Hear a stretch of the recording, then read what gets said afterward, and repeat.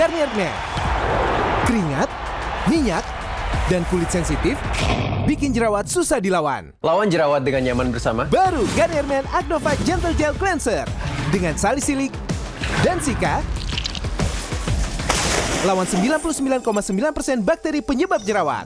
Teruji pada kulit sensitif. Nyaman di kulit. Optimal lawan jerawat.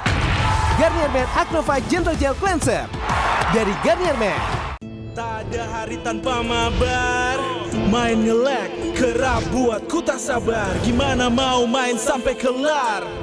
Ini waktunya ku bersinar. Okay, let's do it. Game smash andalanku bikin mainku semakin hebat. Pin stabil main makin mulus, rankku fix naik terus. Tukar DG rings, diamond dan voucher game kau dapat. Cuma Game Smash makin no debat. Game Max Booster, kini dapat DG Rings. Beli paketnya dan aktifkan boosternya di aplikasi Dunia Games. Hah? Habis? Ya, kosong. Jauh lagi? Tenang, ada Klik Indomaret. Klik Indomaret, gratis ongkir 1 jam sampai. Klik Indomaret, belanja online seperti di toko. Klik Indomaret.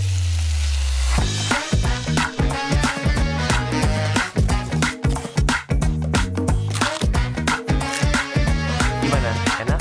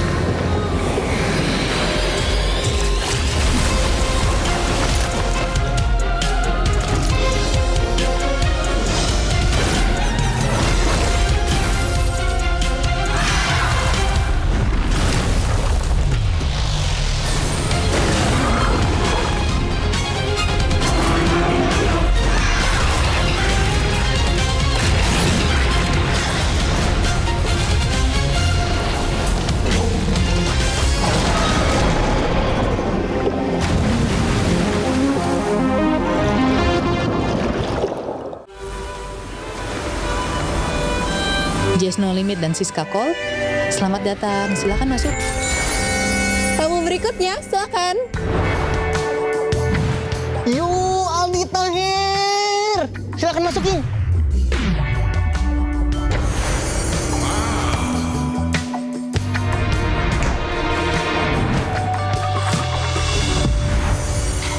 Bisa dilihat guys, di sini ramai banget. Wow, Masya Allah. Sungguh hebat ciptaanmu ya Allah. Aldi Tahir udah bawa burger untuk penghuni kapal. Guys, nih ambil aja burgernya. Malam ini terasa spesial dengan kehadiran kalian. Dan ini baru awal dari perjalanan kita. Enjoy Wendy All-Star Party malam ini.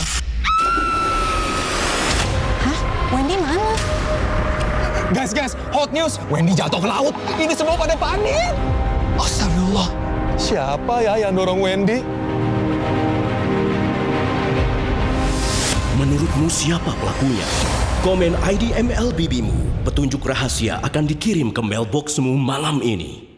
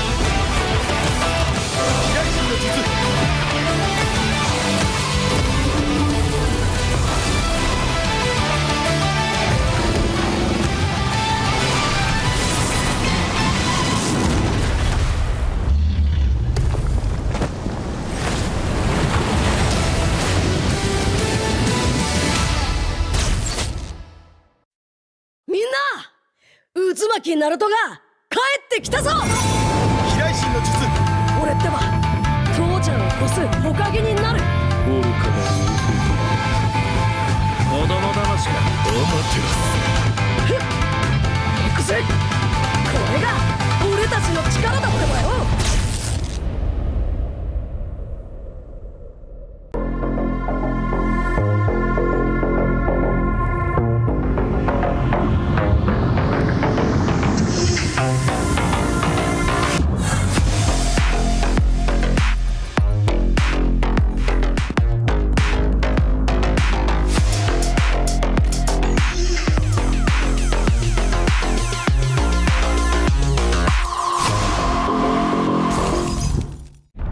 Semua hal terus berubah. Dan kadang bikin gue pengen nyerah. Tapi banyak mimpi yang harus gue kejar. Gue butuh support yang konsisten biar gue bisa terus naik level, terus berlari tanpa henti. masukin gue banget nih. Gue beli aja. Seperti GoPay Games yang setia menemani walau meta dan gameplay terus berganti. Walau yang lain terus berubah, GoPay Games konsisten ngasih yang pasti murah.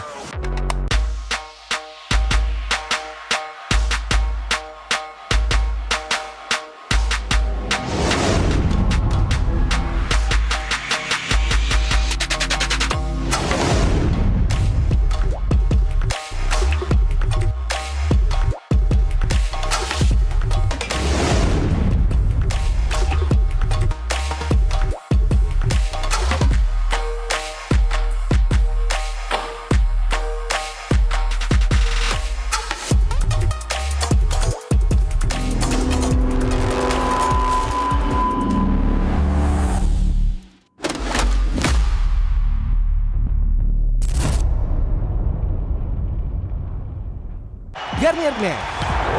Keringat, minyak, dan kulit sensitif bikin jerawat susah dilawan. Lawan jerawat dengan nyaman bersama. Baru Garnier Men Acno Fight Gentle Gel Cleanser dengan salisilik dan sika. Lawan 99,9% bakteri penyebab jerawat. Teruji pada kulit sensitif. Nyaman di kulit. Optimal lawan jerawat. Garnier Men Acno Fight Gentle Gel Cleanser dari Garnier Men. Tak ada hari tanpa mabar. Main nge-lag, kerap buat ku tak sabar. Gimana mau main sampai kelar? Ini waktunya ku bersinar. Okay, let's do it. Game smash andalanku bikin mainku semakin hebat. Tim stabil main makin mulus, rankku fix naik terus. Tukar DG rings, diamond dan voucher game kau dapat. Cuma Game Max makin no debat. Games Max Booster, kini dapat DG Rings. Beli paketnya dan aktifkan boosternya di aplikasi Dunia Games. Hah? Habis? Ya, kosong. Jauh lagi. Tenang, ada Klik Indomaret. Klik Indomaret gratis ongkir 1 jam sampai. Klik Indomaret, belanja online seperti di toko. Klik Indomaret.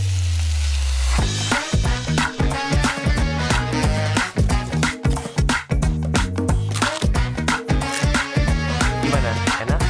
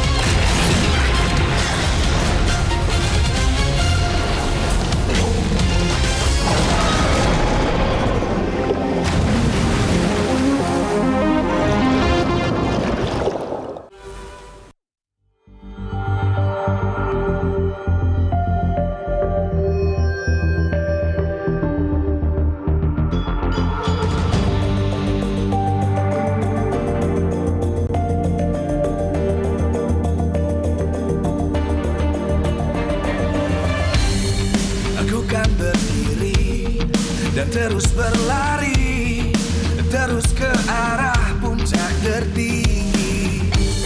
Ku takkan berhenti, hanya sampai di sini. Kemenangan abadi menanti. You know we won't miss if we unite our focus. And if you haven't noticed, we all in. Nyalakan apimu, hadapi semua tantangan, hadang semua serangan, jatuh bukan halangan. Bakar semangatmu, janganlah engkau menyerah. Kita akan buat sejarah. We all this, we won't miss. We all this, we won't miss.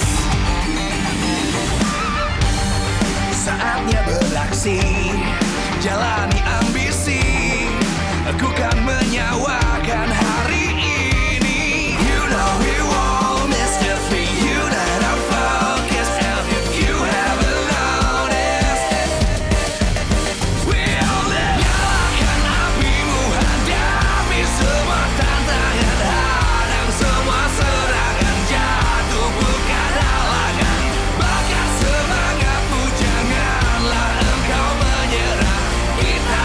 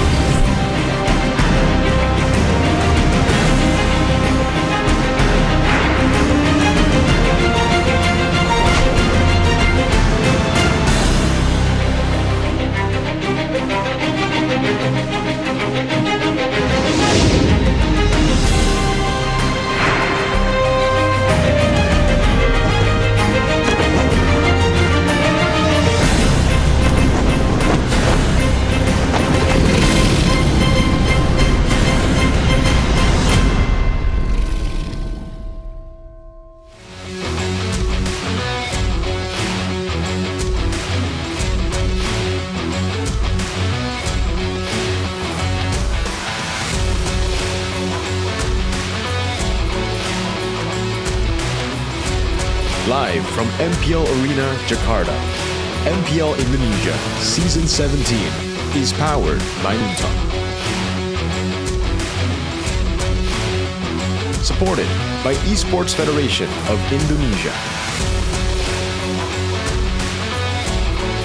Presented by official gaming phone, Infinix. Official e-wallet, GoPay.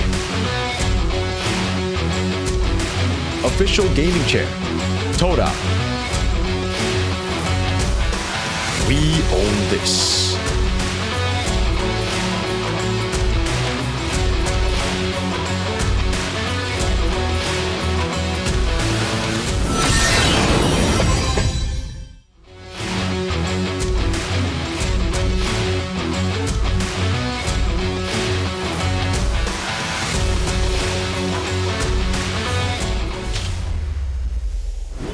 Ketika semua tim bersusah payah untuk mengamankan posisi mereka. A lot of teams are still fighting for that playoff spot. EVOS is back. And EVOS is currently back.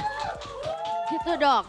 That's the spirit. Kalau gitu langsung aja kita tanya-tanya sama Let's ask them some questions. ambasador dari EVOS nomor 1 utama dan ambasador sih tiba-tiba.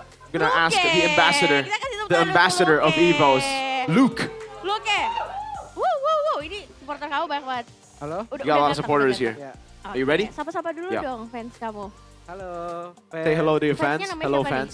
Lucky Nation. Salah, Luke Phoenix. Lucky Phoenix. Luke Phoenix. Luke Phoenix is his fan base currently. Luke, ini kemarin banyak banget yang kaget sama permainan dari EVOS nih. Katanya A rapi lot of people banget. were very surprised Kayak with your EVOS performance PH last ya, week, PH Luke. ya, You and kemarin. EVOS. Iya. Ini ada faktor-faktor apa sih yang bikin kalian tuh rapi banget Tell us what mainnya? factors change for you to perform that way. Apanya?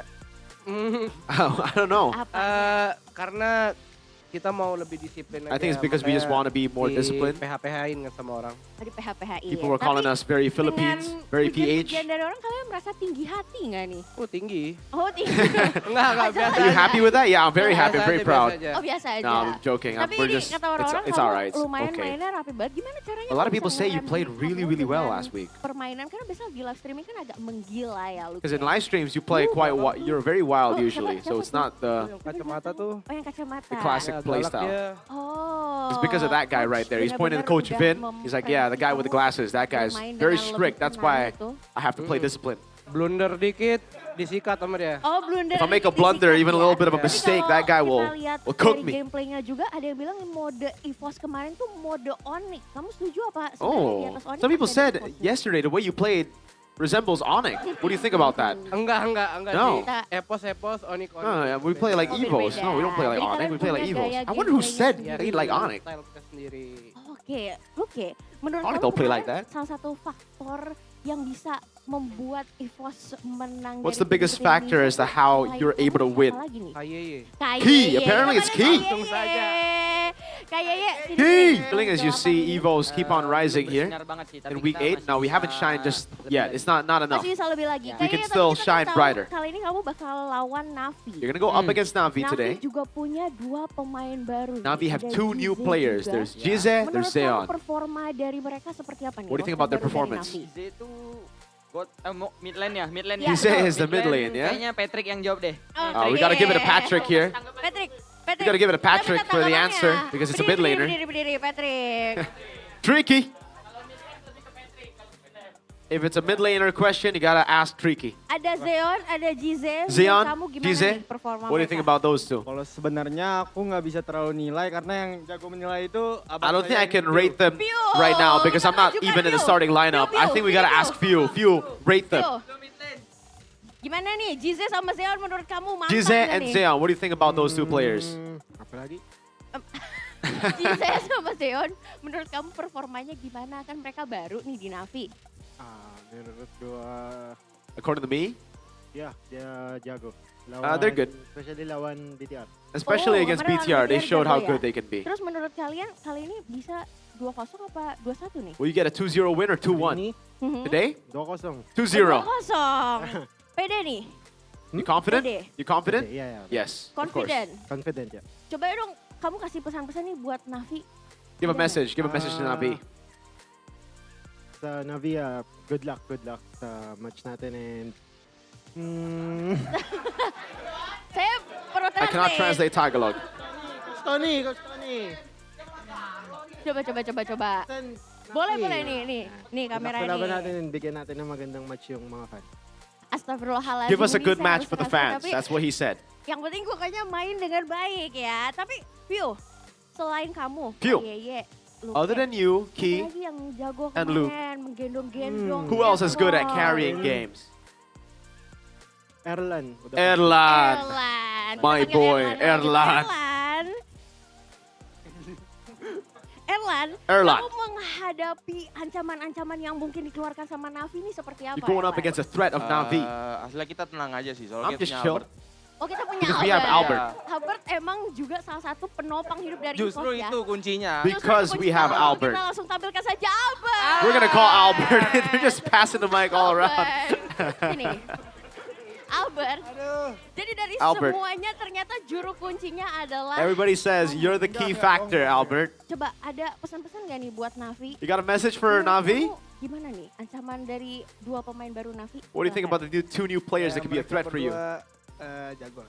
For me, they're good. Jago. They're good. They got potential. Kamu nggak melihat ada ancaman apapun dengan You adanya see them as a dua threat? pemain baru ini? Kan ada teman-teman aku juga. I have a lot of good players on my team too. Especially Luke, man. Luke, he's so good. Emang yang We gotta luar give biasa the ya. Tapi mic over to Luke. Kasih pesan-pesan nih.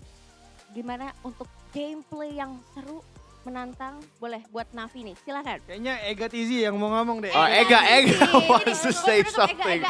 Ega, By the way, Ega. XBTR chat. XBTR, by the way. Silakan, Ega.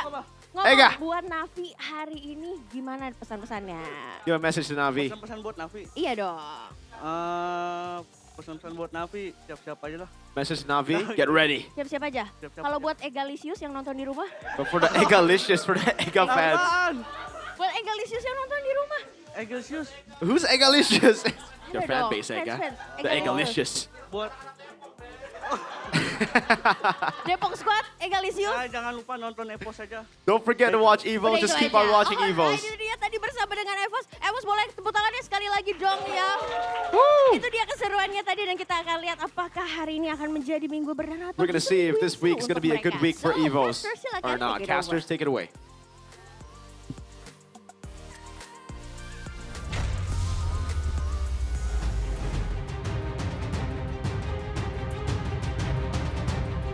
Another day of the bloody week, and it is survival battle. 3 matches ahead of us, and we will open things up with the White Tigers taking on Na'Vi. Now, Na'Vi, tense is building. You know, they cannot suffer another loss. As for Evos, they're in a comfortable position, but with this win, it might solidify them in the playoffs standings. Let's see, ladies and gentlemen, welcome back to MPL ID, Week 8, day number 2 now. It's gonna be me, Gani, Mirko, and as well as Arashi accompanying you for the day. And boy, oh boy, we got 3 bangers of a match today. Hey, absolute banger. Starting off with Evos versus Na'Vi. Na'Vi, currently, they just broke their loss streak. They were able to get a win against Bigatron. And, fun fact, Bigatron did beat Evos 2-0 in the second leg. One of the only teams that Bigatron were able to get a win off of. So, it's going to be crazy, yo.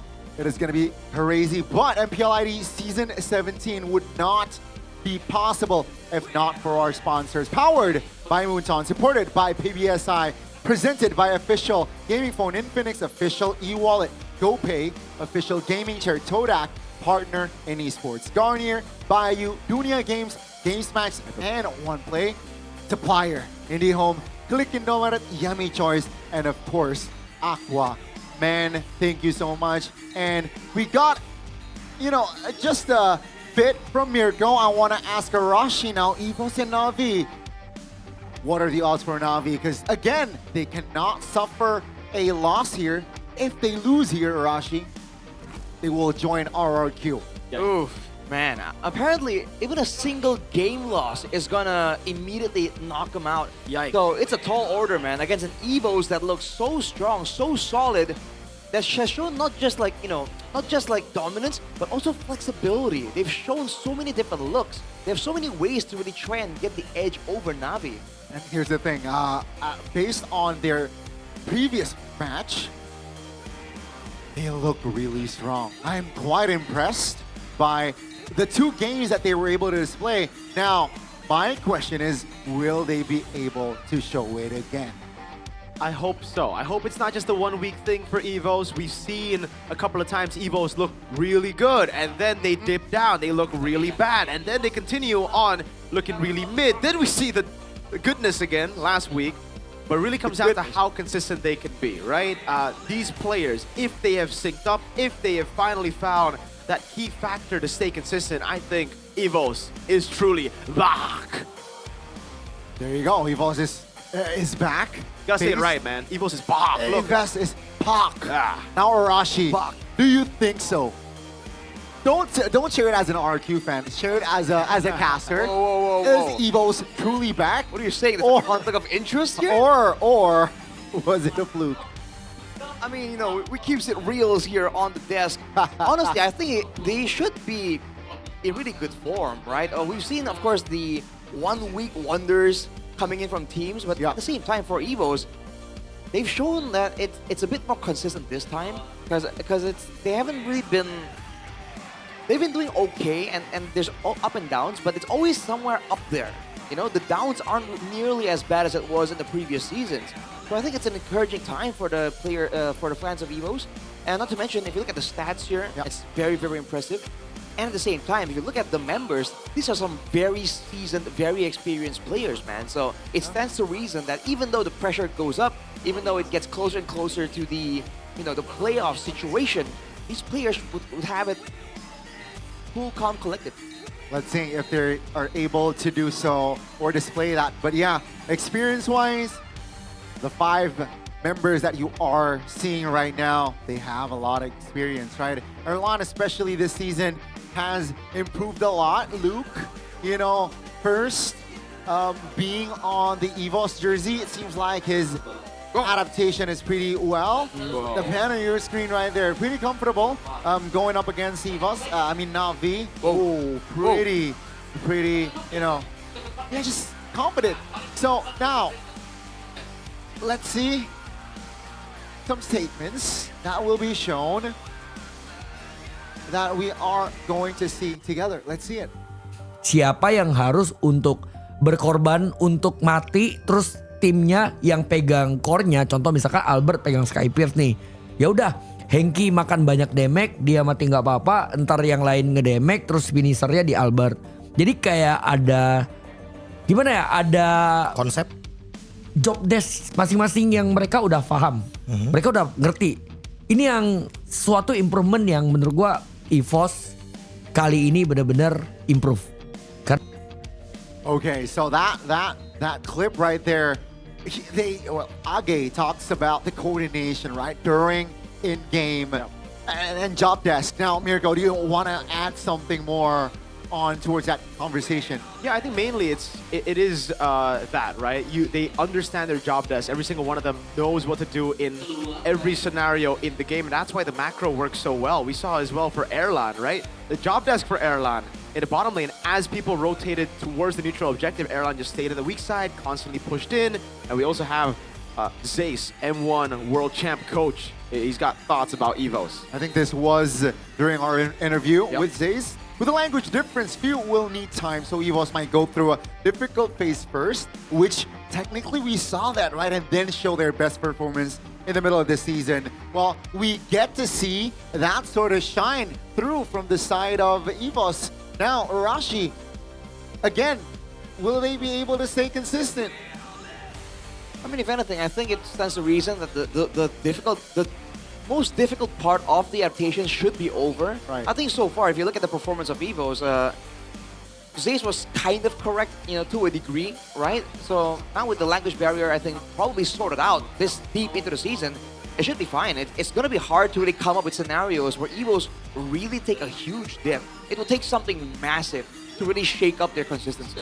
I really like what you said there, but again, we all already mentioned that there is no room for error for Na'Vi. Right? Na'Vi must clean sweep their remaining matches. So not just this match, the rest of the matches as well. So Na'Vi, they hope that they can squeak a 6th place position, but against an informed EVOS, that's a tall order.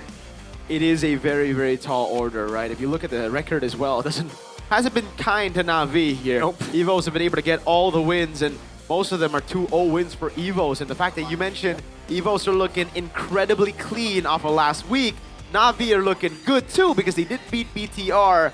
I don't know though, you know, it's more of a BTR kind of struggle after seeing their lose streak continue this week. Yeah. EVOs, they look like the clear favorites here for this matchup.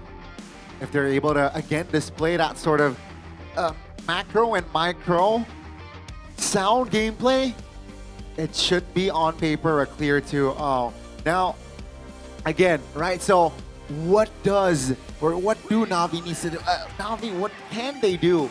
Going up against the man on your screen right here, 2-time M Series champ. Well, that's the big problem here for Na'Vi. There isn't really an easy solution. Unlike previous seasons, EVOs are doing great, but they're not doing great because one guy is really shining, because one guy is really carrying, right? There was a time where that was something that EVOs were known for.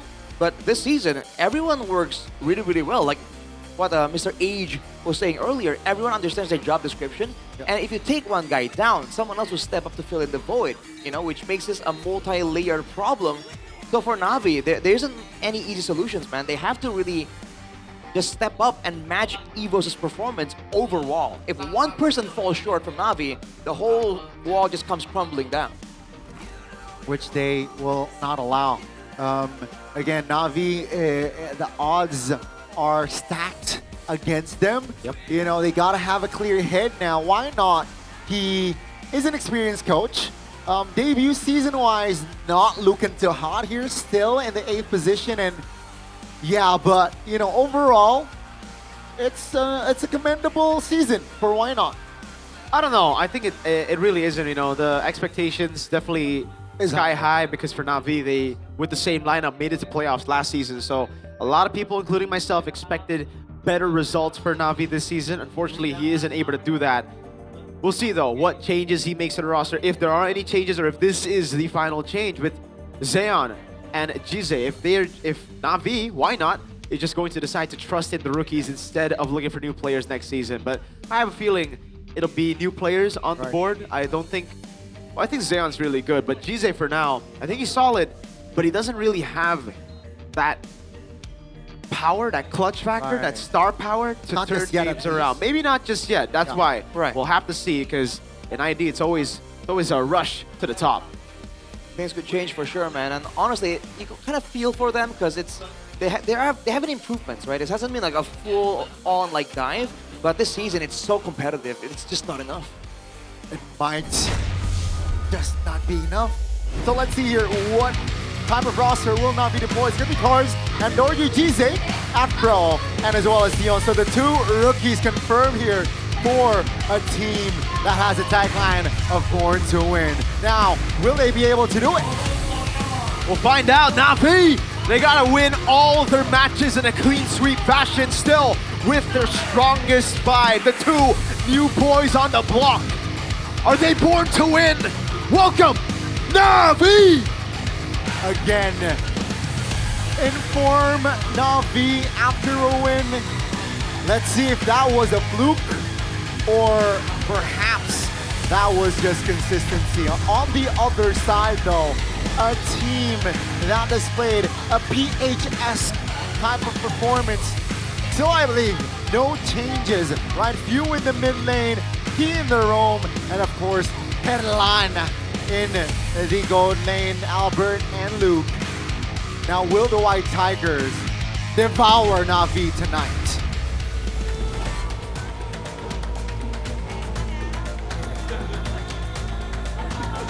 MPL Arena, bakar semangatnya. One team, one voice, one family. EVOS, roar! Woo! Woo! EVOS, roar!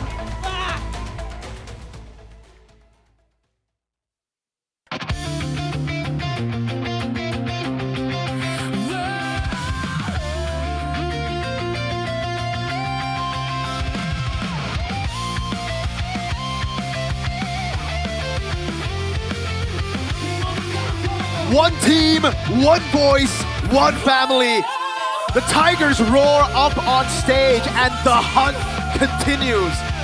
With a loss of Dewa yesterday, the upper bracket slot is wide open for the pounce of the White Tigers. Welcome, the team that perhaps is truly back. Ladies and gentlemen, this is EVOS! This team essentially has 5-star players, all with experience, all with insane highlights throughout the season. Right now against Navi, they seem to be the overwhelming favorites. Let's see if they can deliver or if an unexpected setback might show itself. Man, I love a good plot twist that we potentially might see here in our opening match of day 2, but it all depends on the coaches as well. You know, why not? We touched on him earlier. We'll be accompanied by Jacqueline, and their head-to-head is going to be Vin. Oh, that is truly interesting. Don't forget Bravo, man. Bravo! Man hey, looks ready ball. right there. BTR, by the way. Oh. Bravo, Vin, Luke, P. He's got his head in the game. Ega. He's got his hair in the game. That too. That is, on point. True. Look at him. Look at you as well. They're all red. Wow. Deep down. Is that true, Rashi? In a way, I think technically speaking, that is somewhat the case, but let's take a look at Navi's Zeon, the gold laner here. Navi Jr. The MDL, he's had quite the journey, so he has experience. But again, the MPL stage is just different, man, right? There's an extra level of pressure. The level of competition is higher as well. The guy needs to really step up, and he's up against, in the lane, Erla, right? The guy who's been so good. Yep. If he wants to really steal away the spotlight, he needs to pull out something crazy here. Yeah, I think pulling out something crazy, or I guess pulling out something consistent would do. But hey, you know, Zeon, hopefully got a bright future ahead of you. And speaking of the head-to-head here, it is Erlan. That's my boy right there. Dominating. I gotta say, leg 1, I don't want to say he has a quiet leg 1. He did all right, but leg 2, man, this guy is different. Yeah. I think it's always best for him when you forget about him. That's the thing about Airline. It's always the case. Even when he was in EVO's Icon, people were looking at Sutsujin, people were looking at Krite in the mid lane, even Veldora, but they forgot about Doma. When Doma shows up, though, he smashes it. I think it's similar to Jize. Jize, he was part of Kings. Was this with Paddington? I think it was, actually. Interesting. Well, love to see, man. Against, Erlan, right? The forgotten tiger here. It's going to be so difficult. It has to be a team effort. He's going to need a lot of support, and he kind of roam, and he kind of ganks to the gold lane. And looking at the total Lord rankings right here, Albert is up there in first place with 34. So even for Andoryu there, the tests, you know, the challenges just keep on coming. I mean, Mirko mentioned multiple times already that Albert is the best jungler in MPL ID. And Rashi, do you concur with that statement, or do you have other ideas? I mean, especially this season, there is a very strong argument, man, because again, the guy has shown so many things. The mechanics are still there, the flexibility is still there, you know, and it's not like he's actually being ignored. He's just been so good and so consistent. Here's the victory by Infinix GT50 Pro though for EVOS. Bring the winning blueprint versus TLID. And respect Cars' power heroes can shut down the weapons, that the playmaking tools that Navi have. Yeah. Dude, if they're only playing against a reactive Navi instead of a proactive Navi, I think they got this, man. With that level of performance, that level of discipline, it's going to be tough for Navi to find a mistake. But for Navi themselves, play aggressive in the early game and follow Andoryu's movement. So, wow. They got to make sure that they follow up on any kind of wild play, any kind of dive, any kind of invade, right? They got to play as a team here. That is what it's going to take to really get the better of EVOS. Yeah, I think Andoryu has a similar vibe towards like Nile, right? Such a flip coin jungler where he can make or break your team. So let's see with that keys to victory, perhaps with a follow-up, we might see a different outcome. But for our first game, EVOS will take for blue, and so far so good as Navi. They're red now, which number-wise, stat-wise, it is their least favored. Yeah, maybe that's why EVOS took the blue side away, man. They know that Navi haven't been performing on red. Donnie, you're the best at this. What map? You know, I like to take my time. Okay, I feel like it's gonna be a dangerous grass map here. Oh, really? You don't say. What gave you that idea? Holy, he's right. For the record, Rashi yesterday, I predicted 100%. Yeah, that's true. Really? Yes. That's crazy. Man, Juicin for your first pick though. Phobius Marcel and the Sora. It's the Chip Freya Harley. Ooh. Did Navi just take the Suyo away? I think they gotta take the Suyo away. They don't want to give it to Albert.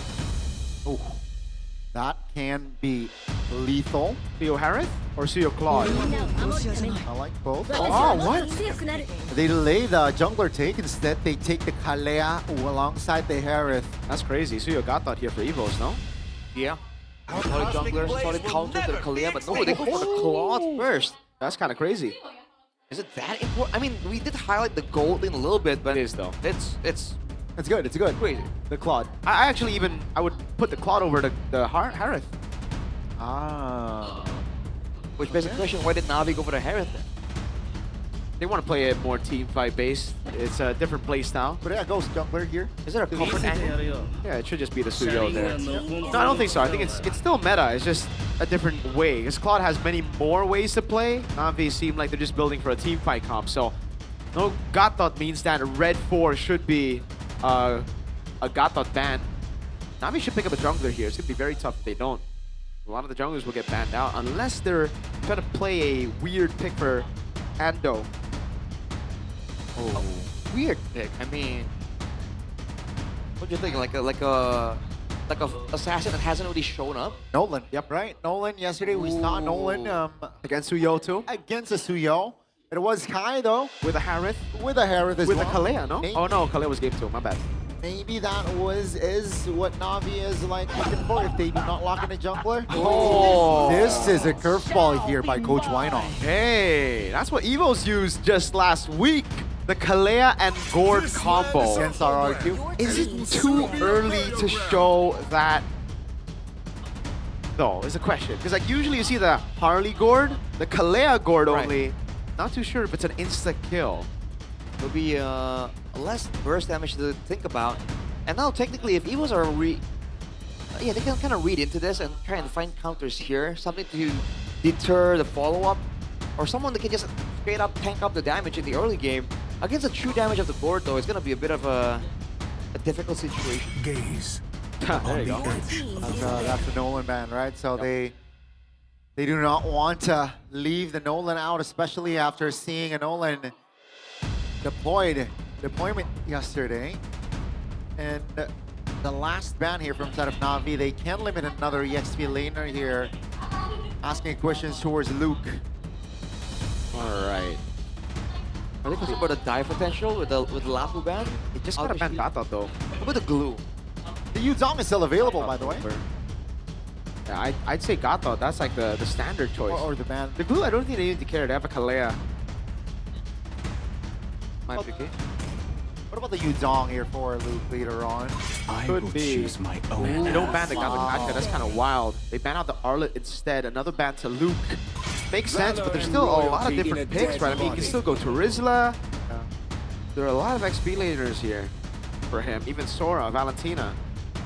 I wonder if there's a specific EXP laner Navi want to use, right? Which is why they're banning away so many EXP laners. It's gonna be a Terizla to narrow down the pool even more for Evos. This should be Gatot Alice, no? Oh, yeah, I thought Alice. Yeah, that sounds good. Yeah, Gord is not gonna have an enjoyable, fight if there's an Alice. Or Sora. I thought Sora works too. No Valentina pickup possible for side of Navi, so Sora is definitely an option here for Evos. Do they want to go that route though? Sora, huh? Yep. They'll be fighting fire with fire though, but Na'Vi already have two really good engagement tools, big AoE as well. For Evos, there is AoE and the Claude, but they need to get more if they want to match up against like the front to back 5v5, no? Hilda Cho! Wow! This is actually interesting. It's actually really good because I think they're anticipating the Fanny pick for Na'Vi. That's why they go Hilda Cho. They're not trying to build for the rest of the team. Instead, they're trying to build for that last pick. If Na'Vi still go Fanny, that's a tough game. This Hilda Cho is really gonna... Yeah, they had to pivot. They had to pivot there. I think they were planning to go Fanny, but then they saw the Hilda Cho. They were like, okay, you know what? Never mind. All right, so the last two picks, anticipating the potential Fanny pick, the Baksha pick comes through, and with that, right, does Evos have enough peel? Enough what? Peel. Enough peel, Evos? I mean, I feel like they just want to keep diving at this point, right? They don't really have a real weak backline. If they can flank around Na'Vi here, it's gonna be tough to really catch everyone with the penalty zone or you know, get a value tsunami slam. It two purifies as well. Definitely two purifiers on the board here to deny or to limit the potential engage from side of Kalea. But ladies and gentlemen, we are about to enter the Lanadon for Evos and Na'Vi. Keep in mind that Evos, they can deny the odds for playoffs for Na'Vi right here, right now. Will Na'Vi be able to prolong it? Let's witness it together. Na'Vi need to get a clean sweep. It's a Cho XP! Okay. The recent buffs to Cho, does it make it viable in XP? I guess we'll find out this game. Is he gonna build some damage though, knowing that it's Luke, or is he gonna build for utility and play for the team? If he goes full damage, there's a lot of danger available for Evos, but they won't have a lot of frontliners to really stay in the front. Key will be taking up the brunt of the damage. And so far, good coverage from Na'Vi here, predicting the bit of the invades. Even though Luke was able to go for a cut, really haven't found anything, but I guess he got intelligence, knowing where Na'Vi is starting, where they're gonna path towards. Yeah, I mean, with the box check combination as well, right? Wow. Well, let's see here, talent-wise, before we touch on the composition, anything, okay, the Cho went for the Wilderness, so more rotations alongside that Zushin and that Hilda. So putting them together for both Jise and Afro though, so battle spells are definitely important for them. They want to maybe push a tempo as well with all the engaged potential. With the Baksha, that's certainly a viable idea, but not a lot of lanes really have a good gank ability here for Na'Vi, so they're going to be really tricky with how they want to path and mask their intentions. Yeah. Triky's in the bench though, so that's going to be kind of tough for Evos.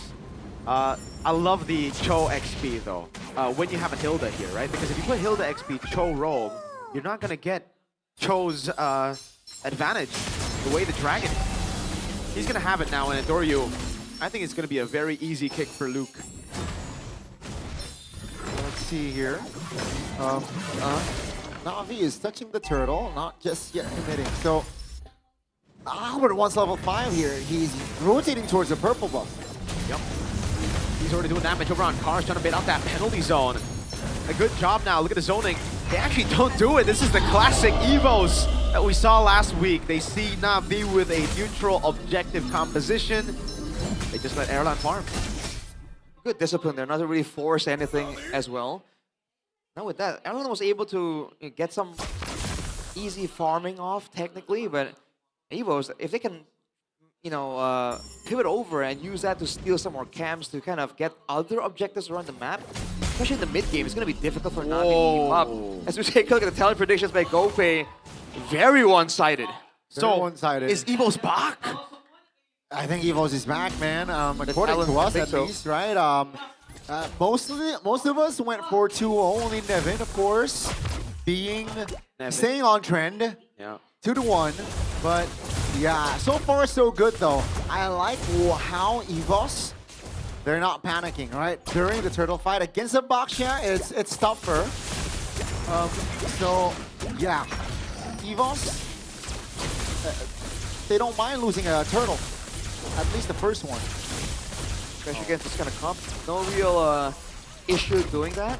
as long as they keep effective farming around the map, it's fine. And they avoid this big team fight composition, the big bad team fight that Na'Vi have drafted. So they're playing to their strengths here. And hopefully in the mid game, with a couple more items, they'll be able to go for pickoffs, for 1v2s, you know, or 2v1 ganks and skirmishes, and really start getting the ball rolling. Because if they start snowballing, this is a terrifying composition from Evos. Really is. Again, Evos here, 4 minutes in. Nothing too crazy. Here's 0 kills on the board. Arashi, you know. Yep. We mentioned, a lot of people are mentioning that Evos, they are starting to look like a PH team. It seems like at least so far, they do not go for kills, right? They do not go for an early crazy gank. But we might see more action here in the mid lane, especially the turtle now is up. My guess is Albert is level 8 and Doryu now is level 7. So they have better odds if they want to contest, but it seems like Evos, rotation-wise, they want to concede again. Especially with one man already loaded, might be a bit too risky. Oh, this gag go, whoa! All in, even the Tsunami Slam on Key. And they're able to get on the board. 2 neutral objectives and a kill, but look at Albert and Luke.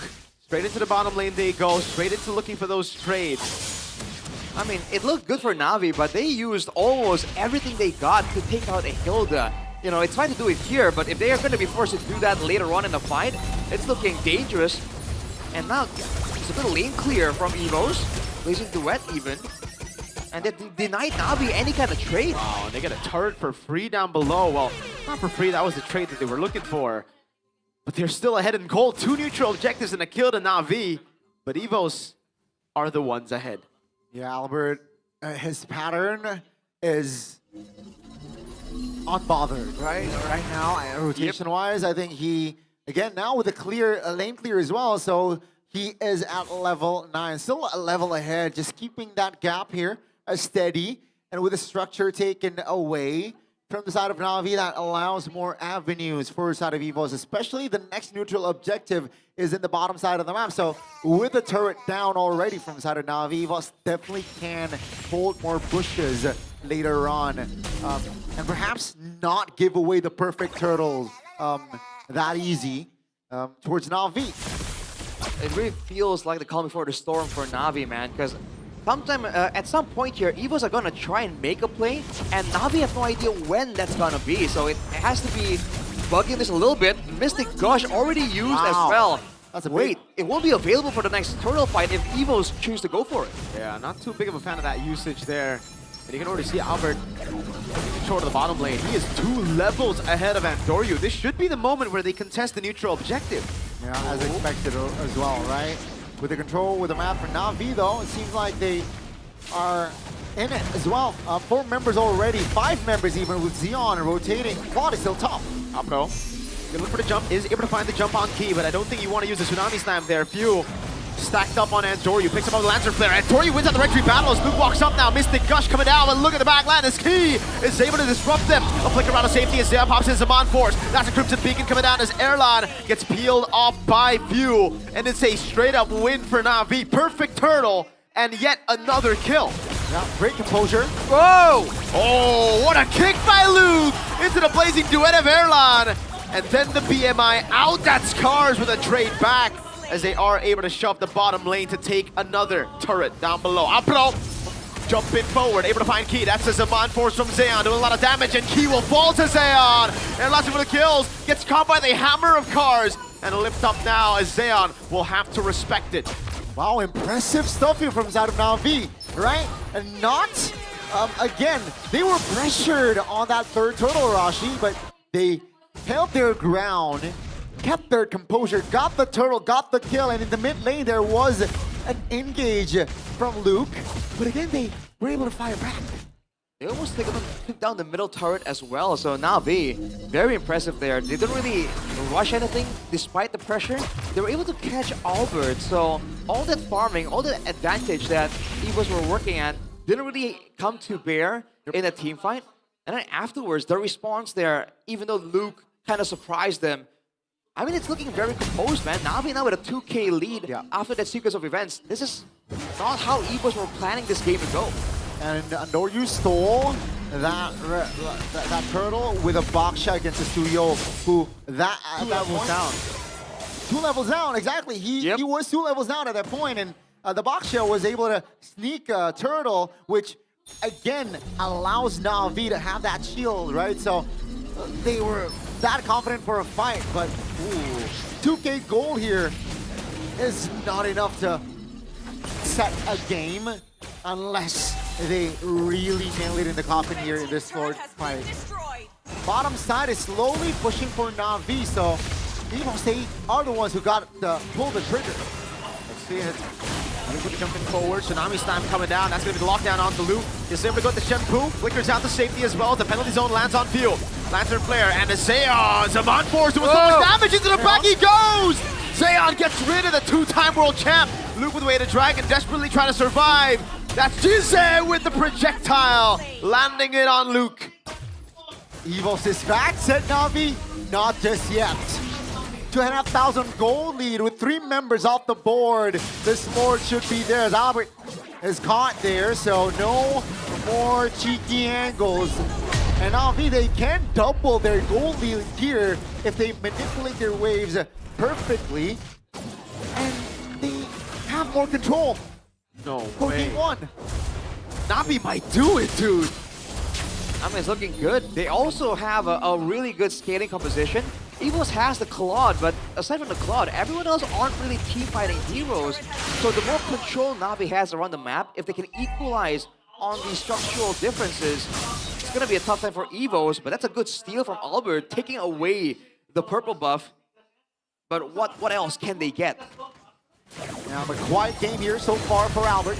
Oh, that's a stun! Yeah, Mystic Gush doing so much damage. Few gets out with the Crimson Beacon as Luke holds in the wave in the mid lane, and the bottom lane continues to push in. Good projectile again by Jize on the gourd. Such a menace. Impressive stuff so far. The Holy Shield here will be triggered. Oh! Na'Vi. Wow. I'm sure they do not want to engage here, Na'Vi. As for Evos, you know, with Luke, Flicker still down, less avenues for a potential engage. So what can they do now is just hold on, you know. They will lose the mid turret though. Oh, that's an engage. Jumping forward, Luke already targets out, has away the Dragon, but now will get cooked by Cars. Tsunami slam on Albert! And a penalty zone as well. Airlock gonna be cooked by Zeon! And the gush of Jize takes Albert out! It's just Few and Key. They got horrible wave clear. Na'Vi are still 5-man strong. Few with the Crimson Beacon out of the way from the shield unity. Now it's gonna be Key, locked down by Na'Vi. They're gonna go straight for the base. The cannon minion is still very, very healthy. Na'Vi! Can they do it? Few gets the wave cleared just in time.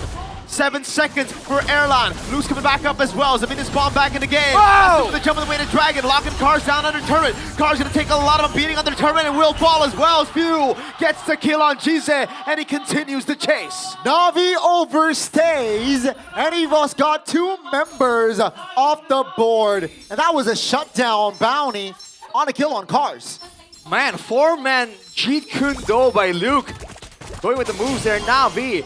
They overstayed and they clumped up for the play. We were talking about Luke's flicker not being up. The moment it is, the play was right there waiting for him. Yep. That's a good shutdown, but again, Na'Vi still has the control.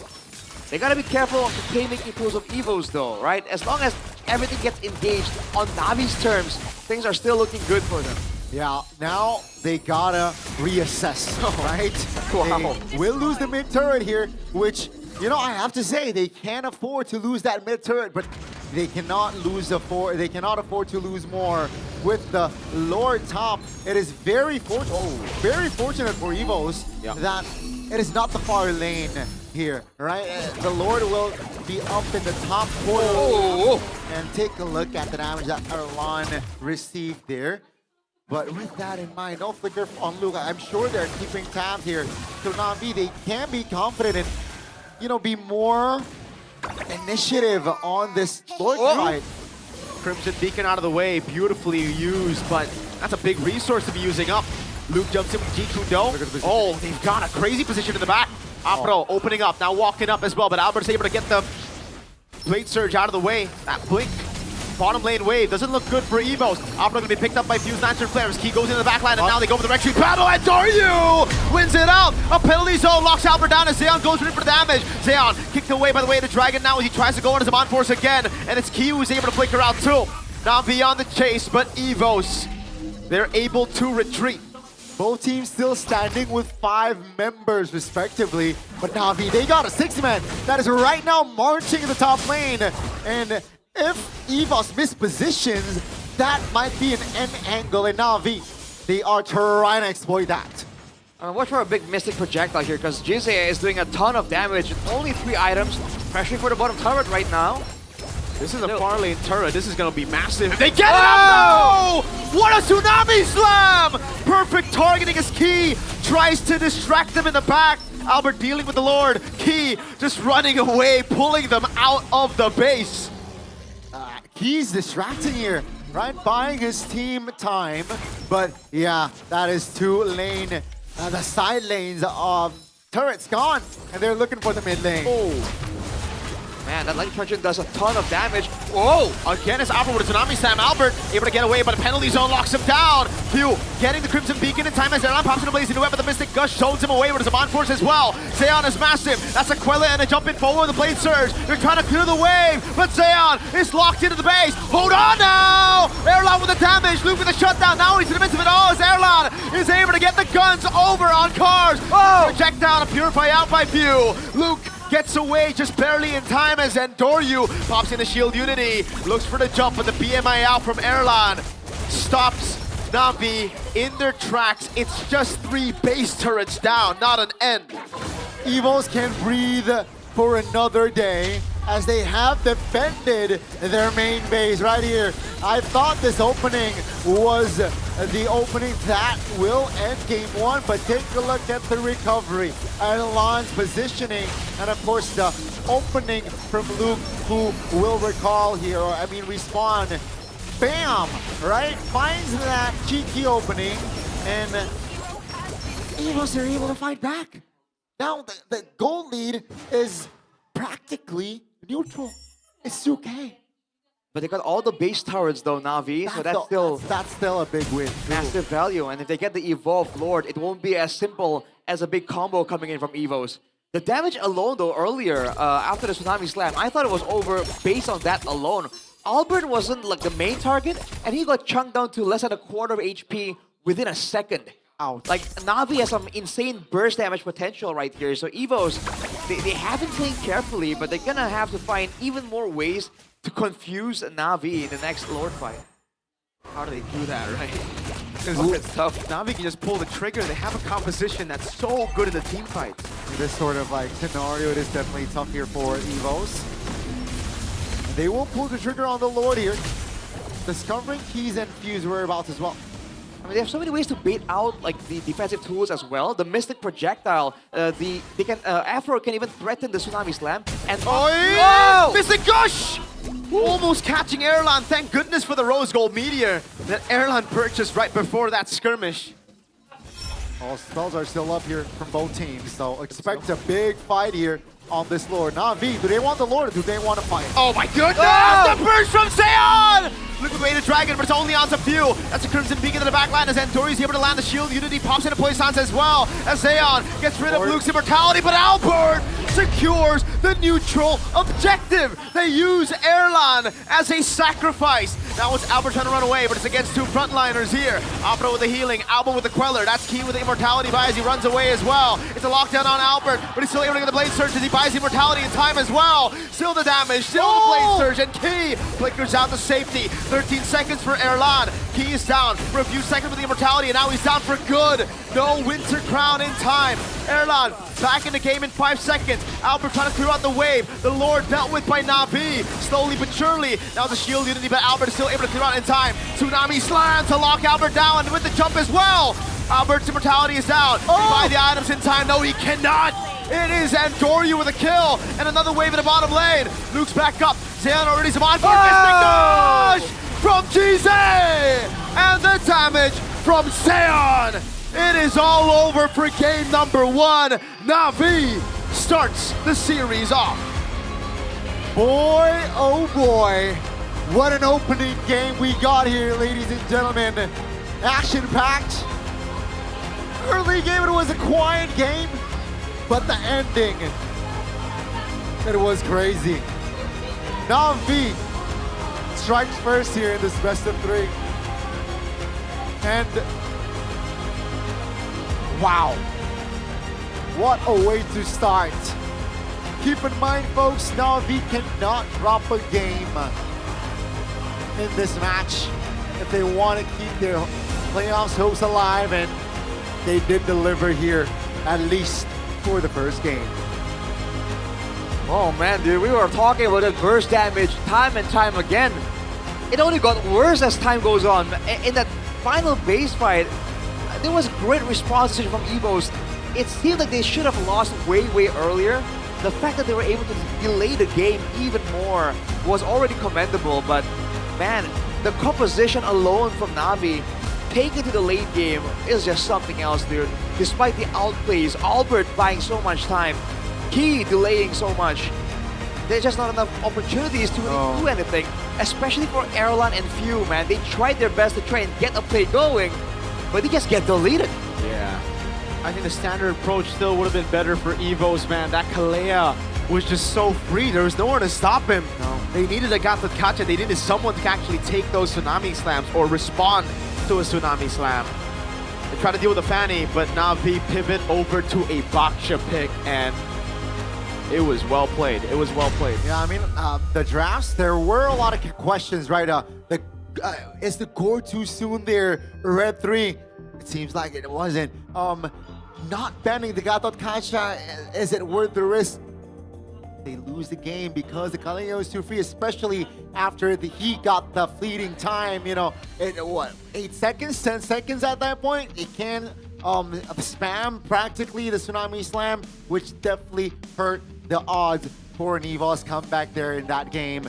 But boy, oh boy, Na'Vi showing quality in this game, and EVOS, PH-esque early game, but I don't know what happened late game, Arashi. Well, I feel like lose balance, I think, on the table. I feel like late game, it's on paper at least, Na'Vi was supposed to just take it and run with it, you know? The early game is where EVOs really banked on everything. They had to heal the Cho, right? This is a very aggressive, like, combination of heroes here, but they were unable to get any ganks. They were unable to get any invades. They were forced to relinquish all the neutral objectives. And even in the time in between, where teams that don't want to fight usually try and find some advantages through invades, through ganks, they were at best able to get like a couple hundred gold worth of advantage through the steals. But that's about it, man. It's not enough to really beat out and shut down this composition, which is why in the mid game you see them completely just blow up. This is where the cracks start to show, right? We were talking about just job desk, how EVOs played last week. It looked so good because all of them knew what they needed to do in the game. It felt like it's the complete opposite this game. We figured it out. We identified what they needed to do. With the Cho, with the Hilda, it was about the early game. It was about the Cho kicking the Baksha away for the neutral objective steal, but they never contested neutral objectives. So then we have to bring up the point. What's the Cho and the Hilda for if you're not fighting early game, if you're not looking for the early neutral objectives, if you're playing for trades? It seemed like the damage really deterred them, like discouraged any responses. And, you know, afterwards, right, they were playing as if they wanted to stop the Gord, but that's not the player of the game, man. The player of the game is Zeon on the Harith, 9-1 and 9. And dude, solid performance here, solid damage output. But clearly it's a huge team effort to get him in this successful position to be able to do all this damage on Harith. Look at what the rest of the team were able to do here, denying all of the crowd control, all of the you know, the burst damage. Not a single time was Zeon really like deleted, except for here. After everything is down and they overstayed for the neutral for the end here, that's the only time we saw Zeon picked off, you know, the vulnerability showing here. But aside from that, everyone else will. Every single fight starts off with EVOs being forced to use all these crowd control tools and burst damages on everyone else. And then Zeon comes in and just cleans out. Yeah, again, just already understanding, right, the power limit of this Harith. Zeon just dying once. And then after that, he was untouchable. Just, that was the big shutdown there. And after that, they were able to find angles, applying the right pressures. And with the structure, deleted practically from inside of Evos, it's harder for them to create angles or find angles. And that's what I mean when if you see it there, like they start pivoting from going for neutral objectives using the Way of the Dragon to trying to stop Jizze at all costs because he was doing so much damage. So the Way of the Dragon, even Key was trying to stop the Gourd somehow. But the thing is, you can't deal with the Gourd the same way you deal with a Farsa, with a Hilda. Because I don't think the Mystic Gush is interrupted when you actually hit him with the crowd control tool. That's why you see some weird interactions where the Mystic Gush, continues while you're being displaced. So this composition from Evos in the late game really had zero answers for Na'Vi. Yeah, I think that early game, lack of control really hurt Evos. And we got a very, very good game time here, folks. 18-18 is the number. As, boy, stat-wise, Na'Vi, really positive. It is really, really positive here. 21-5. Uh-huh. Oh, gosh. Again, Na'Vi, they just played the normal game, right? The way they drafted as well. I mean, a lot of disrespect, not gonna lie, right? Not banning the Gado Kacha, those things. Agreed. But Agreed. Evo showed even more disrespect by not picking it up and instead building towards a comp that just... See, that's why now I'm confused. Is it now just a standard playstyle to give neutral objectives? Because for me, I thought in their previous match, it was only a one-time thing because their compositions were built that way.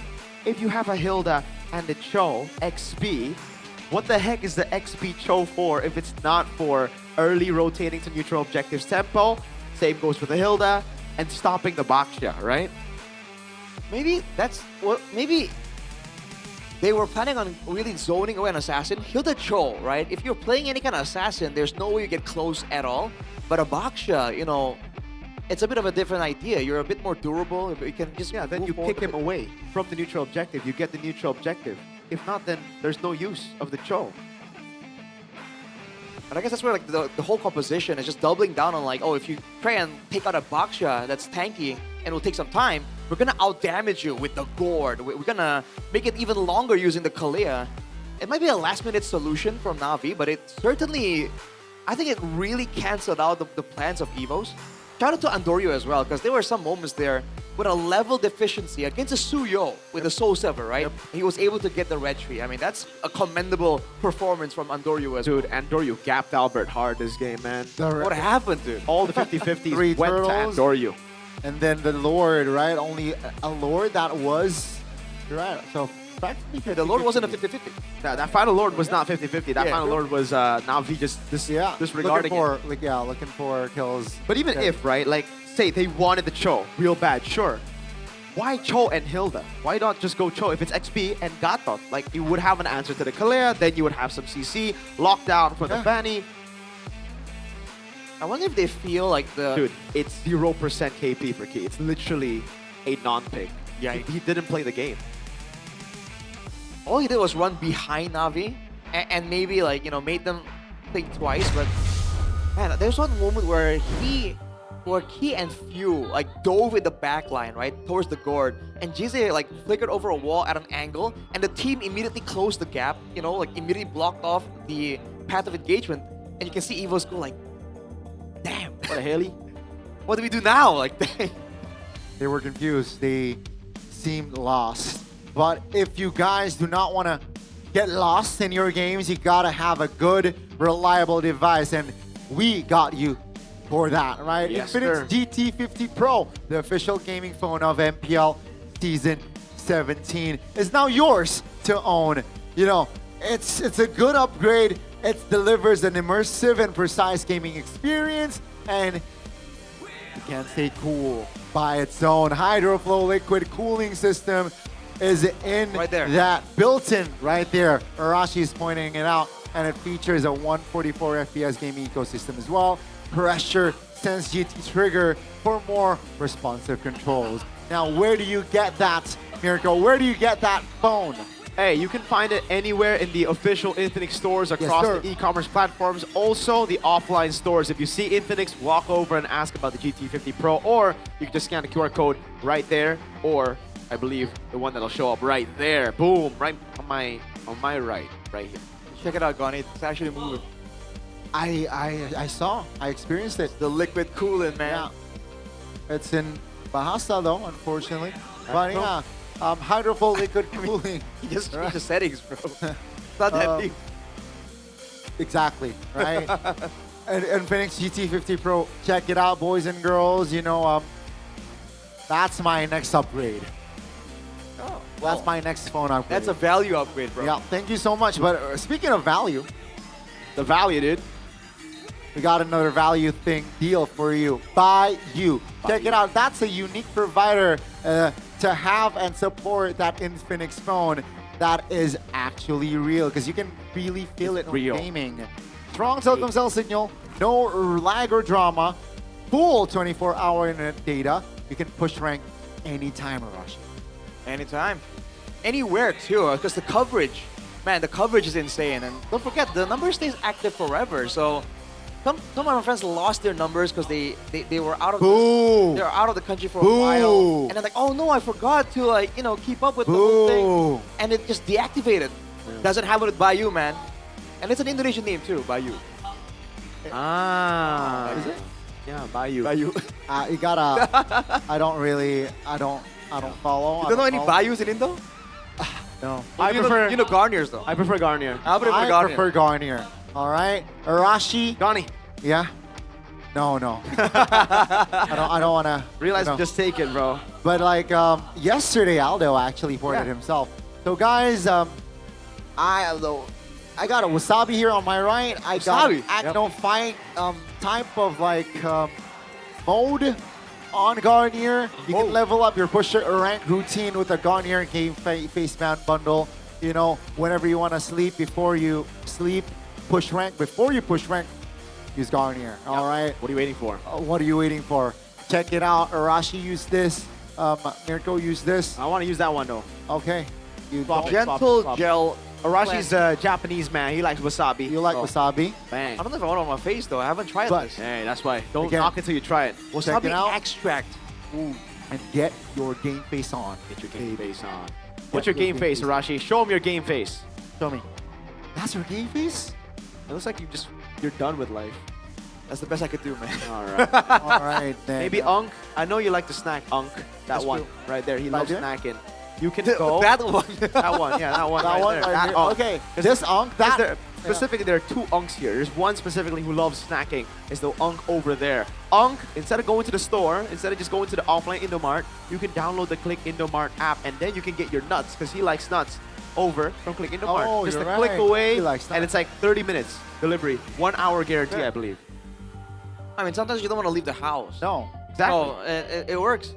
Again. Contrary to popular belief, I do know that that's possible. No. You're an Unk though, so I doubt that. I've used it before. But yeah, you're too got- old for that, Arashi. Exactly. You're too Gani. He's like 45. Click Indomart. the same age. Check it out. Online shopping, just like in store. More convenient again. You can buy this as well, right? Why'd you go high? What happened? It's because I just realized you can buy other things than snacks. All right, you can That's buy daily needs as well, You and can even also get Yummy Choice. exactly you can also buy a meal. So snacks, daily needs, and also a whole meal. Yep. All right, Yummy Choice offers a ready-to-eat meals that are delicious, quick and practical. Rice Scouts Bento, my personal favorite sausages, Gandhi onigiri, sausages. fried chicken, and you can get more through where, Rashi? The Click We'll give you a tutorial to the Ung here Yeah. on how to use the Indomart app, all right? The Click Indomart app later on. That's true. I don't believe it. For some, it's hard. For some, it is difficult. For some, it's hard. For your kind, you know, the It's hard. middle and left there, they're 45. Can you believe it? 45. Okay. They were born in the year So they're pushing 50, Rashi. Do you guys believe it? Pushing 50. That's wild, man. That is not wild. But yeah, game Do we have one. anyone actually pushing 50 in that? No. Nah, only you. But game one, Only. Na'Vi displayed great composure, great in-game decisions as well. They were pressured, Turtle 3, but they were able to handle it, right? Chances to playoffs here, folks. Oh, 4% for Na'Vi. Oh my That's a god. single-digit percentage, Arashi. for Na'Vi. Wait, where's RQ? Hey. Wow. They've moved past the pack. When it comes down to conclusions. Right. Yup, there are only two guarantees here. Onyx upper brackets and RQ no playoffs. Na'Vi were 2%, by the way, before that game win. So if they win, they're so back, baby. They are so back. Bang! There's a chance. There's a chance. You're telling me there's a chance. Biggitron, though, not looking too hot, bro. It's all chill, bro. 37%. These numbers are all fake. Yes. It's all 50-50. It's either it happens or it doesn't. I don't get it. Yes, sir. Like 86.69, 99.94. No, it's all 50-50, man. I mean, dude, if No one thought Sean Strickland would beat Hamzat Chimaev, man. It either happened or it doesn't. The thing is, right, like, you see, for example, 89.31%. Yes, sir. MPL ID. Like, if I told you, like, you know what, Gani? It's 89 only. There was no 0.31. Will it change your opinion? Exactly. It might. Does it really matter? It might affect my, decisions. Then you have to have stronger opinions. Yes, because then you would have believed in Hamzat, just like the rest of the plebs. Did you? That's Did you? Were you rooting for Hamzat? I mean, on paper, he should have won, dude.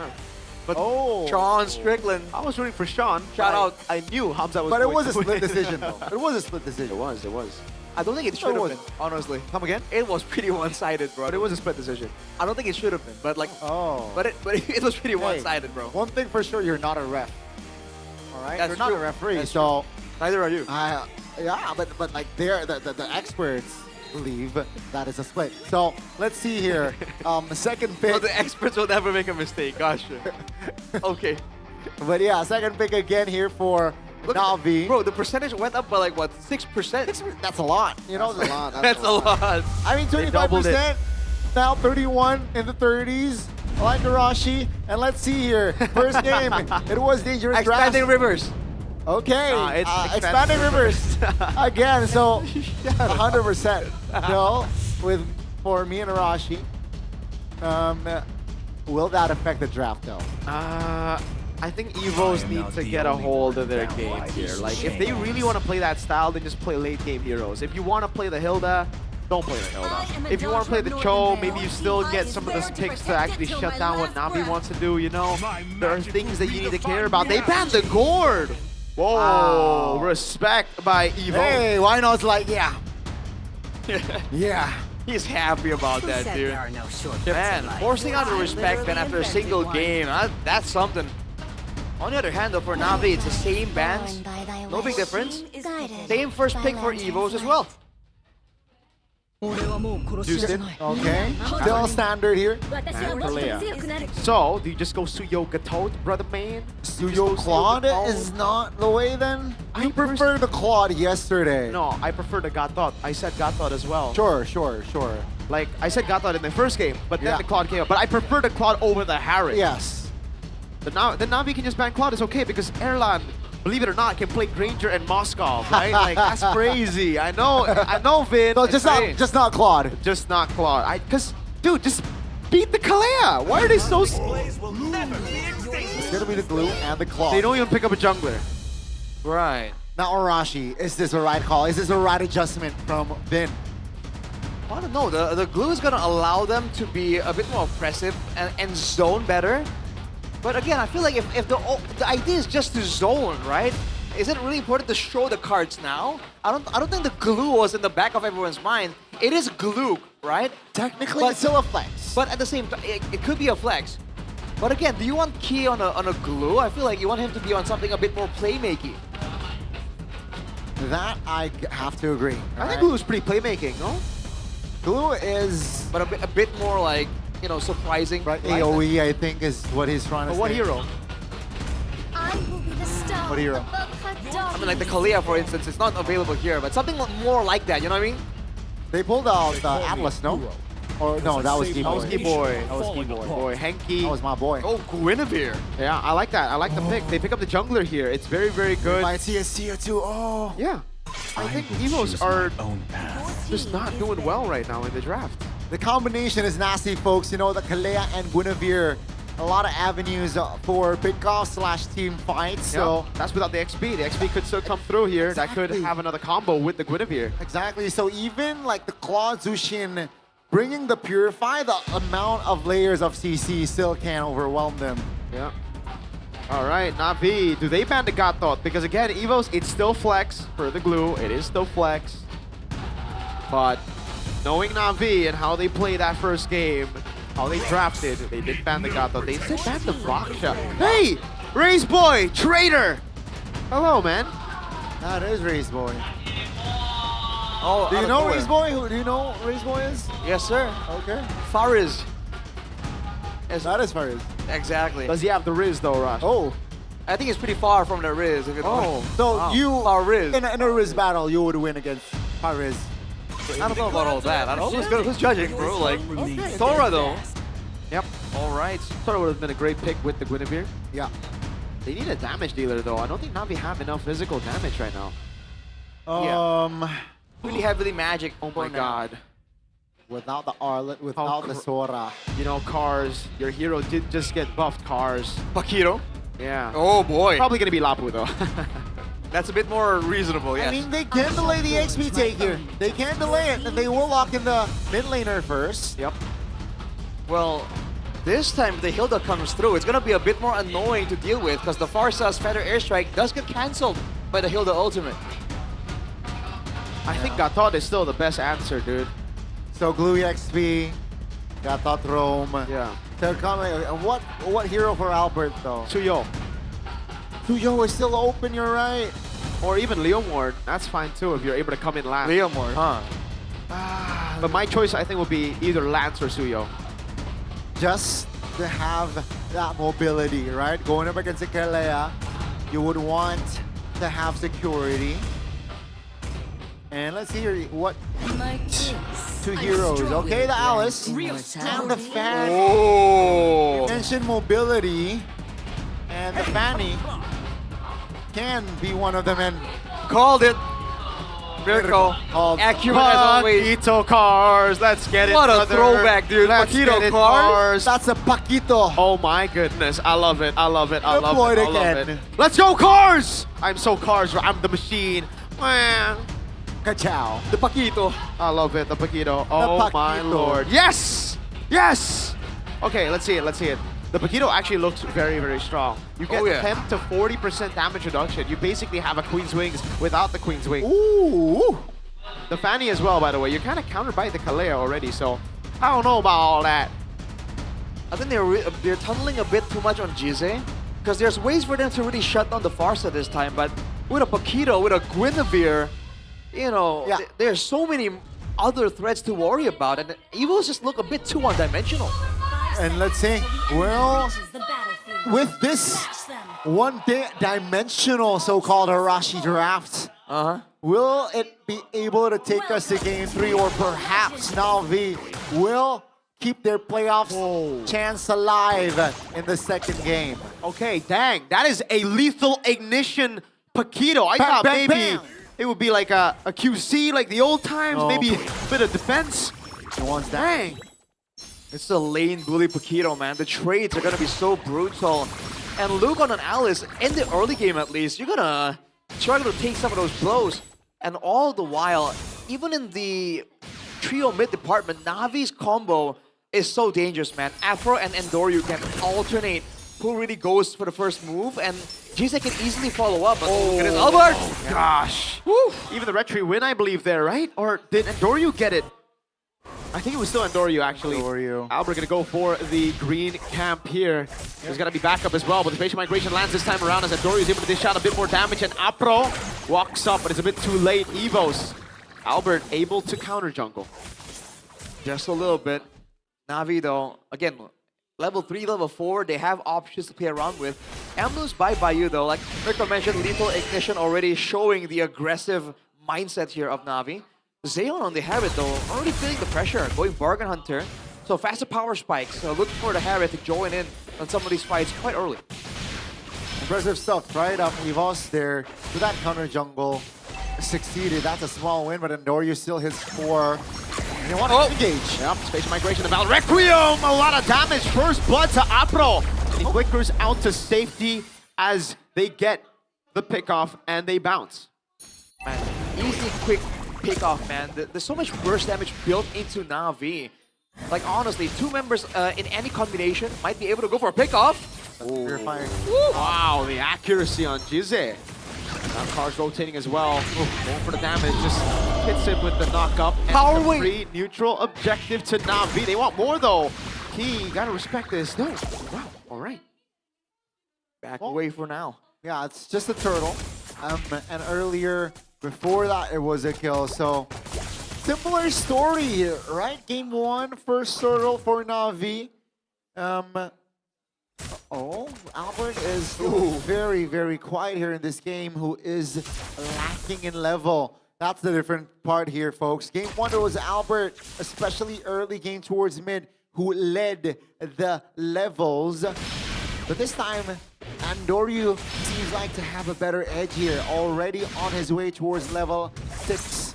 First, Albert now is trying to compensate things with early counter jungle. And look at the waiting around the mid lane from both teams. Again though, Fanny, Glue, Tushin, how exactly are they gonna threaten Na'Vi or surprise Na'Vi? Right? On the other hand, Kalia, Guinevere, Farsa.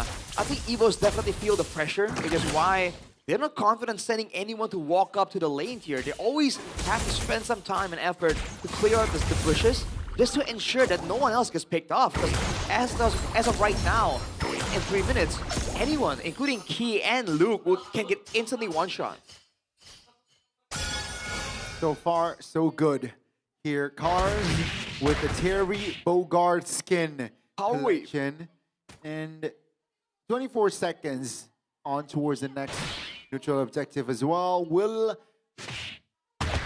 they have the same story as game 1? Will Na'Vi take the turtle and Evos concede it again?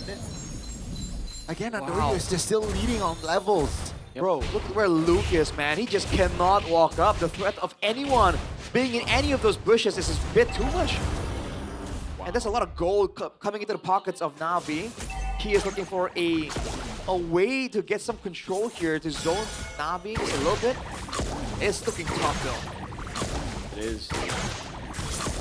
Neutral objective this time started out by Evos, but the clear in the bottom lane means that Cars will have more tempo to play with. Key. Popping the damage, Konami's time coming down already. Over. With the spatial migration, the Battle Requiem, they get rid of Luke. And that seems to be the trade. Now the damage. Over from Albert. Good knock up from Cars. No follow-up. Erlan with a BMI forward and the flicker out from Cars. All is good, all is well there. Both teams touching and going, but Luke again here, not a great performance so far. 5 minutes in, already twice taken down. And in the bottom side, Cars. Mars is doing some ridiculous amounts of damage there with the Hunter Strike. And you can see that he's not as squishy as he was before. Albert can't just one-shot him. And he's stacking up efficiently too on the Torpedo Cars. Oh boy, it was a good move by Evos to rush the turtle there, knowing that Na'Vi were going for the purple first. But the problems aren't over just yet, you know? Until like 2 or 3 magic resistance items are built up for Evos, it's still a very relevant threat. It's almost like it's the same combo, just different. Oh man. This is accurate on the Farsa, very accurate. Cars, is he gonna go for the double knock-up ult combo? No, he just clears out the lane. Oh, all right. Apple with the Oracle there, elevating his healing, solo healing. See how this goes. Both these are just playing it slow, but again, if they want to wait for the neutral objective to show up, I feel like Na'Vi are gonna inevitably come out on top positioning-wise. So Eagles really gotta try and find something. Oh man, that damage bucket is doing a lot. Still, it's Albert doing damage. Cars able to bait him out, even the shield. Apro! Tsunami slapped the bait from Cars! Throwing a ruin to the flicker over. That's finally going to be traded back for the spatial migration. And the Battle Requiem lands as Andoryu goes over to jump onto view. Will be able to find a kill as Luke is caught all alone against 2. Still doing a lot of damage though as Zeon clears out the mid lane. Denies a trade. Spatial migration from Andoryu. And now he goes on Luke. He secures the kill. Gize will fall to the Mount of Key. 2 members off the board here, respectively. of that from that last sequence. He isolated. Yep. Another spatial migration. The Violet Requiem landed on nobody. Bigatron Trophy having it over there. And Dory with a jump again. Spatial migration. Man, Patrick's getting knocked up. Zeon comes in with a chrono dash and secures the kill now as he goes and dashes in over on Erlan. Another free neutral objective to Na'Vi. Man, what a recovery. What? Right? How the heck did Apro get it? A slight miscalculation there. But Na'Vi, man, this is a LB leader. Rashi transitioning towards the mid game, having 2K on the board. Spatial migration from Andoryu! God. What a combo straight with Jesus Forza! We talked about, again, just the layers of the openings from Na'Vi with this composition.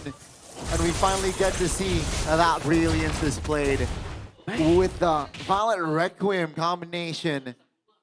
Who is this team? It's nasty. It's just so good, man. There's so many card control tools, and it's on the low cooldown. Spatial migration, you know, the knockout, the knockout strike from the Paquito as well. Yeah. There's so many ways to just like keep being annoying in the fights. Yeah. We know this by GoPay, by the way. We know this. Again, the debut for Paquito. Top lane action, though. That's Key mounting one. Uh-oh, that was a desperate mount by Key. He's going to get brought back into no man's land. Tsunami Slam from Apro. The Air Strike locks him out. They did bait out the Tsunami Slam, but Albert is doing no damage on the Fanny. Not just yet. Again, a quiet game here for Albert. 0-1-1. And worst thing is that he has to share the gold with Erlan here for splitting the waves, so that's not a good sign for the cores of Evos. I can't believe they've done this twice. They think Gord is more of a problem than the Kalea. I guess there's nothing on the amount of damage, but now on the Farsa, Jizze is doing an equally good job outputting the damage because Evos, they can't get to him. Now he just really abuses the range. And he's the only real target for Albert, so as long as Apro sticks around, everyone else are very happy to just take some damage and maneuver out of there. The Paquito, the Harris, the Guinevere, all very mobile and decently enough tanky that they won't be immediately bursted down. 1v1 here. You can't win in the 1v1s like this. Cars can just bait you out, and Albert has already used so many of those resources. He needs to go back as Na'Vi continue. Wow. That's what you do on the Paquito. With the airstrike and a Valor Requiem with the retribution from Andoryu, but he's going to fall. Albert still in the midst of it all. Zeon pops his Bond Force and does a lot of damage, and Albert now walks through. But he cannot shred anyone down. Erlan with a blazing duet. Cars trying to go for the kill. Misses out on the ult now as Albert gets locked down. No energy. Jizze with a killing spree. A big miscalculation there, a big kill they got on towards Zeon and Afro, but then Albert overextends. All things considered though, 3-4-1 for Evos. That's definitely how they want the fights to play out. Bait out all the spells and then come in, chase down Na'Vi. But Navi's gonna wisen up to this approach afterwards, right? They're able to bait out way more from Evos. I guess they just really got caught off guard there. Jizze though, so gotta be careful. Yeah, has the wings by wings, I believe, once they get the clear. But 10 minutes in here, it's, again, I want to say, right healthy lead, 3K. Unfortunately for Na'Vi, the Lord was a non-factor, but Holy Crystal already in the hands of Zeon. So I'll expect a lot of magic power here from this Herod. It's just a matter of timing and positioning here for Zeon. Dory wants this buff, man. Looking for a spatial migration to set things up. Good retry. Securing the neutral objective. Clover, what is he biting there? A medal. Wait, which medal is that? Is that MPL Season 7? I think it is. Wow. Big man Clover. There was, for a while at least, one of the big figures that was really propping up Evos. Get to see him doing well. Hey, he's celebrating that Season 7 victory. It's interesting to see, again, just the discipline from the side of Na'Vi now, right? They're slowing down their tempo. They, again, take a look at the line that they're building here. They do not want to cross or overcross. Knowing that 40 seconds is next, on the clock here for that next Lord. And it's an enhanced one. They will let go of that top tier 1 as they can trade the bottom tier 2. Paj is now in the area. Seems like they're not gonna pull the trigger, but the orange buff will be taken away. Keep in mind here, Noryu's not level. That is why they pick up the Paquito. Yeah, that's, oh lord, that damage. What a beatdown there from Cars. Yes, the Malefic Roar already completed. Along with that, the Sea Halberd too. Man, that's a ton of damage. And look at this Navi on the hunt, trying to find something. Oh my god. Oh! Facial Migration lands on Few! That's Purify out, and Doryu has already used Battle Requiem. Now Cars gets bounded up. Can he escape? He flickers out the safety now. Zeron's going to be able to get a lot of those hits on Andoryu. Na'Vi back away. Key caught in no man's land. Cars try to go for it, but Key flickers out the safety. So it is a flicker and a Purify for a double flicker of Na'Vi. A double flicker for Na'Vi. Oh, no, I don't think Albert, they though. Yeah. Can they do it? That's the question. Fanny showed up top. No retribution for another 5 seconds. Erlon! Gonna get caught by the airstrike now, but he's gonna go for the Blazing do it insane. Chrono dash by Zeon! Takes him out, he's still able to cut away. Zeon! Doing so much damage! And he survives through it all! Na'Vi gets the Lord and they get the fight! And they still stand with 5 as they advance more. Taking more structures in the mid lane, not waiting for the Lord. Only 2 members defending. Oh! Brother, an airstrike Zeon! With yet another kill! They can end. It's over, I think. Alba with a retry, Alba with a follow. The cannon minion in the mid lane has been cleared out, and the Lord won't be able to push that fast. Na'Vi have to hold again.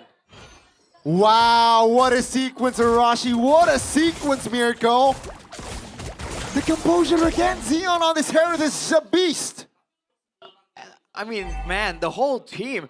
Like, Jizz in the beginning of the fight, by the way, was threatened, and he just held his ground and used a Feather Airstrike. He is outdoing Fuel when it comes to the positioning.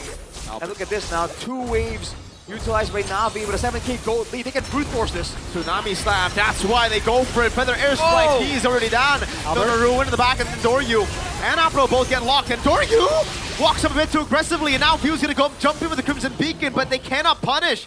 Zeon gonna go for the turret. That is the base turret. Second of the game, taken down here with the mid lane, as Albert's still able to clear out the top lane. Far lane safe. For now. Na'Vi certainly want to try and get that tower somehow, some way.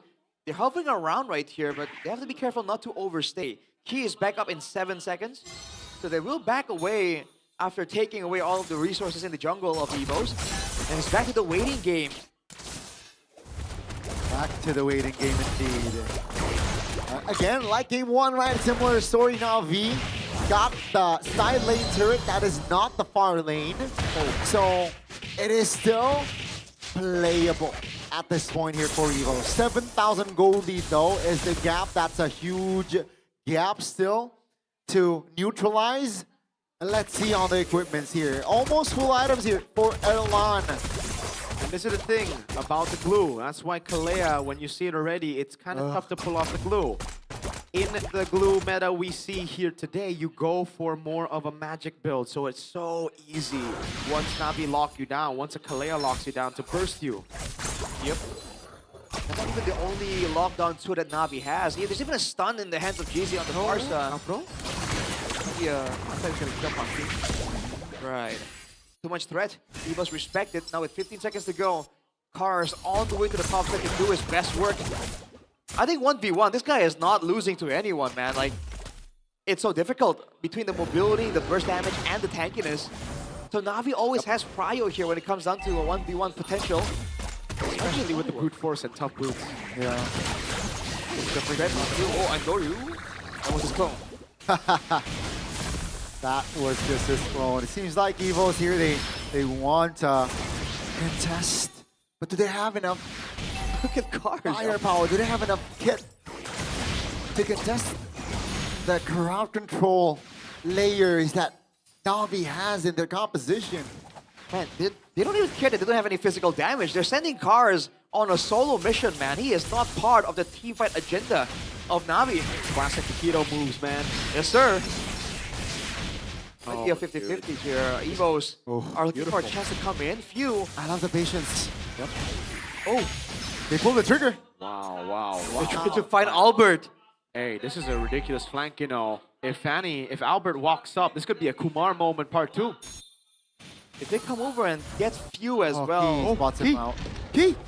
No way, Tsunami Slam. Oh no, oh, they just burst him down without the Tsunami Slam. What the heck? That's how squishy the glue is, folks. Oh, it's a free neutral objective to Navi, and Doryu with a red tree feather. An airstrike to zone them away from the orange buff. Now it's Apro who still has Tsunami Slam. You cannot face check. Oi, Albert! When Terry Bogard is around. Power wave.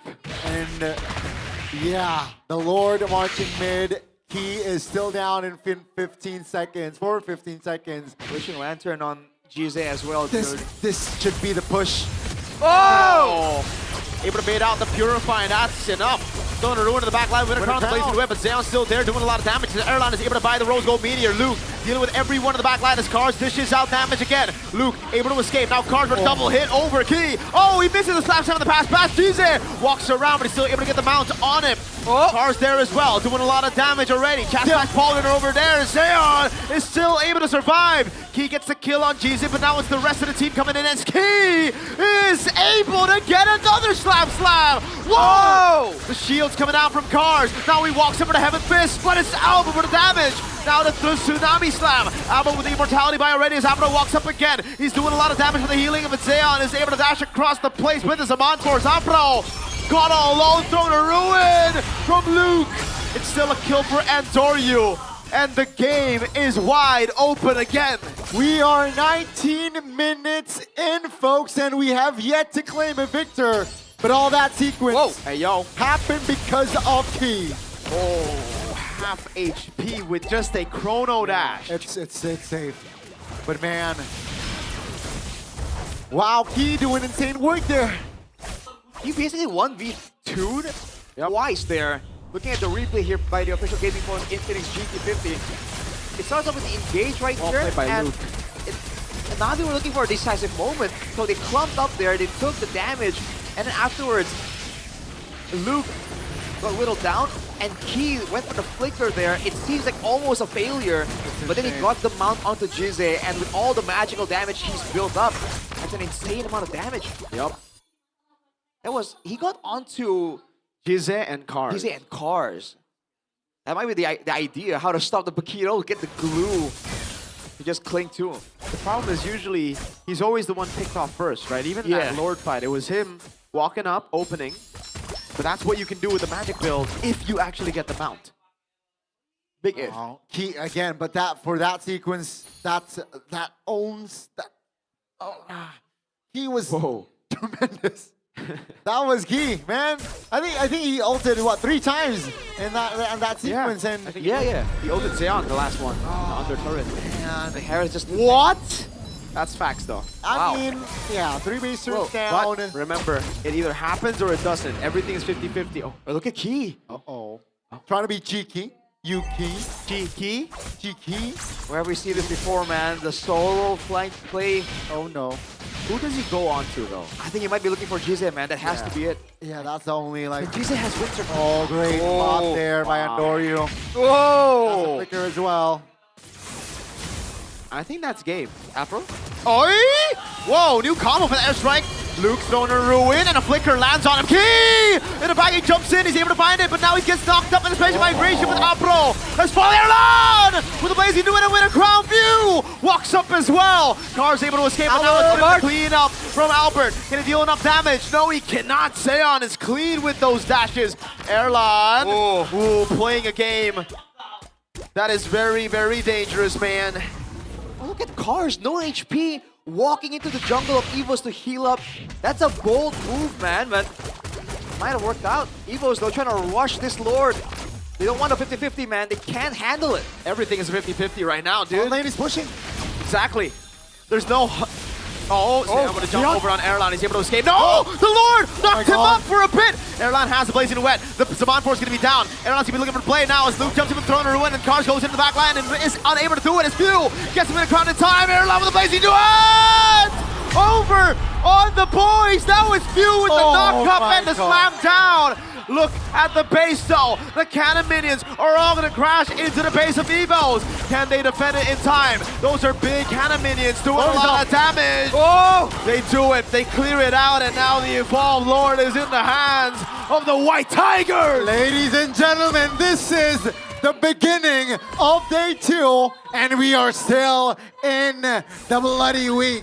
Na'Vi and Evo still going at it. Remember, Na'Vi need to clean sweep all their games, all their matches. A loss here means there's no playoffs for Na'Vi. They gotta keep their composure here if they want to stay their playoff alive, playoff chance alive. And Evos, let's see, why not nervous? Ook here is smiling. Why not smiling now? For 23 minutes in Arashi. Is this the final push? Very well might be, man. Evos are doing great when they are the ones moving forward and diving towards Na'Vi. They have to ration out the crowd control tools, because if they use the Violent Requiem to stop the glue, right? If they use the right tools for the right problems, they can still clear this no problem. But if Evos are able to throw a curveball and stop some of the ultis, might be difficult, man. They need everything they can get their hands on Na'Vi. They want to play with this. Evolved Lord Key! Whoa! With the jump in on GZ. That's going to win a crown and actually dismount him over there. Spatial Migration, the Battle Requiem already used up. Oh, another Spatial Migration is Erlan. He's able to pop the Blazing at the time. He's going to go down now as Alpro jumps into the back line and is able to find a Tsunami Slam over on Erlan as there. Takes him down. Albert runs away. And Doryu there. They're all clumping up. Luke's still doing a lot of damage. He goes in and flickers forward, but he will fall in the end as now it's Few and Albert trying to run away. Albert, can he get away in time? He goes for the cables. Few's going to get caught by the Feathered Airstrike, but he has the Crimson Beacon to escape. It is all over! It's 5 against 2, a wave in the mid lane. This should be it! Na'Vi, can they keep their playoff chance alive? Can they get the clean sweep? Albert walks up, gets covered, a Tsunami Slam! And Doryu locks him down! Now it's just Few, who's set with the wave, who's popped in with a crown, and he actually buys the immortality in time as they all go on him, but it will just delay the inevitable. A wave in the mid lane still available. 10 seconds on the glue. Na'Vi will keep their playoff chance alive.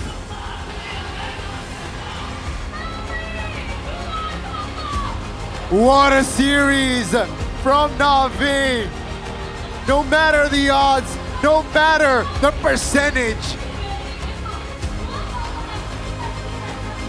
Na'Vi will not go down without a fight, and they have swept the White Tigers today. Na'Vi born to win, and apparently born to take down the Tigers 2-0. Against everyone's expectations right here, they bring out the confident draft, the unique draft, and they made it look like it's meta, man. Is it desperation? Is it the fact that they have nothing to lose?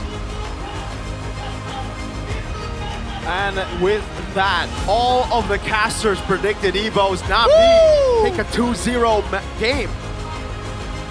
The caster curse too strong, man. Interesting. But what a series we have, folks. Oh. We got a little bit of everything in this series. Sure did. There was even inklings of a comeback angle coming through for Evos. But in the end, they just couldn't deal with it, man. All this damage coming through. 23 minutes, maybe 25 almost. There you go, 24 minutes. Finally, to get the conclusion on who will take the series. But who will take on towards the stage, folks, to get an interview on the Na'Vi boys. Before that, though, we will definitely see more on this series. Man, that was a close one. All the way till the final fight, dude. You really get the feeling that it might go either way. So, yeah, without further ado, we will have Bude Clara Mongstar who will ask the Navi boys. Tak ada kesalahan. 2-0 No pun mistakes. mereka dapatkan. They were able to get a Tim 2-0 Navi win. masih berjuang untuk tiket playoff. They're Masih still able terbuka to chance contest mereka. for the Dan playoff spot lawan this mereka season. Benar-benar bukan lawan yang mudah pastinya dong. Tapi Wasn't an Kar, easy masuk match ke for sure, minggu but ini it was a minggu very, yang very begitu good match for berdarah y'all. untuk Navi. Apalagi menghadapi EVOS. Gimana Kars? Nggak gimana sih Bude, nothing tulus aja kita I mainnya. mean, there's nothing really special. We just played with nothing to lose. Mendua-kosongi tim yang sedang digadang-gadang, sedang diperbincangkan banyak orang bahwa ini tim lagi kuat-kuatnya. A lot of people were saying Evos were very, very strong this week, and you were able to beat them. Enggak sih, aku ngerasa semua tim sama No, aja. not really. I Sama think they're all the aja. same. Tapi kalau ngebahas tentang perkembangan EVOS sendiri, leg 1 dan leg kedua cukup lama jedanya.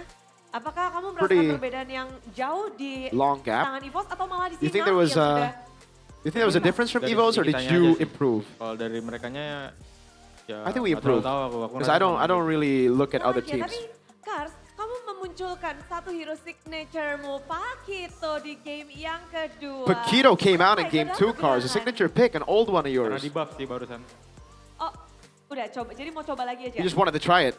Dan udah coba juga di latihan. We already tried in Bagus sih. scrims, and it's really good. So I decided to use it on stage. Lama banget nggak ngeliat Pakito bertebaran di Land of Dawn, apalagi di MPL kayaknya udah 200 hari lebih. Hampir It's been setahun 200 lamanya. plus Pakito days di tangan since kita bisa muncul lagi dong. it got picked Bisa, up, kapanpun. the Paquito. Kapan, And he says, yeah, I can pick it up Dan anytime. menjawab hari ini juga banyak banget, bahkan di Key of Victory, Andoryu. Andoryu dibilang kalau Antorio, bermain itu kadang suka ada gerakan-gerakan. when you play, there's a lot of, Gimana, extra Andoryu? moves Kamu sometimes. langsung klarifikasi langsung di sini, gerakan-gerakan, your movement after winning the early game. Nggak gimana ya? Nggak ada apa. I don't know. I don't think there's Masuk aja. I don't think there's anything from me. It's just Kalau musuhnya mau farm, gua farm juga. it's normal, If enemy Biasa wants to aja, farm, biasa aja. I farm. If the enemy wants to Biasa fight, I aja. fight. Apakah permainan atau gameplay dari Andoryu berbeda untuk Is there a minggu diff- ini is mungkin were atau you untuk match different kali today? ini? Was it a different Is it game that you different? played today? Enggak sih, apa ya? Gua adjust aja gua adjust aja di musuhnya. Kalau musuhnya mau apa, gua kasih aja mereka. He says, whatever the enemy team needs, I'll give it to them. Tapi ngebahas tentang hari ini, you face Albert with his funny. How do you face him? How do you Udah face- pernah season lalu paninya. I already saw his Fanny last season. Aman aja sih, emang susah main. It's all Fanny. good. It's very difficult to play Fanny meta ini. in this meta. Oke, jadi memang udah pernah di season lalu, di season ini ngelawan. Jadi menurut Andoryu memang funny susah banget. We haven't seen your funny in this season. Karena apa ya? We still finding the perfect mix of the team. Kalau apa ya, Fanny sekarang gak bisa main individual sih. The current Fanny can't play Gak bisa sendiri. individual. You have to Butuh play MPL. with the team. Jadi untuk kombinasinya belum ditemukan, belum dikeluarkan juga Fanny dari Andoryu. Dan ngebahas game pertama, Perfect Turtle. For you. Speaking of the first game, you gapped Albert. Perfect turtle. Apa ya, Baksha season 2 belas itu. That was season 12 Baksha there. Playstyle 2 belas. That was the play style of Baksha in season 12. Di season 12 di bawah, malah jadi Perfect Turtle untuk You got perfect turtle with that season 12 Baksha of yours. begitu apik pastinya, tapi Afro. Afro. Begitu Afro. Game pertama lancar banget. Apakah memang ada karena kombinasi Gord Kalea menjadi kunci kemenangan First game, you were kalian? so strong. Is it because of the Gord Kalea? Bisa jadi, tapi yang paling penting karena ada Budi sih. Maybe, but I think mainly it's because we got Booty. Jadi Budi adalah Zeon. Zeon Gua, adalah- ya. So apparently Zeon's name is Booty. The underrated god laner. What The- this guy? The underrated goal laner, Zeon. The underrated gold leader. Oke. Jadi di sini kedatangannya dia tuh membawa angin baru ya buat Navi ya. Bahkan ngedua-kosongin tim EVOS. Able to get 2-0 for Apakah Evos. karena Budi nih Budi. 70%-nya Budi sih. Sisanya kita. 70% is all Zeon. Gimana Then untuk the rest is us. berhadapan dengan EVOS yang digadang-gadang lagi kuat-kuatnya juga. You beat EVOS where, Dari again, awalnya permainan mereka begitu rapi. a lot of people were saying they were really good this week. Objektif. EVOS terkenal rapi dan disiplin sebelum-sebelum ini. Gimana ya? Main sesuai apa yang kita pengen main aja sih. We just play the way that we want to play. Jadi kita kayak ya udah kita lihat game Revosnya gini kita Yeah. gini aja udah. We just gotta see EVOS' gameplay and adapt towards it. EVOS tadi sebelum main gitu. Enakin Zeon. We just need to give Zeon Pijetin. space to farm, Bisa space to dikasih carry. makan. Pokoknya biar nyaman aja di laning phase. Ya. Oke, tapi ini kan juga momen kalian lagi dakdikduk besar, masih ada harapan walaupun tipis. Gimana kalian menghadapi chance ke playoff yang begitu tipis ini? What do you think about the playoff chance being so low? Apa ya, main bagus aja di setiap. We just need to perform well in all of our next matches, and we don't really look at that. Just nothing to lose mentality. Tapi perjuangan 2-0 ngelawan EVOS. But to win 2-0 against EVOS. Navi is apa nih? EVOS is back, is what people were saying. So what about Navi? Navi is Budi apparently. Navi is Zeon. Budi. Langsung aja, Budi. Halo Budi. ada Budi ya jadi di sini. Tapi satu gold laner, the underrated gold laner. Mungkin pujian juga nggak datang dari kawan-kawanmu aja. Para streamer juga bilang permainan A lot of darimu streamers also begitu say that you're very, very good. terus meningkat, Zeon. terus nyaman atau gimana sih? Apa yang kamu bawa buat tim-timmu nih? Main aja sih. I just play. Main aja. Main seperti apa? Kok kayaknya udah langsung What do you play bersinar though? gitu? Like, I mean, how is it different from the rest? Kayak 'Cause you look biasa aja good. di scrim. Yeah, just play the way I play on scrims. Anggap semuanya sama aja. I just gotta look at everybody the same Semuanya way. sama aja. Tapi munculnya kamu di MPL, apakah memang ada aku akan membuat Navi masuk playoff gitu, ada nggak? Did you come to MPL with the expectation of I'm gonna make Navi qualify for playoffs? And he says yes, for sure. Loh, terus ingin berharap dan kalau ngebahas tentang harapan yang besar, kita juga tahu kisah dari Zeon kayaknya banyak banget nih karena Zeon, kalau Zeon you've been through a lot. Kita ngelihat nama Zeon sebenarnya udah nggak asing. We've seen you a couple of times, even in MPL here, on the bench. And then you went to MPL, but you've only played this season. This is your first season where you actually started.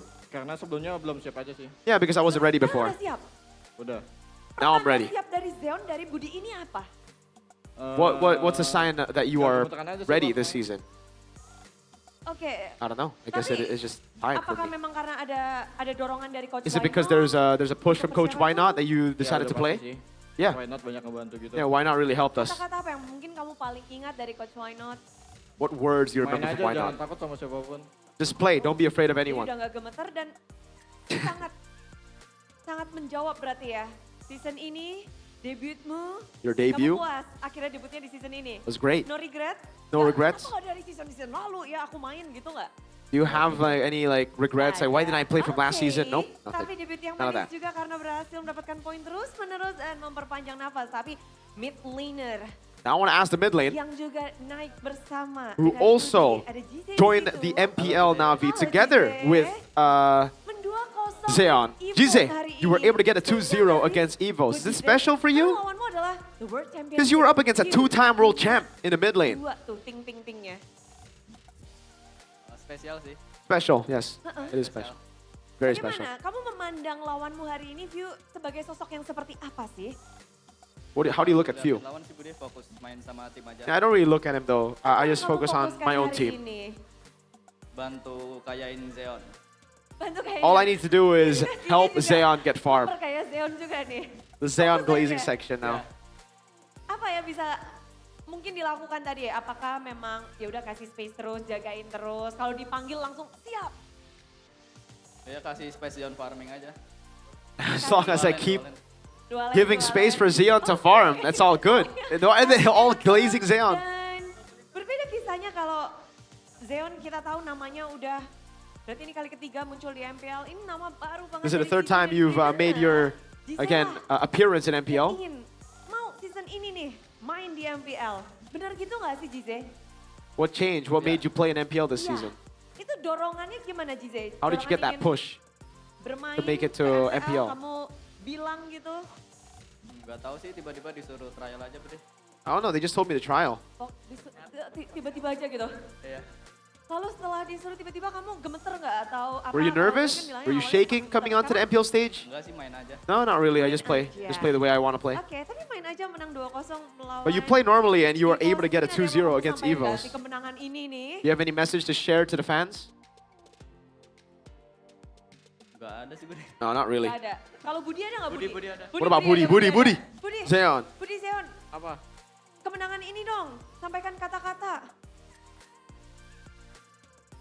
You have any words? Mereka prediksi skor tadi kan, tapi mereka nggak bilang siapa yang 2. They predicted the score earlier, but they didn't say who will get the 2. Semua caster tuh kayaknya hampir banyak 2-0, 2-0, 2-0. Tapi ternyata yang 2 adalah kalian. So, Even the caster casters boleh predicted langsung. 2-0 to Evos. Caster, Andorio, bilang. Andori, you want to have a message? Panggil. Caster, apa ya? Casters. What? I don't know. I don't know what to say to them. Don't underestimate us. Karena kalian nggak tahu siapa yang 2-nya. Itulah dia, Navi yang memberikan kejutan. Dan mereka masih bertahan di MPL. So Navi Nation, sambutlah kemenangan 2-0 dari tim Navi. There you go. That's Navi. We run this! Yeah!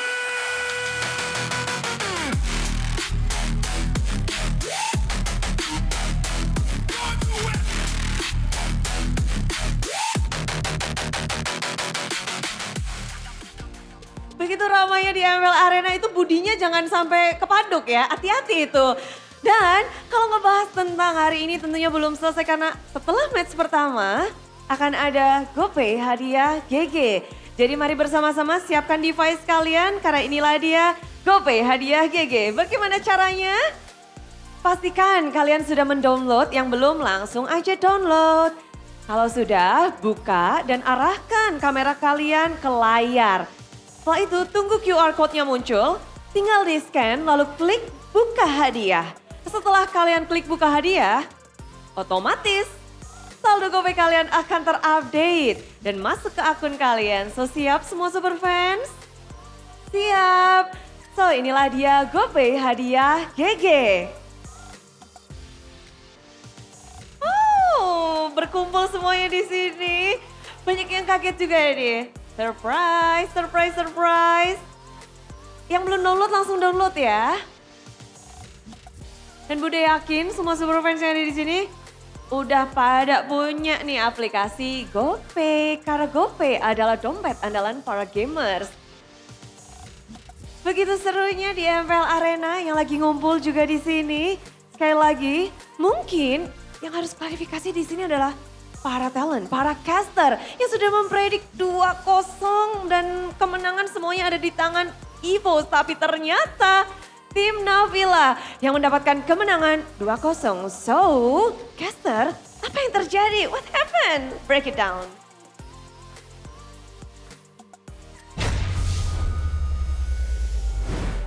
Wow, what a surprising victory, surprising upset on our opening match here, but a great win. Congratulations, Navi, again, keeping your playoff odds alive by winning a clean sweep against a team that just got a big win as well. You know, Evos, what happened? I don't know, dude. Evos, maybe they really gotta start respecting, man. Coach Vin, there are times where I think he's a spy, and then there are other times where I think, man, he's so Evos. It's so weird how the draft worked for him. It's like, it's almost like they wanted to take a loss here. Some of those picks, man, the glue pick especially, it's like, what? I mean, you saw some of the value, but overall, it doesn't feel like it's the usual strat, the usual way Evos are playing. They didn't get advantages for Albert. They didn't really get the huge prio in the mid lane. Yeah. You know, like, it's some of these things that gets us questioning, like, what's going on here? Is this an off day for Evos? Is this part of the strategy? Are they still trying things out? Like, bro, it's getting closer towards the end right here. Surely, right? Surely there's some urgency at play. And I believe with this win, it just adds more spice. But we gotta give our flowers to the MVP here for the series. It's gonna be Afro displaying again. It's both on a Kalea game, but again, just the initiation, the cover, the peel, perfect. Especially again, crucial item here, especially on the Kalea, that fleeting time. I think in game 1 he was the MVP, dude. Fair enough, fair argument. There's an argument for that to be the case for sure. Again, it's a team effort, make no mistake, but Afro in this match in particular is so dynamically active. And he is not just like, oh, a stun bot. I go in, I get one guy. The selection of who he goes for, how he goes for it, when he expends a flicker to surprise the opponent, and when he goes aggressive, and when he uses his spells defensively, he just seems to really know the ins and outs of his hero and this composition. I don't know if it's the communication or the planning somehow, but Na'Vi, the way they were able to shut down both aggressively and defensively EVOs was very, very impressive. The only real moment where EVOs had some kind of control was here, was when they really got caught off guard by Key, and then they had to back away from a Fanny, right, from a Tushin with a lot of chase potential. But aside from that, even in this fight here, it seems like it was a done deal, like they messed up. But then somehow, some way, they find the moments, they regroup, and they understand what they can afford to lose and what they can't. Yeah, I think in this highlight here, this was the moment where they were on the offense, but then they got picked up one by one, and you mentioned it, Miracle. They got Erlan. That's a big kill, which allow Na'Vi to pressure again. And this was a two-man defense. Of course, it was overwhelming. Yeah, the Fanny pick into the Kalea as well. Gotta question that, especially against the Guinevere. So many ways to deal with it, and then it just kind of gave the opening for Cars to get a signature pick. Oh, bye-bye from Na'Vi. But man, again, just the quality that they show here. It was one of the, I guess it was long here, 24 minutes, but Na'Vi, they pulled through. Signed, sealed, delivered. And yeah, take a look at the items, take a look at the stat here. Not looking too hot for Key. 285, sure. He was a roamer. He needs to die to enable his team, but Na'Vi, man, take a look at Azion again. He didn't die game 1. He died once game 1, and then he died once again here in the second game. And they're just gearing for the late game there. Like there was a wishing lantern for GZ as well. So even towards the end there, swaps were being made to adapt to what EVOs were doing, right? If the EVOs were trying to turn up the aggression, you saw earlier there were some swaps there where they tried to predict it, try to play around it, And overall, I think even earlier, GZ had like the Winter Crown, I think. That's how he was able to drop off Key, who was stuck on him. So it's things like that that kind of gets you the impression that Na'Vi are already planning ahead so much further than EVOs, which begs the question, where has this Na'Vi been? Yeah. This would have been great to see all the way in the previous weeks. Dude, if this was week 2, I think Na'Vi has a big chance to make it a playoffs here, but unfortunately it's week 8, day number 2. And as for EVOs, what happened to them is also like after a very surgical win, on their previous match, we didn't get to see that sort of nope, not at all. Quality displayed here on this series. Maybe just the early game, It was just the opposite every time, right? Early in game 1 where they had to be aggressive, they didn't play aggressive. This game, I think they're chopped in draft. Unfortunate. Yeah, they just could not match up to the aggression at all. And I don't know if their idea was to wait for the late game. Because in that sense, then, I don't know, I feel like there were better options if you want to go for the late game. Late game. I got to give a shout out to GZ as well, though, on the Farsa, because it was up against a Fanny, a glue, right? And he was able to stay so safe and yet so aggressive. This guy was wings by wings and forward to try to get some stuns, to try and follow up on his team. And somehow, some way, all things considered, the KDA ain't that bad. Of course, that's also partially due to all the defensive efforts. And Doryu, Cars, Afro, you can see them realize when GZ is under fire and back him up. But again, like considering that this hasn't been the roster for the majority of the season, that synergy is on point, bro. Yeah, I think Na'Vi definitely played more loosely in this series, right? They I think Cars mentioned it on the review. Yeah, we got nothing to lose. We play like we got nothing to lose, and it bared fruit. It was fruitful for their side. So if they're able to keep that mentality, and if they're able to keep a 2-0 streak, I'm curious to see the standings at that point, because because of this win, because of EVOS losing this match, it's gonna make the standings more spicy. Yep. Right. Right. Those chances, 89, 90%, 50-50. Everything's 50-50. Actually assists BTR odds as well. Yeah. Technically. Yeah. On making it win. Everybody. Well, but if you need assistance with your posture, though, you gotta check out. All right. This chair, bro. The chair by Todak is just so good, man. The Todak throne comes in. Yep. This gaming chair doesn't just deliver on style. It brings serious performance to the table. The lower lumbar support, especially with the MPL edition as well, to flex it out. Man, you are missing out if you don't own one of these, man. Guys, you got to check it out, especially if you need a good quality chair back at home, back at your office. And you can see it in action here. People that came to the arena can get to play and sit on the throne. Guys, you can also join the Epic Battle Championship that is cultured by Todak. The prize of 1v1 matches every Saturday during the regular season at Break Match. 8 participants, knockout system. Participants who get 3 kills or destroy 2 turrets will be declared the winner. And then the first and second place winners will receive exclusive merch from Todak. Now, the first and second place winners from each week will advance to the Epic Battle Championship final, which will be held during MPL ID playoffs in Velodrome, June 10th till 14th, 2026. So you gotta check that out as well. If you're, maybe you're in Indonesia, maybe you're in Jakarta, maybe you are here for MPL ID, you gotta check that booth out. And of course, you get to experience to sit on the Todak throne, baby. And of course, you gotta also keep in the loop, on the loop, and how you do that apart from following our social media, Mobile Legends.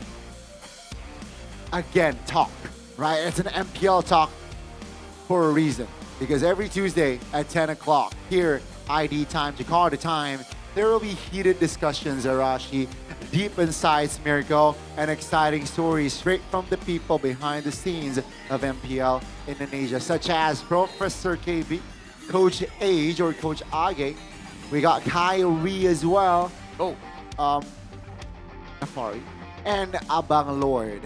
That will break down the meta, discuss crucial moments, and even spill things that you might never heard before. Navi will be a headliner surely on the next episode topic, but man, oh man. We asked this actually off live towards Arashi. What are we asking? What's up? Have you heard of One Play?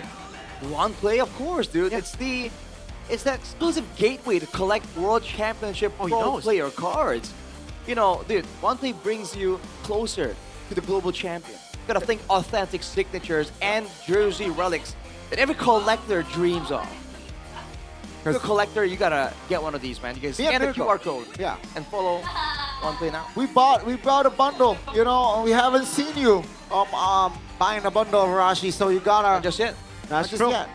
I got a signed Aran card, just saying. MPL Scene 14 champ, Aran signed card. Just saying. Just saying. Just saying. Again, guys, this was just the first match. 2 more matches, so please stay tuned. Gani, Mirko, and Arashi. We'll take a short break.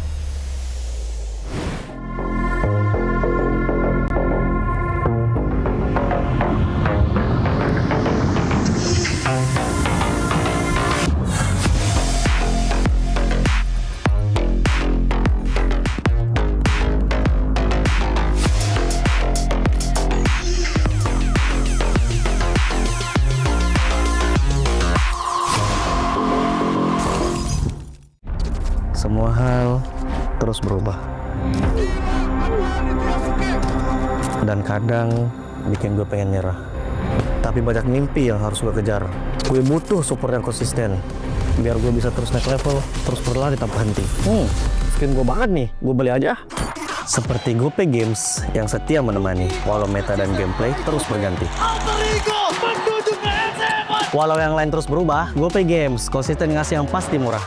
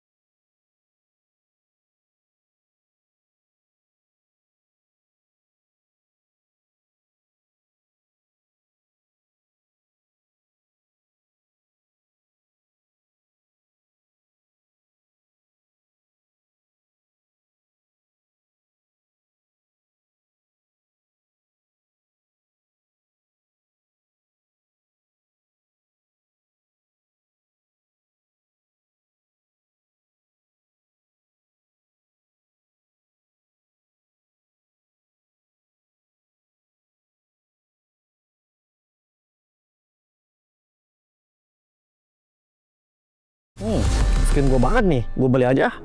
Seperti GoPay Games yang setia menemani, walau meta dan gameplay terus berganti. Walau yang lain terus berubah, GoPay Games konsisten ngasih yang pasti murah.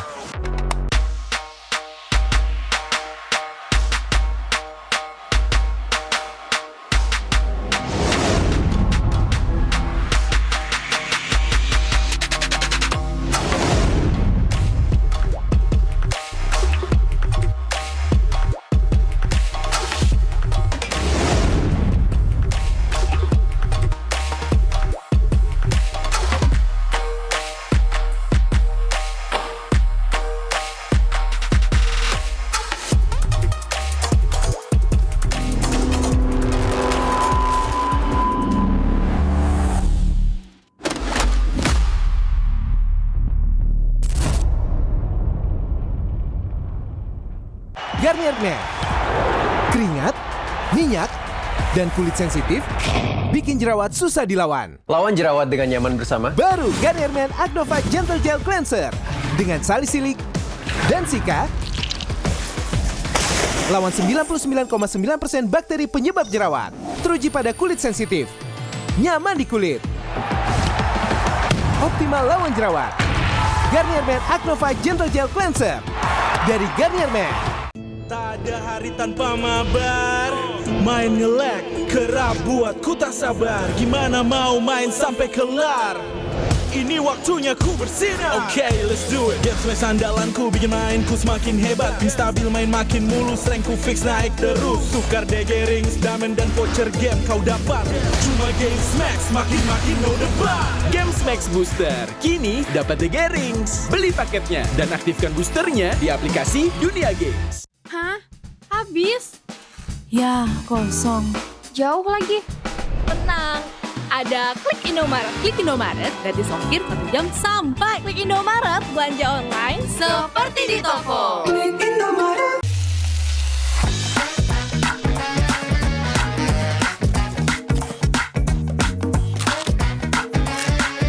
Gimana? Enak?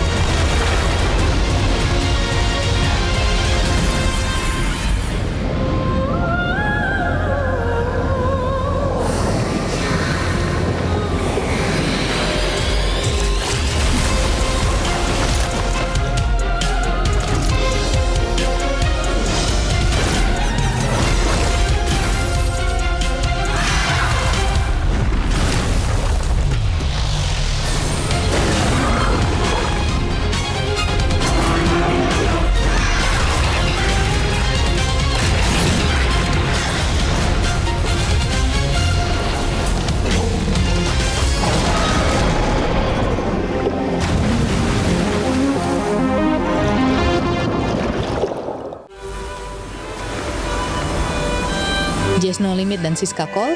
Selamat datang, silakan masuk. berikutnya, silakan. Yuk, Aldi Tahir. Silakan masukin.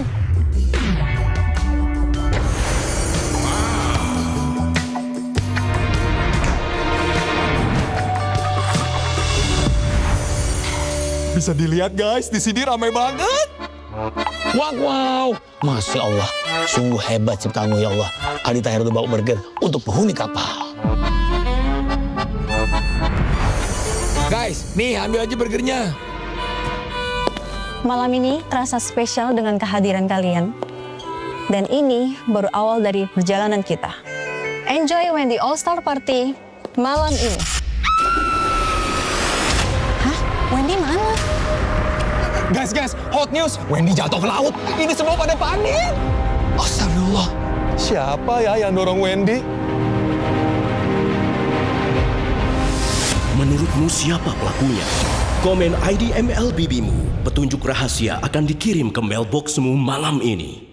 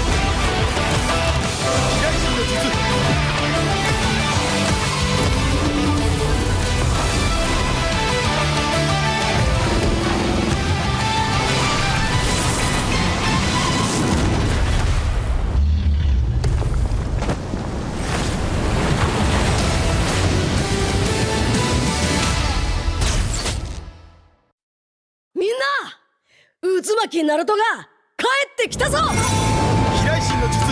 俺ってば父ちゃんを越す火影になる。愚かな子供騙しか。ふっ行くぜ。これが俺たちの力だってばよ。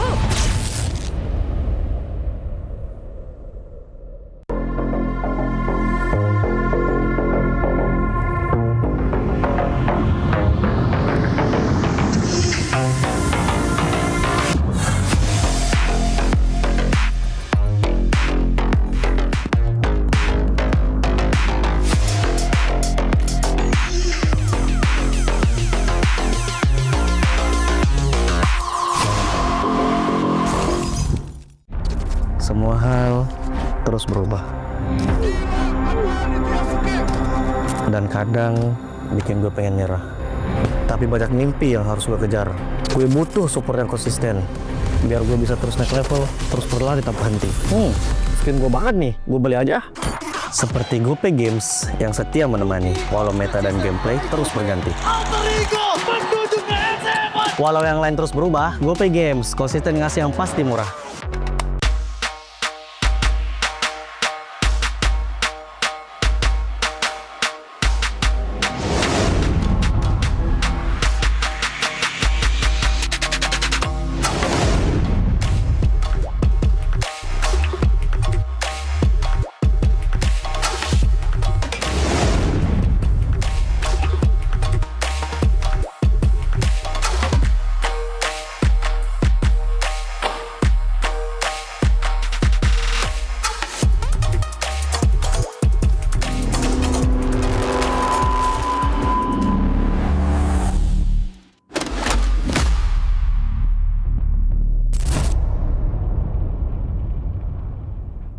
Garnier Men.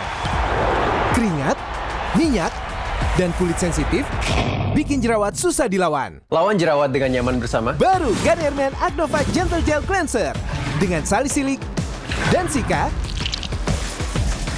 Lawan 99,9% bakteri penyebab jerawat.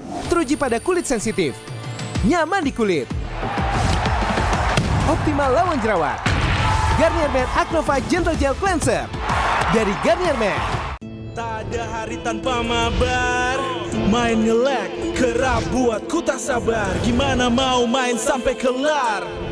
Ini waktunya ku bersinar. Okay, let's do it. Game smash andalanku bikin mainku semakin hebat. Pin stabil main makin mulus, rankku fix naik terus. Tukar DG rings, diamond dan voucher game kau dapat.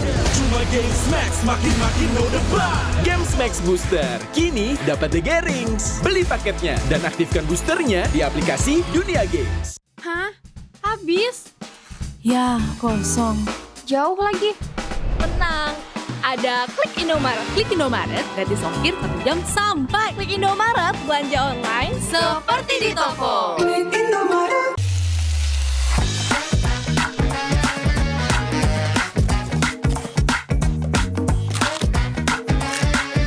Gimana? Enak?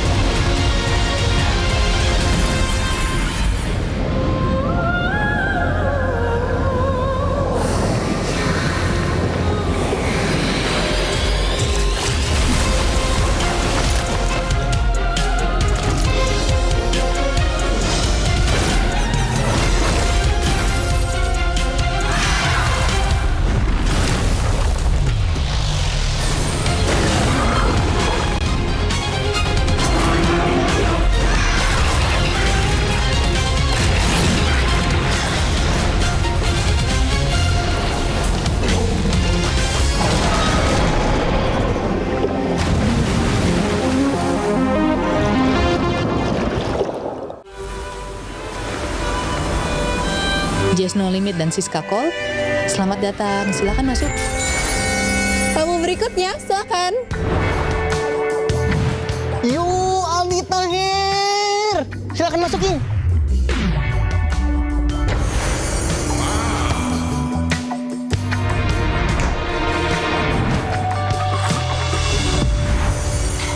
Bisa dilihat guys, di sini ramai banget.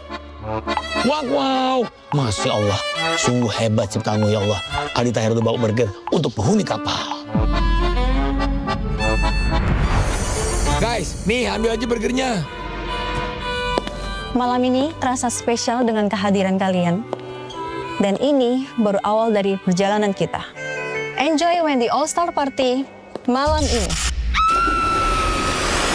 Hah? Wendy mana? Guys, hot news. Wendy jatuh ke laut. Ini semua pada panik. Astagfirullah. Siapa ya yang dorong Wendy? Menurutmu siapa pelakunya? Komen ID MLBBmu. Petunjuk rahasia akan dikirim ke mailboxmu malam ini.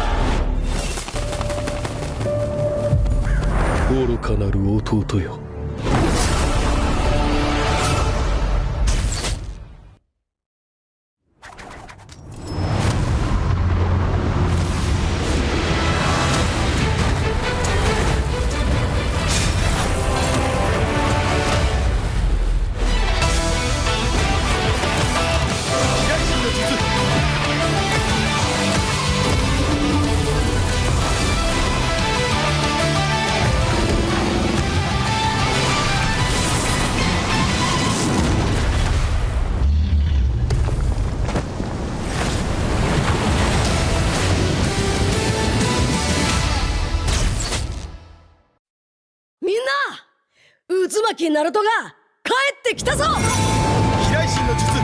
俺ってば父ちゃんを越す火影になる。愚かな弟。子供騙しか。行くぜ。これが俺たちの力だってばよ。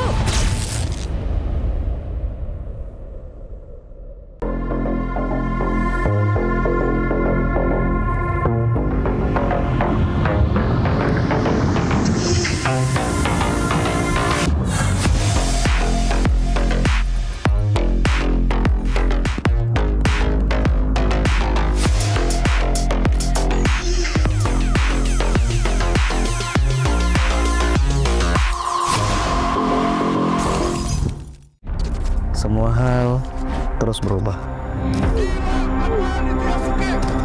Dan kadang bikin gue pengen nyerah. Tapi banyak mimpi yang harus gue kejar. Gue butuh support yang konsisten. Biar gue bisa terus naik level, terus berlari tanpa henti. Skin gue banget nih, gue beli aja. Seperti GoPay Games yang setia menemani, walau meta dan gameplay terus berganti. Walau yang lain terus berubah, GoPay Games konsisten ngasih yang pasti murah.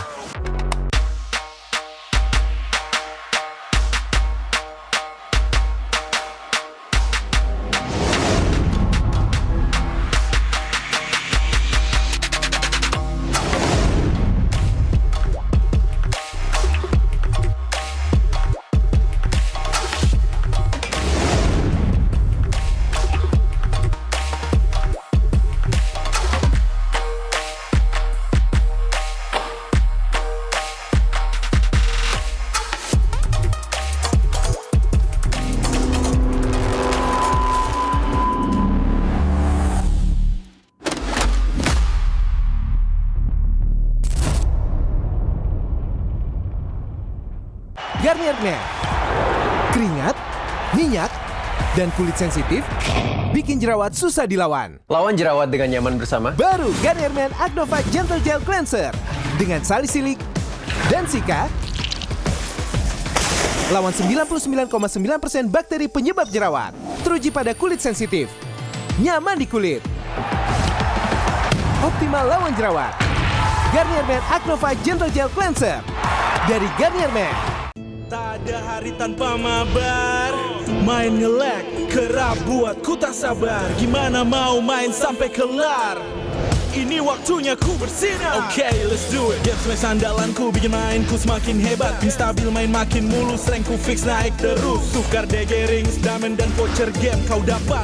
Cuma game smash makin no debat. Game Max Booster kini dapat DG Rings. Beli paketnya dan aktifkan boosternya di aplikasi Dunia Games. Hah?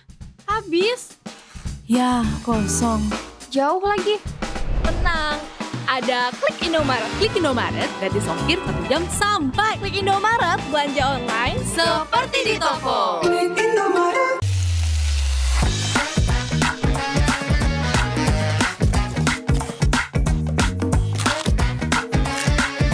Gimana? Enak?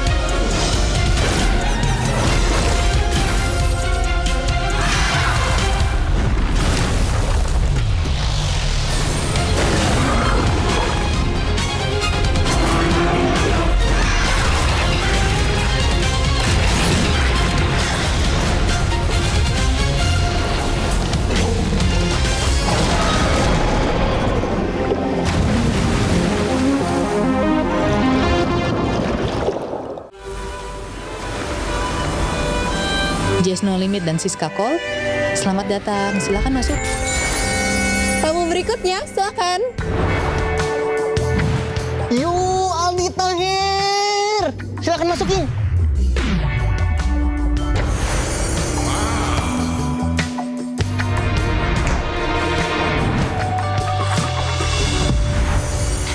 Bisa dilihat guys, di sini ramai banget. Wow, Masya Allah, sungguh hebat ciptaanmu ya Allah. Aldi Tahir udah bawa burger untuk penghuni kapal. Guys, nih ambil aja burgernya. Malam ini terasa spesial dengan kehadiran kalian. Dan ini baru awal dari perjalanan kita. Enjoy Wendy All-Star Party malam ini. Hah? Wendy mana? Guys, hot news. Wendy jatuh ke laut. Ini semua pada panik. Astagfirullah. Siapa ya yang dorong Wendy? Menurutmu siapa pelakunya? Komen ID MLBB-mu. Petunjuk rahasia akan dikirim ke mailboxmu malam ini.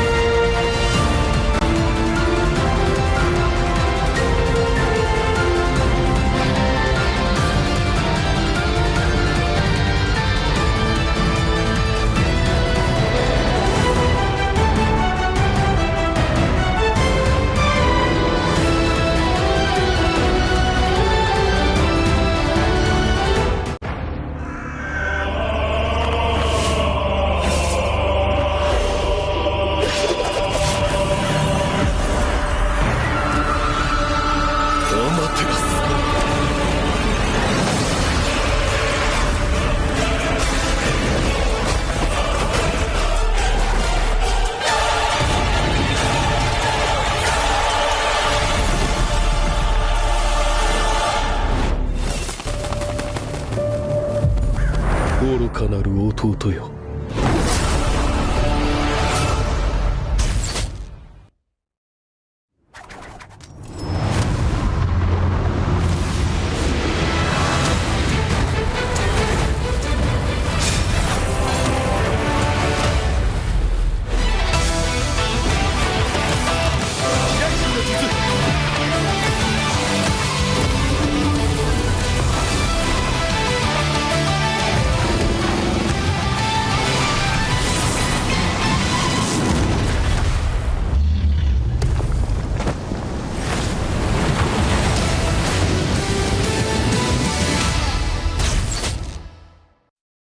みんな渦巻きナルトが帰ってきたぞ。飛来神の術。俺ってば父ちゃんを越す火影になる。愚かなる弟。子供騙しか。アマテラス。行くぜ。これが俺たちの力だってばよ。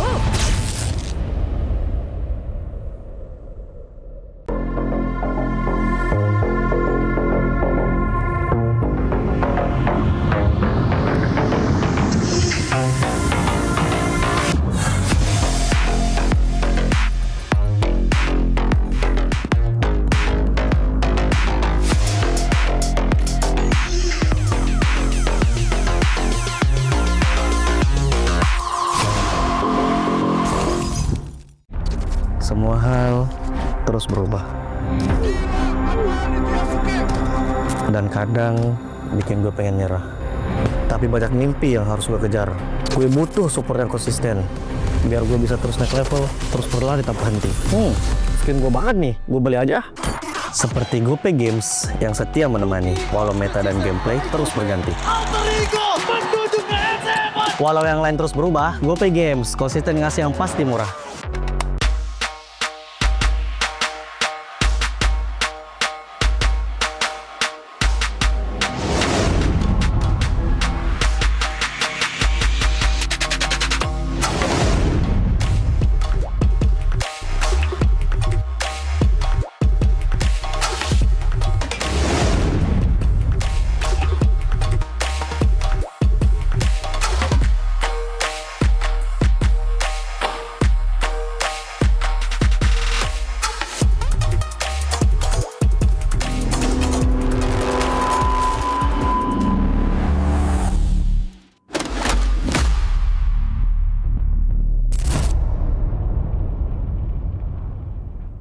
Garnier Men.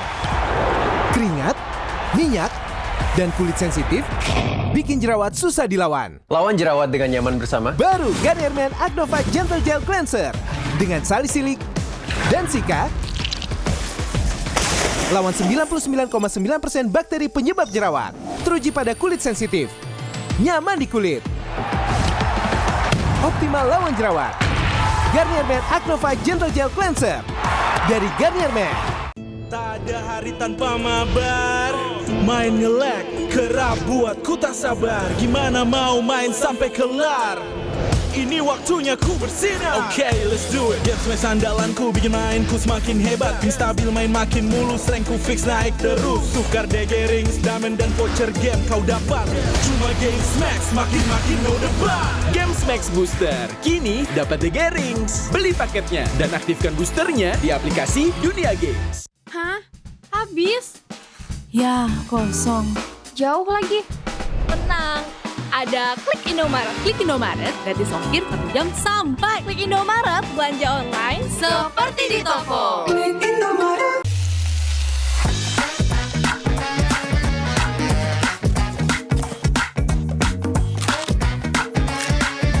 Gimana? Enak?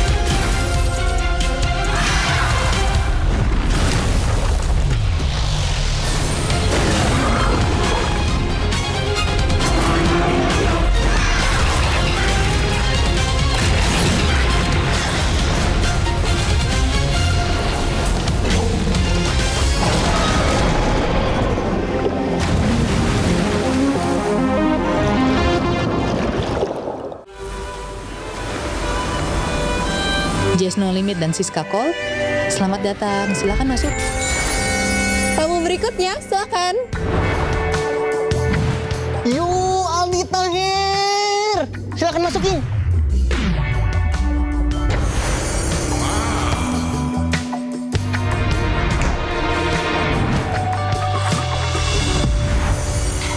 Bisa dilihat guys, di sini ramai banget. Wow, Masya Allah. Sungguh hebat ciptamu ya Allah. Aldi Tahir udah bawa burger untuk penghuni kapal. Guys, nih ambil aja burgernya. Malam ini terasa spesial dengan kehadiran kalian. Dan ini baru awal dari perjalanan kita. Enjoy when the All-Star Party malam ini. Hah? Wendy mana? Guys, hot news. Wendy jatuh ke laut. Ini semua pada panik. Astagfirullah. Siapa ya yang dorong Wendy? Menurutmu siapa pelakunya? Komen ID MLBBmu. Petunjuk rahasia akan dikirim ke mailboxmu malam ini.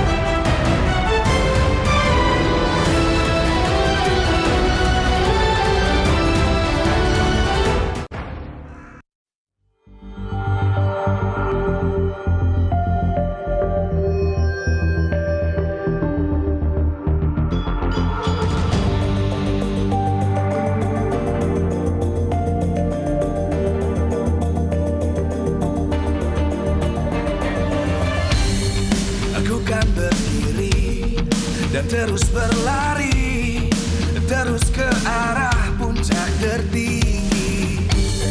Ku takkan berhenti, hanya sampai di sini. Kemenangan abadi menanti. You know we won't miss if we unite our focus. And if you haven't noticed, we all nyalakan apimu, hadapi semua tantangan. Hadang semua serangan, jatuh bukan halangan. Bakar semangatmu, janganlah engkau menyerah. Kita akan buat sejarah. We all this, we won't miss. We all this, we won't miss. Saatnya beraksi, jalani ambisi. Aku kan menyawakan hari ini. You know we won't miss if we unite our focus. And if you haven't noticed, we all live. Nyalakan apimu, hadapi semua tantangan. Hadang semua serangan, jatuh bukan halangan. Bakar semangatmu, janganlah engkau menyerah. Kita akan buat sejarah. We all this, we won't miss. We all this, we won't miss. We all this.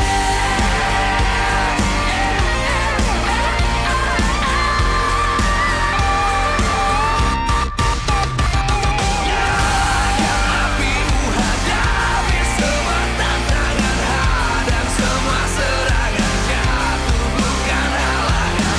Bakar semangatmu, janganlah engkau menyerah. Kita akan buat sejarah. We all this.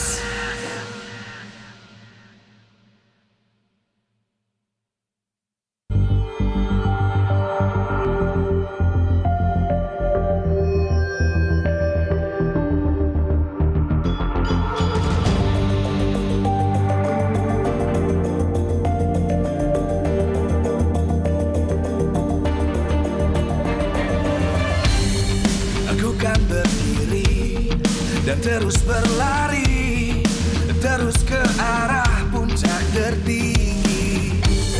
Ku takkan berhenti hanya sampai di sini. Kemenangan abadi menanti. You know we won't miss if we unite our focus. And if you haven't noticed, we all nyalakan apimu, hadapi semua tantangan, hadang semua serangan, jatuh bukan halangan, bakar semangatmu, janganlah engkau menyerah, kita akan buat sejarah. We all this, we won't miss, we all this, we won't miss. Saatnya beraksi, jalani ambisi. Aku kan menyawakan hari ini. You know we won't miss if we unite our focus. And if you haven't noticed, we all live. Nyalakan apimu, hadapi semua tantangan, hadang semua serangan, jatuh bukan halangan, bakar semangatmu, janganlah engkau menyerah, kita akan buat sejarah. We all this, we won't miss, we all this, we won't miss.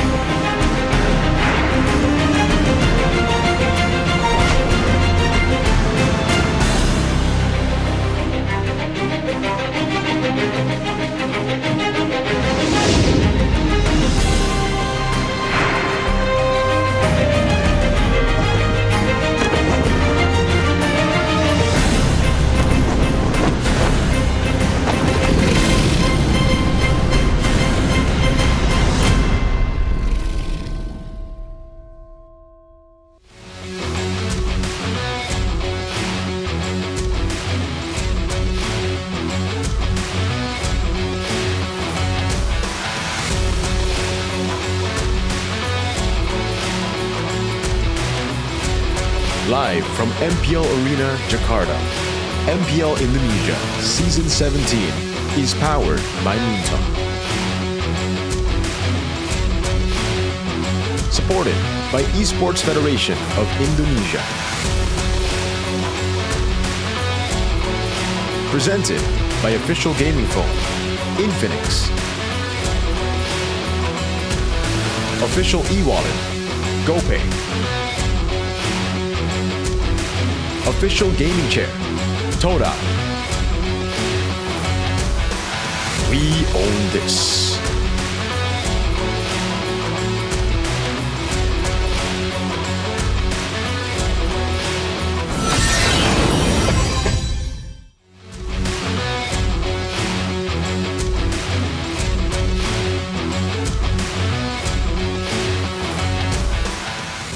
Kalau buat gue semua tim pasti pantas lah. Menurut gue ya yang nentuin hasil di akhir aja gitu. Tim yang pasti yang paling kuat, yang paling konsisten pasti mereka yang lolos gitu. Satu kemenangan dapat mengubah banyak kemungkinan. Persaingan akan semakin ketat. Belum ada posisi aman. Persaingan sih, especially di leg 2 sih.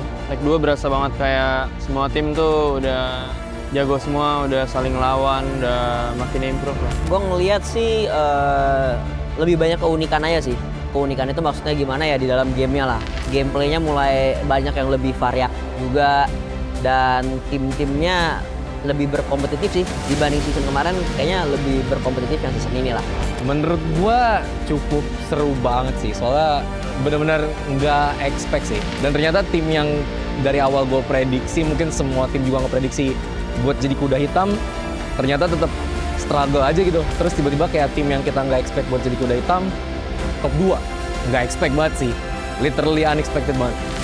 Ternyata Liquid tidak digadang berada di posisi atas, maka ini adalah perebutan untuk posisi kuda hitam. Kalau yang buat dark horse banget season ini menurut gua tim Liquid sih. Karena dari yang season lalu mereka se-struggle itu kan. Dan yang season ini menurut gua mereka bisa compete sama semua tim sih. cuman inkonsisten aja kayak yang gue bahas di awal.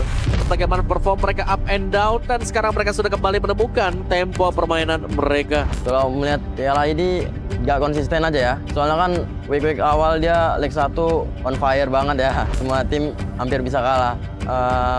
Gak tahu apa yang hilang dari mereka. Kalau dari TL sih bukan kehilangan jati diri sih. Kayak sesimpel kebaca sih kayaknya.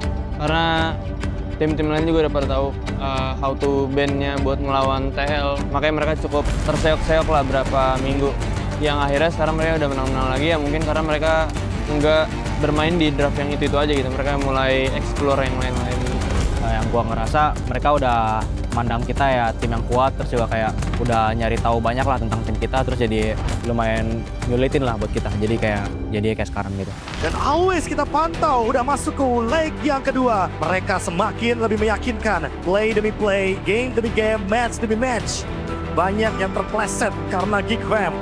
Geek Fam so far this season, I think they are really improving a lot. Especially the team fights in Turtle, it's really good and the way they draft also.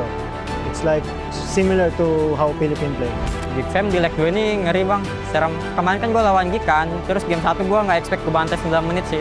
Pas nggak ada Nazara, menurut gue jadi satu suara sih bang. Terus kayak dia benar-benar jadi agresif gitu loh. Gara-gara apa faktor nanti tulus juga kali bang. Kalau buat sekarang kayaknya nggak segigit yang kemarin sih untuk yang Kingslayer. Meskipun kemarin ya mereka ngalahin kita juga kan. Tapi ya kurang gigit aja buat julukan Kingslayer. Dewa yang dari kemarin banyak yang bilang adalah tim kuda hitam. Dewa United ngegigit banget sih, jujur ngegigit banget. Mereka pinter banget gitu buat nutup-nutupin kayak gitunya. Jadi kayak misal satu bolong, mereka kayak langsung, oh oke, yang ini behind, kita bantu recover. Jadi kayak bolongnya tuh ketutup gitu.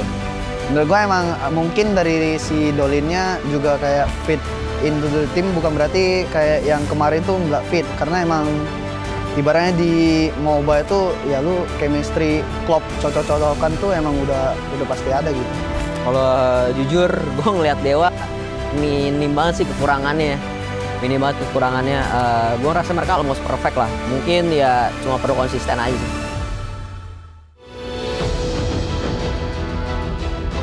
Menurut gua dari ketiga tim itu yang masih compete buat playoff, menurut gua mereka semua layak sih buat masuk ke playoff. Cuman ada chance-nya yang dikit, ada chance-nya yang gede. Jadi ya di sisa match ya mereka harus pakai sisa match-nya dengan baik gitu. Mereka akan mencari lagi sebuah kepastian menuju ke Velodrome, bukan cuma sekedar impian. Kalau menurut gue emang playoff tuh cara kita untuk berprogres sih. Kayak dari bawah dulu, dari regular season dulu, ke playoff dulu, baru kayak cara kita ngincer juara. Kalau yang gue lihat playoff itu ajang adu gengsi sih bang. Kayak semua tim pengen lolos playoff ya gara-gara dia gengsi gitu kalau nggak lolos playoff. Apalagi kalau tim besar yang nggak lolos. Sepenting apa lolos playoff menurut gue itu penting sih. Soalnya pertama itu kayak gengsi kan. Kita punya chance yang sama jadi kita kayak reset dari awal gitu sih di playoff semua tim. Jadi kita bisa ngagetin juga gitu. Kayak di playoff tiba-tiba kita kuat gitu. Banyak orang yang nggak ngeliat kita dari sebelum-sebelumnya tiba-tiba kayak naruh mata di kita kan kayak something kan. Jadi menurut gue itu lebih ke ajang pembuktian diri aja sih playoff. Kalau buat gue semua tim pasti pantas lah. Menurut gue ya yang nentuin hasil di akhir aja gitu. Tim yang pasti yang paling kuat, yang paling konsisten pasti mereka yang lolos gitu.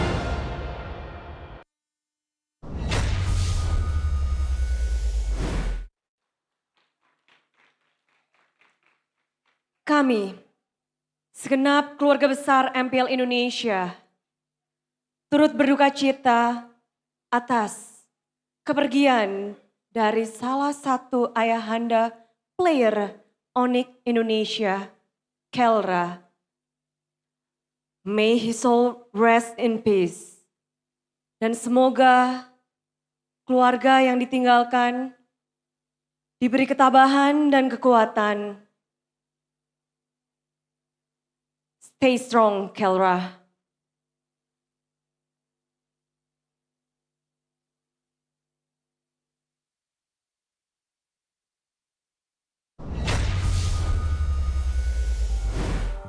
Ladies and gentlemen, we just got the news that, the father of Kelra from Onyx Indonesia has passed away. So sending regards, deepest condolences as well to Kelra and his family. and stay strong, man. But welcome back, ladies and gentlemen. Week 8, day number 2. First match done and dusted. We saw Na'Vi dismantle EVOS 2-0.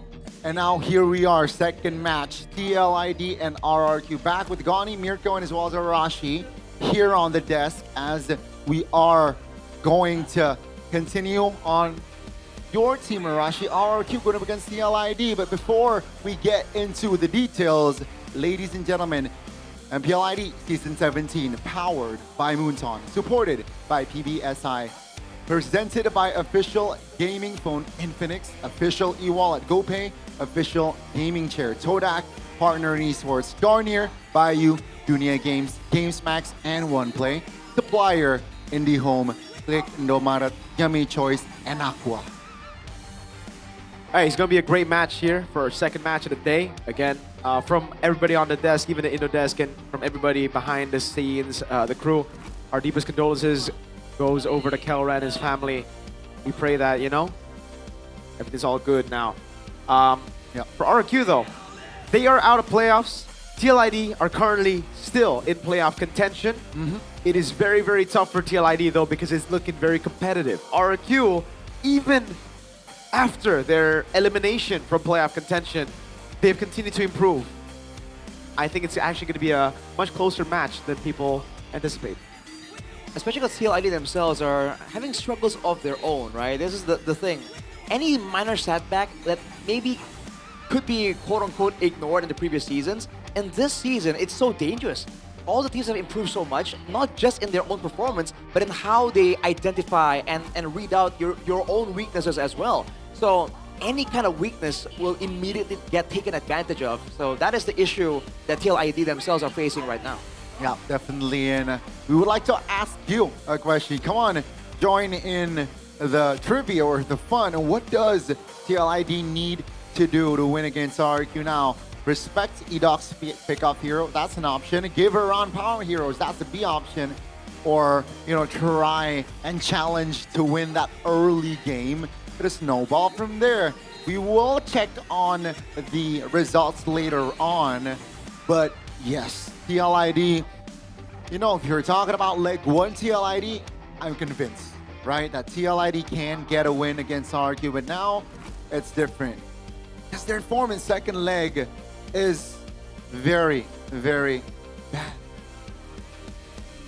Man, I think there's a couple of factors here. Of course, you want to curb the early game aggression that RRQ is known for.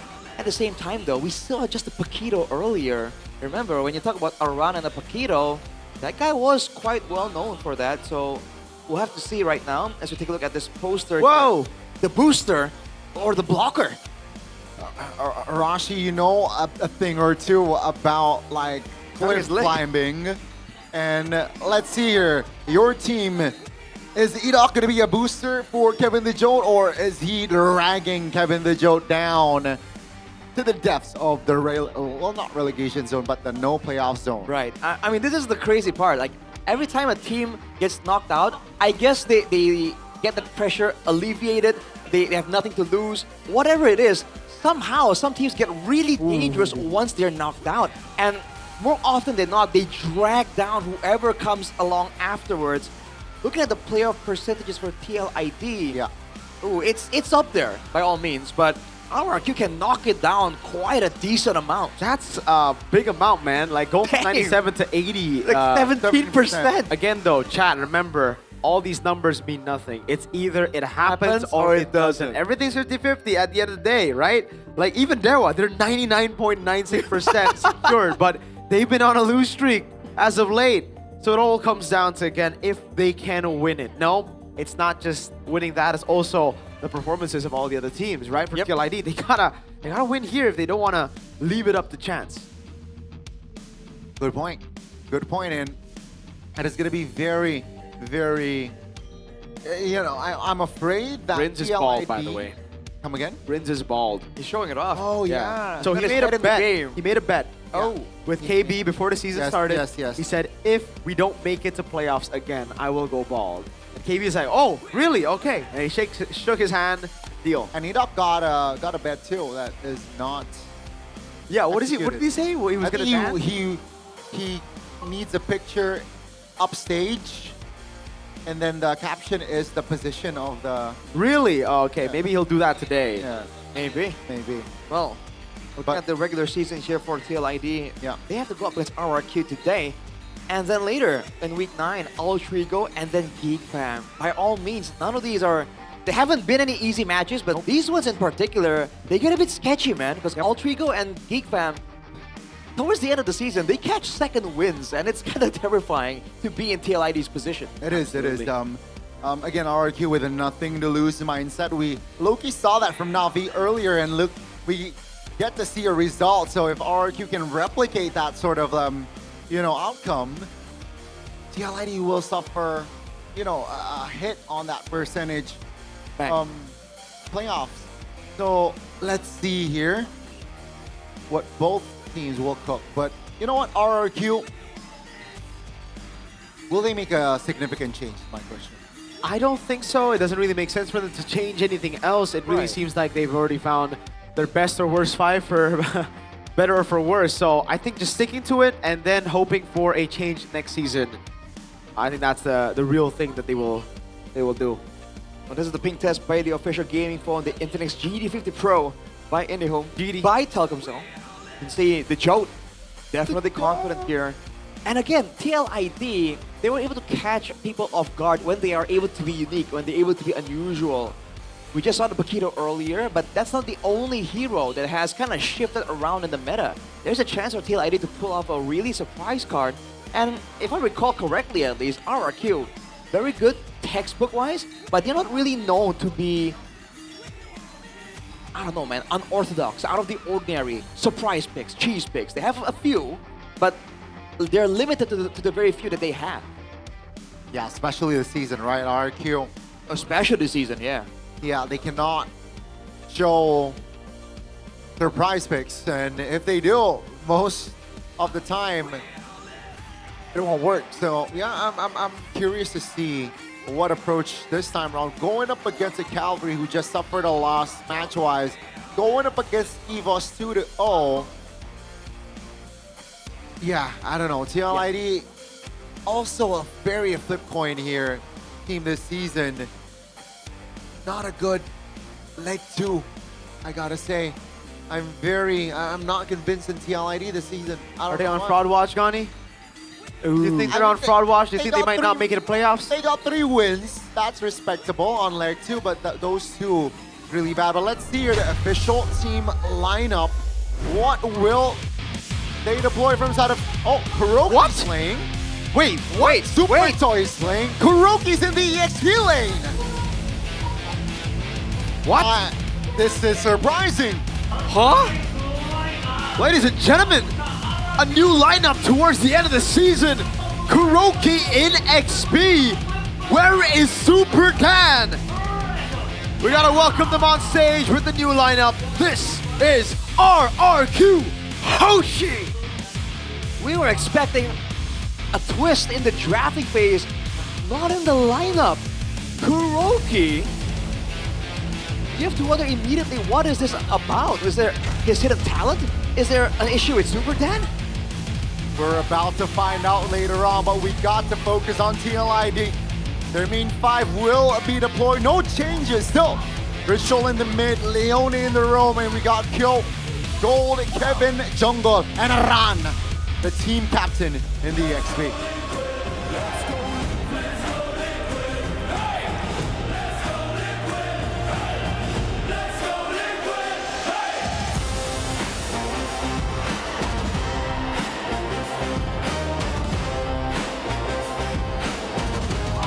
Let's go Liquid! The chant you hear all around the world for one of the biggest orgs in the world.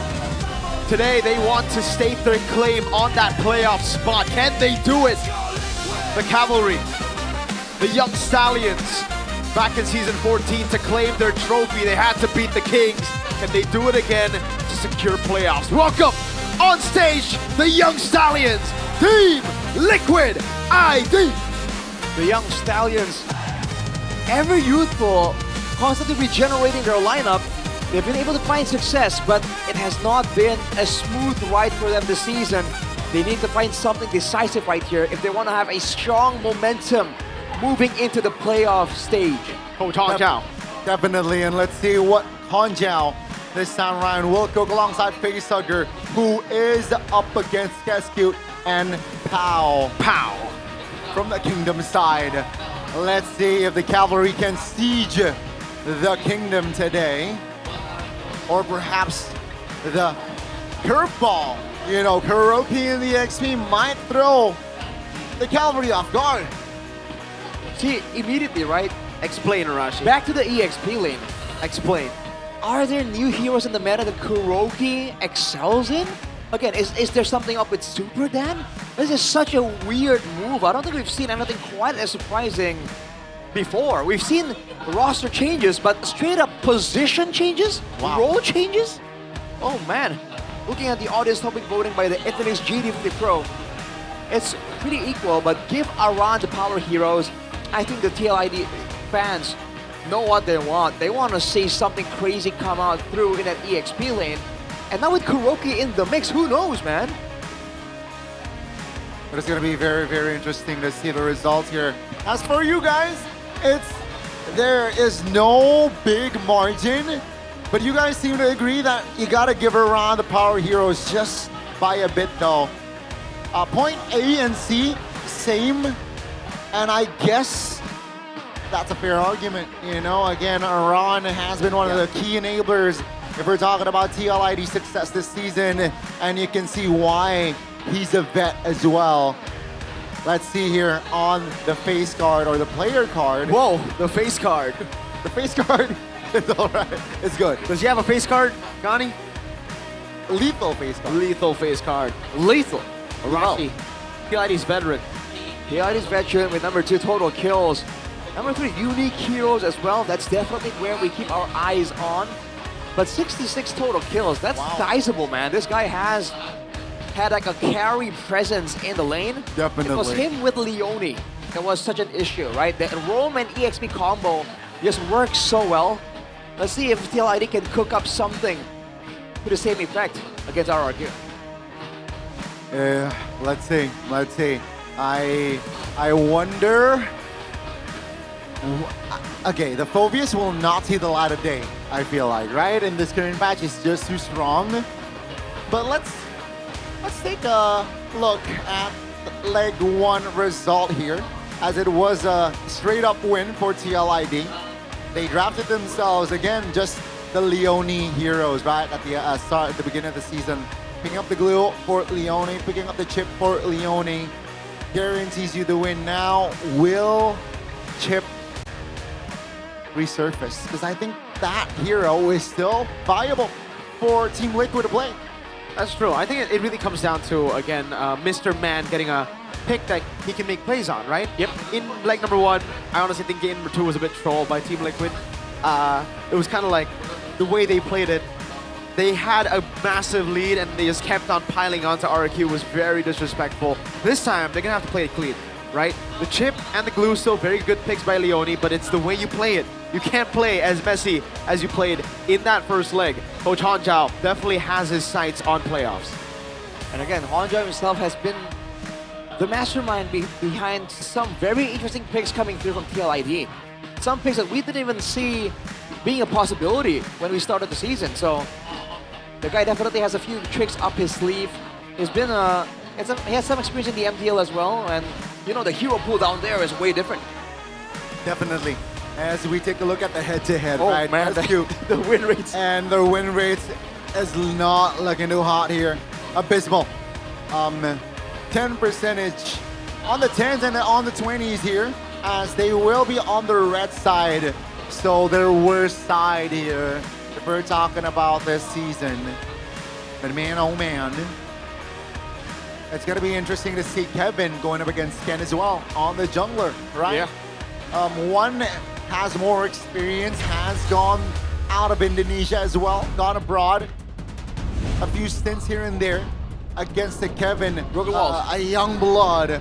But I gotta say, I think we're gonna have flying clouds. Wow, it's almost like you saw the results before you mentioned it, Gani. Dang! We will get to see the results later on, Arashi. What are you talking about? Why did it go high? Here, Flying Clouds. Then.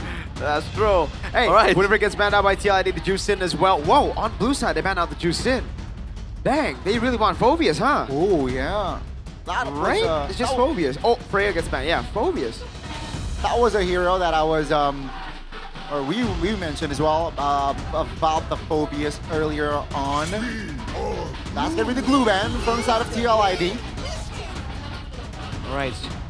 Glue very early on. We did mention that it was a possibility, but RRQ, they haven't really performed well on the glue, so the fact that TLID are banning it so early on is interesting, to say the least. Oh, RRQ don't even ban.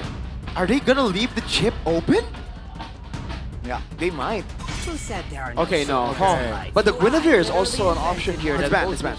Oh, Guinevere's wait, banned. you're right. This should be the Phobius. Yeah. They want to prioritize the Phobius. RRQ. What's the answer going to be? So that's why they ban out the glue. The Phobius is weak to the glue. We've seen RRQ play the glue in XP to deal with it. They go for the Suyo. I don't think they go Harith here. I think they go Claude. Suyo, Claude, and then a Yves Red 3 maybe. I mean, so far, you know, you guys predicted that Giveron playmaking here, and Phobius is definitely one of them. So far, so good. Phobius again allows you have the strength to contest the first turtle very, very well as well. You know, combined with say Leomord, right? Later on, it's gonna be very deadly. First turtle. RQ might actually take Hylos. Suyo Hylos. It can't work. Never mind. Huh? Okay. That's a bit early. I think they're really just thinking about the Leomord now, Donnie. They think the Terizla is gonna beat the Leomord. They think Leomord's gonna show up here. And it makes sense. I think it probably is gonna be the Leomord. The Leomord and the Claude, perhaps? Or the Harith is still open as well? Yeah, I think it's Leomord and Claude. Right? 4Q. So they offer a simpler EXP lane for RRQ. Zelda goes in the laning phase as well. Teresa's pretty safe. But the Harley was up the whole time. The Harley Claude. A lot of mobility built in here, and so far RRQ, they don't have a lot of catch. Yeah, the thing is, for me, I don't see TLID with any of those winning lanes right now. The Terizla does pretty well against the Phobius. The Claude is a weak side laner, so Harley won't really be able to capitalize on any of those winning lanes. That's why I still expected the Leomord, despite seeing the Suyo and the Terizla. Right. This is a big pivot for TLID and RRQ. What are they gonna choose now?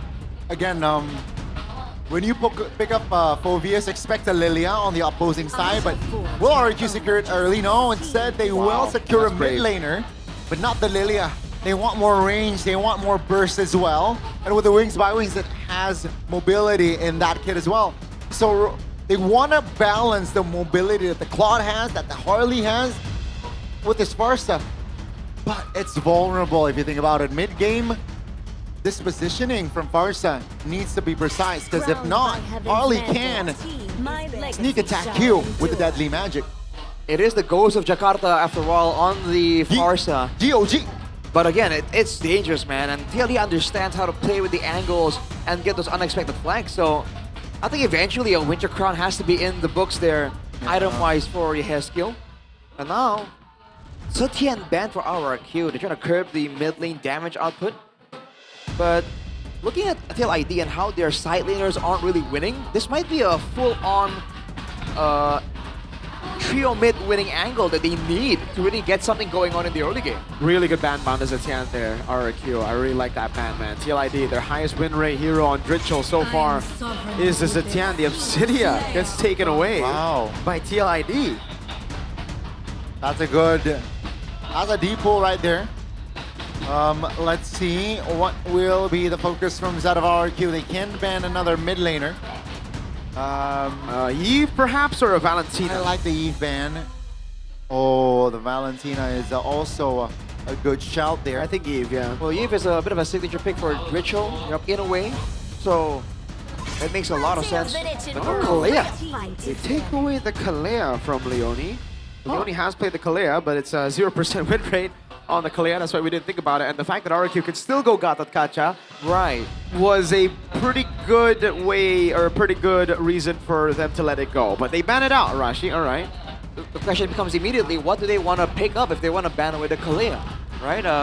If you go with their usual patterns, it's usually the Khalid, Yeah, right? Things like high-lows. that, something that can clear the waves, get some prio. High-lows against the Phobias might kind of work as well, but again, not really the kind of playstyle you would want to see on Edom. You know what? The Atlas is a pretty solid pick too. Ooh. Like against the Harley, against the Phobias, right?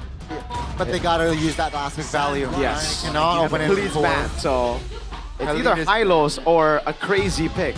Heck, I would even say Tigreal's not bad. If you know you really want to dive into like Edok, you know, and his Maybe. pick. So the throwback. Yeah. Maybe they can delay a roam pick here by picking the gold leader. Red 4. What is going to be Red 4? Carry?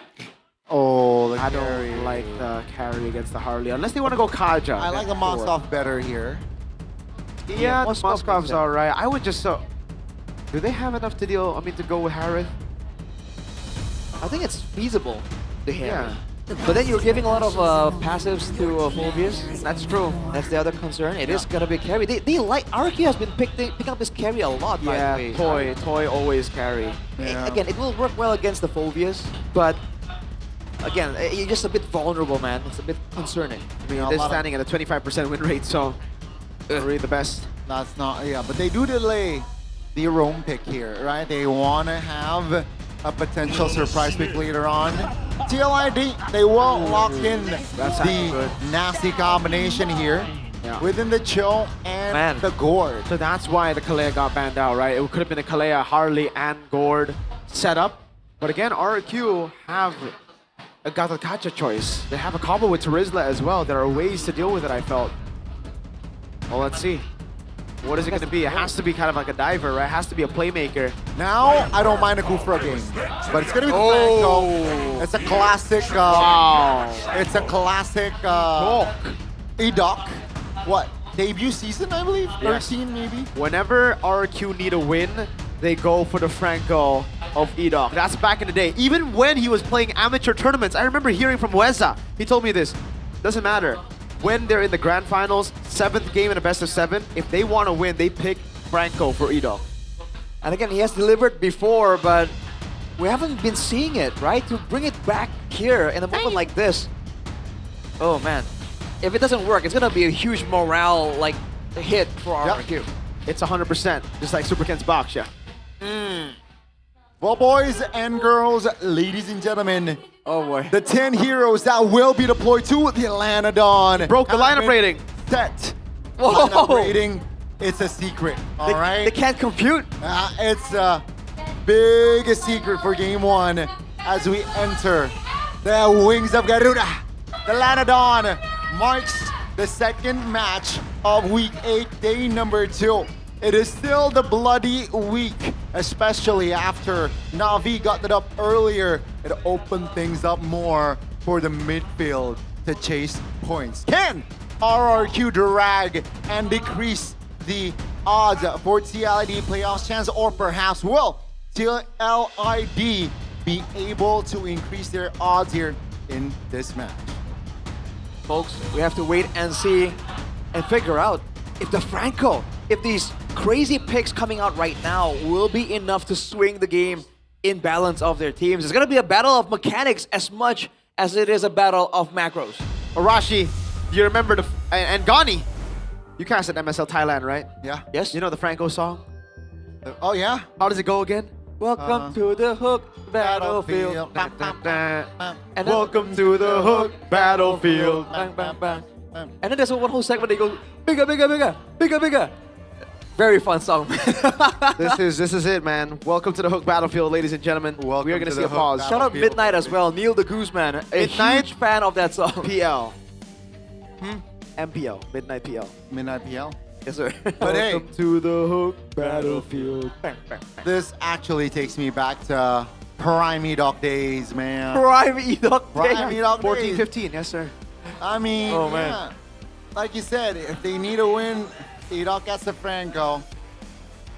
He was literally like win condition for a while, dude. Like this guy was and I think tip of the spear. And I think Franco, Edok over Keyboy, but only that hero. Tigreal?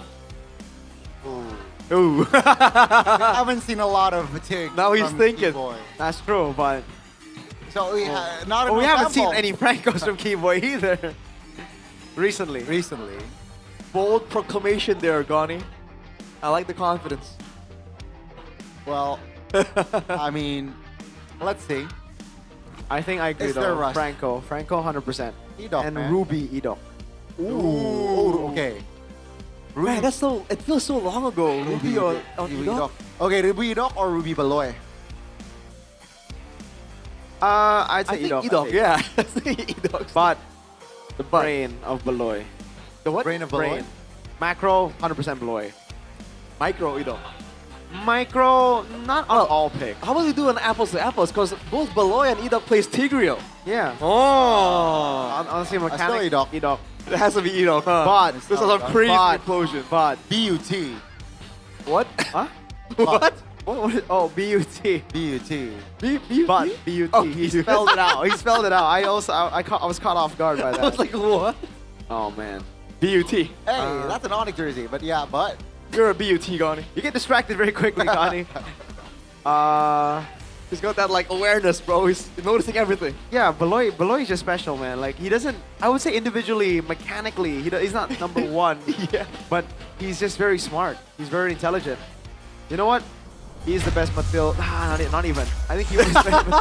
But okay, whatever. Let's go. Whoa! Early action here before under a minute.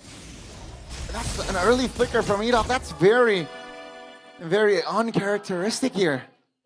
I think they're trying to scrap level Is there a 2. buff delay? No, I don't think so. No, I don't think so. I think it was just a mid lane. You know, it's It's not not a a hook Cho. flicker or something, no? Or did he just flicker out of Leone's Jikundo? I think it's something like that because Cho Gore, that's a lot of damage in the early game. He has goes freezing though, a super can. Oh, so that's the combo they were looking for. A blade surge into the iron hook of Edok. And so far, so good against Dritchel. Interesting. Oh, the new version of the Baksha Franco? Maybe. Could be. Well, so far, Kevin with the clear speed. Bang. Gonna try and get This is a a nerfed left Harley, by the way. Like, a bit slower on the clear. It's just a little bit, but see how this goes. Right now, I think eyes are always on the mid lane. And the ambulance by you. Put yourself together for Dritchel. Wants to be aggressive as always. Oh! No flicker. Edok caught first blood to TLID. Wow, great pickoff. Very straightforward there. Very honest approach and a kill on the board for TLID just before the turtle. This might be a snowball game. Top lane pressure. Whoa. Oh man, Kuroki's first XP game. We gotta remember that, right? Competitive. Yehezkiel Oh my god. walking over. This is gonna be a free neutral objective. TLID. Yeah. Don't give a chance to RRQ to contest. Not even a retry used by Kevin. Not in position for that at all. And now, actually, Kevin is on the top side there. Kuroki needs to be a bit careful. We have no idea what to expect from Kuroki here in the XP lane. Looking at the town prediction Wow. by GoPay. UN Ranger Mas here. And as was on Mawa. Mawa. Hey. BB. Whoa, who's actually winning on the lane against Toy? Leone with the... Oh! Baits out the flicker of Toy! Dang. Beautifully done by Leone. Cheeky Leone. Reminds me of Keyboy a bit. Whoa. That's Leone? No, that just that play. that just that play. a lot of Keyboy in Goni's mind right now, but He loves Keyboy. The Cho pressure is so good right now. And with him being so mobile, he is like a great hero to really counter the Franco to a degree. Yeah. And unfortunately, because of that, they're having a moment where he has still to really shine. Oh. As now, Super Toy. You know when the Dragon Blazing Duet coming down, and even Kevin there, but he gets the pickup in the end. It's a 1-for-1 iron hook from Edok. Not even the bloody hunt. Dritchel's just gonna die to the Franchini Bambini. That is an intelligent recovery there. RRQ, at least they equalize.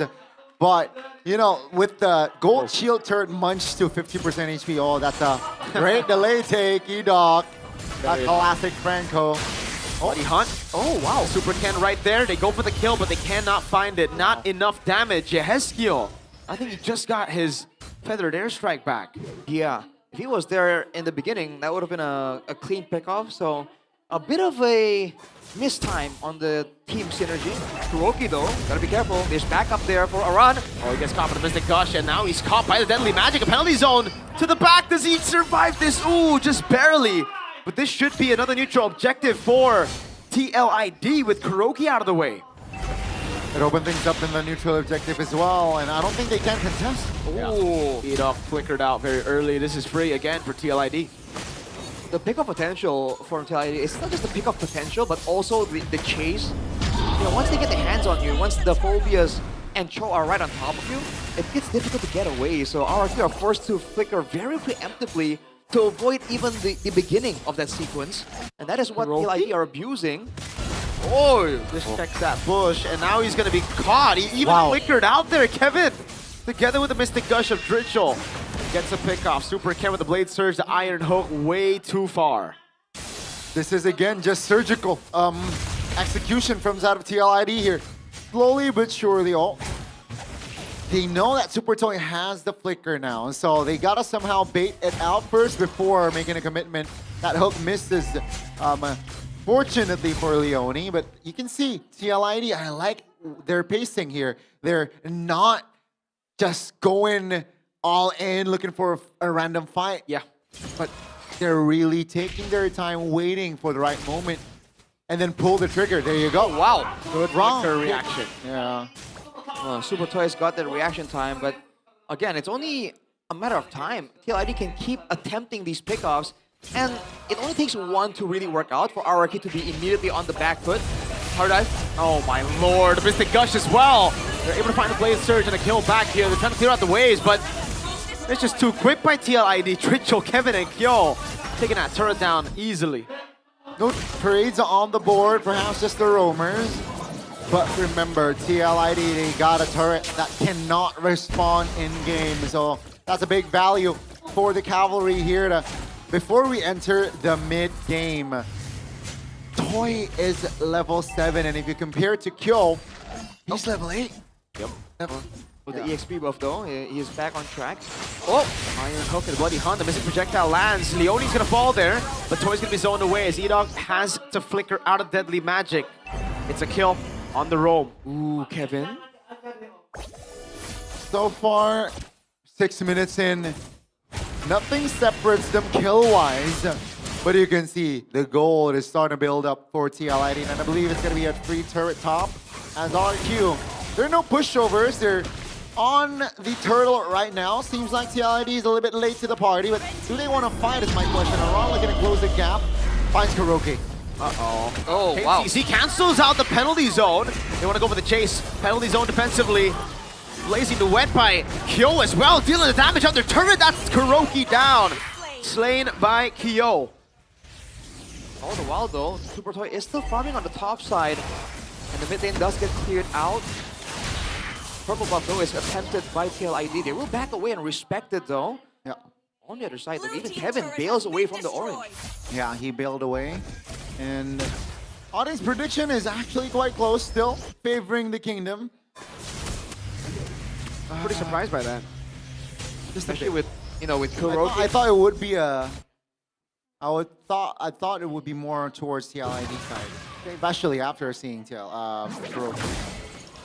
Ooh, man, these hooks from Edok haven't really been landing as reliably as RRQ would want, that's for sure.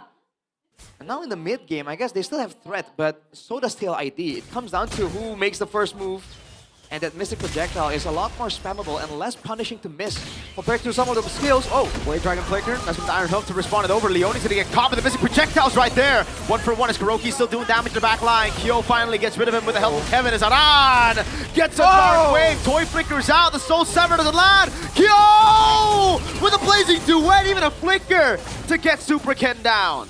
Wow, what an engage again by TLID, and take a look at the cause or the effect.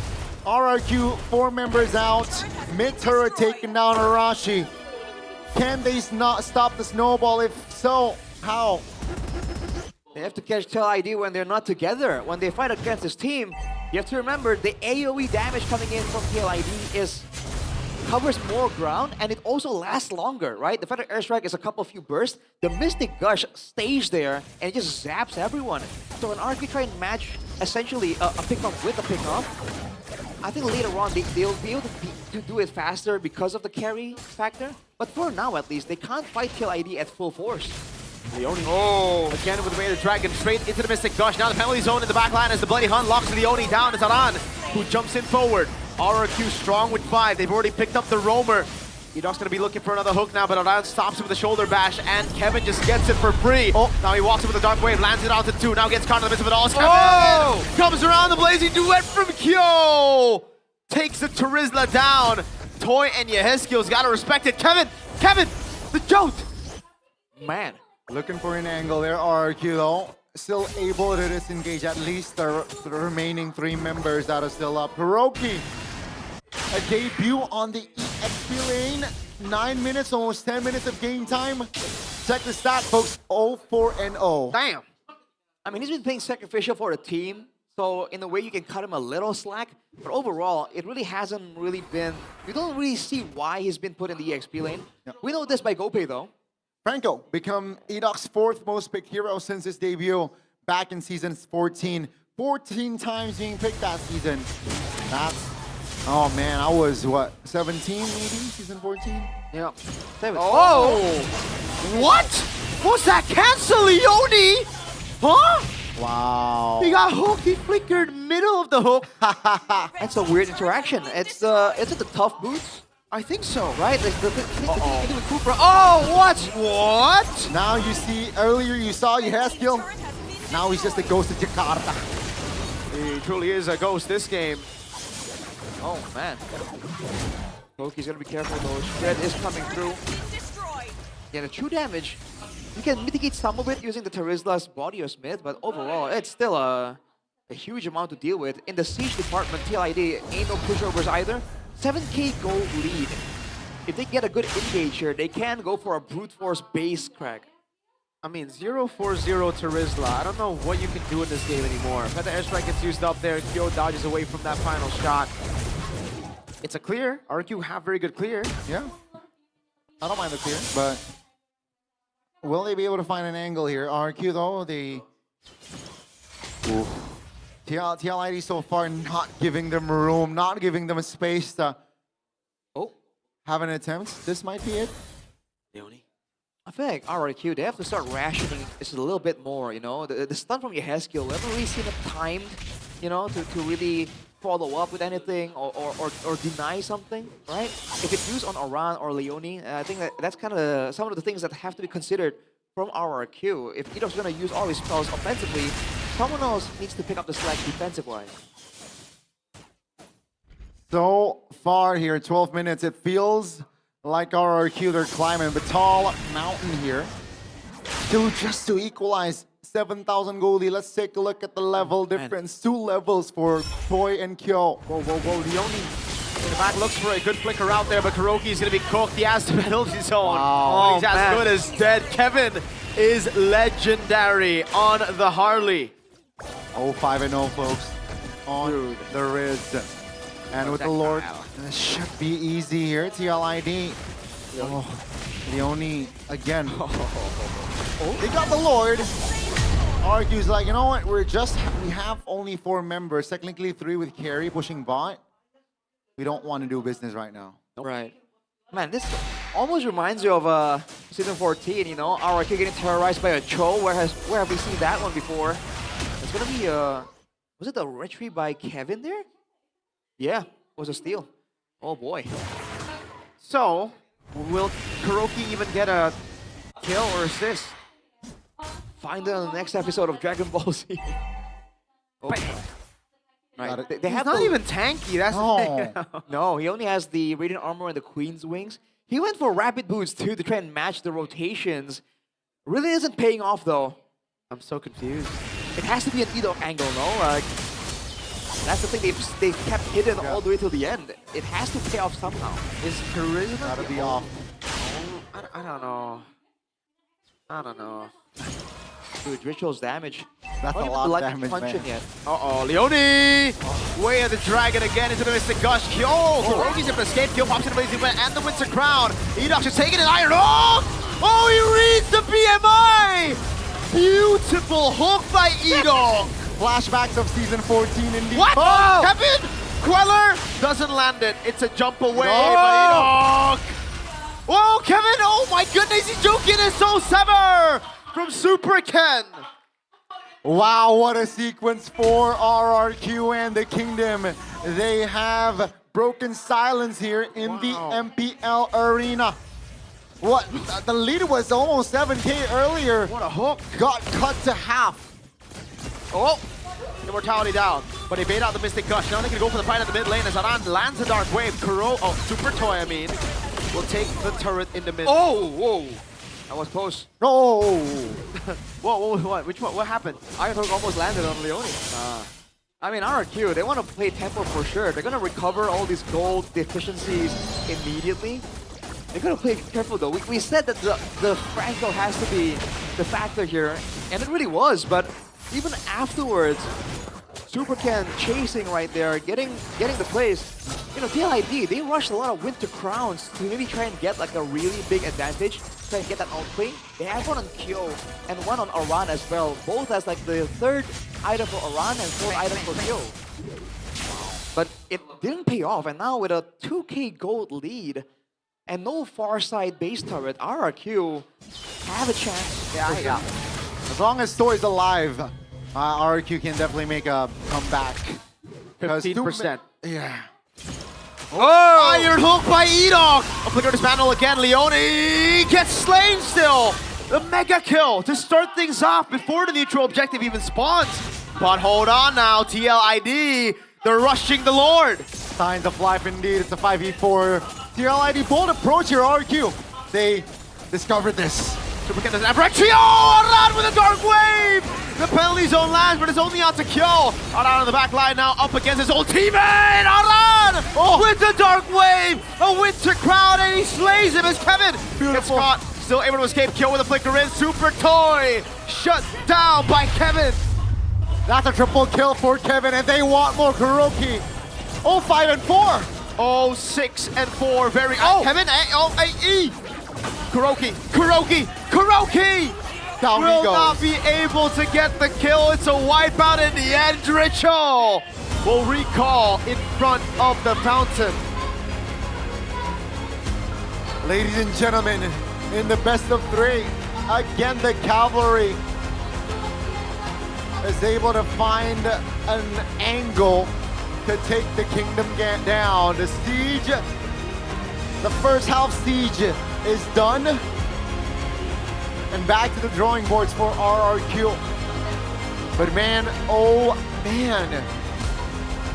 It looked good for a bit, Arashi, for RRQ. They were building momentum for a comeback. But once Ken got hit, all the pins went down. Indeed, man. The call for TLID to rush the Lord and keep Aran there as a trap, as a vision tool, but also it's a tarp, a way to immediately jump on the back line. That was so good, and not to mention the whole early game denied completely by Leone and Kevin. That was a great showing from TLID. It was looking kind of sketchy for a little bit. Dude, this is crazy. Aran. Oh man, Aran. Still one Winter. Oh my god. At that point, it's too late. They took him out, but RRQ are already beyond saving. So was it a 6v4 this match? Was Kuroki the 6th man of RRQ? Or of TLID? I don't understand this change. Maybe we'll get more context later on. Yeah, we need the context. But yeah, it was a rather textbook win for us out of TLID. They threw, you know, in that one sequence where... Did they throw or did Edox just make some good hooks? Okay, the first kill was a throw and then Edox capitalized. Yeah. 2 hooks. 2 important hooks, especially on Joe's kill. And then Kevin, with the Flying Clouds, Edox made a play, right? Pressuring Kevin, and then he popped back, teleported back, and then where the Suyo or Ken was there. But yeah, neutralized again. 1-0 for the Cavalry here. They're at match point. If they win, remember 90% is the number of chance to play out for side of TL, and which actually won't help for the likes of BTR, for the likes of AE, and potentially Geek. And Navi. And Navi as well, definitely, right? So guys, this is gonna be a very important game, but game one, yeah. Terizla first pick on red side. Interesting. Interesting to say the least, man. Not to mention, again, it's not like, oh, Kuroki is this crazy EXP laner that shows up on the Terizla, you know? I wonder if the idea is that they know that Kuroki won't be a huge factor. Getting on something simple, right? Getting on something like easy, frontline, and then hide the rest of the picks, which is why they got like the surprise Franco pick. Yep. I think honestly, it wasn't an awful idea, but man, the way TLID were able to deal with all the threats and even outdo the early game pressure of RRQ was definitely spectacular. You're seeing the power of the Cho and the Harley as well. And don't forget the Phobias. That was a first pick Phobias, and you're seeing why it's so prio. It does so much. You can see why the Phobias is just banned, right? Hey. Most of the games in this current patch, but we will get to see or say the MVP here, and it's gonna be Iran here on the Phobias. 1-1 and 11. Or you can say 11-1-1. 11, sure. But I don't think that'll be accurate. You can say 11-11. It won't be accurate either. Yep. Well, looking at the replays, the highlights here for the player of the game, presented by the official gaming phone, the Infinix GT50 Pro, you can see, man, initially it was just a battle of pickoffs, right? Who will take out the front line, the front line faster? And with a Harley Gord, we know this is a valid combo. We've seen it before. It's tough to imagine. And while they're doing all that, Aran comes in and is like, nice of you to group up together like this for a dark wave. Let me just start in front of pursuing. And right here, you're seeing the initial, outplays decision-wise, and this was just a deletion straight off the bat. That's true. When it came down to it, RRQ are trying to play pickoff against a team with, I think, just way superior pickoff potential. Bang! This was a throw? Yeah, this was the throw. Big yo, oh, what a hook though. Look at this. Oh, the timing, Beautiful. man! Beautiful though. Oh, what a hook. And then he went for the clouds while he regened. Oh, wait. And even here, it's fun. The cloud! The cloud! Oh, so that's pretty funny. These hooks are actually very impressive though. The thing is, there's a reason it's not meta when a choke can just flick around like that. With the tough boots, right? Yeah, with just tough boots. Like the max range hooks. I mean, right here as well, if they were a bit more disciplined and they weren't rushing. I think Edom should have ulted Phobius there. He was leaving ult. Was he in range? I think so, yeah. I think it wasn't planned for them to rush into the Lord area. Because ideally, the Suyo wouldn't be part of the front line either, right? Yep. But whether it's the inexperience of Kuroki, whether it's them being pressured by the time, fearing that the Lord is rushed through with the late game Claude, with the 2 damage of the Gord, you know, that was a play initiated by TLID, and it paid off. They set up a trap, and RRQ fell for it, hook, line, and sinker. Oh, man, again, TLID, if they're able to replicate this sort of gameplay, it should be 2-0. So I wonder now, will the Riz be prioritized later on? But if you want to look at game one, folks, it's just 16 minutes in case you missed it. Where, early mid, it was all TL. And then a sequence from TL where they, again, throw. But then they recover. I hope not. I hope not, Gani. You hope not what? I hope they don't replicate the Terizla pick. I don't hope they don't pick it up early again. I don't think he has a deep hero pool though. I was thinking, maybe you go Suyo on the high lows and then you build, because now you basically revealed your cards. You basically said in the draft, Kuroki isn't a good XP, so we just wanted to pick up a hero so that we can build for the rest of the team. And again, single target carry, I'm not a fan. The Farsa pick is IG. I don't know, man. It's like, it's kind of crazy, yo. Maybe Rashi, do you have clarity? Rashi, yeah, what would you do? Let's say you're the coach of RQ here. Oh, it's rough. Again, we have no idea how of the capabilities of Kuroki. By all means, he was targeted hard in that game, was ganked again and again, so he was a tough game for him, regardless of skill level, quote unquote. But again, we have no idea how well he can match, and that's one of the factors here, because the Franco is great, but the Franco can't be a frontline and a utility tool at the same time. Frankini Bambini? Ida was kind of trying to do both, right? And back when he was able to do so much on the Franco, there's always another layer of threat coming in from the EXP lane. And in this game, we did not see any big penalty zones, any big plays initiated by Kuroki. So if there's any other heroes in the pool, like we theorized earlier, the Hylos might be a bit more simple, right? It's like, oh, stun this guy, right? We call out who to stun and tell him when to use the Glorious Pathway. It benefits the whole team, right? Might be a better option, but who knows? Who knows indeed. We will find out though very soon. But yeah, I mean, again, guys, you can see just from the neutral objective takes, it tells the whole story. 2 turtles for TL, 2 lords for TL as well. It was, it's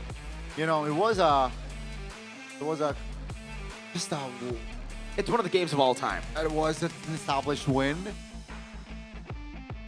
Yeah, unfortunately, 4 out of 4. I have nothing to say here.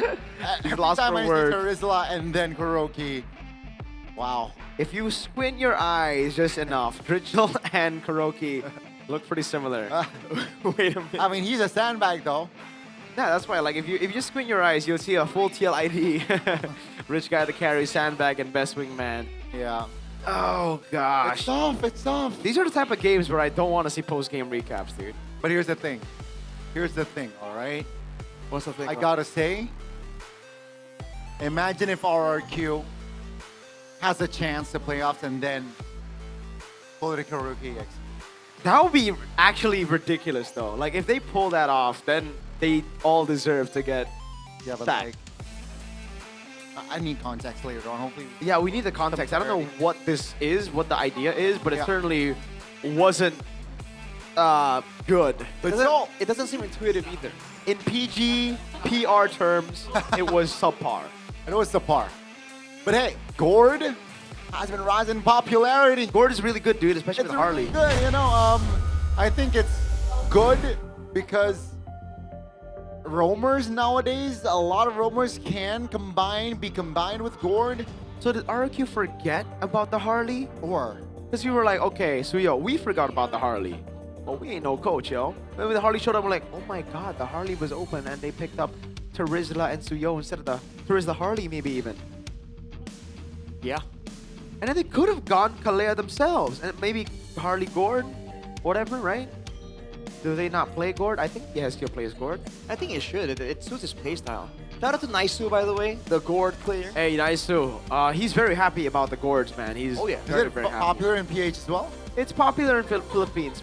I think it was first picked in Philippines. Not first picked. I mean, like, it was first introduced in the meta in the Philippines. I believe it was Super Prince. Because the connection with the Gord, it can be paired with a lot of like roamers, good roamers in EXP. And if you guys at home want also a solid connection, a stable connection, like a pro player here, use IndyHome Internet. Bang! Plus game package, it's 1-to-1 upload and download speeds. That's 1-to-1, baby. Your connection stays stable and MLBB matches becomes more optimal. You know, it's quite cheap, affordable. 385,000 rupiah, underline rupiah, that you can get internet up to 100 Mbps. Includes various in-game benefits as well. So that's also 150 Mbps upload, because it's 1-to-1 upload and download speed. That's crazy. That is crazy. That is one-to-one, right? And you need to subscribe now, baby. Do it On now. my.com cell, that's an app, or if you're more of a site guy, check this out. tcell.id/daftar IndyHome. That's simple. Yeah, that's register IndyHome. Hey, go get yours today. Is very good, or as the Germans say, sehr gut. Sehr gut. Do they? Yeah, they say Sergut. Tergut. Sergut? Yeah. That's their language. Das ist gut. See, Arashi, he don't know ball because he don't play the best game in the world, second only to MLBB, of course. MCGG Gans. Yeah, you need to strategize, Arashi. This is a game where you gotta think, all right? You gotta think more. Like for you guys, when you're old, you can't play mechanics anymore, just think, go MCGG. Man, I mean, realize it's young. Is that why Professor KB plays it a lot? Yeah, because we're the same age. Yeah. Realize is just bad at the game, you know, so it's different. Oh, well, He's let's just see bad. here. You can also, too, become a winner outside of Lanadon, and that is when you play Whoa. All right? Yes, sir. Or you can also just watch MPL. Scan the QR code below here because it's easy. Follow all the official Magic Chess Go platforms, starting from Instagram, TikTok to YouTube. And for those of you guys who loves update, funny content, gameplay, Let's Meta, prize information, everything is there. Why do you scan, you may ask? A motorcycle is waiting for you. Cool smartphones is waiting for you. Cool vouchers are ready to be taken home for free, baby. So just scan the QR code. Yeah, you can ride home on an NMAX. An NMAX. That's a motorcycle. That's one of the bikes that I was actually considering back then. Back then? Yeah. When I was in high school. Is it electric? Is it electric? It's no, it's not it's electric. Oh, it's a But bike it's nice. It's cozy. It's very, very cozy. yeah. It's almost as cozy as Gani's party, because he has a party, Gani, with Wendy. Whoa. What? Who's Wendy? Wendy. Oh, Wendy. Right here. You guys, you got to check this out. 5 KOLs were invited. 5. To Wendy's party. Wendy's party. But suddenly, the main character, Wendy disappeared. Who made her disappear and why? All right? No. We're going to give you clues.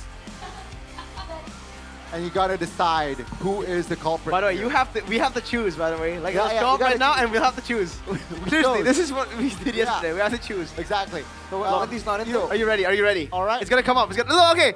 Okay, I chose Just No Limit. I think there's something fishy about that guy. He's too clean. Yeah. These guys, him and Aldo chose Pastrol. So, Rashi, who's your choice? Hot seat. Those are the options, by the way. 30 seconds on the Just clock. No Limit, Siska Call, Aldi Taher, Pastrol, or Kellen. 30 seconds on the clock. I think I'll go with Pastrol, man. Dang, why you hate Pastrol, guy? Why are you copying The easiest answer is never the answer. But I feel like they might mind game you. Are you locking it? Are you locking Pastrol in? I guess. Yeah, there you go. 3 out of 4. Pastrol is a English schemer, bro. You have to understand. Pastrol is a schemer. This guy, he plays Mia, right? He likes being sneaky with it. He's elusive indeed. They're just, yeah. Don't judge a book by its cover. But Again, judge him guys. by his actions. I'm not talking about his cover. For those of you guys at home who is wondering, who's Wendy? Right? Okay, Wendy, you will find out soon enough. Someone in the chat says Pastrol mogs Mirko. I agree. Oh, whoa. Pastrol is a mogger, certified mogger. Pastrol, you gotta see I mean, the man has volume, bro. Why are you laughing? I didn't expect that. I mean, he has presence, you know. He's a sizable individual. Yeah. Because I met him once. You met him once. I met him I too. went to somewhere in Big for badminton, and I ran into it, and I'm like, you can tell immediately it's him. It's very iconic. There you go. That reminds me of the Realize thing, you know, Realize? Uh-huh. Arashi likes to snack, you like to snack, although he likes to eat. So it's like... The curveball. Just the curveball. God. That is dirty by Realize. When I heard the volume, that's what I instantly thought of. I was like, oh, God. So A it's lot of Realize's volume. fault. It's Realize's fault. Realize. Shame on you, Realize. Arashi's blaming you, by the way. Faiz. But, Faiz. Heriadi. But yeah, again, you guys might wonder who's Wendy. You will find out soon enough, all right? We will show you Wendy later on because we can't show you. She's missing, all right? She's missing. Why are you saying it like that? Because that's the He's number trying to one emphasize agenda. the That's the number one drama. agenda right now. The drama. Yeah, The she's dismissing. missing. Who's the culprit is I cannot sleep later on, man. When I think of like these murder mysteries, I just think of the Orient Express, that movie, you know? Right. And how disappointed I was with the ending. Oh. Then I didn't even watch the second one. I didn't watch Death on the Nile. Yeah, I heard the book was okay. Death on the Nile. Yeah. They got enough to fill the Nile. To fill the Nile. Not enough, yeah. Why would you want to fill Nile though? What did you- Like he's already in Bigatron.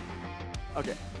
I mean, Theo Nile is also in Bigatron. But guys, we talked about MCGG. We're watching MLBB. We gotta give you on the latest update from Moonton, baby. That's Mobile Legends Adventure. It's a relaxing idle RPG. Whoa, whoa, whoa! We can collect 100 plus heroes. 100 plus to heroes. level up with these.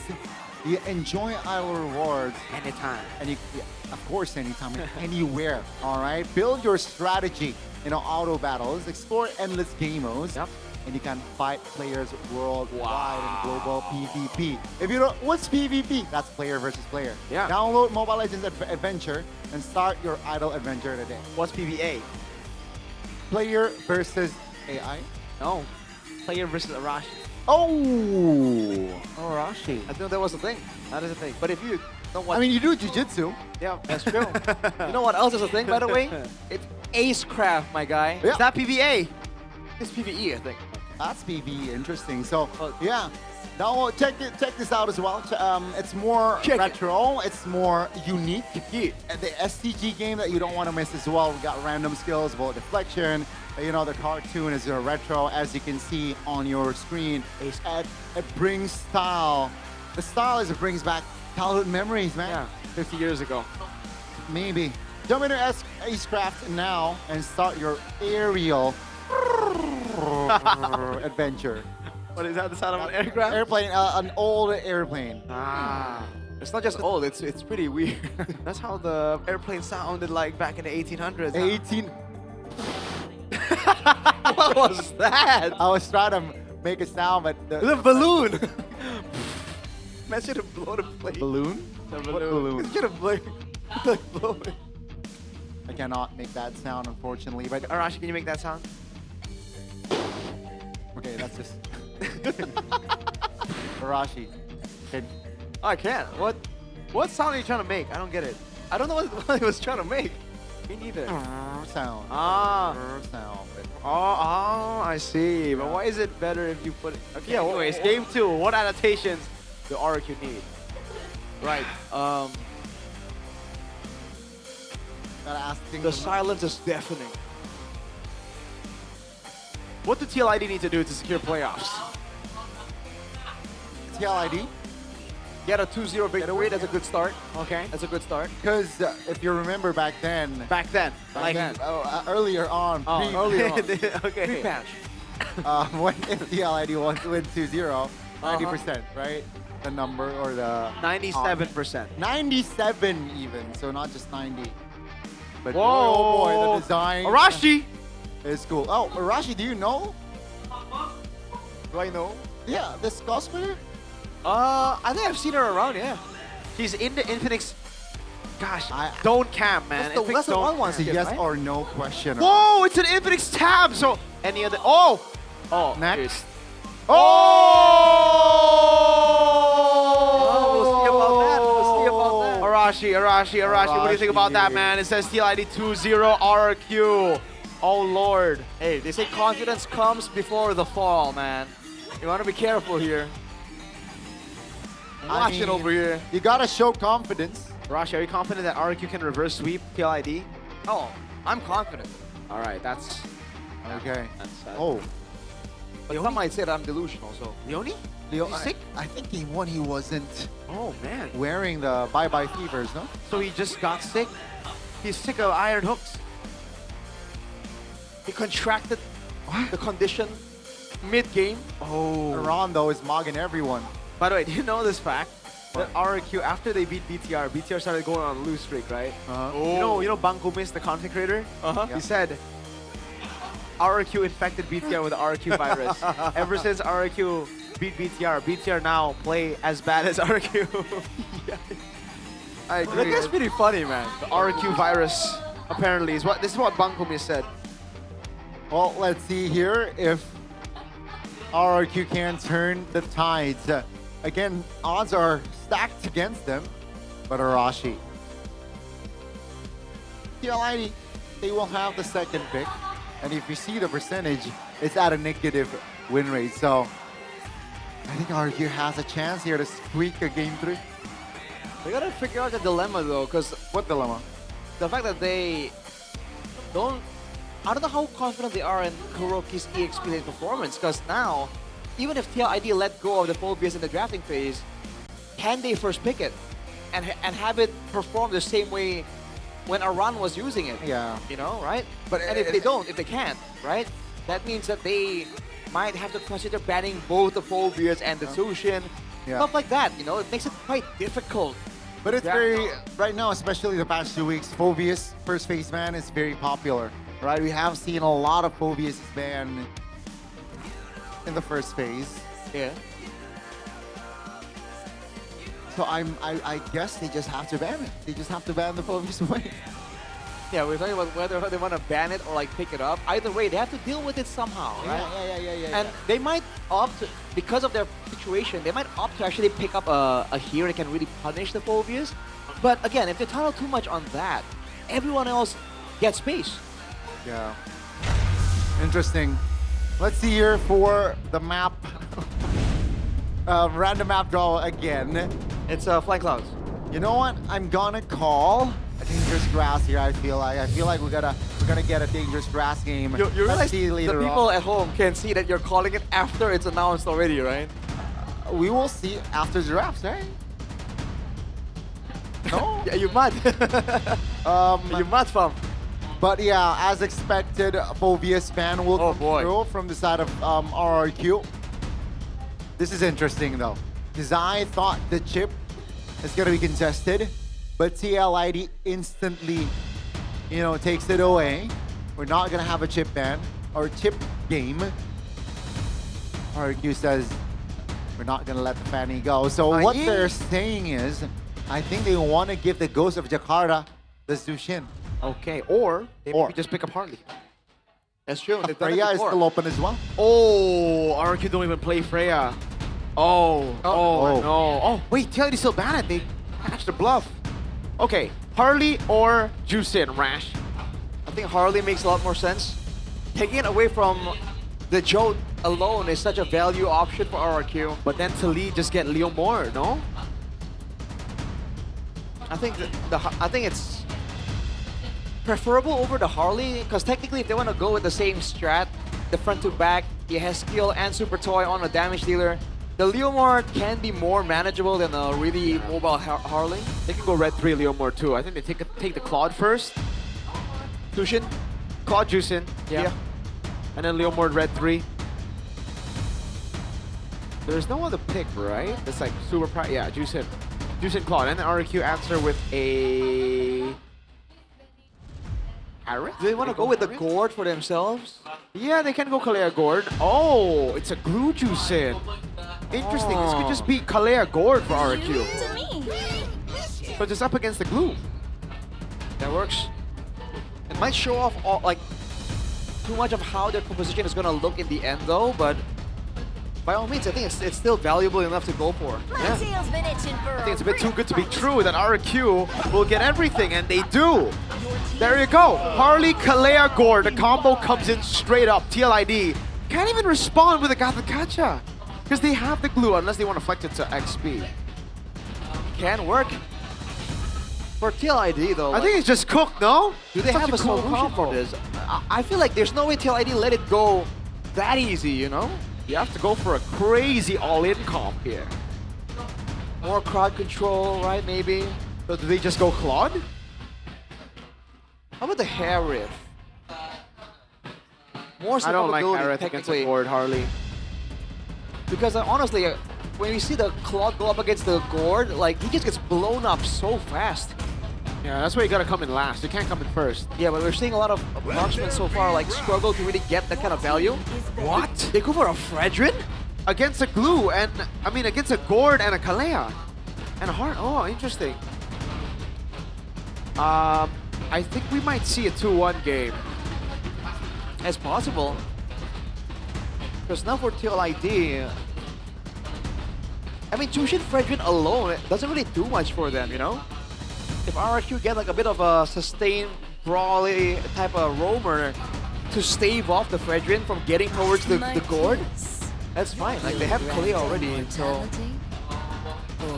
Even if they get the high loss share, isn't it still pretty okay for RRQ?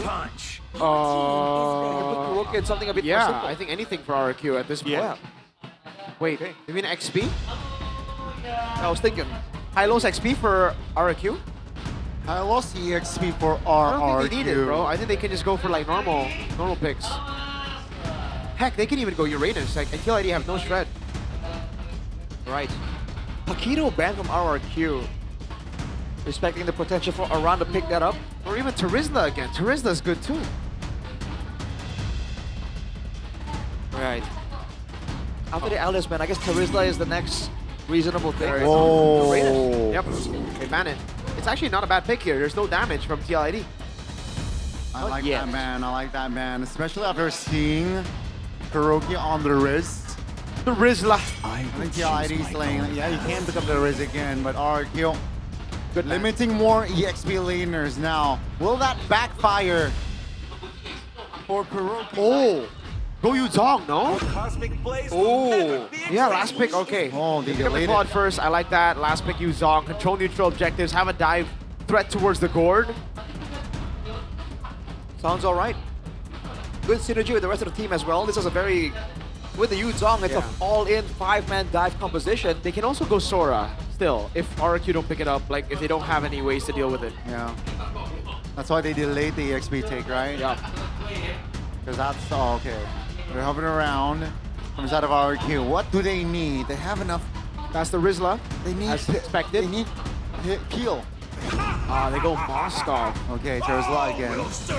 All right. I like Terizla. The Moskov is like whatever, weak side. TLID, Yuzong or what did I say earlier? Sora. Sora. Sora can work very, very well here. So, yeah, I think it's more honest here from the side of TLID. They can go from to back, but they can also dive, right? With the Claude in play. Yep. Especially if they lock in the Sora. Sora, Yuzong. What other pick have we seen on Aran? Masha. Oh, not bad. I think the Masha even, right? Yeah, I think the Masha would work just fine. And I think it can really threaten the backline without really being bursted too fast. Yep. The fact that the EXP laner is a Terizla for RRQ, Rashi, it just feels like not enough crowd control tools available. CITV. Arashi in the building too. Yeah, CITV, bro. Oh, is he at TB? That's a Sheffin-specific segment. Okay. Well, it seems like they're locking it in already. Guys, they lock in the Sora. It is a Sora. They locked in the Sora. And this is match point for TLID. Okay. TLID, if they win here, again, their odds to playoffs will significantly increase. Whereas RRQ, whether they force a game 3, whether they lose, they will still sit 9. Let's see it, folks. What was the last pick? Sora. Okay, so it is Sora. All right. I think TLID recovered their draft quite well. Like, the first 3, I was like, oh, maybe 2-1. But then the last 2 picks, I really like. Yeah. I mean, there's good all-in potential right here.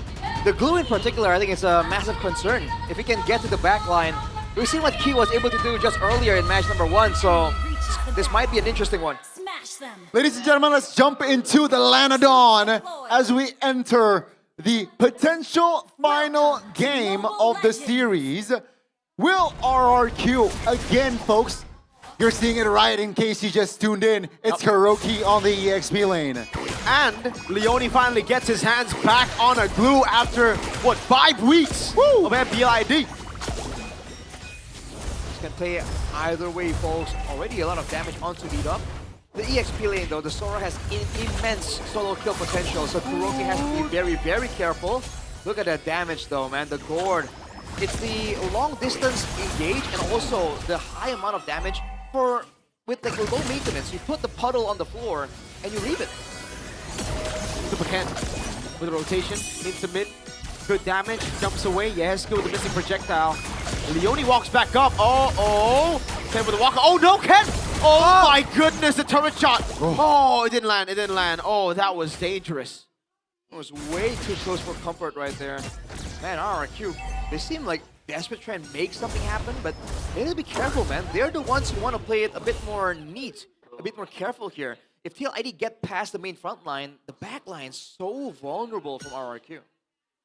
Again, folks, it is still killless here after that rather crazy aggressive exchange in the mid lane earlier. Supercan barely survived. But now it's going to be RRQ here on the set up early. Seems like they want to play around Kuroki. Level Hits 4. level 4. But they can't, with this comp, they can't really contest neutral objective either. Oh, penalty zone from Kuroki. He's caught all alone though. Deadly Magic, Kevin's there. Leone's trying to bank it up, and it is going to be Kuroki with first blood this time around. Wow. A great start here for RRQ. I thought that penalty zone was too early for my liking, but with the shifting skies, now jumps on, but Super Cat will be able to secure it. Now Leone in the back. Oh! What? So much damage! 3v4!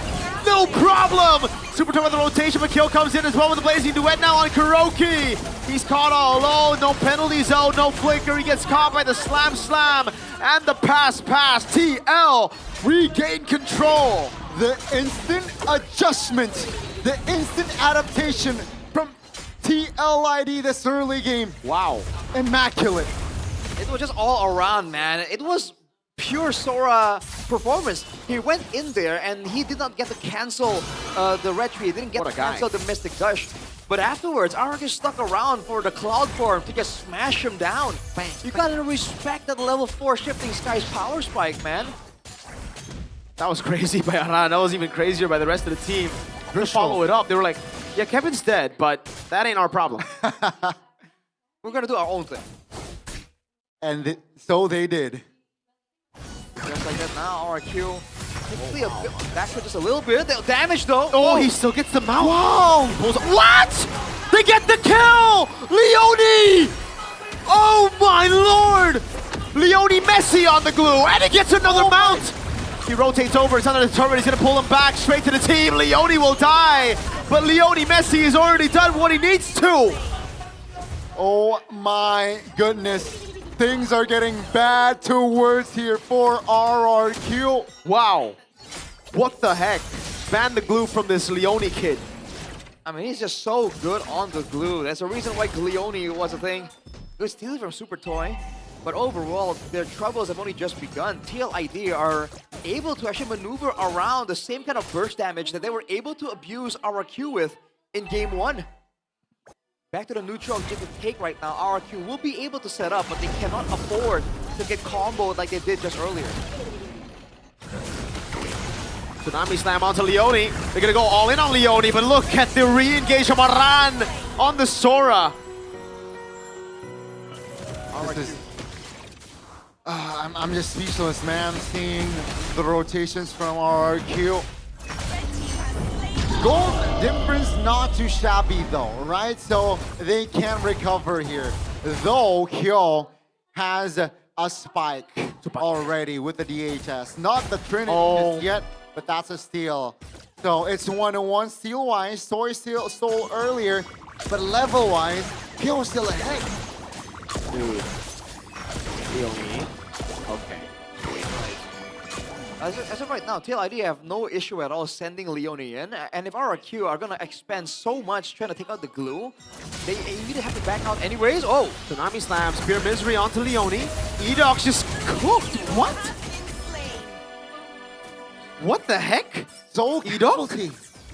It's just not enough damage right now, RRQ. They're trying to play for the early game to try and get a snowball, but the proc control tools aren't timed well. The burst damage isn't enough as of right now. Oh, boy. Wait, he's actually gonna go bonk for bonk. Leone the back slam in the pass. And the mount. Leone is an assassin on this pick. He's glooning. He is definitely glooning. And you can see the gold lead already sizing up for TLID. They get a compensation though, taking a turret bottom lane. Oh, Hiroki isolated. Uh-oh. Shifting Skies, penalty zone onto BTR's trophy cabinet. Yo, takes him out. He isolates himself. And that's another win for TLID. He was trying to shadow and try and maybe get some vision and stop people from punishing Super Ken. But they can't afford to keep doing this, man. TLID are gonna start snowballing. And with this composition, if you can't match up damage output-wise and frontline tankiness-wise, you just fall apart. Tsunami's time again, but it's on Dritchel, who has a Crimson Beacon to mount down again as Edog pulls him towards Kevin the Joat. It's so annoying, man, seeing a Glue player being this good. And now, 6 minutes in, ladies and gentlemen, TLID, they're trying to just transition to the mid-game with the foundation they built beautifully in the early game, from the early game. Man, Leone is just too good on Glue. And TLID, they know this strat so well. They're countering it really good. There's no chance for RRQ to do anything. Edog. What do you even do? Edog is dead again. Kuroki with a penalty zone. Kevin just taking the Mystic Gush like it's nothing. Well, he got a bit low, but again, the way to tank you to be chunked down just like that, your hair skill just does not have enough gold. It's only on a glowing one. He needs at least one more item to really start being feared. Oh my. As far as an all-in, like 100 to 0. Hell. Oh, the recalls. Dang. Yeah, this is tough. This is a tough to watch game here, especially if you're a Kingdom. 3.7k gold lead already, and Super Ken is able to get out for now, but take a look at the stat, folks. 208 for Driscoll, 203 for Kyo, and I believe Kyo is farming like crazy already. Yeah. He's level 10. 10. He's catching up to a jungler. He is. I mean, he has all the space in the world, man. RRQ have no real control, and TLID, they're sitting around in the jungle of RRQ, so they're letting their own gold lane just farm elsewhere, farm their own lanes. Whoa! No one saw that. Shifting Skies right out of there with the lightning form. And now the Sky Piercer on Dritchel as well. Oh boy. Oh my god, Kevin. How can you stop the bleeding? 4.3k. We're not even 10 minutes in, folks. And now Golden Staff secured for Toy, so at least that's a spike for the gold laner from side of RRQ. But the structures will fall top, left, and right here. Dude, Kevin is getting healed by Toys, basic attacks. And the thing is, Kevin also went for the Sky Garden Helmet Rush. So he is a lot tankier against burst damage, and he can keep regenning. A fight again, Kuroki with the penalty zone onto the cannon minion. That's the Shifting Skies. Tsunami time as well, but Aran stays alive. Kevin the Jote takes the whole Mystic Gush of Yehezkiel. Take a look at Harley, though. I think that he has bad intentions being on that position. Okay. Will he find an angle? But it's just Aran. I don't think he has damage. No. Don't cancel recall. All right. Relord to TLID. Well, there's a late angle for RRQ with the Moskov, but dude, this is not how this was supposed to go. Oh! That was close. Kevin is the joke though, so oh, what? Leone! Dude. This kid is ridiculous, man. He's too sticky with it, man. Always finds ways to get onto RRQ. Boss! Edog 0 and 6. This is supposed to be the pickup composition. Kuroki. Aran just sat there, dude. With the Radiant Armor, he is just ignoring all that damage. Okay, so he gets away. Okay, that's just the structure on the bottom side. And again, TLID saying, yeah, we can't afford to lose a structure as long as we accompany the Lord in the mid lane. Let's see the execution, the offense and defense. Bang. Into the mid lane. One crash of the base turret. Kyo up top trying to usher the waves in. That's another whole shield down. I mean, the benefit of RRQ is that their late game actually is quite good. Their clear also good. TLID have a dive brawling composition, but against this comp, supposedly, it's going to be too risky for them to do the same thing they've been doing under the turret, right? With the extra bit of damage, with all the crowd control tools that RRQ can use defensively. If they stack everything, the Spear of Misery, the Tsunami Slam, the Penalty Zone, might be too much for KLID to deal with. Whoa. These guys again, this time it lands on so many. Penalty Zone at the back line, but it does no damage, and that's giving the mount down from Leone. Tsunami Slam under turret, he's still able to flicker for a bit, but Super Toy pierces him down. Guess what? Dritchel also has a pierce. It's a Sky Pierce. It's a 2-for-1, folks. I think TLID wants to siege more in the mid lane. Yep, they do. Aran in the back already, taking a whole lot of spears from Super Toy. That's a Spear of Misery over on Kyo. Kevin now with the knock-up on Edok. Now also the Lantern Flare to pull him back onto Drihel. SOD. Just an SOD. And TLID back away.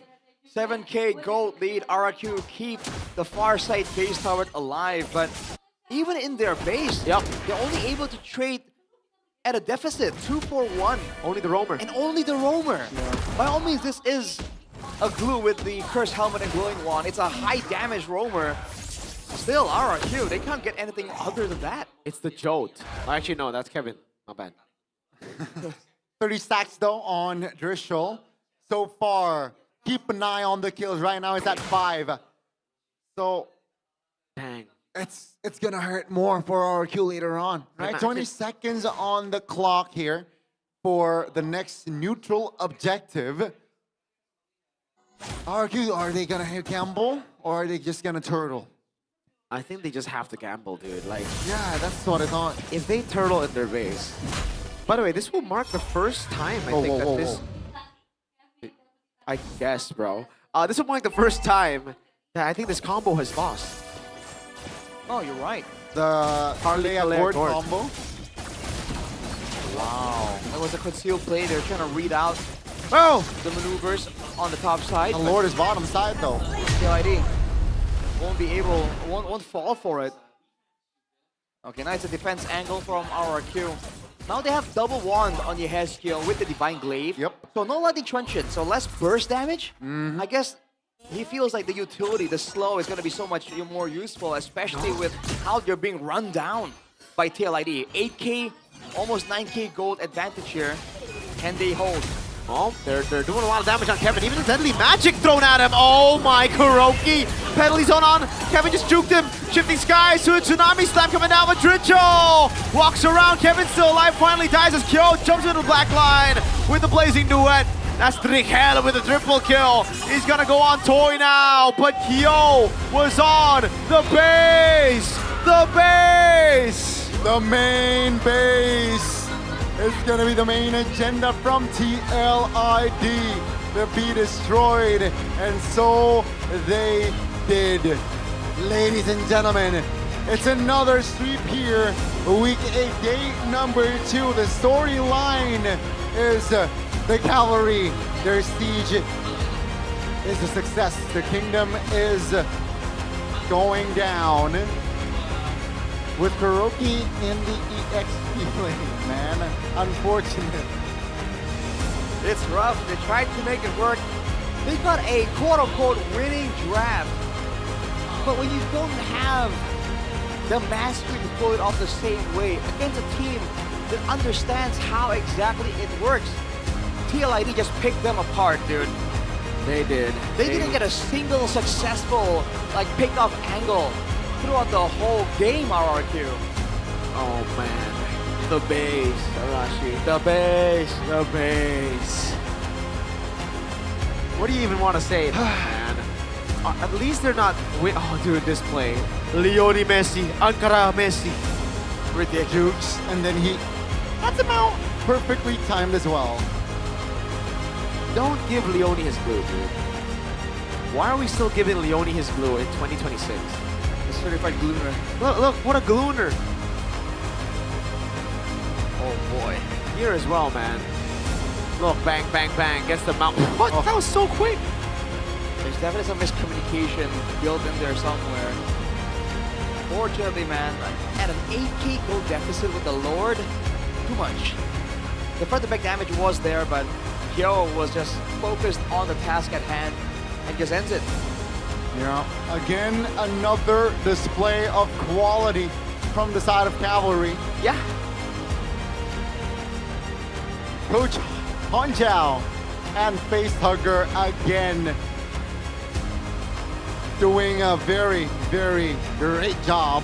And let's hear from the boys in blue with Bude Claramong Star in a bit.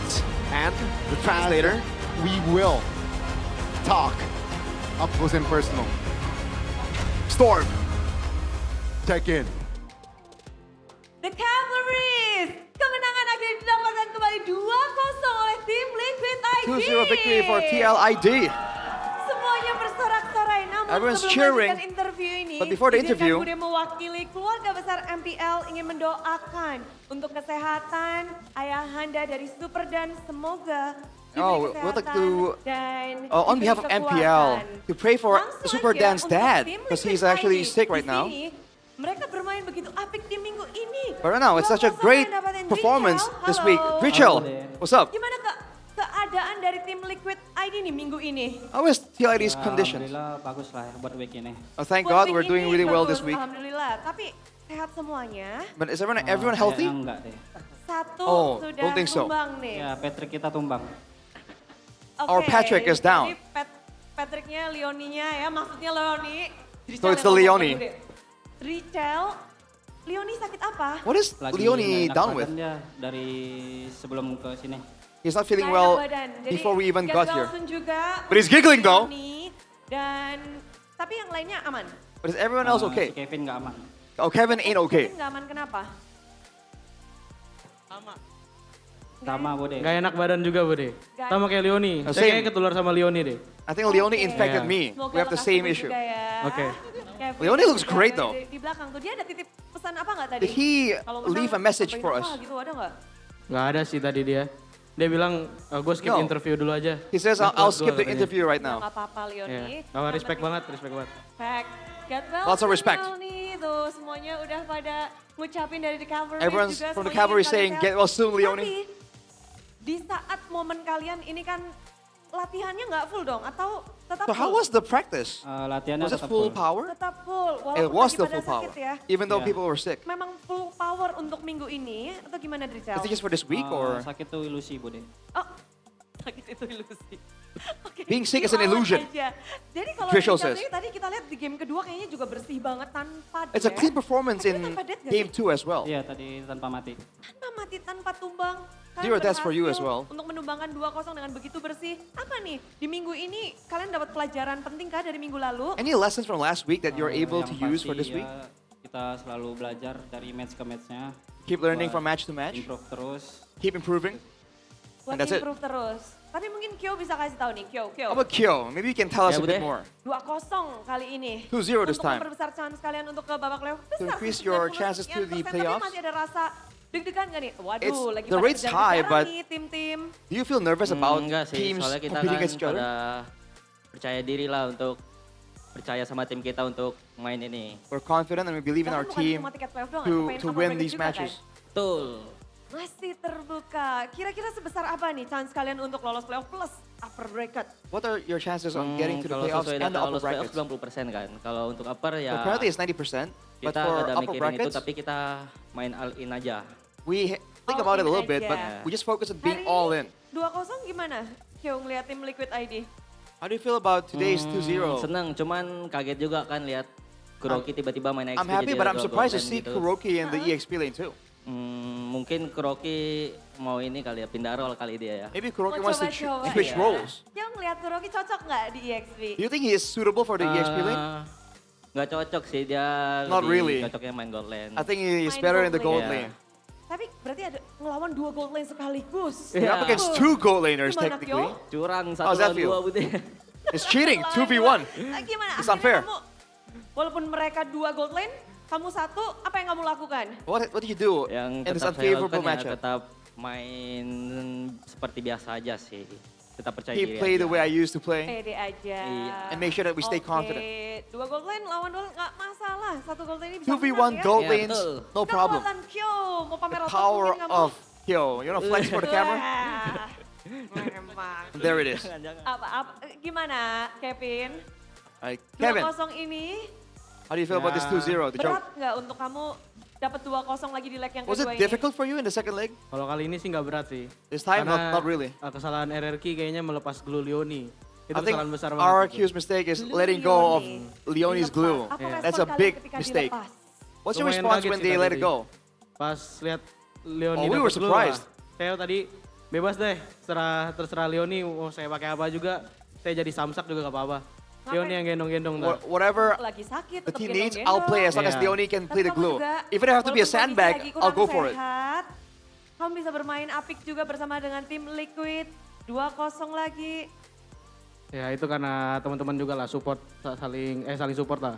Yeah, I'm able to Dan perform well coaching because staff of juga, the support saya juga. support from the teammates Support and the terus coaching staff. terus diberikan. Benar. Tapi kan kita mendengar juga bahwa RRQ, walaupun mereka sudah tidak ada kesempatan Credit untuk RRQ, masuk ke dalam babak playoff, even though they have no chance mereka of akan making it to menjadi the batu playoffs, sandungan bagi tim-tim lainnya. they might Gimana become kalian a merasakan? tripping Apakah stone memang for other teams. akan menjadi batu sandungan bagi tim-tim yang Do you belum feel melawan like mereka dan kalian juga that will be the tadi case? kesandung nggak? Did you get tripped up by RRQ? Hari ini nggak kesandung. Fortunately Rezekinya. today, no. Aman ya? Iya, soalnya We're fine. takut juga kan, soalnya dia bisa balas dendam kayak season aku kemarin season 16. I'm afraid because like RRQ juga kan soalnya. the same could kemarin. happen with season 16. Takutnya dia balas They dendam. can get revenge. Udah lumayan takut lah, tapi ya alhamdulillahnya I menang. was scared, but thank God sedikit ya, we bisa ya? won. Tadi udah Oh. ranjak lagi. Oke, udah banyak menjauhi dari klasemen 2-0 didapatkan. Aran, Alright. Ya udah. penasaran. Ini kemarin lawan EVOS kan, EVOS lagi buset. Kayaknya kok Up against menang EVOS, lawan kalian this is like ngegeradak EVOS banget. Kalian dibungkam. defeated you guys apa yang kalian really pelajari, dominantly. Yang kalian implementasikan You untuk learn hari ini? something and you implemented today? Paling yang kita pelajarin, kalau misal musuhnya main defensif kita langsung kejar aja sih. What we Kayak implement zaman is that itu. when your opponents are playing defensive, we have to go on the Yeah, offense lebih berani lagi and mainnya. be confident to Jadi actually ini push the tempo. Yang kalian lakukan, main berani tadi. So is it all about playing boldly? Melawan RRQ Yeah. kunci kemenangan kalian adalah keberanian. Is that boldness Iya, betul. the key to success Tapi against apa RRQ? kalian? Mungkin kalian Yeah. siapkan kali ini satu-satunya match kalian untuk minggu yang ke-8. This is the only match that you have on Sebenarnya for the persiapannya 8th week. lawan Super Dan sih, tapi Oh well, yang main I crowd prepared jadi ya di for lawan Super Dan, ekspektasi but kita lah. it's Kuroki, so that was outside of our expectations. Lawan baru. How does it feel up against a new opponent? Aduh, kurang sih. Berpotensi lah, Bude. Well, he has some Berpotensi, potential, tapi but mungkin right bisa now, lebih lah. it's not good enough. He needs more airtime. Cocok di Golden He has atau di more EXP? experience in the EXP lane. Kayaknya sementara God Lane dulu aja sih. For now, it's just the gold Lane lane. dulu aja, ya. I think it's just the gold Tahu lane. kan kayak Nino gitu ya. Ya bisa jadi. Who knows? berpotensi. It might be like Nino later on, but Lebih galak, We'll see. gahar kayak Q juga bilangnya di arah gold lane. Tapi ada yang menarik di sini karena kemenangan 2-0 dari tim Liquid ID telah terjadi sesuatu. Apakah something itu? happened because of the 2-0 Mari kita cek victory. bersama-sama. Let's take a look at it together. Diluk, ba. Whoa! Kenapa Kevin? Ada apa yang terjadi nih? What happened, Kevin? Apa yang menarik di layar ini Kevin? What's interesting on the Apa screen? Aran? Apa yang menarik Oh, Aran Aran. di sini? Kita masih mau coba buat upper bracket, Bude. We're still trying for the upper brackets, Aran Naik said. ketiga, tapi masih kepengen ke atas lagi buat upper bracket. You're third, but still want to go Komentar, up Kevin, to get to the melihat upper layar brackets. Ini yang besar ini. Any comments, Kevin? Alhamdulillah, Bude. Alhamdulillah. Thank God, Bude. Iya, kalau soalnya kita menang kalah terus kan. Because we kept winning and losing, winning and losing. Bersyukur lah. So we're very thankful. Bersyukur. Iya. Tapi kalau ngelihat ya tim-tim lainnya gimana? What do you feel like looking at the other teams though? Aman. Aman aja? Aman aja, Bude. It's alright, it's Dari atas alright. sampai bawah. All the way yang from the top atas to bottom. itu ya emang star itu. Kita star. On top, it's the star. You know, Jangan liatin lagi, udah star tuh. there's no need to look at them. They're stars. Tapi Maju ya. next week-nya But bakal next ada week, 6 dan 5. There'll be Alfresco dan 6 Geekfam yang akan menjadi and lawan 5. kalian. Iya. They're gonna be your Udah opponents for lumayan next gak week. sabar sih ketemu Altrigo lagi dan Geekfam. Oh, we can't wait lawan Geekfam juga kan. to meet them, and we want our revenge against Geek Fam because we lost against them. Jadi ingin ada, apakah itu bisa menjadi pembuktian kalau kalian lebih baik Would that di be leg your kedua proving dan ground leg terus that atau you're gimana? better in the second Iya. leg?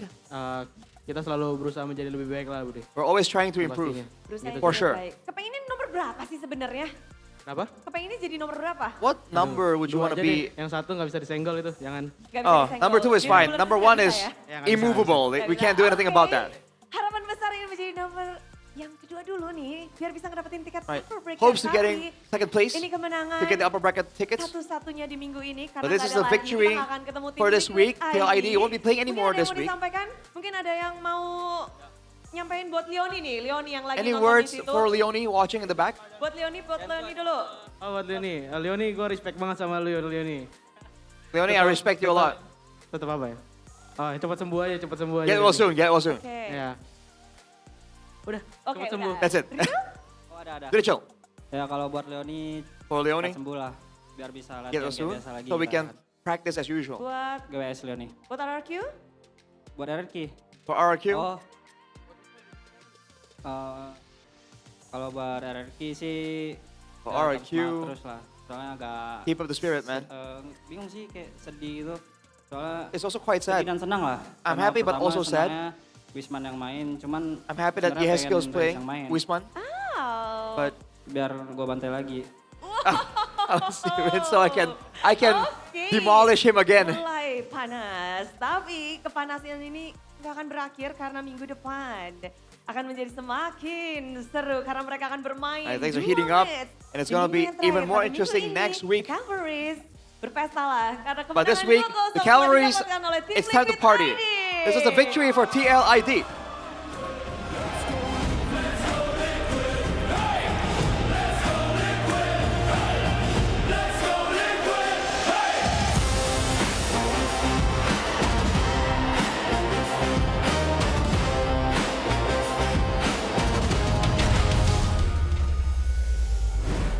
Hey guys, welcome back.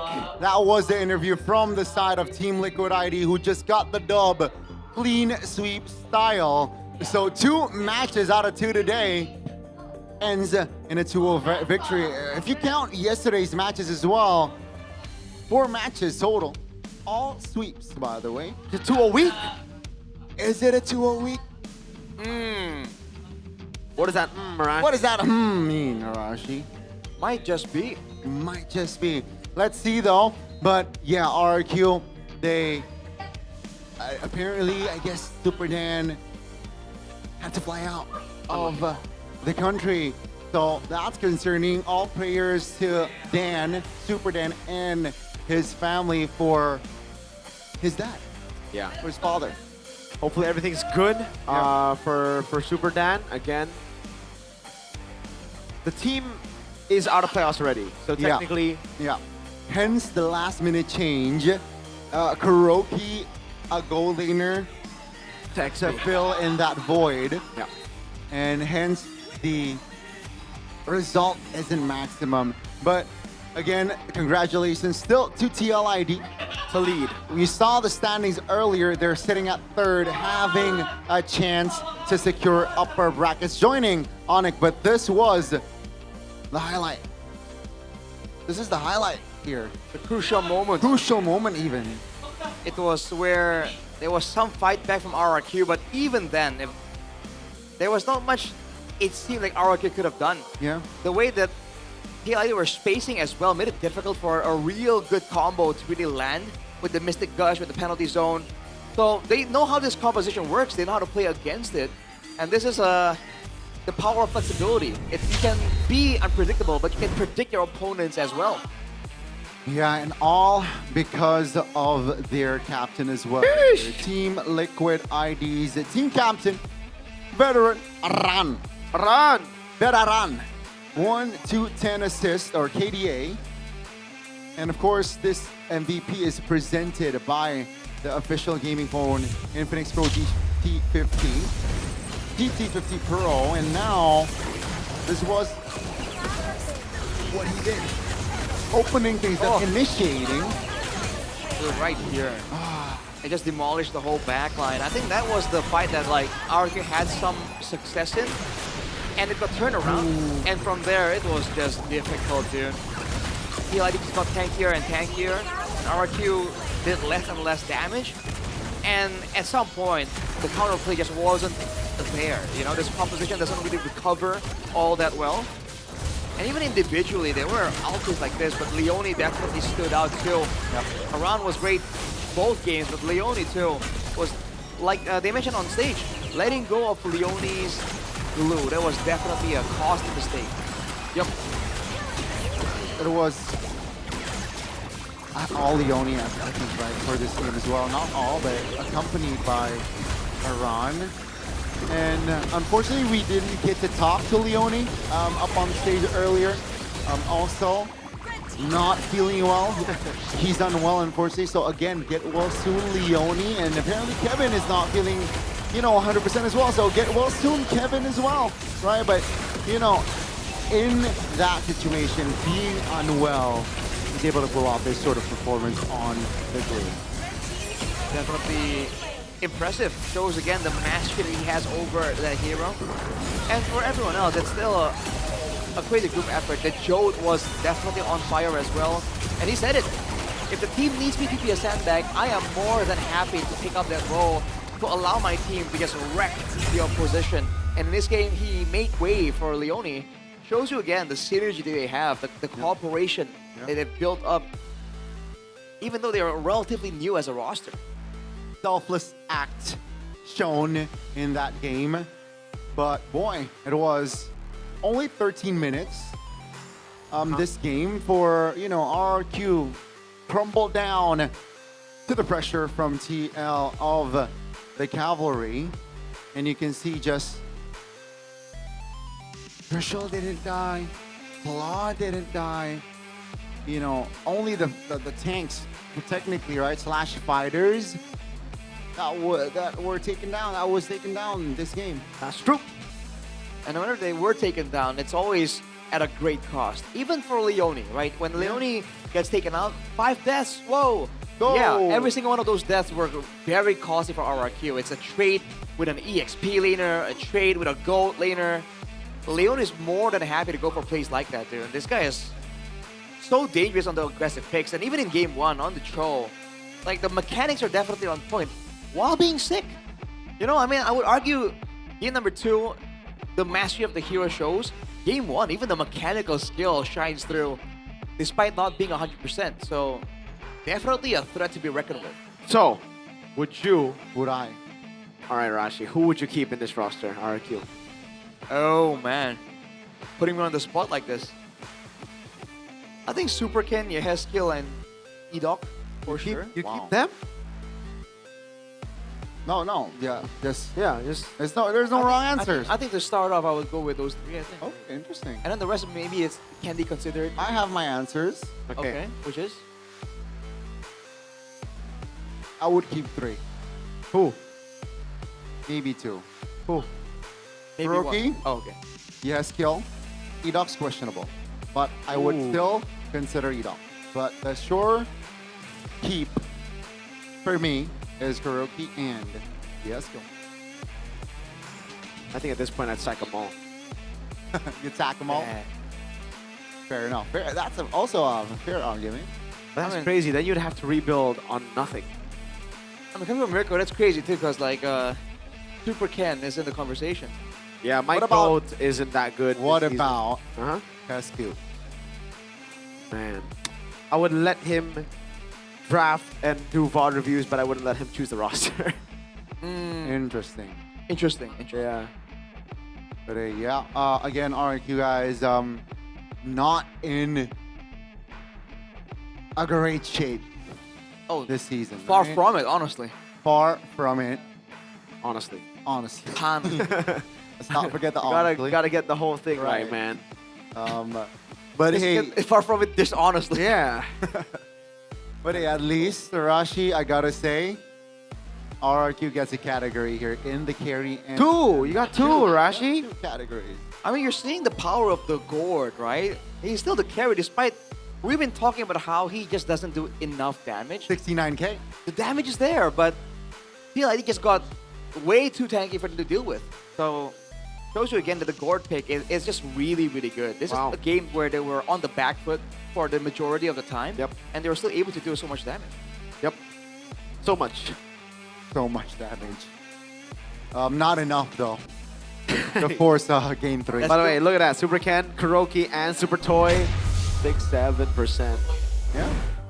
That is the end of the second match, folks. Again, in case you just tuned in, our first match I'm not a Gen Alpha, so I won't partake.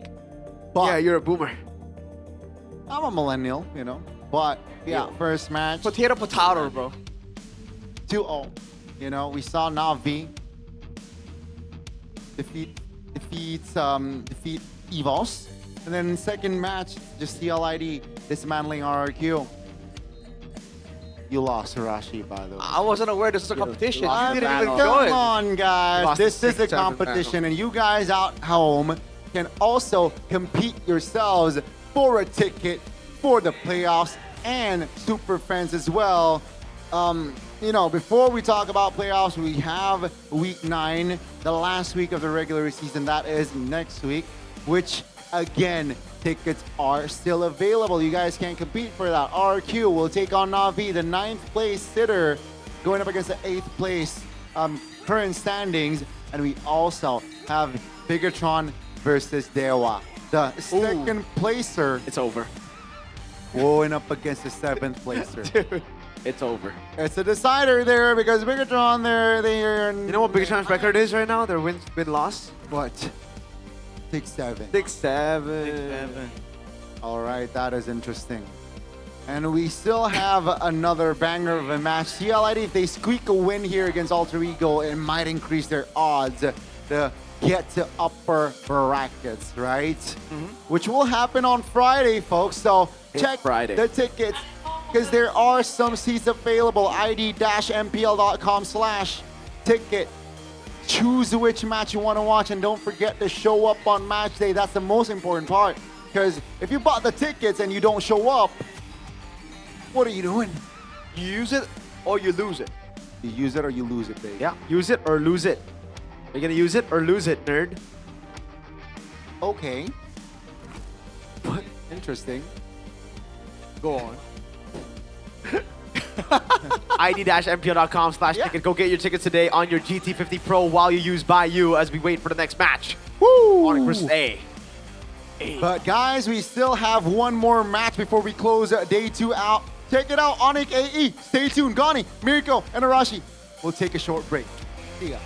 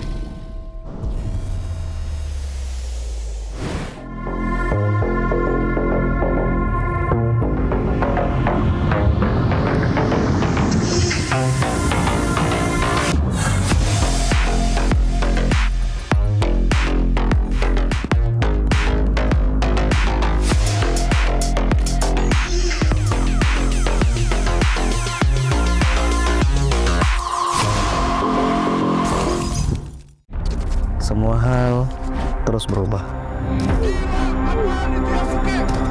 Dan kadang bikin gue pengen nyerah. Tapi banyak mimpi yang harus gue kejar. Gue butuh support yang konsisten. Biar gue bisa terus naik level, terus berlari tanpa henti. Skin gue banget nih, gue beli aja.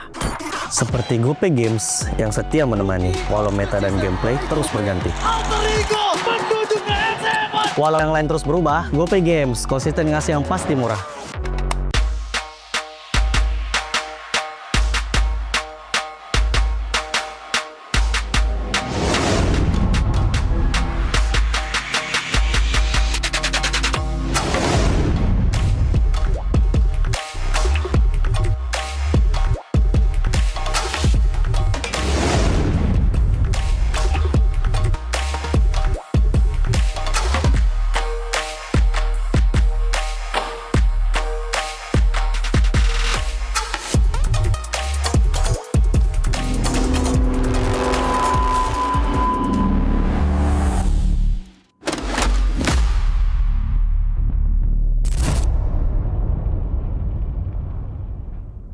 Garnier Men.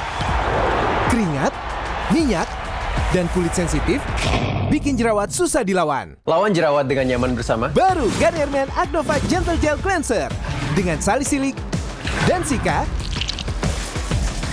Lawan 99,9% bakteri penyebab jerawat. Teruji pada kulit sensitif. Nyaman di kulit. Optimal lawan jerawat. Garnier Men Acno Fight Gentle Gel Cleanser dari Garnier Men. Tak ada hari tanpa mabar. Main nge-lag, kerap buatku tak sabar. Gimana mau main sampai kelar? Ini waktunya ku bersinar. Okay, let's do it. Game smash andalanku bikin mainku semakin hebat. Pin stabil main makin mulus, rankku fix naik terus. Tukar DG rings, diamond dan voucher game kau dapat. Cuma Game Smash makin no debat. Game Smash Booster kini dapat DG rings. Beli paketnya dan aktifkan boosternya di aplikasi Dunia Games. Hah? Habis? Ya, kosong. Jauh lagi. Tenang. Ada Klik Indomaret. Klik Indomaret gratis ongkir 1 jam sampai. Klik Indomaret, belanja online seperti di toko. Klik Indomaret.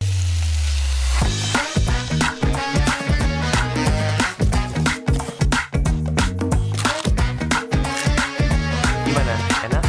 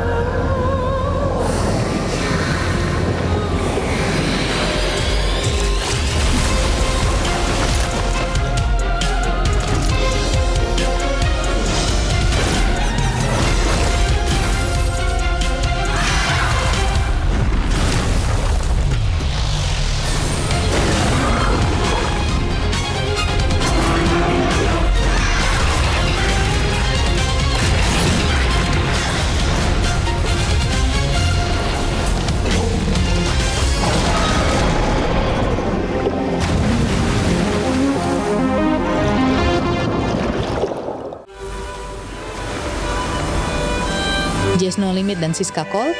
Selamat datang, silakan masuk. Tamu berikutnya, silakan. Yo, Aldi Tahir. Silakan masukin.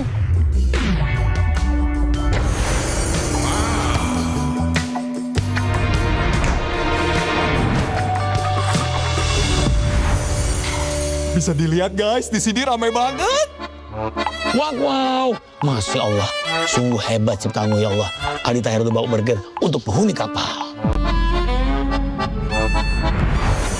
Guys, nih ambil aja burgernya.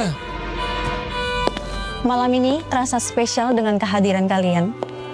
Dan ini baru awal dari perjalanan kita.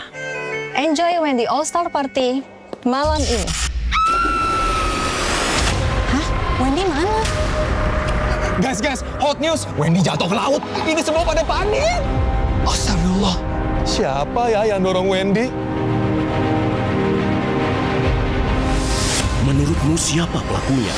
Komen ID ML BBmu. Petunjuk rahasia akan dikirim ke mailboxmu malam ini.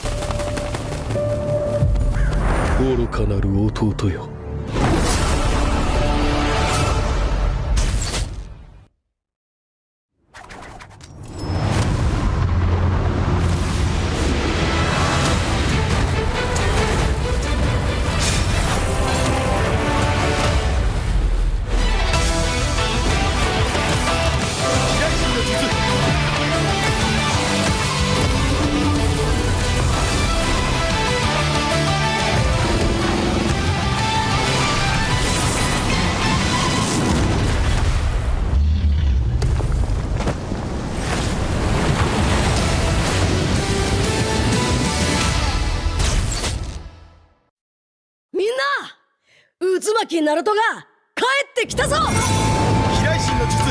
俺ってば父ちゃんを越す火影になる。愚かな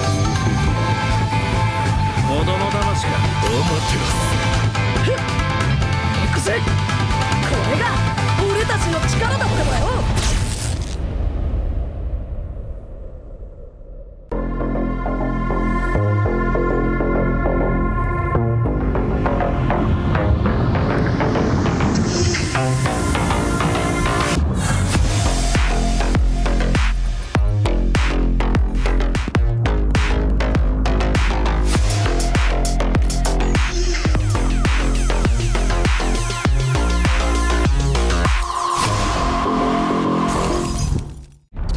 Semua hal terus berubah. Dan kadang bikin gue pengen nyerah. Tapi banyak mimpi yang harus gue kejar. Gue butuh support yang konsisten. Biar gue bisa terus naik level, terus berlari tanpa henti. Skin gue banget nih, gue beli aja. Seperti GoPay Games yang setia menemani, walau meta dan gameplay terus berganti. Walau yang lain terus berubah, GoPay Games konsisten ngasih yang pasti murah.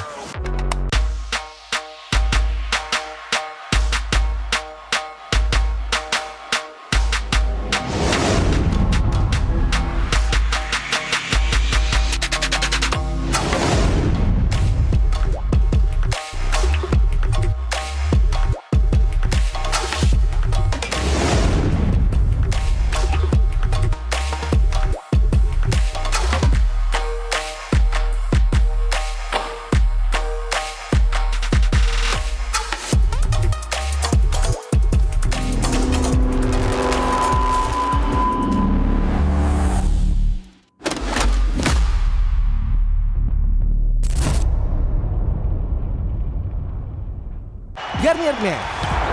Keringat, minyak, dan kulit sensitif bikin jerawat susah dilawan. Lawan jerawat dengan nyaman bersama. Baru Garnier Men Acno 5 Gentle Gel Cleanser dengan salisilik dan sika. Lawan 99,9% bakteri penyebab jerawat. Teruji pada kulit sensitif. Nyaman di kulit. Optimal lawan jerawat. Garnier Men Acno 5 Gentle Gel Cleanser dari Garnier Men. Tak ada hari tanpa mabar. Main nge-lag kerap buatku tak sabar. Gimana mau main sampai kelar? Ini waktunya ku bersinar. Okay, let's do it. Game smash andalanku bikin mainku semakin hebat. Pin stabil main makin mulus, rankku fix naik terus. Tukar DG rings, diamond dan voucher game kau dapat. Cuma game smash makin no debat. Game smash booster kini dapat DG rings. Beli paketnya dan aktifkan boosternya di aplikasi Dunia Games. Hah? Habis? Ya, kosong. Jauh lagi. Tenang.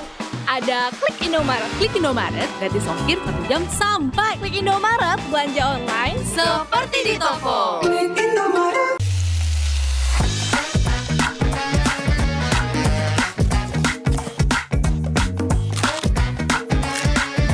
Gimana? Enak?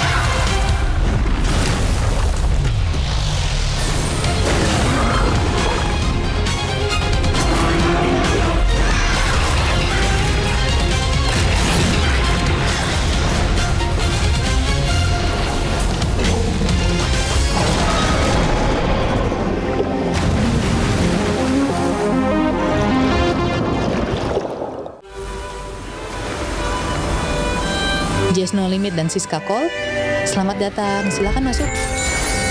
Tamu berikutnya, silakan. Yuk, Aldi Tahir. Silakan masukin.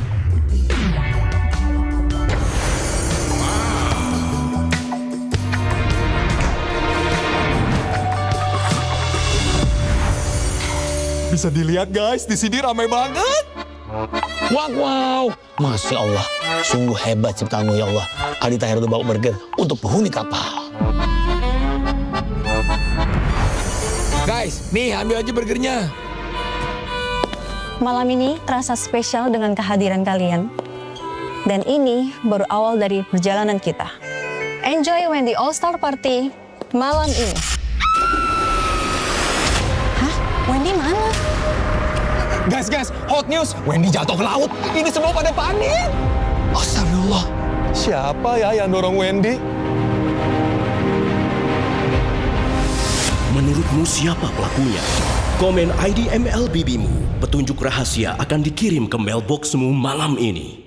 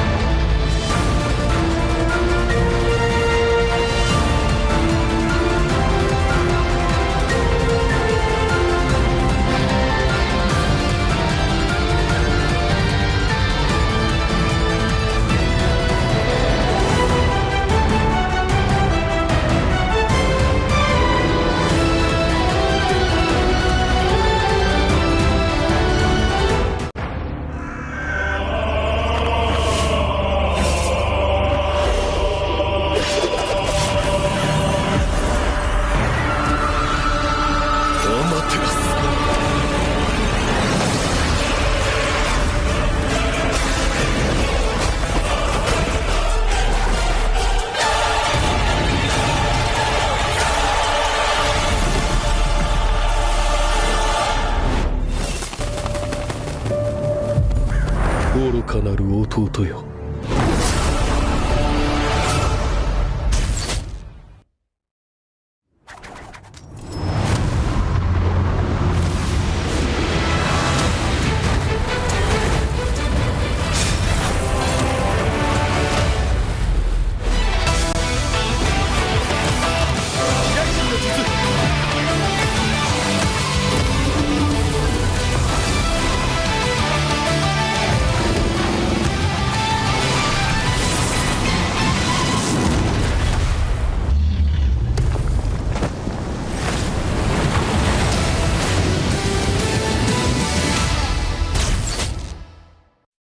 みんな渦巻きナルトが帰ってきたぞ。飛来神の術。俺ってば父ちゃんを越す火影になる。愚かな子供騙しか。ふっ行くぜ。これが俺たちの力だってばよ。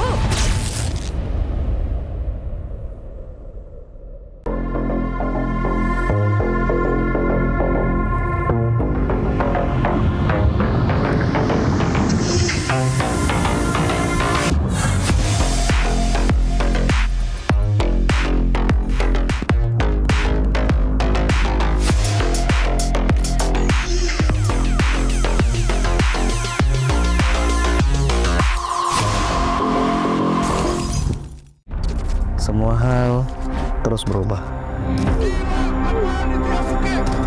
Dan kadang bikin gue pengen nyerah. Tapi banyak mimpi yang harus gue kejar. Gue butuh support yang konsisten. Biar gue bisa terus naik level, terus berlari tanpa henti. Skin gue banget nih, gue beli aja. Seperti GoPay Games yang setia menemani, walau meta dan gameplay terus berganti. Walau yang lain terus berubah, GoPay Games konsisten ngasih yang pasti murah.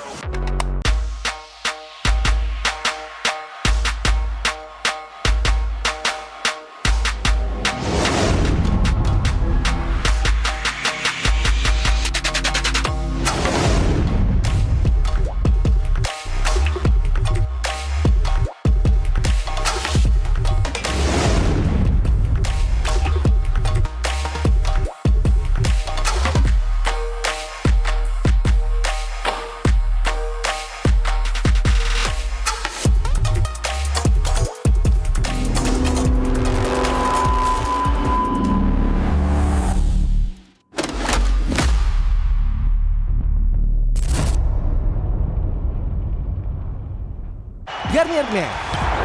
Keringat, minyak, dan kulit sensitif bikin jerawat susah dilawan. Lawan jerawat dengan nyaman bersama. Baru Garnier Men Acno Fight Gentle Gel Cleanser dengan salisilik dan sika. Lawan 99,9% bakteri penyebab jerawat. Teruji pada kulit sensitif. Nyaman di kulit. Optimal lawan jerawat. Garnier Men Acno Fight Gentle Gel Cleanser dari Garnier Men. Tak ada hari tanpa mabar. Main nge-lag kerap buat ku tak sabar. Gimana mau main sampai kelar?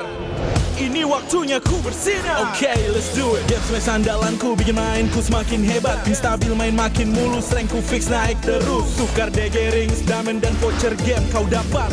Cuma Game Smash makin no debat. Game Max Booster kini dapat DG Rings. Beli paketnya dan aktifkan boosternya di aplikasi Dunia Games. Hah? Habis? Ya, kosong. Jauh lagi.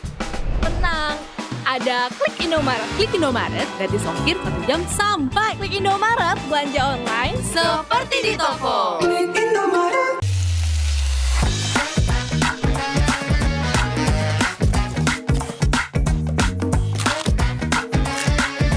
Gimana? Enak?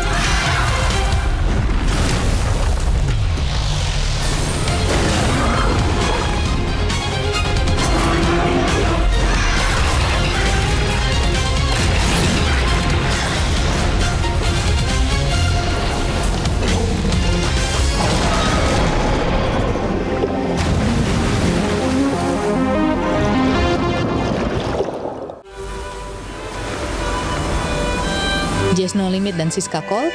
Selamat datang, silakan masuk. Tamu berikutnya, silakan. Yuk, Aldi Tahir. Silakan masukin.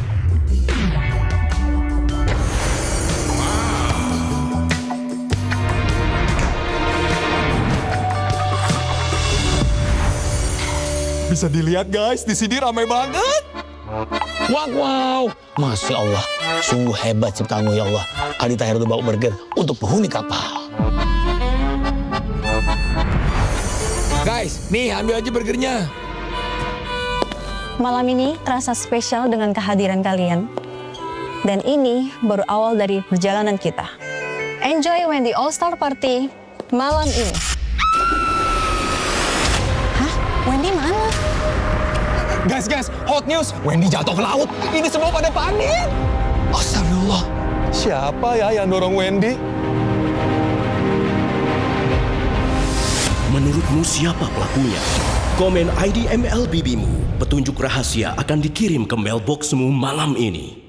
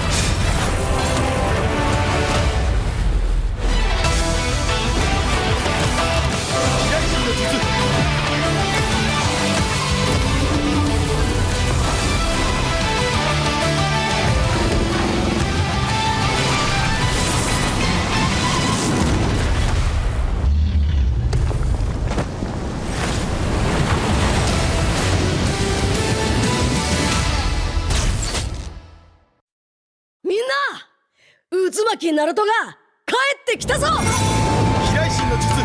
俺ってば父ちゃんを越す火影になる。愚かな子供騙しか。ふっ。行くぜ。これが俺たちの力だってばよ。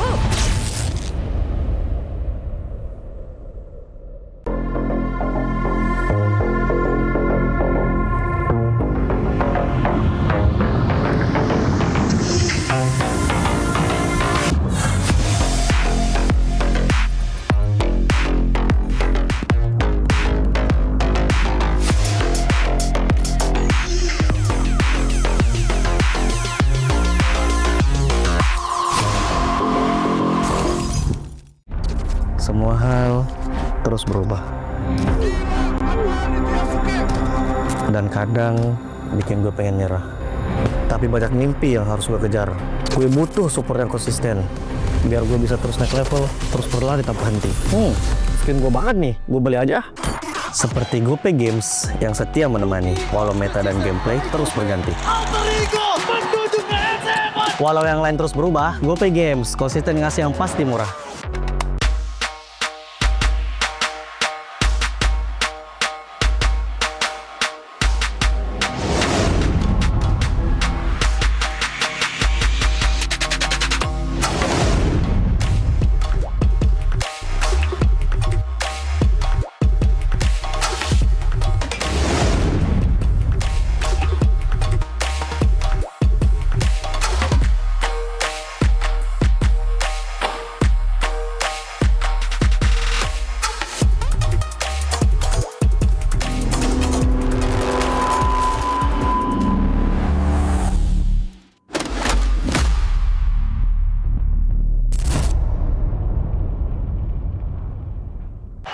Man.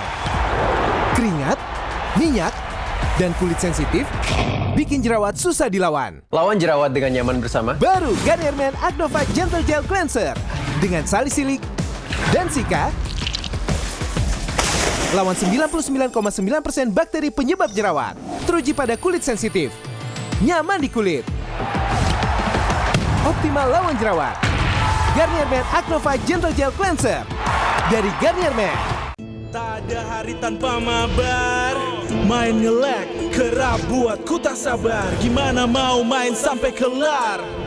Ini waktunya ku bersinar. Okay, let's do it. Game smash andalanku bikin mainku semakin hebat. Tim stabil main makin mulus, rankku fix naik terus. Tukar DG rings, diamond dan voucher game kau dapat. Cuma game smash makin no debat. Game Max Booster kini dapat DG Rings. Beli paketnya dan aktifkan boosternya di aplikasi Dunia Games. Hah? Habis? Ya, kosong. Jauh lagi. Tenang. Ada Klik Indomaret. Klik Indomaret gratis ongkir 1 jam sampai. Klik Indomaret belanja online seperti di toko. Klik Indomaret.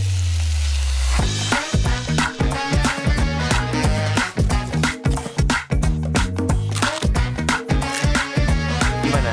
Enak?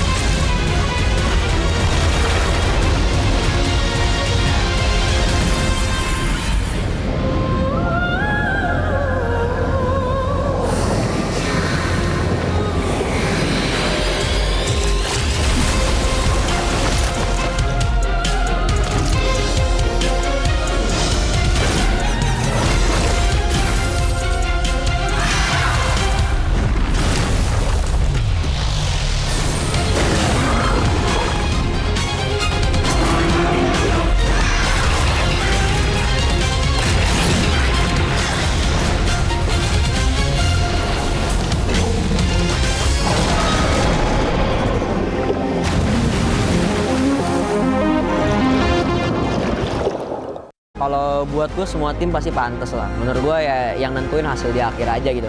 Tim yang pasti yang paling kuat, yang paling konsisten pasti mereka yang lolos gitu. Satu kemenangan dapat mengubah banyak kemungkinan. Persaingan akan semakin ketat. Belum ada posisi aman. Persaingan sih, especially di leg 2 sih. Leg 2 berasa banget kayak semua tim tuh udah jago semua, udah saling lawan, udah makin improve lah. Gue ngeliat sih lebih banyak keunikan aja sih. Keunikan itu maksudnya gimana ya di dalam gamenya lah. Gameplaynya mulai banyak yang lebih variak juga. Dan tim-timnya lebih berkompetitif sih. Dibanding season kemarin kayaknya lebih berkompetitif yang season ini lah. Menurut gua cukup seru banget sih. Soalnya benar-benar nggak expect sih. Dan ternyata tim yang dari awal gue prediksi, mungkin semua tim juga nggak prediksi buat jadi kuda hitam, ternyata tetap struggle aja gitu. Terus tiba-tiba kayak tim yang kita nggak expect buat jadi kuda hitam, top 2. Nggak expect banget sih. Literally unexpected banget. ternyata Liquid tidak digadang berada di posisi atas. Maka ini adalah perebutan untuk posisi kuda hitam. Kalau yang buat dark horse banget season ini menurut gua tim Liquid sih. Karena dari yang season lalu mereka se-struggle itu kan. Dan yang season ini menurut gua mereka bisa compete sama semua tim sih. Cuman inkonsisten aja kayak yang gua bahas di awal. Bagaimana perform mereka up and down dan sekarang mereka sudah kembali menemukan tempo permainan mereka. Kalau melihat Piala ini nggak konsisten aja ya. Soalnya kan week awal dia leg 1 on fire banget ya. Semua tim hampir bisa kalah. Nggak tahu apa yang hilang dari mereka. Kalau dari TL sih bukan kehilangan jati diri sih. Kayak sesimpel kebaca sih kayaknya. Karena tim-tim lain juga udah pada tahu how to ban-nya buat melawan TL. Makanya mereka cukup terseok-seok lah berapa minggu. Yang akhirnya sekarang mereka udah menang-menang lagi ya mungkin karena mereka nggak bermain di draft yang itu aja gitu. Mereka mulai explore yang lain-lain gitu. Yang gua ngerasa mereka udah mandang kita ya tim yang kuat, terus juga kayak udah nyari tahu banyak lah tentang tim kita, terus jadi lumayan nyulitin lah buat kita. Jadi kayak sekarang gitu. Dan always kita pantau udah masuk ke leg yang kedua. Mereka semakin lebih meyakinkan. Play demi play, game demi game, match demi match. Banyak yang terpleset karena Geek Fam. Geek Fam so far this season, I think they are really improving a lot. Especially the team fights in Turtle, it's really good, and the way they draft also. It's like similar to how Philippines play. Geek Fam di leg 2 ini ngeri bang, serem. Kemarin kan gue lawan Geek kan, terus game 1 gue nggak expect kebantai 9 menit sih. Pas nggak ada Nazara, menurut gue jadi satu suara sih bang. Terus kayak dia benar-benar jadi agresif gitu loh. Gara-gara apa faktor nanti tulus juga kali bang. Kalau buat sekarang kayaknya nggak segigit yang kemarin sih untuk yang Kingslayer. Meskipun kemarin ya mereka ngalahin kita juga kan. Tapi ya kurang gigit aja buat julukan Kingslayer. Dewa yang dari kemarin banyak yang bilang adalah tim kuda hitam. Dewa United ngegigit banget sih, jujur ngegigit banget. Mereka pinter banget gitu buat nutup-nutupin kayak gitunya. Jadi kayak misal satu bolong, mereka kayak langsung, oh oke, yang ini behind, kita bantu recover. Jadi kayak bolongnya tuh ketutup gitu. Menurut gue emang mungkin dari si Dolinnya juga kayak fit into the team, bukan berarti kayak yang kemarin tuh nggak fit. Karena emang ibaratnya di MOBA itu ya lu chemistry, klop, cocok-cocokan tuh emang udah pasti ada gitu. Kalau jujur gue ngeliat Dewa minim banget sih kekurangannya. Minim banget kekurangannya. Gue rasa mereka almost perfect lah. Mungkin ya cuma perlu konsisten aja sih.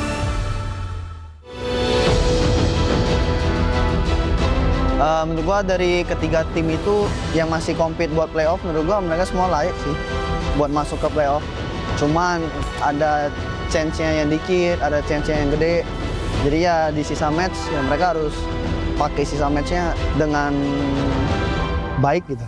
Mereka akan mencari lagi sebuah kepastian menuju ke Velodrome, bukan cuma sekedar impian. Kalau menurut gue emang playoff tuh cara kita untuk berprogres sih. Kayak dari bawah dulu, dari regular season dulu, ke playoff dulu, baru kayak cara kita ngincer juara. Kalau yang gue lihat playoff itu ajang adu gengsi sih bang. Kayak semua tim pengen lolos playoff ya gara-gara dia gengsi gitu kalau nggak lolos playoff. Apalagi kalau tim besar yang nggak lolos. Sepenting apa lolos playoff menurut gue itu penting sih. Soalnya pertama itu kayak gengsi kan. Kita punya chance yang sama, jadi kita kayak reset dari awal gitu sih di playoff semua tim. Jadi kita bisa ngagetin juga gitu, kayak di playoff tiba-tiba kita kuat gitu. Banyak orang yang nggak ngeliat kita dari sebelum-sebelumnya tiba-tiba kayak naruh mata di kita kan kayak something kan. Jadi menurut gue itu lebih ke ajang pembuktian diri aja sih playoff. Kalau buat gue semua tim pasti pantas lah. Menurut gue ya yang nentuin hasil di akhir aja gitu. Tim yang pasti yang paling kuat, yang paling konsisten pasti mereka yang lolos gitu.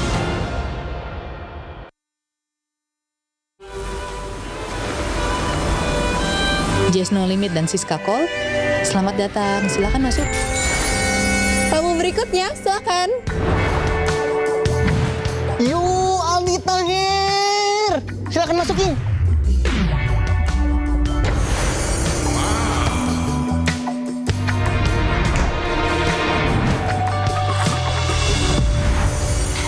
Bisa dilihat guys, di sini ramai banget. Wow, Masya Allah, sungguh hebat ciptaanmu ya Allah. Aldi Tahir udah bawa burger untuk penghuni kapal. Guys, nih ambil aja burgernya. Malam ini terasa spesial dengan kehadiran kalian. Dan ini baru awal dari perjalanan kita. Enjoy when the All-Star Party malam ini. Hah? Wendy mana? Guys, hot news. Wendy jatuh ke laut. Ini semua pada panik. Astagfirullah. Siapa ya yang dorong Wendy? Menurutmu siapa pelakunya? Komen ID MLBBmu. Petunjuk rahasia akan dikirim ke mailboxmu malam ini.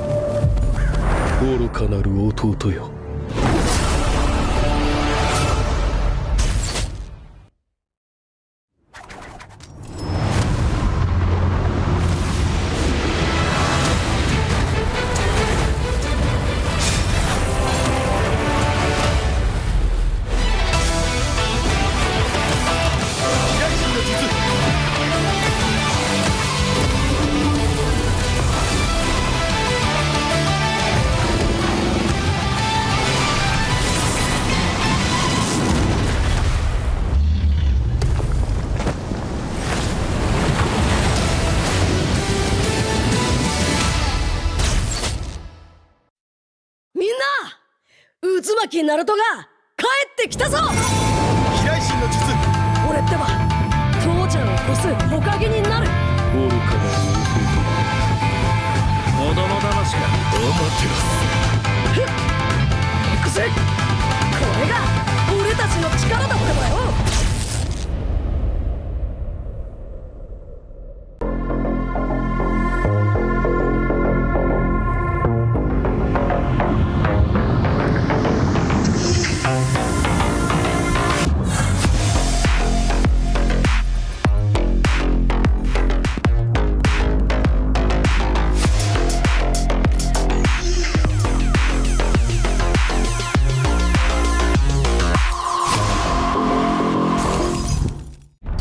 Semua hal terus berubah. Dan kadang bikin gue pengen nyerah. Tapi banyak mimpi yang harus gue kejar. Gue butuh support yang konsisten. Biar gue bisa terus naik level, terus berlari tanpa henti. Skin gue banget nih, gue beli aja.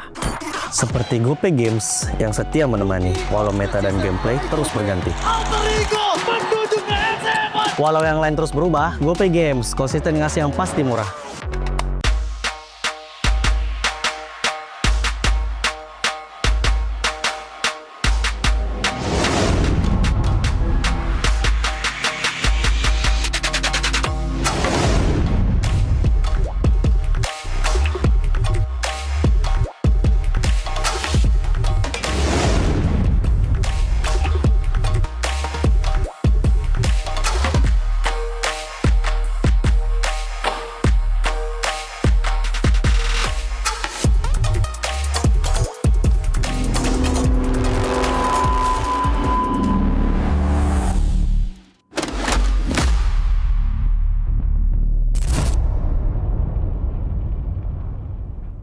Garnier Men. Keringat, minyak, dan kulit sensitif bikin jerawat susah dilawan. Lawan jerawat dengan nyaman bersama. Baru Garnier Men Acno Fight Gentle Gel Cleanser dengan salisilik dan sika. Lawan 99,9% bakteri penyebab jerawat. Teruji pada kulit sensitif. Nyaman di kulit. Optimal lawan jerawat. Garnier Men Acno Fight Gentle Gel Cleanser. dari Garnier Man. Tak ada hari tanpa mabar. Main nge-lag, kerap buatku tak sabar. Gimana mau main sampai kelar? Ini waktunya ku bersinar. Okay, let's do it. Game smash andalanku bikin mainku semakin hebat. Tim stabil main makin mulus, rankku fix naik terus. Tukar DG rings, diamond dan voucher game kau dapat. Cuma game smash makin no debat. Game Max Booster kini dapat DG Rings. Beli paketnya dan aktifkan boosternya di aplikasi Dunia Games. Hah? Habis? Ya, kosong. Jauh lagi. Tenang.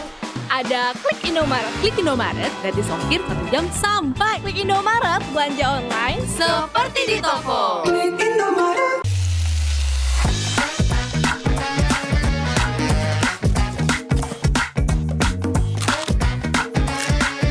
Gimana? Enak?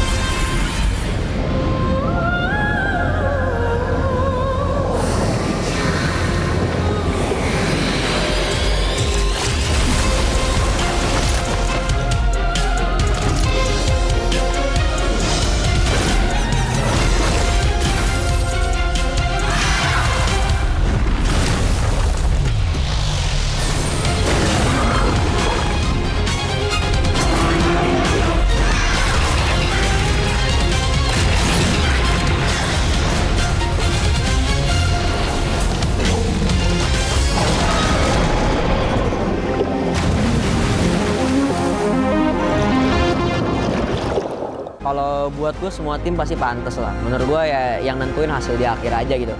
Tim yang pasti yang paling kuat, yang paling konsisten pasti mereka yang lolos gitu. Satu kemenangan dapat mengubah banyak kemungkinan. Persaingan akan semakin ketat. Belum ada posisi aman. Persaingan sih, especially di leg 2 sih. Leg 2 berasa banget kayak semua tim tuh udah jago semua, udah saling lawan, udah makin improve lah. Gue ngeliat sih lebih banyak keunikan aja sih. Keunikan itu maksudnya gimana ya di dalam gamenya lah. Gameplaynya mulai banyak yang lebih variak juga. Dan tim-timnya lebih berkompetitif sih dibanding season kemarin, kayaknya lebih berkompetitif yang season ini lah. Menurut gua cukup seru banget sih, soalnya benar-benar nggak expect sih. Dan ternyata tim yang dari awal gue prediksi, mungkin semua tim juga nggak prediksi buat jadi kuda hitam, ternyata tetap struggle aja gitu. Terus tiba-tiba kayak tim yang kita nggak expect buat jadi kuda hitam, top 2. Nggak expect banget sih, literally unexpected banget. Ternyata Liquid tidak digadang berada di posisi atas. Maka ini adalah perebutan untuk posisi kuda hitam. Kalau yang buat dark horse banget season ini menurut gua tim Liquid sih. Karena dari yang season lalu mereka se-struggle itu kan. Dan yang season ini menurut gua mereka bisa compete sama semua tim sih. Cuman inkonsisten aja kayak yang gua bahas di awal. Bagaimana perform mereka up and down, dan sekarang mereka sudah kembali menemukan tempo permainan mereka. Kalau melihat piala ini nggak konsisten aja ya. Soalnya kan week awal dia leg 1 on fire banget ya. Semua tim hampir bisa kalah. Nggak tahu apa yang hilang dari mereka. Kalau dari TL sih bukan kehilangan jati diri sih, kayak sesimpel kebaca sih kayaknya. Karena tim-tim lain juga udah pada tahu how to ban-nya buat melawan TL. Makanya mereka cukup terseok-seok lah berapa minggu. Yang akhirnya sekarang mereka udah menang-menang lagi ya, mungkin karena mereka nggak bermain di draft yang itu aja gitu. Mereka mulai explore yang lain-lain. Yang gua ngerasa mereka udah mandang kita ya tim yang kuat, terus juga kayak udah nyari tahu banyak lah tentang tim kita, terus jadi lumayan nyulitin lah buat kita. Jadi kayak sekarang gitu. Dan always kita pantau udah masuk ke leg yang kedua. Mereka semakin lebih meyakinkan. Play demi play, game demi game, match demi match. Banyak yang terpleset karena geek fam. Geek fam so far this season, I think they are really improving a lot. Especially the team fights in Turtle, it's really good, and the way they draft also. It's like similar to how Philippines play. Geek fam di leg 2 ini ngeri bang. Serem. Kemarin kan gue lawan Geek kan, terus game 1 gue nggak expect gue bantai 9 menit sih. Pas nggak ada Nazara, menurut gue jadi satu suara sih bang. Terus kayak dia benar-benar jadi agresif gitu loh. Gara-gara apa faktor nothing tools juga kali bang. Kalau buat sekarang kayaknya nggak segigit yang kemarin sih untuk yang Kingslayer, meskipun kemarin ya mereka ngalahin kita juga kan, tapi ya kurang gigit aja kayak buat julukan Kingslayer. Dewa, yang dari kemarin banyak yang bilang adalah tim kuda hitam. Dewa United ngegigit banget sih, jujur ngegigit banget. Mereka pinter banget gitu buat nutup-nutupin kayak gitunya. Jadi kayak misal satu bolong, mereka kayak langsung, oh oke, yang ini behind, kita bantu recover. Jadi kayak bolongnya tuh ketutup gitu. Menurut gue emang mungkin dari si Dolinnya juga kayak fit into the team, bukan berarti kayak yang kemarin tuh nggak fit, karena emang ibaratnya di MOBA itu ya lu chemistry, klop, cocok-cocokan tuh emang udah pasti ada gitu. Kalau jujur gue ngeliat Dewa minim banget sih kekurangannya. Minim banget kekurangannya. Gue rasa mereka almost perfect lah. Mungkin ya cuma perlu konsisten aja sih.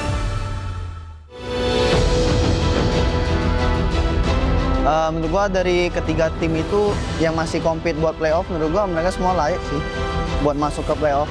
Cuman ada chance-nya yang dikit, ada chance-nya yang gede. Jadi ya di sisa match ya mereka harus pakai sisa match-nya dengan baik gitu. Mereka akan mencari lagi sebuah kepastian menuju ke velodrome, bukan cuma sekedar impian. Kalau menurut gue emang playoff tuh cara kita untuk berprogres sih. Kayak dari bawah dulu, dari regular season dulu, ke playoff dulu, baru kayak cara kita ngincer juara. Kalau yang gue lihat playoff itu ajang adu gengsi sih bang. Kayak semua tim pengen lolos playoff ya gara-gara dia gengsi gitu kalau nggak lolos playoff. Apalagi kalau tim besar yang nggak lolos. Sepenting apa lolos playoff menurut gue itu penting sih. Soalnya pertama itu kayak gengsi kan. Kita punya chance yang sama, jadi kita kayak reset dari awal gitu sih di playoff semua tim. Jadi kita bisa ngagetin juga gitu, kayak di playoff tiba-tiba kita kuat gitu. Banyak orang yang nggak ngeliat kita dari sebelum-sebelumnya tiba-tiba kayak naruh mata di kita kan kayak something kan. Jadi menurut gue itu lebih ke ajang pembuktian diri aja sih playoff. Kalau buat gue semua tim pasti pantas lah. Menurut gue ya yang nentuin hasil di akhir aja gitu. Tim yang pasti yang paling kuat, yang paling konsisten pasti mereka yang lolos gitu.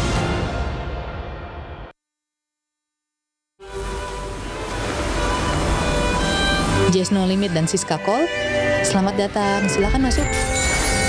Tamu berikutnya, silakan.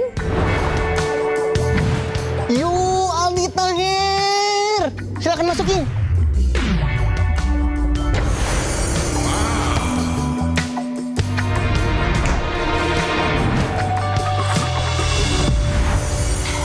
Bisa dilihat guys, di sini ramai banget.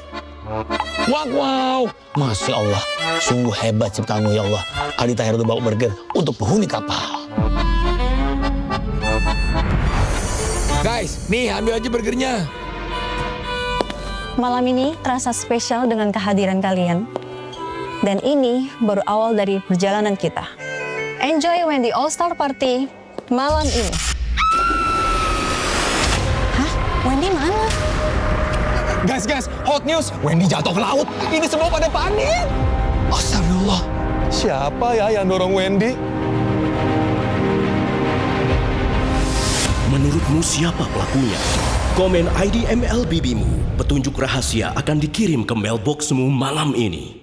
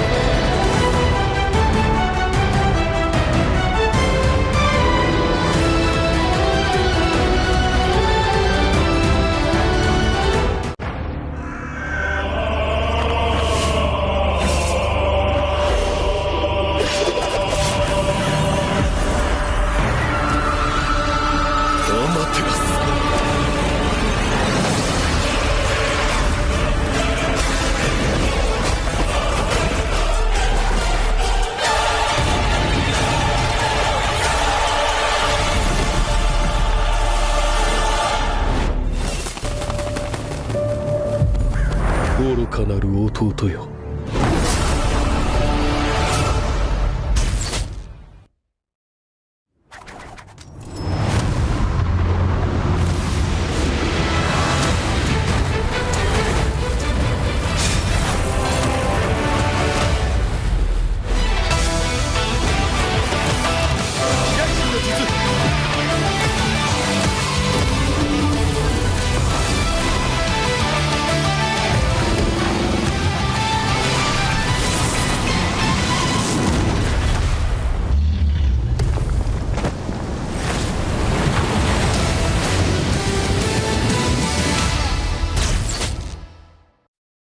みんな、渦巻きナルトが帰ってきたぞ。飛来神の術。俺ってば父ちゃんを越す火影になる。愚かな子供騙しか。ふっ、行くぜ。これが俺たちの力だってばよ。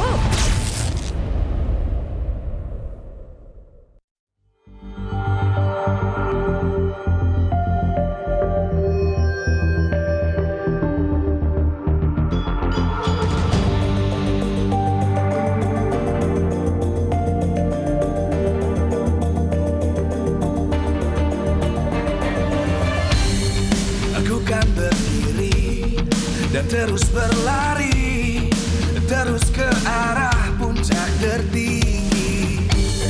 Ku takkan berhenti, hanya sampai di sini.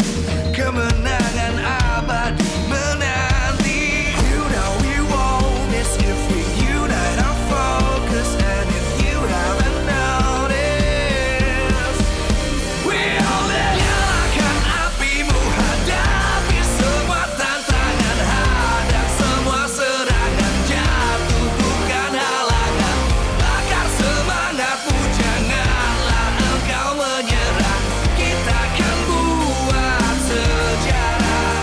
We all this, we won't miss, we all this, we won't miss. Saatnya beraksi, jalani ambisi. Aku kan menyawakan hari ini. You know we won't miss if we unite our focus. And if you haven't noticed, we all live. Nyalakan apimu, hadapi semua tantangan, hadang semua serangan, jatuh bukan halangan, bakar semangatmu, janganlah engkau menyerah, kita akan buat sejarah. We all this, we won't miss, we all this, we won't miss, we all this.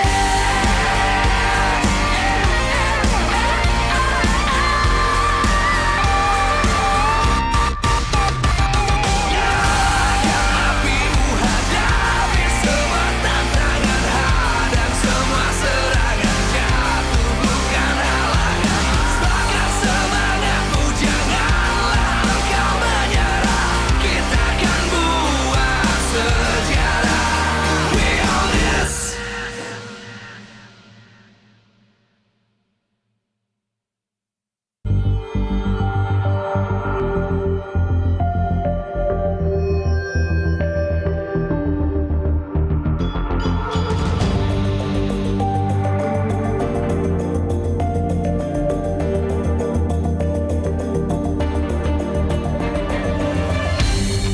Aku kan berdiri dan terus berlari, terus ke arah puncak tertinggi. Ku takkan berhenti, hanya sampai di sini. Kemenangan abadi menanti. You know we won't miss if we unite our focus. And if you haven't noticed, we all live. Nyalakan apimu, hadapi semua tantangan, hadang semua serangan, jatuh bukan halangan, bakar semangatmu, janganlah engkau menyerah, kita akan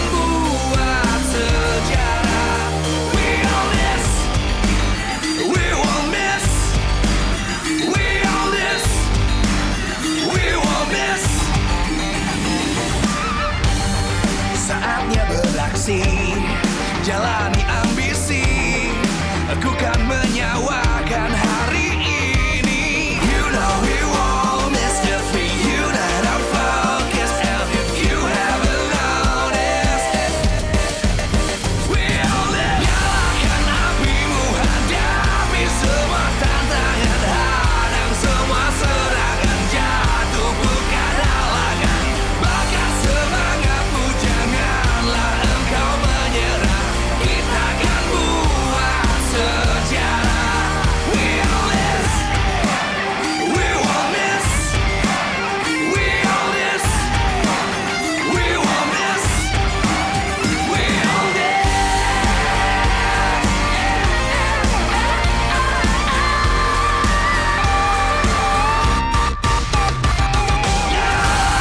Apimu, hadapi semua tantangan, hadang semua serangan, jatuh bukan halangan.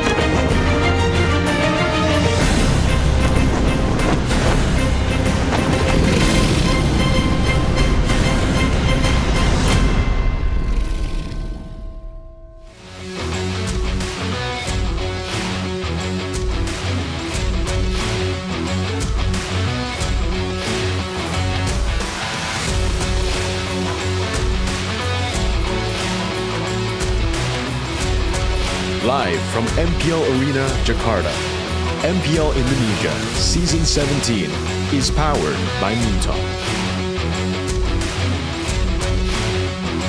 Supported by Esports Federation of Indonesia.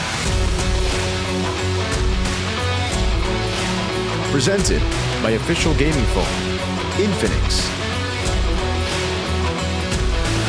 Official e-wallet, GoPay. Official gaming chair, Toda. We own this.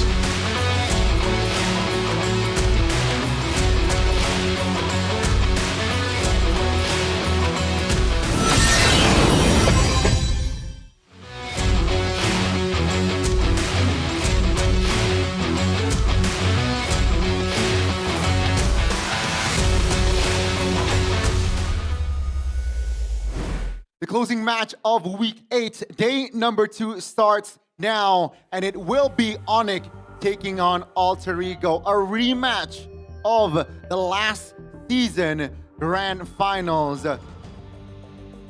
Ladies and gentlemen, welcome back to MPL ID Season 17, still with Gani, Mirko, and as well as Arashi that will take this match. Mirko, how are you feeling?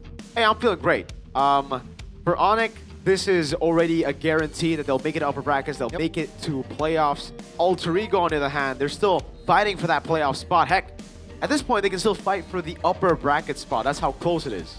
It is still very close. One more ticket to secure that upper brackets. And let's not forget here, MPL ID, powered by Moonton, supported by PBESI, presented by official gaming phone Infinix, official e-wallet GoPay, official gaming chair Todak, and we also have our partner in esports, Garnier, Bayou, Dunia Games, GamesMax, and OnePlay. Our suppliers in the home, Click Indomart, Yummy Choice, and Aqua. Now, Arashi, what's up? Yesterday, 2-0, both matches. We witnessed 2 matches as well, 2-0, 2-0. Can we expect another 2-0 match in this bout? With the form Onyx is in, I think it's very possible. But the question is, when you already made it into the playoffs, the upper brackets and all that, do you want to try things out? Do you want to experiment? Do you want to poke and prod at Alter Ego to maybe find additional weaknesses? That's the main question here. If Onyx opt to do that, it might be a 2-1. if they go full power, I Wow. think it's well within their capabilities to go 2-0. I think that is a sensible logic. And we will see, ladies and gentlemen, right? Onyx and against, I don't know, can I say, is it fair to say a struggling AE? Not A really. struggling AE? Well, not really struggling, but out of form. Yeah, I think so. Especially after being a runner-up from the M series. We will also involve you guys at home on this topic here. What does AE need to do to defeat Onyx in this second leg? Lockdown's movements, win RF's lane, or they gotta play more calculatively? I think it's all of the above, right? It's A, B, and C. It's Yes, sir. unfortunate. This is the way it is right now. If you want to beat Onyx, you can't just do one thing. You lock San's movements, then what about Kyrie? What about Keyboard? What about Litpi? What about the God in the gold lane? You win RF's lane, just do that. Again, same answer, but what about Sans instead of Kelra, right? And then you play more calculative. This is what they need to do. They need to have the same level of chaos. They need to have that form that they had at M7. They need to have those drafts, the creative ones that Zephyr displayed in Season 16 playoffs and in M7 to beat Onyx. They can't just have or lean into one thing. To do their own thing, quite literally. And options like option C here are always, like number C, is always so confusing to see because like, okay, be more calculative where? Like in the laning phase, in the drafting phase. Exactly, it quite literally is everything, but then that makes that number C super, super broad. It is still super broad. And let's see here, right? The mastermind here behind Alter Ego's form, Zephyr, keeping strategies. Wow, their position right now has not technically secured playoffs. I haven't seen the same Zephyr this season like I saw last season. Yeah. That's the big question right now. Is Zephyr even keeping those strategies away even though he hasn't secured playoffs? That's the real big question because, again, their form has looked very, very shaky in both of their matches in Season 16. It looked like they had a chance. You know, even leg number 1, they were able to get a game of Onyx. Leg number 2, they ultimately beat Onyx through that early game control. But this season, it's been very different.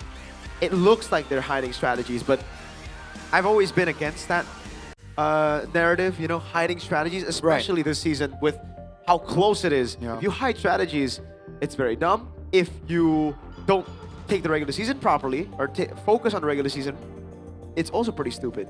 Yeah, like a certain team that states that they want to focus more on playoffs. Exactly, that one team. But seeing their gestures here, Alter Ego, it seems like they're relaxed. But their leg 2 actually has been more fruitful, right? 4 games and they got 3 wins, only losing to Evos, and that bout went full 3 games. It went all the way, but again, it exposes how Alter Ego just don't do well in the typical scenarios. You know, when they're supposed to win, when they have the right cards in a normal scenario, it's like they're built to be different, right? They need those crazy picks, those unique picks. And maybe with some shifts in the meta, we've seen the Paquito come through. Honestly, I want to see if there's any possibility for something crazy to come in for Arfi. Because, dude, what made him so crazy, such a fearsome player, is not just the marksman skill. That's great. It's been there. In fact, he's one of the only people who's been able to make the Obsidia seem like such a meta pick. But aside from that, the fighters, man. The fighters made him so different, so special. And I feel like it might be like super meta, but if they're able to actually move a bit in that direction, just to throw off the opposition, and then make them think twice in the drafting phase. We've mentioned this before. That could be what made them such a troublesome opponent, and maybe they can channel a bit more of that identity back. Yeah, let's see if they're able to show Arfi's form back again in this match, and we are going to see this rematch right here. It's going to be Kelra going up against Arfi. Keep in mind, Mirko, keep in mind Arashi. Leg 1, Kelra solo killed Arfi. YSS versus Claude. Twice in both games. Yeah, it was definitely... I really feel like Arfi had something to prove. He played with something to prove. He tried to play with the fact that he wanted to be better than Kelra, that he wanted to show everybody that he is better than Kelra, where in reality, he's not better than Kelra when it comes down to these kind of things. He needs to find his own strength, you know? He's playing almost towards his own weakness.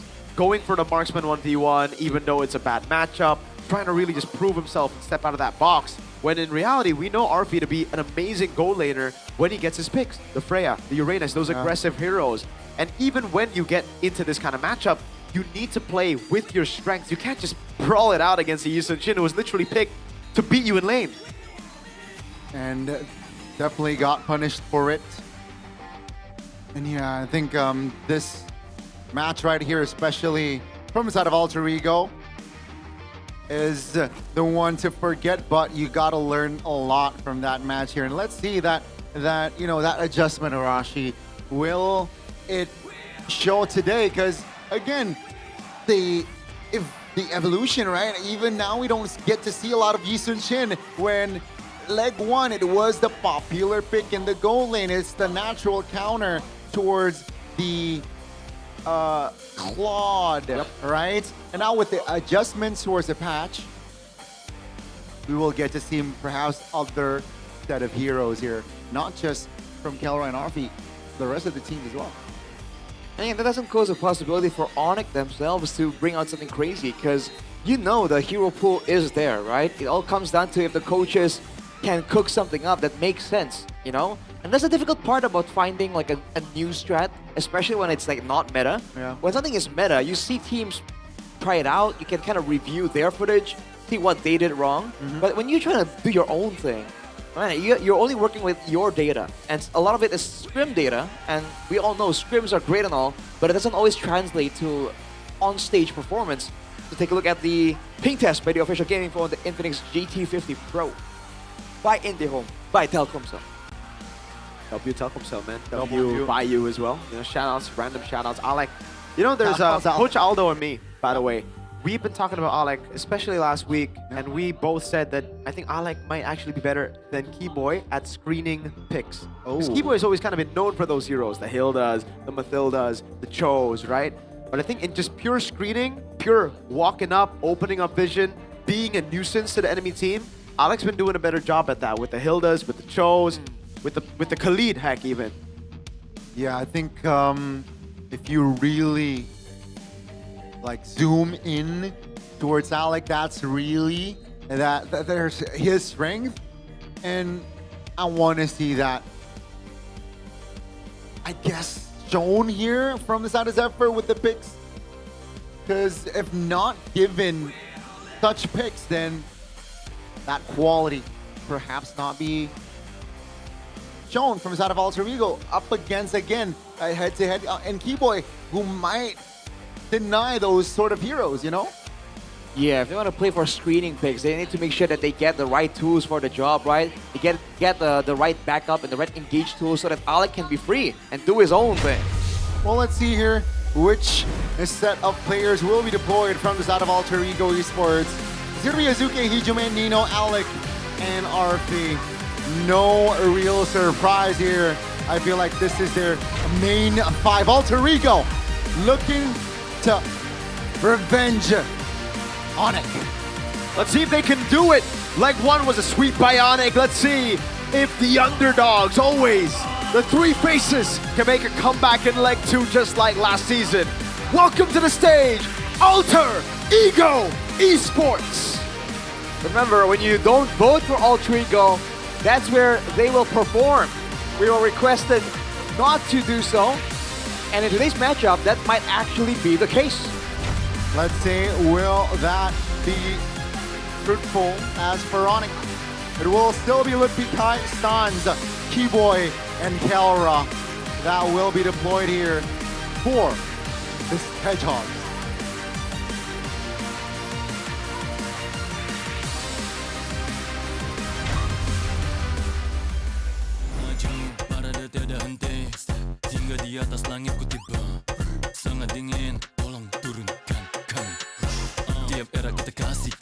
It's always that time of the year. It's always that time of the season. Whenever Onyx play, you know the tagline. They've won everything imaginable domestically. Here they are up on stage. Welcome. This is Onyx. the only team so far that has secured the upper brackets. And of course, they want to continue building that momentum before officially enter the playoff zone. And they have what it takes to do so, man. They've been looking so solid. One of the only teams that have shown crazy amounts of dominance for so long as well. That's a huge challenge right now as our Marshal Gary brings in the head-to-head. Coach Sepher with Coach CW with Styx and Paddington on their sides. Gonna be a chess match from the drafting phase, but has Coach Sepher found the right code? Because CW has been on point. Especially this season, right? As they debut as a head coach as well. W Dubs. But Zephyr, man, again, I don't know. Very different if you really want to compare, like, outcome-wise. If you compare it from last season as well, M-Series, they got the runner-up. This season, I feel like it has been quite underwhelming, results-wise. Maybe it's because the other teams have stepped up. But man, again, deepest condolences towards Kelra. And it's a commendable effort to go on stage despite the circumstances. That's definitely appreciated here. But yes, I think this is definitely going to be a tough match. It's going to be a good back and forth, I think, because Alter Ego, despite the fact that they haven't been able to secure a lot of victories, they've been able to find some success at most of their games, I would say. Even though it doesn't really play out well for them, they had moments where you can see where they were trying to go. You know, they can see the vision. And if they can polish it just a little bit more, who knows, man, the upset is always there in the back of everyone's minds, especially this season, man, because people have been stepping up. Absolutely. I think for Onyx, especially considering the circumstances, they should be locked in to get a 2-0. Quick one. Quick win. The thing is, will Alter Ego let that happen? They're trying to fight for playoffs as well. What does Alter Ego need to defeat Onyx in the second leg? We got our votes in. And as expected, it is pretty mixed, except for the fact that win Arfie's lane is 17%. It's quite close though between, you know, focusing on the movement from Sans and playing more calculatively. But man, how do you stop Mr. Sans here? It's Gila Sans. Yeah, honestly, I don't think there's any easy cookie cutter solution. There isn't really a pick, a ban, you know, to really catch him off guard. It has to be macro-wise, man. The moments we saw Sans look mortal is when there's a strong trio mid, when there's strong ganks and dives possible to really punish the guy. And it's not just about the tools. You need like a multitude of tools because you know, with a flicker, with a battle spell of any sorts, Sans will find a way to outplay. You have to have enough in the tank to burn his initial outplay potential and then come back for more. Great point. I like that. I like how you point that out, Arashi. And let's, again, focus more on the details here. Gila Sans, very positive win rate. Wow. 64 times on the Valentina. That's 73%. That's crazy. Crazy. 73.44%. I mean, those are ranked game stats in ML and MPL. In MPL. Ridiculous stuff here from Sans. I think another very ridiculous stat will be Kin on the Arlet, right? He's played it like, what, 17, 18 times with a 90% win rate. Wow. That is crazy, too. He's number 2 total kills, by the way, so number 1, actually. Who is it? I believe it's Moreno, or I'm not sure, actually. All time. I don't know who all time is. Is it Selly Boy? I think it's Selly Boy all time. Is it still Selly Boy? Yeah, all time MPL stats. It was Selly Boy for a long time. Oh, wow. All right. Well. And of course, the boy of the hour, Goni. The boy of the hour. The man you've been like blazing the entire day. You cannot, you know, talk about Sans without talking about Keyboy as well, his pairing. Take a look at that percentage as well. Yeah. It's very impressive. Still, these are much more like mortal, realistic MPL ID stats compared to Kelra. I mean, that Grok stat was pretty ridiculous though. I want to see Alec actually, you know? he hasn't had the greatest start to his MPL ID career when he joined in Season 14. So statistically, it should be kind of bad for him. But then last season, he was able to really show up. Speaking of stats, 75% on first pick, 100%. That record is still unbreakable. And guys, we're not week 2, week 3 out. We're week 8 or 8 weeks in of MPL ID. That is truly impressive. Meanwhile, Alter Ego, you know, you cannot say that this win rate is bad. Dude, that's the only real win rate. Yeah. Either they win or they don't. It's about 50-50, man. Life is a coin flip. And let's see here, random map drive. I've been Broken walls. getting it right 100% of the times. We're gonna get flying clouds, I feel. And let's You see feel? later on. Yeah. You're feeling Dang. coming, man. You're feeling slow. We haven't seen the map, Arashi. All right. But let's see the draft. It's gonna be Onyx here on blue as per earlier on. It's gonna be the Guinevere and the Phoebus here fan out. So what are you looking for? You know, the Freya is still open. They are, yeah. And Harley. Yep, Harith, if they want to go crazy. That's true. It is still up for grabs, the Harith as well. So we'll just see for now. Justin is banned out though. What? Yeah, Kai can rock the Fanny. That's true. The Fanny's banned out though. Okay. Some part of me wants to see Yazuke pop off on an assassin, honestly. Because I feel like we've seen on the Leo mode a lot, on all these fighters, utilities too. We haven't really seen the same kind of presence, the same kind of assassin carry from the jungle that made Yazuki such a monster last season. All right. Different perspectives. Last back to Marcel. They leave the Freya open. Wow. It's been a while since this has happened. Onyx, do they bite on the Freya? Do they pick it up? It's a good flex pick for the whole team. Doesn't necessarily have to go gold. And it's the Harley over the Freya. They give Alter Ego a chance to pick their comfort pick, and they don't shy away from it. Freya Hilda. Oh, M7. Glimpses of M7. And you mentioned the power screening from Alec as well. We will get to see that. Like, up against Harley, it's very good. Bound to happen, right? And here's the thing, Alter Ego, yes, Freya is likely to go on RP, but it can be flexed to Nino as well. You can't forget that. You don't really know. The Freya Merchant, though, has a chance to relive his former success. But Onyx going for the quick Claude pick. Very good marksman in the current meta where you want to be active in the team fights, but also have a somewhat safe lane. Along with the Sora. All right. There's a Valentina option on the table here. Yeah, again, Valentina. Is Onyx, or are they forcing a Valentina pick here? Because I personally, if I were E, I would love to pick up a jungler here, right? Because then second phase would be limited from side of Onyx. Hence, Alter Ego, they're taking their time here. Is it going to be the mid lane Valentina? Or, I mean, is it going to be a Valentina pickup, or is it going to be a jungler pickup? That's a good question. Usually when they have a Freya, they always go for the Leo Mord, so I think they should just stick with it, right? Pick up the Leo Mord, go for that trio, and then you build for that kind of composition. But they go for the Valentina instead. It is an alright pick. It's actually a pretty good pick. But this, well, technically, actually, it's still very flex. There is flex potential here. Yeah. Mid, XP gold for the Freya. Yep. So, a lot to play with, alright. Onyx will definitely ban out the Leo Mord, though, I think. There's no way they let that go, right? Yeah. We will not get to see the combination of Freya and Leomord.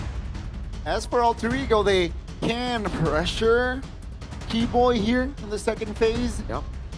Right, I think that's a sensible move as well. Get rid of the Khalid, maybe. Take away that mid prio. Maybe also get rid of some of those Sans picks. Oh, what? I did not expect that, but it would actually be quite troublesome for some of Alter Ego's picks later on. They seem to be wanting to dive together, and also there seems to be a potential for them to go with this zoning style. They have a Freya and Hilda, right? Yep. Very good at screening, very good at pushing away the junglers. And the Harley isn't particularly survivable, so that could be the angle. The last thing they want is to get punished for it. On top of a shifting skies, it's already pretty devastating. Let's see if that will happen or not. Alter Ego, you mentioned, you know, taking a pinch on the mid lane. It seems like Cavalier will not make it to the Lanadon here in our opening game of match 3. That's a quick ban. You know, we expected the Leomord ban to come through.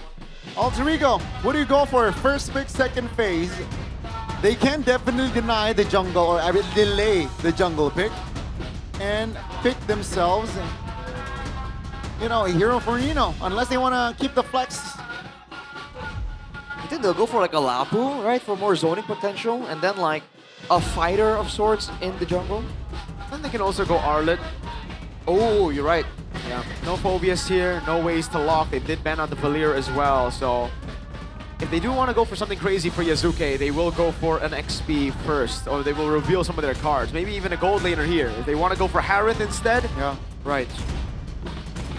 They're still taking their time here. Yeah, we still don't even know, like, if the Valentina is XP or mid, so they could pick up another mid laner. Oh, that'll be it, the Gord. And for some reason, I think this is going to be a crazy pick by Yasuke.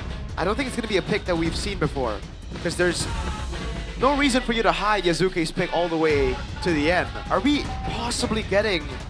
What are the meta picks? We've seen Nolan, right? But we haven't seen Nolan, Yasuke. Oh, no. We have, once. Oh, wow. We saw him on Nolan once, we saw him on Joy once. Huh. You think it's a fire or an assassin miracle? Like, what would you prefer to support this lineup? I think the Lancelot is not bad after seeing the glue. Yeah. Lancelot comes to mind, you know, especially after that Farsa pick as well. Another target that can be exploited by a Lancelot. Alter Ego here, will they go for, are they bold enough to go for a Lancelot here? Because, well, at least for both teams lack in crowd control. There's no way they go Aulus, right? Oh. I mean, see, the Valir ban is what's throwing me off, because if you're going to go for an assassin, exactly. I feel like the Valir isn't really that big of a concern, so maybe they'll pivot away from the fighter, seeing the response already, or they'll just go with the original plan. They call me a hero. It is the... I saved my nation from what? falling Okay. apart. Well, it does make sense. You do need a marksman in this comp, right? It's a fighter gold. It is a brawly comp. They can work with the Yi Sun Shin, and it is one of the early versions of the double fighter comps, always with a Yi Sun Shin or Kimi in mid or jungle. All right. Here it is, folks. Game number 1 between Onyx and Alter Ego. Again, I would like to remind you that leg 1, it was 2-0 for Onyx. Will that outcome happen again here at leg 2, or perhaps Alter Ego adjusted, adapted, right? See, again, with the lack of crowd control, like we mentioned, other than the retribution, we will be seeing all on flickers. All right. My only concern is the lack of setup for the Gord. Setup and peel for the Gord. Everything else, the screening, the macro, the vision game with the Mountain Shocker, I think Alter Ego has a good chance of playing around the neutral objectives. Here we go, ladies and gentlemen, into the Land of Dawn. We head. Alter Ego fighting for a playoff spot. Onyx is fighting for a win. At this point, they've secured upper brackets and playoffs. Yeah, again, it's just bragging rights. Again, it was the grand finals of MPL ID Season 16, folks. And let's see, with Kelra in hand, will the solo kill from Kelra happen again here? Claude versus Freya. And let's just see. All is civil here as we approach minute number 2. Never mind. Could it be a bait, actually, Alec?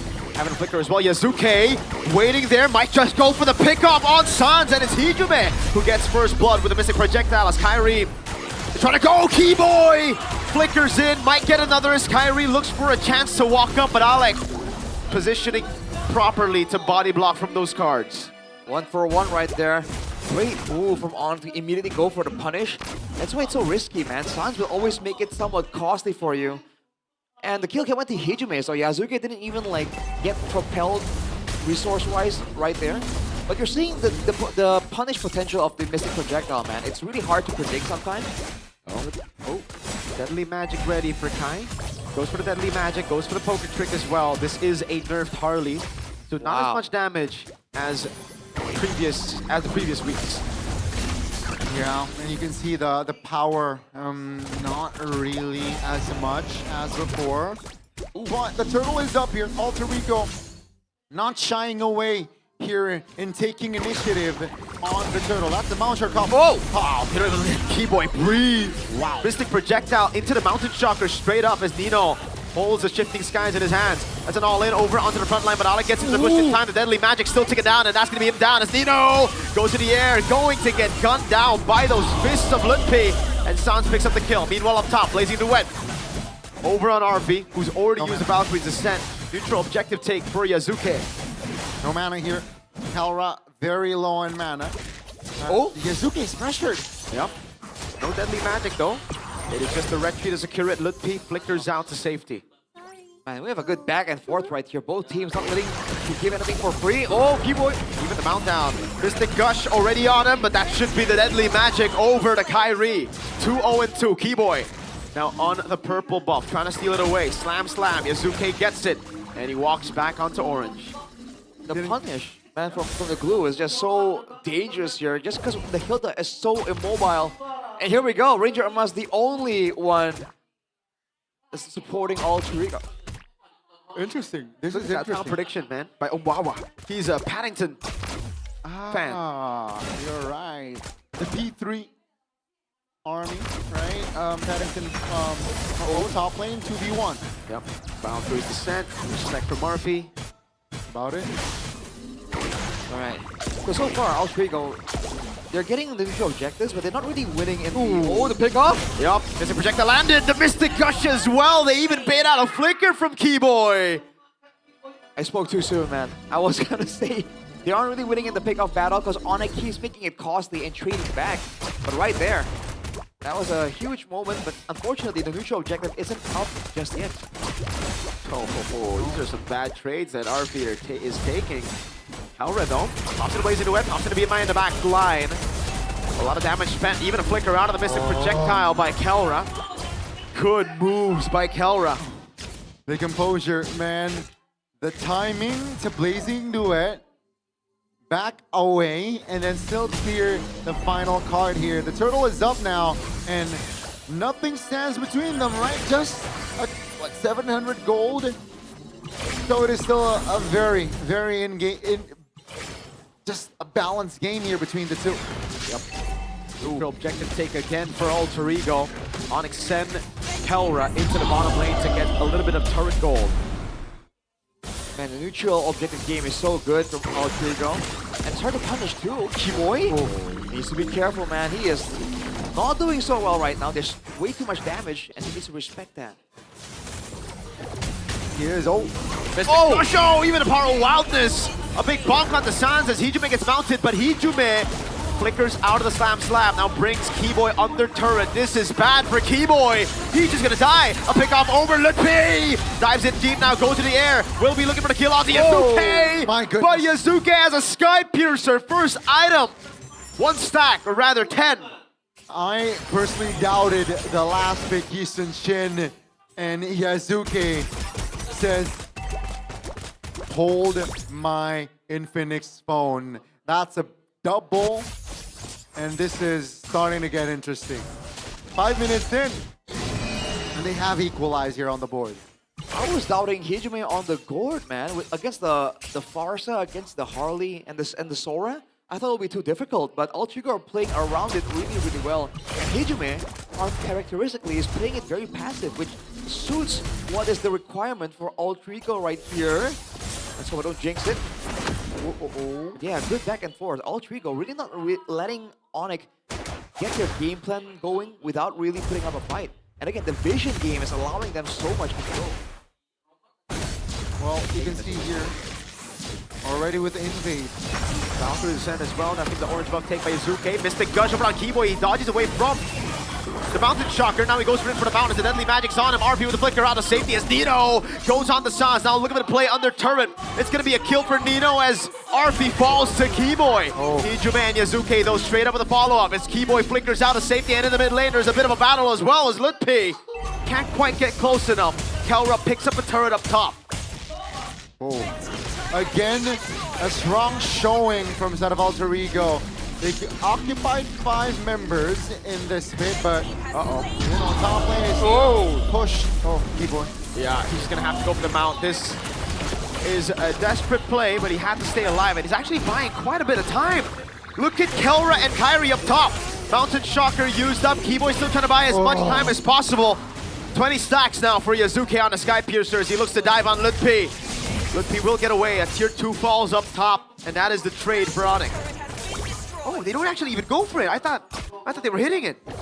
This protection is reducing the damage taken by the turret, so all three go very intelligently go for the play there. Didn't lose too much in the process, and they take the lead here gold-wise, matching Onyx.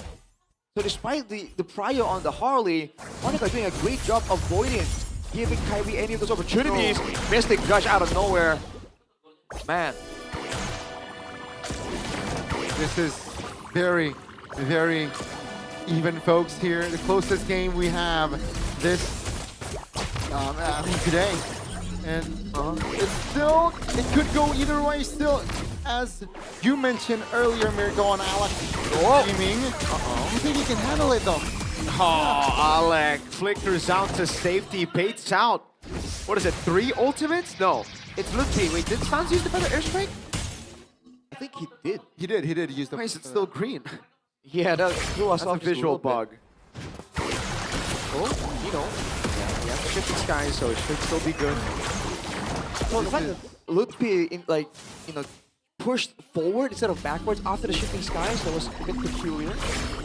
But yeah, all three go. They're slowly and surely suffocating Onyx, right? They can engage from so much further because they're only prodding with the Mystic Projectile. So Onyx isn't really getting a good chance to punish Hijume. This guy's Fulgent's first item for Lutpi. Yep. Works well against the Freya. Oh, shifting skies dodged by Hijume. Nino not gonna counter just yet. Yep, he goes for his own shifting skies. It's Lutpi in the air. Alec walks back in. Oh, Yasuke bites Kelra! A full lock on him! Impressive again. Yazuke showing his killer instincts here, and they are a man up. Hence, the Lord should be theirs for free. Great knock up there, the Lord fighting back. But yeah, man, Alter Ego, he caught Kelra off guard there, immediately bursted him down. Onyx can't really match damage output. They need Keyboy to really get a good mount on someone before they can find real success in a fight. Lutpi is being matched by Nino, so they're losing that as an engage tool. It's all on Keyboy. That's why you don't expect the damage. Yazuke. Sky Pierce first item, then he gets the Hunter Strike and he goes straight for the Endless Battle. The true damage doing quite a bit. You don't expect it to come through. And then obviously this execution of the Sky Piercer that's halfway stacked up.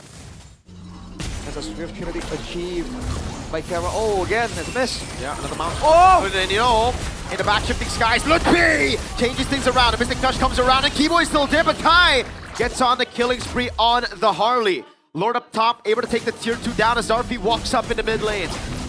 Well, it is just Onyx here trying to defend the First Lord. And as for Alter Ego, because Nino is not present, they can't take more space, right? Sure, they will take a turret in the bottom lane, but the base turret won't be touched. Ooh, that Mystic Projectile can clear so much ground, can scope out so much space. And again, they go for it. Again, it's Lutpi, and they target Lutpi!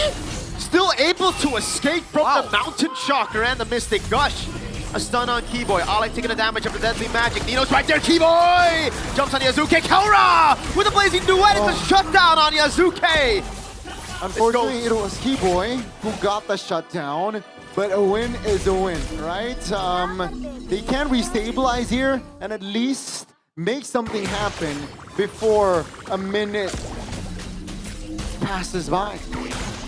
Oh boy, it's looking tough right now. Nino, he's been able to find a lot of shifting skies, but right now the adjustment from Onyx is to counter-engage onto him. Kyrie though, yeah, going for the output. He flickers down to safety. Wow. There's a wave on the bottom lane too, by the way, so Onyx want to send someone right there, but Rodrigo are chasing him down. Ooh. Projectile, wildness, Keyboy doesn't fall this time around. He's quite tanky now. With what, 1, 2, 3 members of Freya, 4 members already in that area. While Freya is still looking for an angle to push top lane. Folks, we're 12 minutes in, it's 9-8 kill-wise, and just 1,500 between them gold-wise. Definitely could go either way, because Alter Ego, they're not out of the woods just yet. Only a 1k gold lead. They're able to stave off the pressure from Kyrie, but with the Trinity completed for him, especially if he gets the Holy Crystal, which he is building towards, he's gonna be able to one-shot a lot of these squishies and tanks alike. So Alter Ego has to play the vision game really, really well. Oh gosh, on the ping. This time he just stays there, takes it. He already has Radiant Armor. Well, 12 minutes in, and then this is so close, man. This is so close. I expected this sort of, you know, display back in leg 1, but this just proves is the Freya too expensive. Stat-wise, it is still quiet though. Yep. Gonna wait and see how this goes, man. Alter Ego, they're losing the pick of potential because Hijime went for a very survivable build. He went for the Blood Wings and then the Rapid Boots as well. Full kite back, considering like he's up against so many dangerous heroes. Kyrie's looking for a pick off here though. Oh, good ping. Shifting skies, baits out the flicker from Hijime. Deadly magic from Kyrie. That's wow. The gush as well as Dino finds his own shifting skies. Oh! Yazuka in the backline. Alec jumps in, but Sans is able to react in time. Now Kelra goes in with the blazing duet. He goes on Nino now for the damage as Alec is still there, able to survive. Onyx pick up the jungler. In-game decision again shown by Kelra. The timing, they want to fight. Yep. No mount, Keyboy. Oh, finally goes for the mount. Nino brings him under turret, but now that's a flicker even. Valkyrie descent as Keyboy walks away with his own flicker. Oh! Mystic Gush on Lutpi! Oh, he stays alive! The Golem almost took him down! That's a feathered airstrike, and the deadly magic is able to get rid of the immortality. Sounds will fall to Hijime. RP caught in the midst of it all as Kelra does a little bit more damage. He's still going to play! Kelra! With a blazing duet on their turret! Beautiful angling, beautiful timing, and boy, oh boy, has he done it again. Oh man, Onyx finally now turning the heat up. They've got the power spikes, and they're completely abusing it. Alter Ego almost got a huge combo, but their lack of synergy, their lack of quote-unquote combos, makes it difficult for them to get the edge in the fights here. Kyrie even picked up a kill towards the tail end of that fight too. Now it's a base defense scenario. Alter Ego half clear, but look big. Shifting skies. That's it. Kyrie with the jump in and the poker trick and the power wildness. Gets on Kai, but that's about it. Alter Ego clear out the Lord. Oh. That will be enough to take the turret top. You know, that's a far lane, folks, for Onyx. So we might get to see a disgusting Lord dance here from the side of Onyx. Oh, take a look at that. Already winner crown in hand, in the hands of Kelra. Full build already at 15. Efficient farming. Arfrey's not quite there just yet, and this is the problem here with the far side down. Alter Ego again have vision advantage, ways to scout out ahead of time. Oh, Alec. Is it possible for Kyrie to kill him? No. It's a lot of damage though. Yep. But even without Athena, only the radiant armor, and he's able to withstand it. So that's a bit reassuring for Alter Ego. With 70 seconds to go, I feel like Alter Ego might want to try and find something before Onyx can pressure using that far side advantage. But again, they don't have the tools to do so. The only real engage is a Mystic Projectile followed up by a Stolen Shifting Skies if Lutpi gives it to Nino. Will Lutpi give that sort of approach towards Nino or not? As it's just so unfortunate. for Alter Ego. They got somehow somewhat of a control. Minute 6 till minute 8. And they got Sans earlier on. They thought it was enough, but Kelra stepped in to spoil the party. Bottom lane is still pushing for Alter Ego. Onyx will focus on towards the low, pushing the top. RP shows that's a sign, you know what? Let's just go back here. They know that 20-second is on the clock. I wonder if they're gonna opt for a split push angle, right? Send Arfi, because in theory he should be able to 1v1 anyone and just avoid the fight altogether. Because Alter Ego don't really do so well when they're the ones trying to force out a fight. Sans with a cheeky stun attempt though. The Wishing Lantern is definitely making Alex reconsider. Oh, what is that damage, my guy? There's a Holy Crystal Starlium. God. Dang, what is that damage? Half HP in less than a second. That is actually insane, folks. And what looked like just 1,500 gold lead 2 minutes ago, now it got doubled, almost 3K here. Ludwig from the flanks. Oof, spotted. Yep, Arfi just jumps away from it. That is a big ult to burn. It is stolen away by Nino though, so now they're sending Arfi to the top side. Oh! Yeah, missed the gush over on Ludwig. Far lane control for Alter Ego with Arfi on the Freya. Huh. 18 minutes in. It's an involved Lord here. Yep. So definitely a game changer. Again, with Onyx having more control in the far lane, they definitely have a say. Alter Ego, they gotta pull the trigger somehow. That's Nino in the back. Jumps onto Sans, now looking for the play, but Sans just walks away with wings by wings. Nino able to flicker out now. He goes into the Lord Pit. Oh! Gush! In the back, it's gonna be the all-in onto Kai as well. He's jumping back and forth now. He's trying to run away, but Arfi cuts him down. That's another as he goes in for the double. Kelra is on a killing spree as he goes back away into the mid lane. Shut down by Yasuke. 3 members of Onyx are on the floor as Alter Ego take a look at Arfi. Advancing, and Yasuke, oh! That's a solo kill for Keyboy.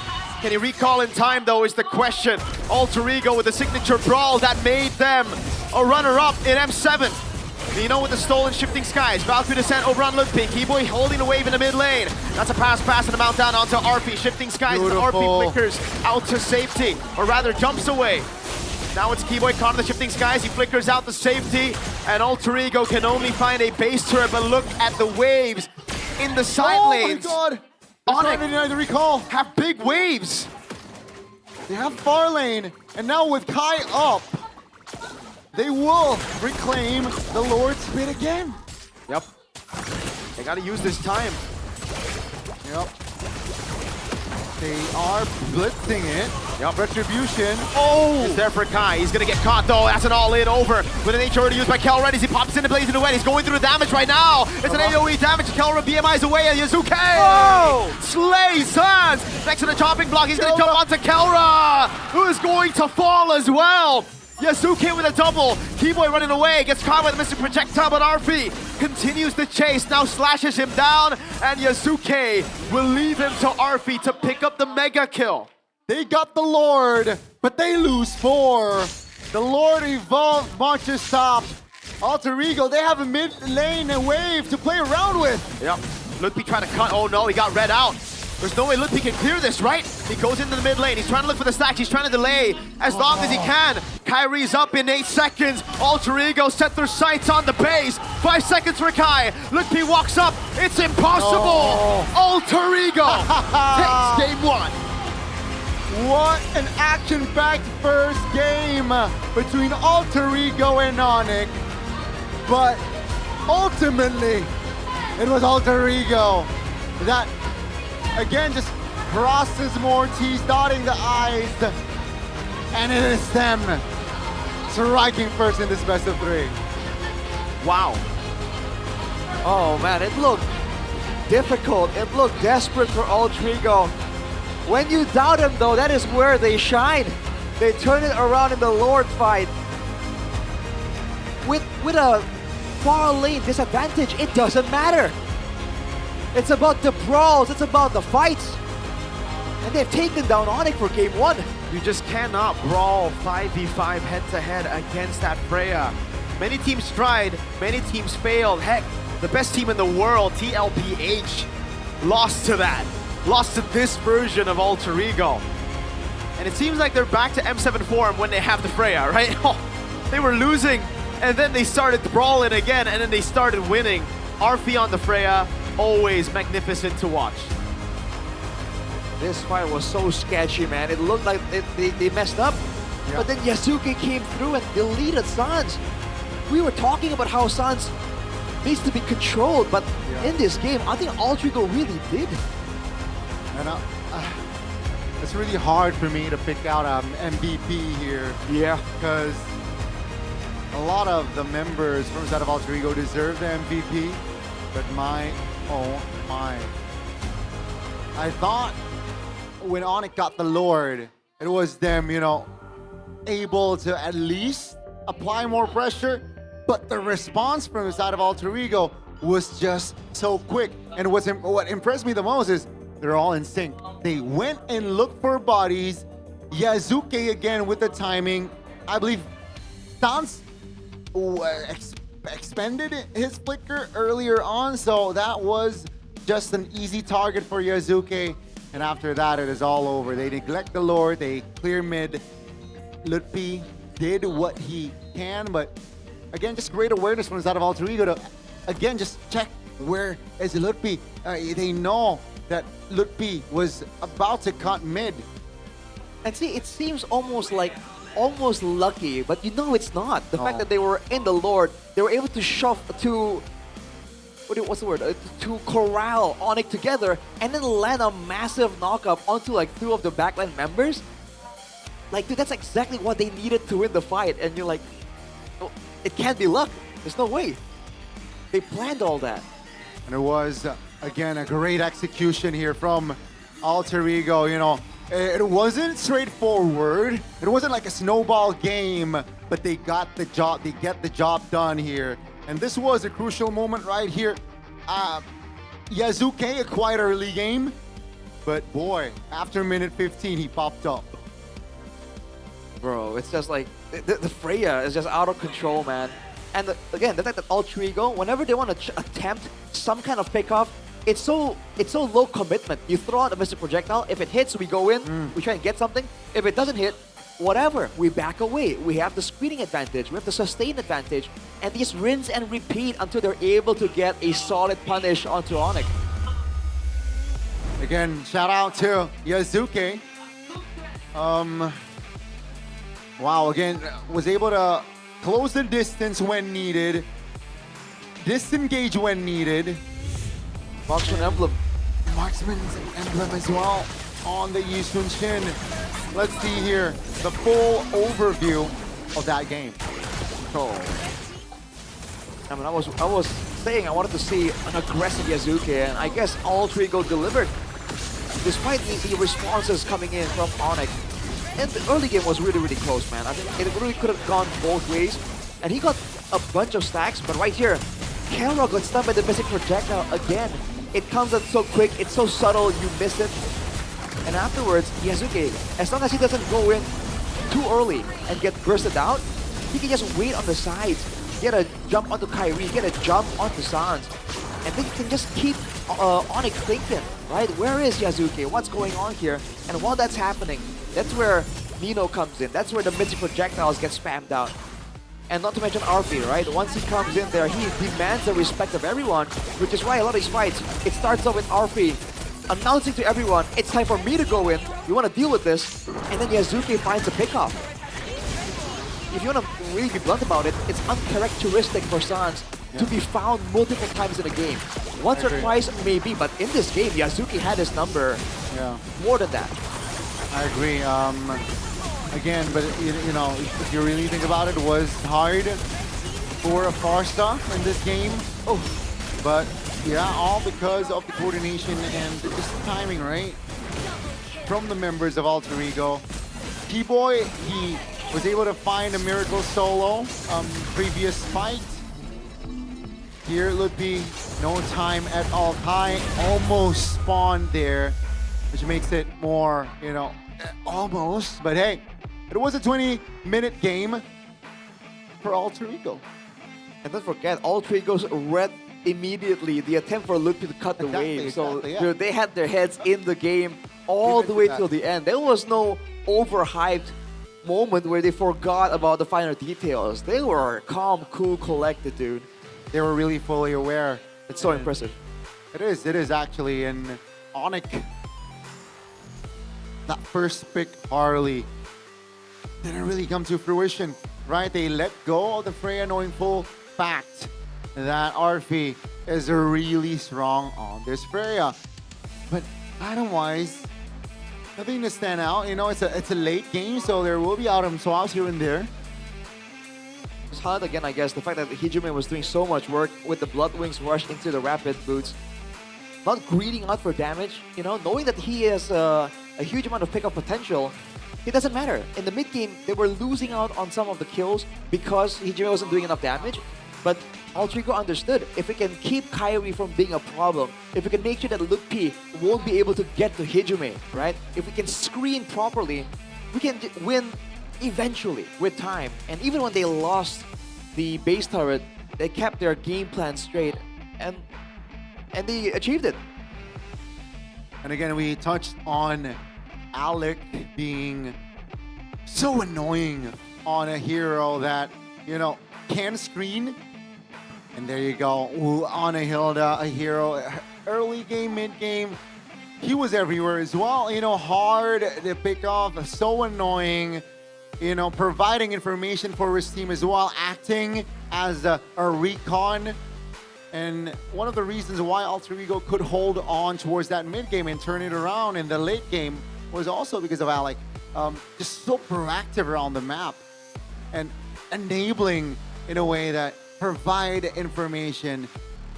Again, if you see like 2 Lords for Onyx, 3 Turtles for Alter Ego Esports, so it's really like both teams throwing haymakers of their own. And dude, the usage also got an extra layer of safety because the Hilda was always around. It's also a great pick, again, because the power of Wilderness will stop the Feather Airstrike from being channeled. There's just so many...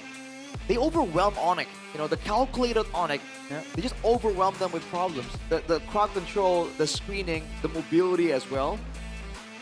When you see Kelra get hit by a stun, you know, in the middle of a team fight, when you see Sans get picked off, you know there's a lot of things flying around because they usually see it coming. Yeah. We gotta talk about the elephant in the room though. Sans with 6 deaths. Right, like I think all the way from the start, he was getting a little bit too cocky, a little bit too arrogant, man.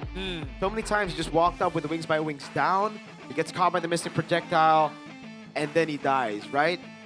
Then we even see it towards the late game too. Late game, it makes more sense for him to die, but the early game is where he should really keep those deaths. Yeah. At you know, as low as he Minimal. can.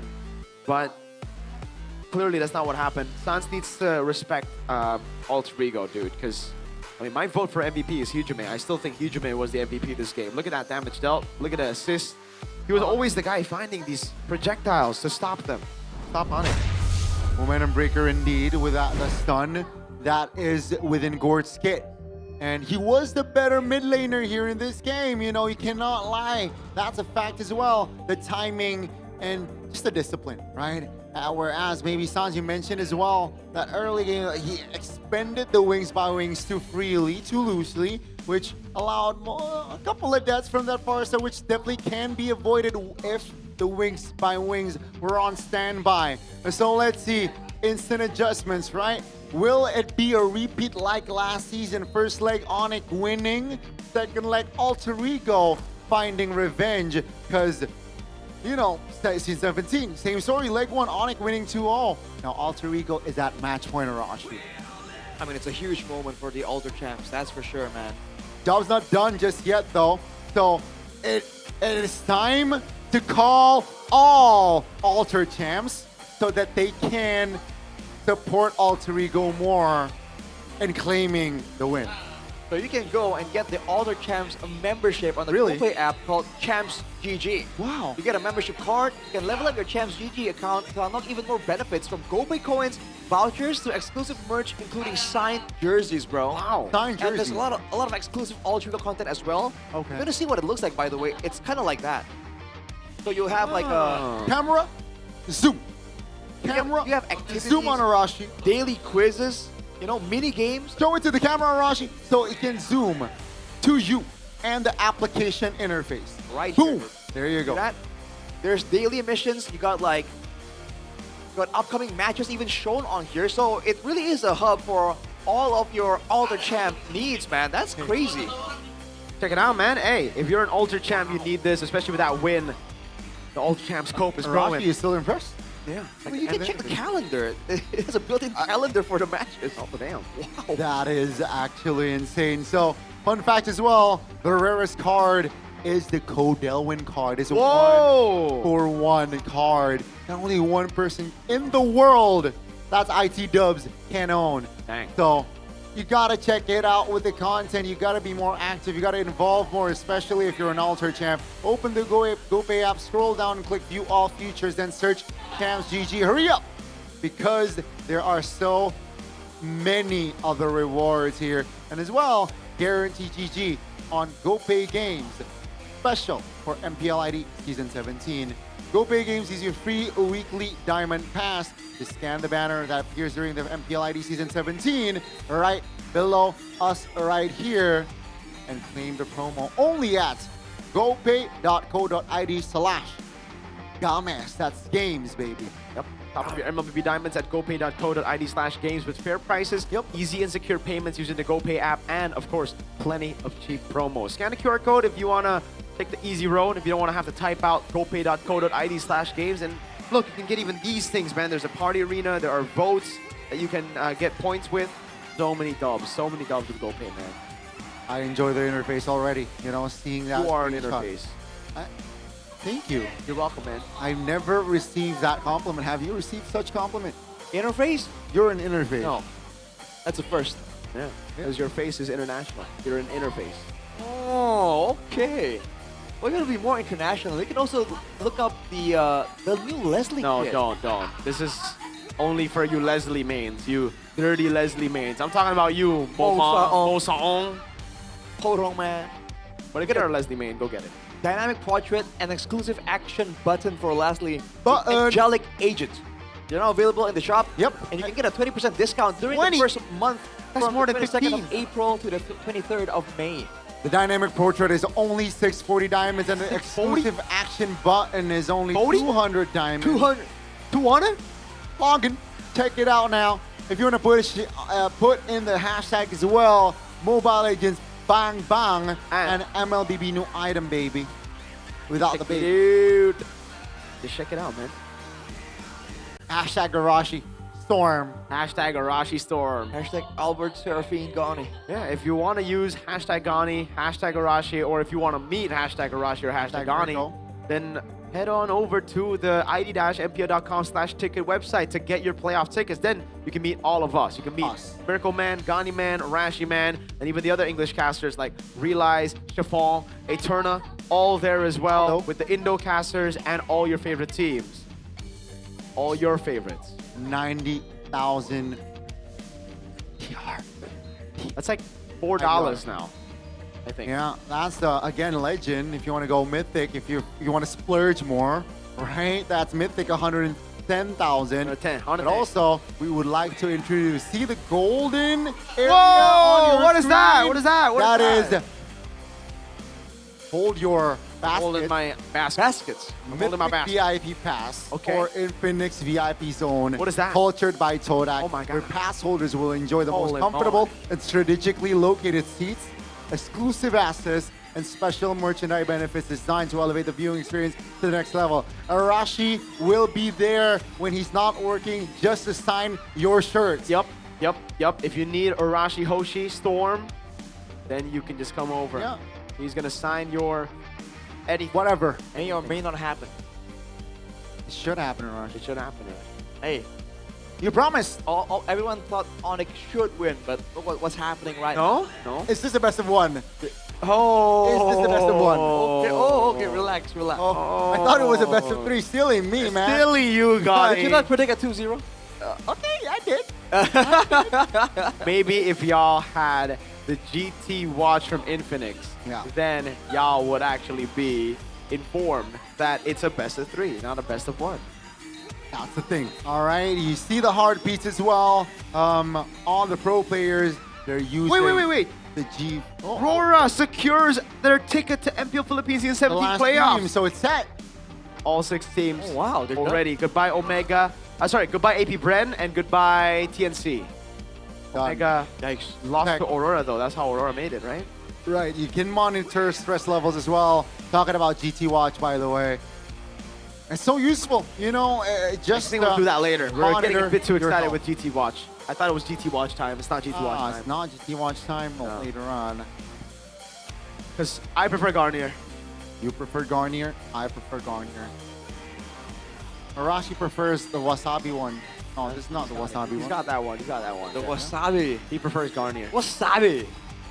Is that how you say it, Arashi? Why are you saying Wasabi like that, Rash? It's a throwback to the annoying orange. Ah, you watch Annoying Orange, okay. You are cultured. I just gotta say though, that was a very, very impressive game from Onyx. Because I thought it was a pure draft win already for Alter Ego. But then... And then they won the early game and they made it really close. So that was kind of crazy, but again, it remains to be, I mean, it's still the same thing, you know? It's still blue side issue for Onyx. They only lost on blue side. So Feeling it's kind of 0-2. blue. Come again? They're feeling blue. I am feeling blue. Dabudi dabudai? I need, you know... I need to take a breath or two. Yes, sir. And for Zephyr, you know, increasing their win rate here, especially on red side. But now, do you think the Freya will be left open from the side of Onyx especially? Or they have an option to take it first, you know? They took the Harley instead of the Freya, knowing full well that Arfi is a beast. Now, today, I've predicted 100% right, and I guess that I have a feeling that we're going dangerous grass here. All right, Gani, keep your secrets. No, that's a hunch, okay? Let's see if that will come true or not. As we take a look at the Guinevere ban from the side of Onyx, I feel like it's a repeat or a redraft. Still, you gotta pick the Freya. Don't pick the Harley, Harley, the man. Freya. Yeah, I think they gotta. But here's the thing: Zephyr can throw a curveball. They can ban the Freya out this time. Yeah, I don't think they will. It's Onyx that have to do it. It's a very, very good decision though by Onyx. They have to deal with the Freya somehow, and it seems like this could be a problem though, Rashi. We've seen teams, if they have to ban out the Freya themselves on blue side, it's a weakness that a lot of other teams can exploit. You're right. At least back when that was like a really contested pick. Interesting, yeah. For Onyx, they really want to have Kelra on a proper marksman, right? So in that sense, No, the thing is, you can flex it. that's true. So it's more of an issue now that the team just doesn't play with the Freya, maybe. Team just doesn't work. Which is with the Freya. peculiar because we were highlighting the fact that Onyx just has the hero pool, right? I think both Ludpi and Kelra can field the Freya no problem. So the fact that they're going for a ban here is interesting. Might be noteworthy. But for now, Kushin, Fanny, Marcel was the third ban. The Hilda though. Yeah, I love the respect. Oh though. boy. Yeah, it's really good by Onyx, man. They gotta respect the power heroes, man. Like we said before the match, Arashi, it's Hilda for Alec. This guy on screening heroes is ridiculous. And guess what? He's got other heroes as well. The Khalid is still up for grabs. The Cho too, but less meta. I think more Khalid. Yeah. Final ban here. Let's see what it is. Do they ban a Harley? Phoveus is open. There are a lot of picks that were banned out in game 1 that are left open now. The Marshall. Welcome to the greatest big one. match They show banned. of all time is picking. Ooh, Harley. Marcel first pick, no? I mean, Onyx might go for something else. Altrico might want the Marcel for themselves as a replacement for the Hilda. But then you can pick the Khalid. So whoever picks the Marcel first can get countered by the Khalid. We've seen how the Marcel fares against the Sand guy. Not a good time. Expose the same truth. Yeah, I think he's got to go for the Marcel here. So Alter Ego, let's see what the response is for them. How prio is Gord? How good is Gord is the question. Now with no Harley, you can still play the Kalea. Kalea was banned in game number 1 by Onyx. You're thinking Kalea Gord? I don't know. With no Harley, I think the Suyo gets a bit of prio. Maybe they go Suyo and Kalea, maybe Suyo Gord, and then the Kalea Red 3 if they want to. I'm not sure about Suyo. There you go. Suyo comes through. When I give I the word. like that too. Suyo Khalid. We were just talking about how we need Alec on a screening type hero. That is a screening type hero. So it is Suyo and the signature Khalid for Alec. And that Khalid bullies the Marcel. You know, the Sand guy beats up the photographer all day. And the thing is, yeah, I don't know, the Raging Sandstorm though can get quote-unquote countered with a golden hour. I'm questioning why Ultra want to show the Khalid so early, because there's no way the Marcel's flex. No. Right? So they're trying to hide something, and I just don't quite know what it is. Earlier, Red 3, it was the Gore. No, it was Valentina. Right. So let's see. Maybe they'll go for a flex pick later for Red 3 again. Phobius gets picked up with the Valentina for Onyx. So that's already very concerning now for Alter Ego. No Sora, for sure. They're going to go with the Gord. Oh my goodness. It is that prio, I guess. Well, against the Phobius, it's not even that bad of a pick, man. You can stun, you can burst, you can control, and you can even zone the whole team if Onyx are trying to follow up on a golden hour. Yeah. A Mystic Gush will push them back. That definitely can happen, right? And just can break the momentum of that Marcel all alone with the stun Obsidia. from Gord Obsidia again. Same as game 1. They really respect RFE here. I think they're gonna go all in here. Just ban another hero from RFE's kit. RFE's arsenal, the Granger comes to mind, if that is the case. The Harith, I guess, gets quote-unquote countered by the Phobia, so that's not too big of a deal. To see though, for Alter Ego, after the Baksha, what else do they want to ban out? Especially with the Suyo in their hands. I don't think no one can contest the 50-50. Nolan actually, wow. They want to stave off the mobility, it seems. Baksha and Nolan both very agile, rotationally around the map. Yep. Here it goes. The Nolan ban still coming through from the side of Alter Ego. And as for Onyx, will they commit to another RP ban like we mentioned earlier? Because it can backfire, Rashi. Kelra has yet to pick a hero, and that's why they shift their focus on towards the Terizla. Another engaged tool that definitely can be utilized by Nino. Very strong for the first turtle fight as well, you know, with the penalty zone available. Definitely can turn tides. First pick, Alter Ego from the second phase. I think they should just delay the gold lane pick here. They just gotta go for the EXP. Pick a hero for Nino. It can work. Because of obvious, the glue comes to mind, the Hylos comes to mind as well. Both are okay options in this scenario. Okay. Are they gonna show it first though, or are they gonna hide it a bit longer? Uranus. Okay. Oh, I like it here actually. They don't have a lot of DPS or burst here. I hate Uranus, but I love it here actually. Oh, they even go for Harith. This is oh, I don't like this. I don't like this for Onyx at all. This is not Onyx kind of composition. The Harith, sure. The Phobia, sure. But Kyrie on Leomord. Let me pull up some of the stats here. He's sitting at a 33% win rate. The only games Kyrie have dropped have been on a Leomord and a Baksha. Yeah. So, statistically, it's not looking like the best choice. So, this ain't on Uranus Gold, right? This can be whatever. No way, right? It can be. Why not? Why not, Arashi? Why can't it be? And then they pick up the Glue XP and then they win out the game. I was saying the glue is great too. Oh my god, I see that. That's exactly what I'm getting at, man. Right? No way. They can even go to Rizla and it'll beat the Leo more. Rizla's banned. Oh, my bad, my bad. But it's gonna be the carry. Okay, okay. So it's gonna be a conventional Uranus. But like the carry is so good in this situation. It is. I like it is. No long-range zoning tools. Everyone's trying to come at you. You got adequate peel as well. Oh man, the double true damage from the Gord and the carry. This is gonna be disgusting, dude. Will it be a 2-0 win for Alter Ego? Oh, I mean, draft-wise... I think it's Alter Ego from draft. Yeah, Goldie doesn't believe it, man. Ladies and gentlemen, it is going to be potentially the final game of the day. Oh. Take a look at the counter index.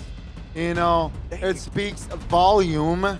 If you catch us on stream earlier, like Pascal, but let's see. Lanadon, right? Is it gonna be the final time of the day? Alter Ego, they're at match points to increase their odds to advance to playoffs. Let's see if Onyx can prolong the series on towards a game 3. Let's see it, folks.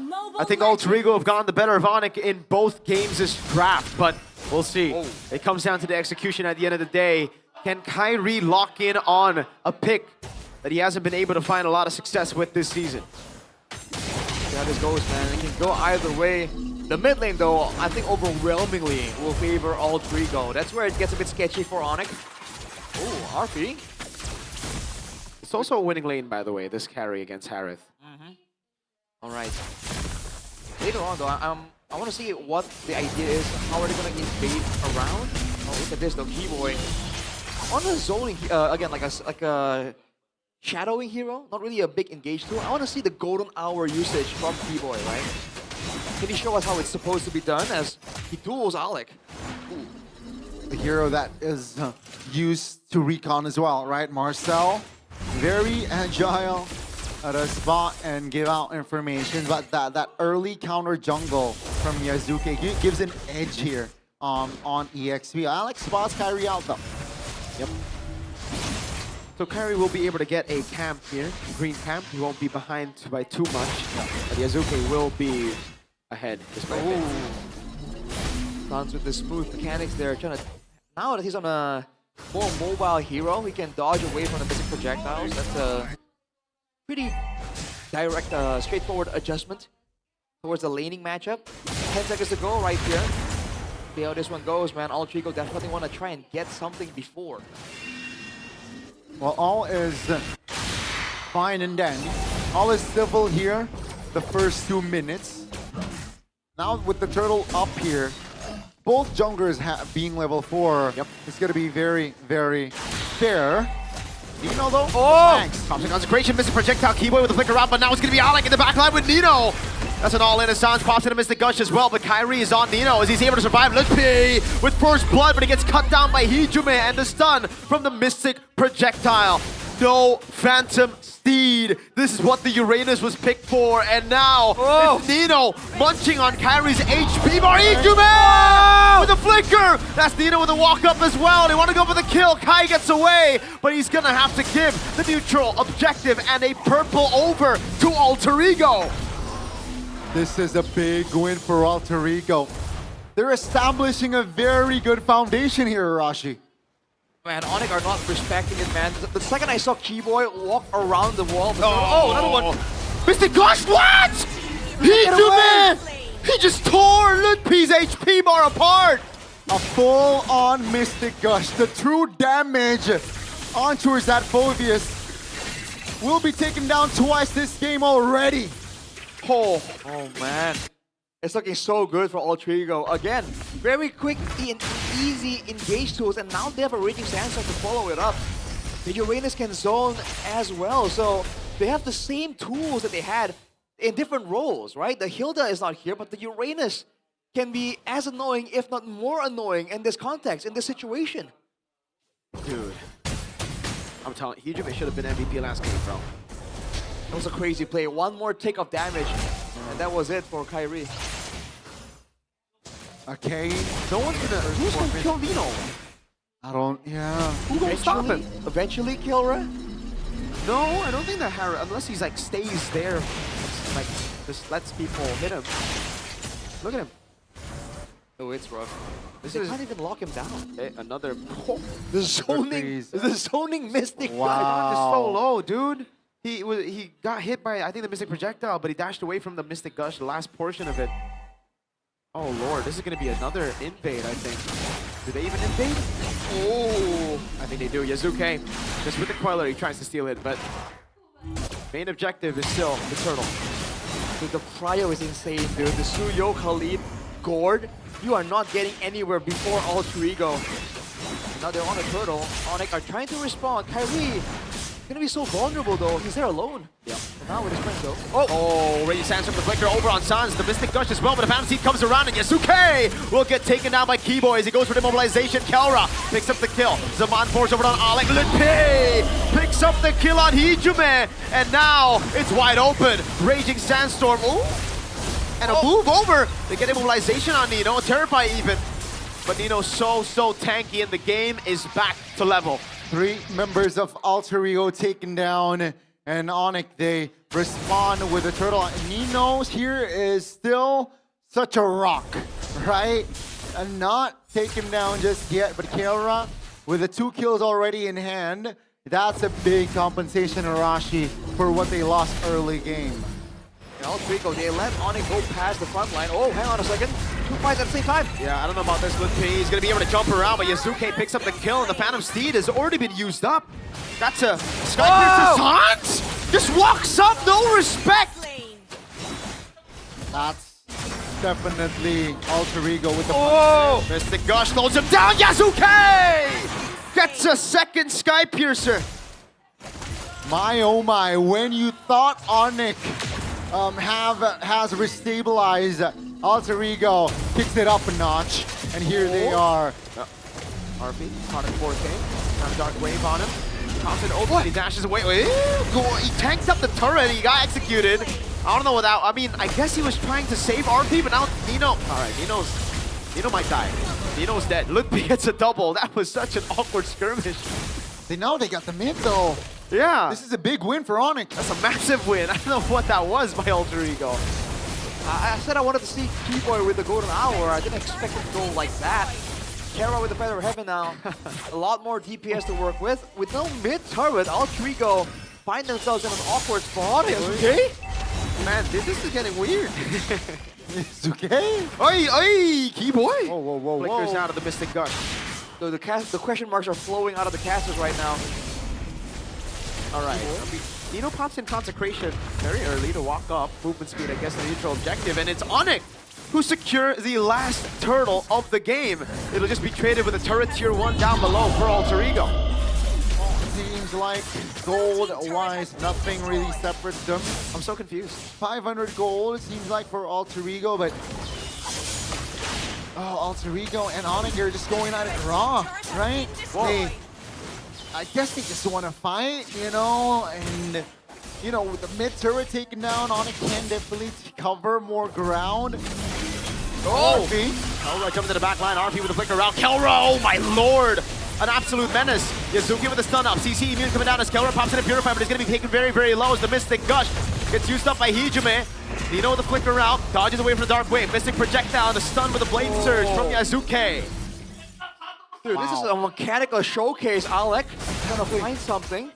It's just outplace upon outplace, man. The Golden Hour flicking away from. What do you want? Alright, never mind. It's just action-packed, you know? It's an ego battle. It's an ego battle. That's 100%. They're playing for tempo and ego all the way, man. They're going like bare fist fight here. Oh, I like it. Just saying though, earlier on, if he didn't land a Mystic Projectile onto the back line of Onyx, that would have been a winning fight from Onyx, I think. Yep. The Mystic Projectile just stalled them for so long. Hijume has been massive, man. Hijume has been massive. There has. Right. Wave is pushed out by Alter Ego on the bottom lane. Sneaky move by Onyx though, trying to find some information. Big shoulder bash. Now the Dark Wave as well. They go all in. Wow. Kyrie stomps on his head as he's unconscious. Hijume, What? He actually walks up and he gets stomped as well by Kai. What is going on, folks? I guess like even Alter Ego are still not really that exposed to their, you know, awkward brawls. Oh boy, they get a turret on the bottom lane, but it just feels like both of them are trying to call chicken on each other. Oh, Kelra against 200 turret now. He goes in onto Alec. He's jumping all throughout. I don't think he should stay here for long, man. Yazuki in the bottom lane though, zoned away as Kyrie gets Luthi! Oh, he gets one. He gets caught with a Mystic Gush though, and that's a big shutdown that he's given over to Hijime. Kibo in the bush. How's the Lord? How's the Lord? I want to see the Lord HP bar right now. Okay, it's free. All right, it's a free Lord over to Onyx. Just traded for Luthi's life. Oh man, they're trying to call each other's bluff, you know. So right there, Hijime is like, I'm gonna ulti. You don't know if my friends are ready to back me up, you know. But Onyx are like, I don't think so. They called the bluff, and he gets caught out. But if they didn't call the bluff, it would have looked like Hijime was so dominant. It's a battle of feints. It's a battle of feints, man. They're operating on different layers here. Yeah, exactly. Those are the sound effects you make when you feint. Yeah. And with the Lord here for Onyx as the 6th man, they want to penetrate that holy shield. Holy shield. Gonna penetrate Uranus as well, man. Nino is getting tankier and tankier. He has the pauldrons already, though. That's a big problem. If Onyx are trying to focus him down. Look at the wave control, though. Altrigo will only have to deal with one wave, I think. Let's see. They have a carry and a gourd. Wave clear should be A-okay. Oh, 4K, that breaks the holy shield! And it's a shove. They can actually get a far lane base turret with the First Lord. Beautifully done by Keyboy. That's a far lane base turret, folks. Onyx can crack Altrigo's base open with Lord 1. That's so smart, dude. Golden hour to deny the holy protection. Oh, and he takes a quick picture of RP and Hijime. Exposed. What an intelligent play again. Altrigo, I don't think they can defend their inner turret. Yeah, okay, they can. And Holy Shield is still up in the mid lane. Oh, at least. Yeah. Yazuki might be going for that pickoff. That's a conceal from Keyboy to get themselves back as he runs around and gets those Thunderbelt stacks on Uranus. All right. All in all, 2K gold lead for Onyx. But the far side advantage. Oh, hang on a second. Okay, Nino. Consecration, he's able to escape. That's going to be the caught in 4K moment as the Mystic Gush gets used up, but Alec in the back line is right there. RP. Oh! Credit on Lutpi! That's a pickoff as he gets slain by Kai. Alec with a jump in over on Kai now. He's going to be caught all alone. He flickers out the safety, but Kai brings him back into the fray. That's a Mystic projectile that doesn't land. Yasuke! Able to get the stun. Now he goes on Sans. That's a kill back as well as the Mystic Gush takes him down. Yasuke! With a jump in, but Kelra pops into Zaman Force. Nino tries to run away on the other side of the map as Hijime is sent down below to clear up the wave. But look at Kelra, look at Kyrie up top. Nino is trying desperately to survive, but he gets cut down by Kai. Call an ambulance, but not for Onyx this time, Ryan. 4 members of Alter Ego are on the floor as 20 seconds on the clock for an enhanced Lord. And it looks like that Onyx here have just a bit edge there. Kelra holding on to that town force on the right timing, delivering the damage maximally and maximum damage, and here they are. Onyx definitely the edgier team right here, getting the better of Altrigo again and again.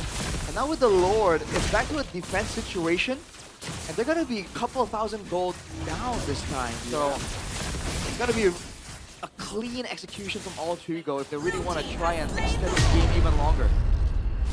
It's a free neutral objective to Onyx. 3,000 gold lead. Keyboy, I don't think they can see you in that bush, man. He's trying to assert dominance, bro. Man, Yasuke though, he really committed on that fight earlier. Lost some of those Sky Piercer stacks. Yeah. I think that Sky Piercer is holding what, like 7? Is it 7? Around that, though. Yeah. Definitely not a huge amount to speak of.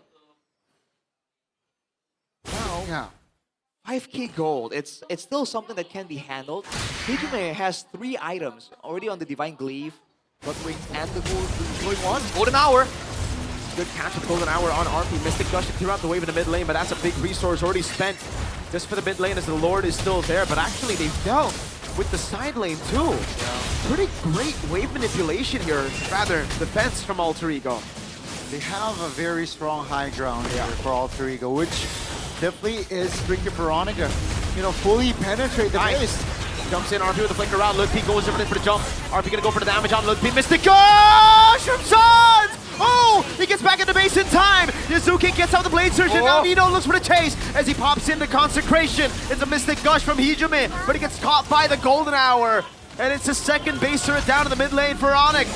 Oh, Sans stayed a bit too long. Still has those dashes. Kelra jumps in again now. Pops in immortality for Alex. RP waiting in the bush. Demand Force still there. RP caught in the midst of it all now as he's able to kite away from Nino with help. 136 heart rate there for RP in that moment. Dang.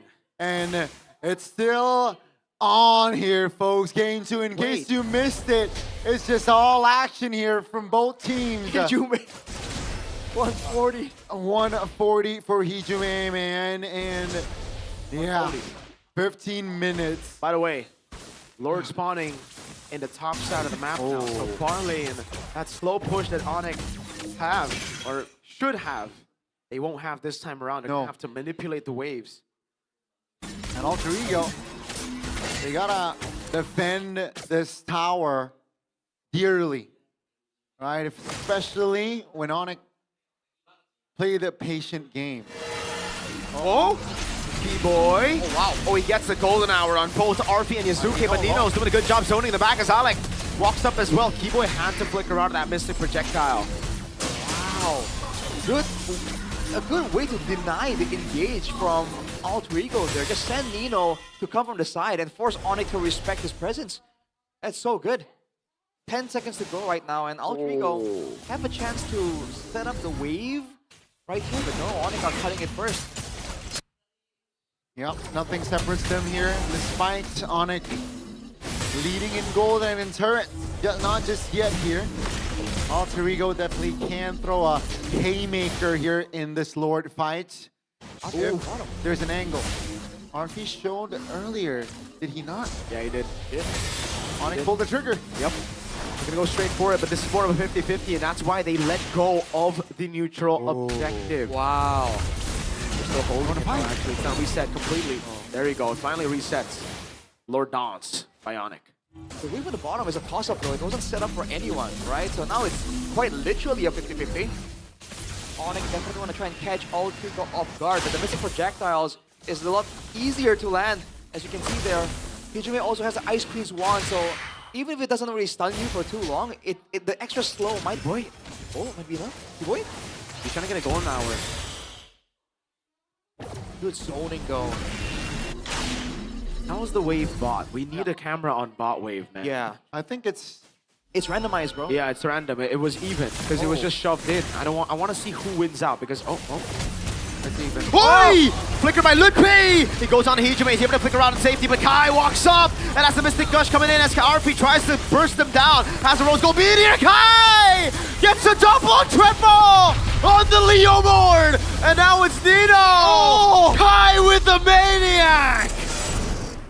Has an opportunity for a Savage here, but Alec all alone, ladies and gentlemen. We are about to enter the realm of Game 3. It's GG! Kyrie with a 33% win rate. Oh, an unofficial Savage to mark his win on a Leo board. Up against RP, the Maniac Merchant as well. What an ending for Game 2. But week 8, day number 2, officially extended. Because ladies and gentlemen, we're going to Game 3, baby. Sheesh. Oh man. Of course it had to be 1-1. Of course it had to be a full series, man. Kyrie on the Leomord, Keyboy on the Marcel. Both picks we mentioned wasn't quite their style. It doesn't matter. They just find ways to make it work. Despite the best efforts of Alter Ego, it was looking kind of close, man. But some of these fights towards the end were so difficult to deal with. I thought these early leads at the start would be enough for Alter Ego to snowball out of control. We thought that for Onyx in the first game. Not really, you know, because there was a Freya. Fair enough. Fair enough. But yeah, I think the adjustment, this opening right here was a cherry on top. Hijime misposition. Yeah, no, I think it wasn't a miss, but I think it was just Onyx making the move, man. That was well played by them. It's a flicker by Lupi. Yeah. But to be fair, Hijime could be positioned further back, especially because, again, he's not really itemized in the same defensive fashion he was in the previous game. But he wanted to provide more pull from the team, for the That's team, it. right? It's a risk he chose to take. Yep. Didn't pay off.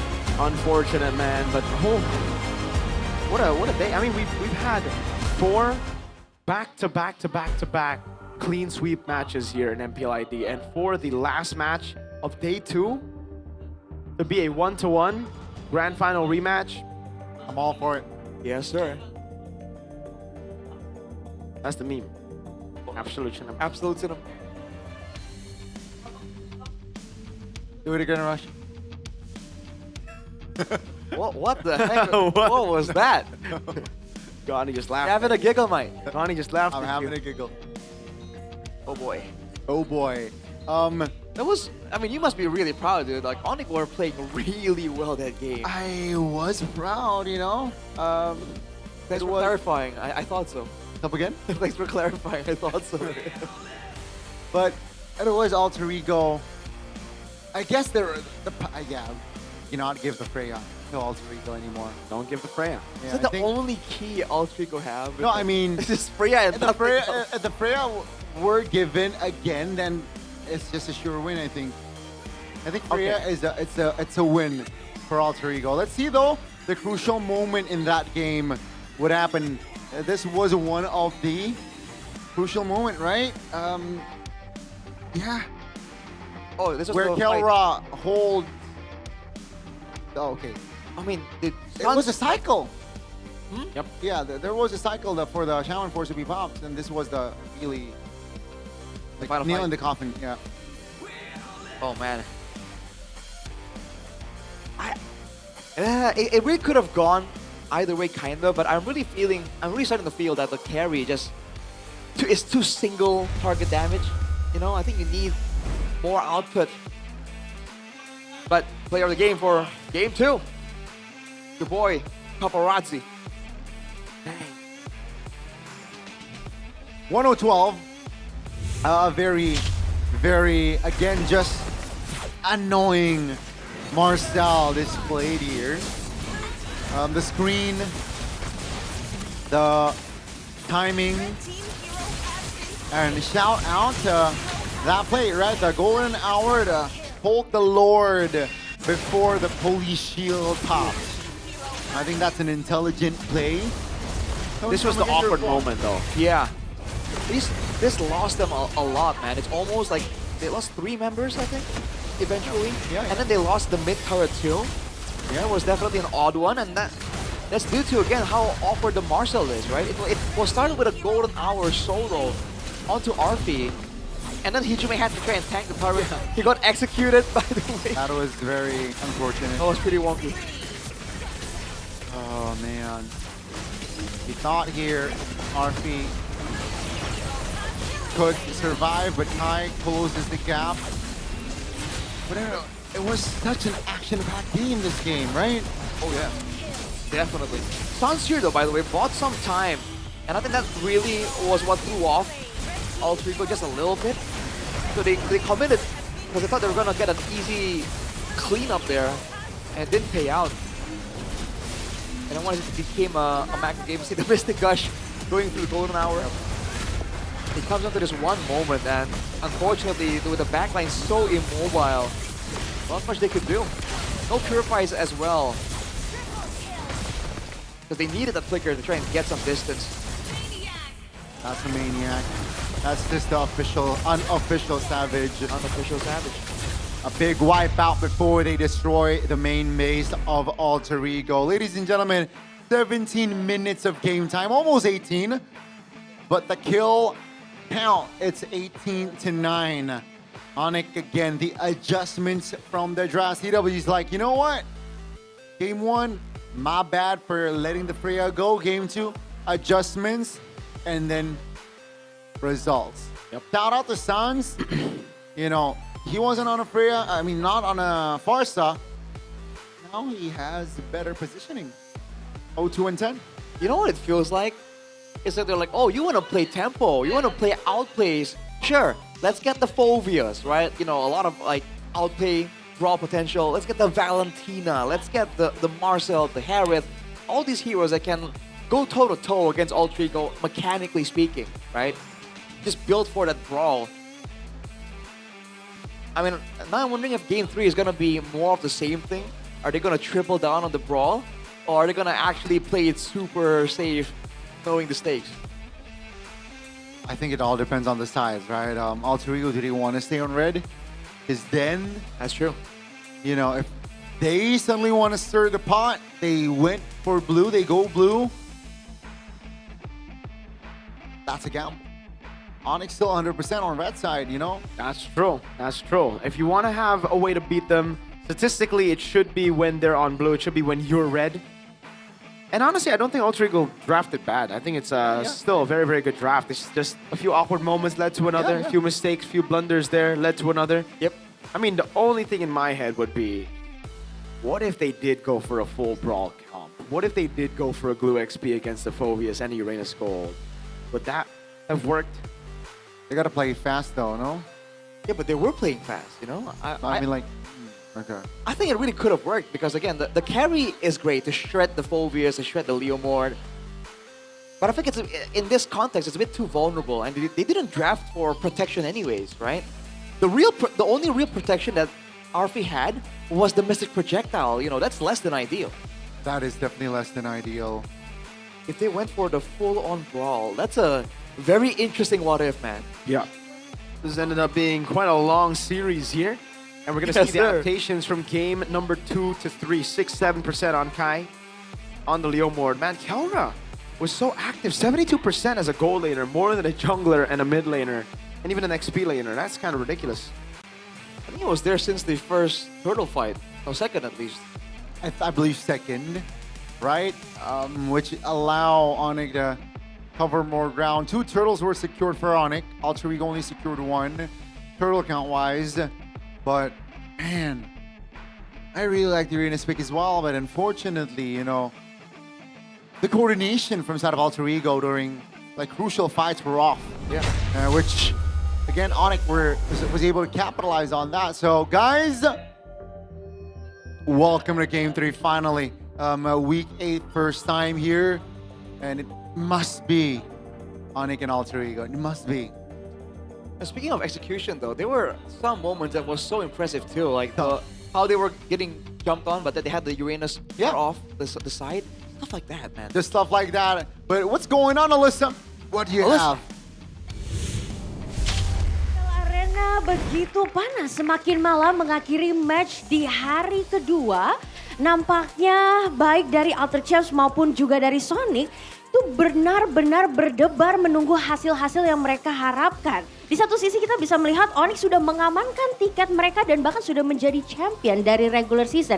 Dan di sisi lain Alter Ego sedang berjuang. Karena Alter Ego sebenarnya juga ada di ambang batas untuk memperebutkan slot menuju ke babak playoff. Namun tentu saja kita akan bertanya langsung kepada para superfans yang hadir di sini. Dan Alisa kayaknya sudah lihat nih ada yang menggunakan jersey Onyx dan juga Alter Ego bersebelahan cewek cowok. Apakah mereka adalah sepasang kekasih yang memiliki fandom yang beda nih kayaknya nih. Boleh kenalan dulu gak sih namanya siapa? Boleh, halo aku Feby. Feby dan juga siapa nih? Aku Mika. Kalian berdua sedang MPL date kah? Iya dong. Oh, ini emang beda fandom apa jersey-nya aja nih? Iya. Oh emang beda? Emang beda. Oh beda. Mika pendukung Alter Ego dari kapan nih? Sebenarnya sih udah paling dua season yang lalu sih. Oh dari 2 season lalu. Sebelumnya pakai Sonic juga jangan-jangan? Iya. Oh jadi berpindah hati. Kenapa tiba-tiba mendukung Alter Ego nih? Suka aja sama vibes-nya El Familia. Oh well Familia. Kalau kamu kenapa nih? Kamu kenapa tidak mengikuti langkah sang kekasih nih? Enggak dong, landak di hati. Oh landak di hati. Emang kamu paling ngefans sama siapa sih di Onyx? Aku demen semuanya sih tentunya. Cuman mungkin aku sukanya di Keyboy karena aku waktu main Mobile Legends aku emang roamer jadi aku ngefans. Oh kamu Romer. Wow, apakah jangan-jangan ini mother of tanks juga nih ya. Tapi aku pengen tanya deh, kamu ngelihat hari ini performance dari Onyx gimana nih? Karena kan kita tahu bahwa salah satu dari pemain Onyx juga sedang berduka nih. Tapi mereka tetap kayak bisa menampilkan yang terbaik nih. Menurut kamu gimana? Iya, tetap yang terbaik sih. Aku ngelihat mereka tetap oke banget, apalagi mereka udah masuk upper kan. Aku tunggu mereka di grand final. Oh, tinggal tunggu di grand final ya. Tapi kalau dari Onyx nih kayaknya para Sonic nih udah biasa aja nonton nothing tulus. Alter Champs, deg-degan gak sih ngelihat ini di 6 loh sekarang peringkatnya loh ya Alter Ego. Kamu gimana, deg-degan gak Mika? Enggak sih, enggak deg-degan. Oh biasa aja? Biasa aja. Pede kah? Pede. Kamu ngerasa gak sih Saper kayak ngumpet-ngumpetin strategi untuk di playoff nanti? Enggak juga sih. Oh enggak juga. Emang ya udah mereka bermain memang sudah all out tapi ada hasil-hasil yang mungkin tidak diharapkan? Lagi belum oke aja. Lagi belum oke aja. Kamu ada saran gak sih supaya oke nih di game ketiga bisa memenangkan match kali ini nih? Enggak ada sih. Yang penting udah percaya aja sama player Alter Ego pasti kasih yang terbaik. Wow, sudah begitu percaya ya kalau dari Sonic nih. Mungkin ada pesan-pesan yang mau disampaikan karena satu sama nih. Aku yakin 2-1. Kamu yakin 2-1 buat siapa nih? Bisa buat Alter Ego, bisa buat Onyx? Yang kuning dong. Yang kuning dong. Alright, kepercayaan diri yang begitu luar biasa dari kedua pasangan. Tapi kalian pernah berantem gak sih berdua dengan beda fandom gini? Pernah, tapi nggak berantem gitu. Kita kayak cuman bilang, ya elah ini pasti kalah gitu-gitu sih. Oh gitu-gitu, nggak sampai taruhan dan ada perdebatan dalam Lebih ke debat nanti yang di grand final aja. Oh di grand final aja. Alright, kita kalian thank you so much ya. Enjoy dan semoga harapan kalian terwujud ya. Dan kayaknya kita mau tanya-tanya juga nih kepada di sini Alisa lihat ada top 3 Romer, Alek. Boleh gak sih berdiri temenin Alisa? Halo, namanya siapa nih kakak? Nama aku Mahda. Kak Mahda boleh nih ambil dulu mic-nya. Nah Kak Mahda dari mana nih kak? Aku dari Banten. Oh dari Banten, sapa-sapa dulu dong warga Banten yang nonton. Halo warga Banten, Pandeglang khususnya. Wah warga Banten, Pandeglang dan sekitarnya nih ada wargamu datang langsung kayak Parana. Kamu pertama kali datang ke sini? Ya aku pertama kali. Gimana nih kesan-pesannya? Kesan-pesannya deg-degan ya tadi lihat AE udah kayak menang nih 2-0 ternyata. Kayaknya AE 2-1 deh gitu. 2-1 ya masih ada kesempatan. Tapi kenapa ini aku pengen tanya dulu kenapa top 3 Romer Alek nih Alek mania banget apa gimana nih? Alek mania banget dong. Kenapa begitu? Kayak kakak tadi aku juga mainnya Romer dari jadi suka Alek. Oh jadi suka Alek, memang udah panutannya banget ya. Boleh dong kasih semangat buat Alek nih biar menang nih game ketiganya. Alek menang ya, awas. Semangat Alek. Semangat Alek. Ini udah didukung nih top 3 Romer Alek. Jadi harus menang ya di game ketiga ya. Tuh Alek tuh. Halo Alek. Gitu manisnya ya. Nanti kalau menang bisa foto bareng loh. Mau dong. Mau banget Mau ya. banget. Kita tunggu ya. Thank you so much ya kakak. Dan enjoy, semoga harapannya terkabul juga. Dan itulah tadi keseruan bersama dengan para Sonic dan juga para Alter Champs yang nonton langsung ke Hemparannya. Jadi kalau kalian pengen merasakan euforia yang sama, langsung aja datang. Karena tentunya sih sudah memasuki week-week yang semakin menegangkan, semakin mencekam karena kita ingin melihat siapakah yang akan masuk ke babak playoff. Dan sekali lagi Sonic dan Alter Champs, mana suaranya? Dan itulah tadi, so kita akan lemparkan kembali ke para caster. Caster silakan take it over.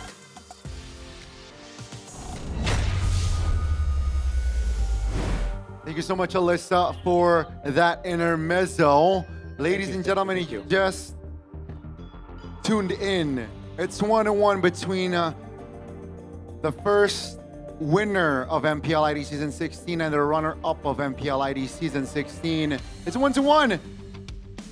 Let's see what will happen here, Game 3.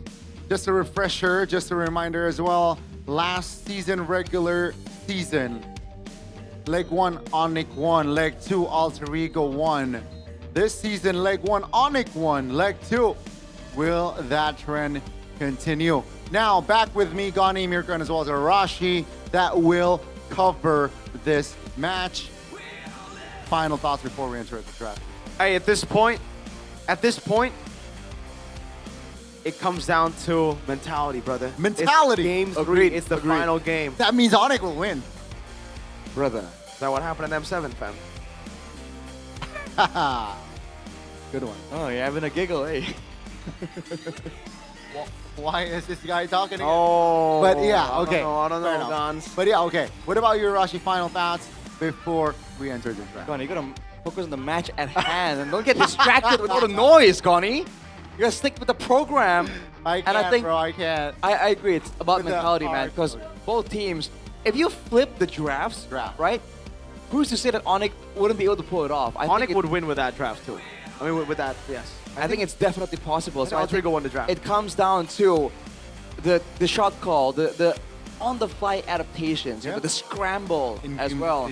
And that's why it gets really fun to watch Mobile Legends, man, because you don't get an idea on who's gonna win from the drafting phase alone. You gotta see the laning phase. You gotta see what happens at 10 minutes to really get a proper picture. It depends. Sometimes you can see it. That's No, true. based That's on- true. But we're talking about the moments where you don't see it. We're talking Okay. about high level. Yes. High level. Because Yes. if it's a Bigatron game, then of course they're gonna lose all their drafts. They're gonna lose all their games. Bigatron level. Because they're low level. Whoa. Right now. Right now. All right, red robots. The eye contact with that was wake up. crazy. Wake up. Huh? Who are you looking at? I'm looking at Theo Nile and K Dot. Wake up, guys. The name drop as well. I'm looking at Shogun, Nael, Moreno, Finn, the whole team, and my goat, and man. I'm looking at co-ed right now. Oh. Okay, that's it. There you go. Yeah. That is, you know, that shows passion. Bigatron, listen to this guy right here. But it's 1-1 Onyx Alter Ego. In case you missed it, game 1 they got the dub. It's game 2. It's all Onyx. Momentum-wise, it is for the defending champ. Whoa. Right? That's true. They did win game 2. Exactly. Now, I'm curious to see here. I really want to see the sides first before we really dive into it more. Because if they get red side, I'm nervous that perhaps that 100% is going to go? Is Really? gonna break. Wow. Because I think the only capable team, well, of course, apart from Jordan because that was in the past, you know. In the It's always- past? Yeah, I mean, it was a couple of weeks ago, you know. So, it was a couple of weeks ago. Somebody pulled the pitch meter on Connie.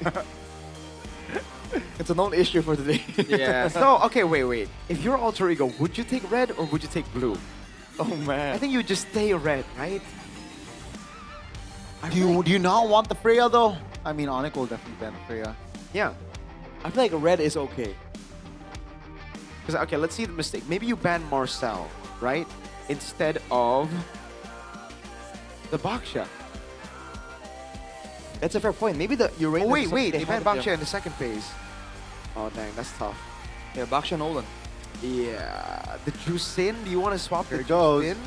First pick again. Yeah. All right. Oh. Okay, man. so Oh. do you let the Juicin go ban Marcel? I think you need to ban Marcel. You can't leave Keyboy a Marcel pick like that, man. You can't leave it to him, man. Professor X, you know this. Come on. Oh, he's pure 50-50 down the line. Back It's again. back down. It's back down. At the end of the day, guys, it's always a 50-50. But It then either after this happens match, or it doesn't. Exactly. after this match, it won't be a 50-50 though. No, Until it is. yeah. Donnie, it either happens or it doesn't. There's everything in life is 50-50. If you think about it that way. Yeah, then- like there is a chance right now that game 3 doesn't even happen. And Right. an earthfake hits us. Exactly. It's 50-50. It's 50-50. It either happens or it doesn't. I'm joking. Expecting reverse? 50-50. No, this is Flying Clouds. Flying clouds, Bro, Arashi. come on, Arashi. Hey, I think Hey, our prediction it's has been on 50-50. point. It's Spotless. 50-50. Either it was it or it wasn't. Nah, it's 1 out of 4, man. There's a chance. You said on certain things. I gotta switch up, you know? This guy. All right, hold on now. Whoa. We're so... Okay, wait. What did they leave open? We're breezing through this. Juicin, Harley? What did they leave open? They left the Fanny? Ha!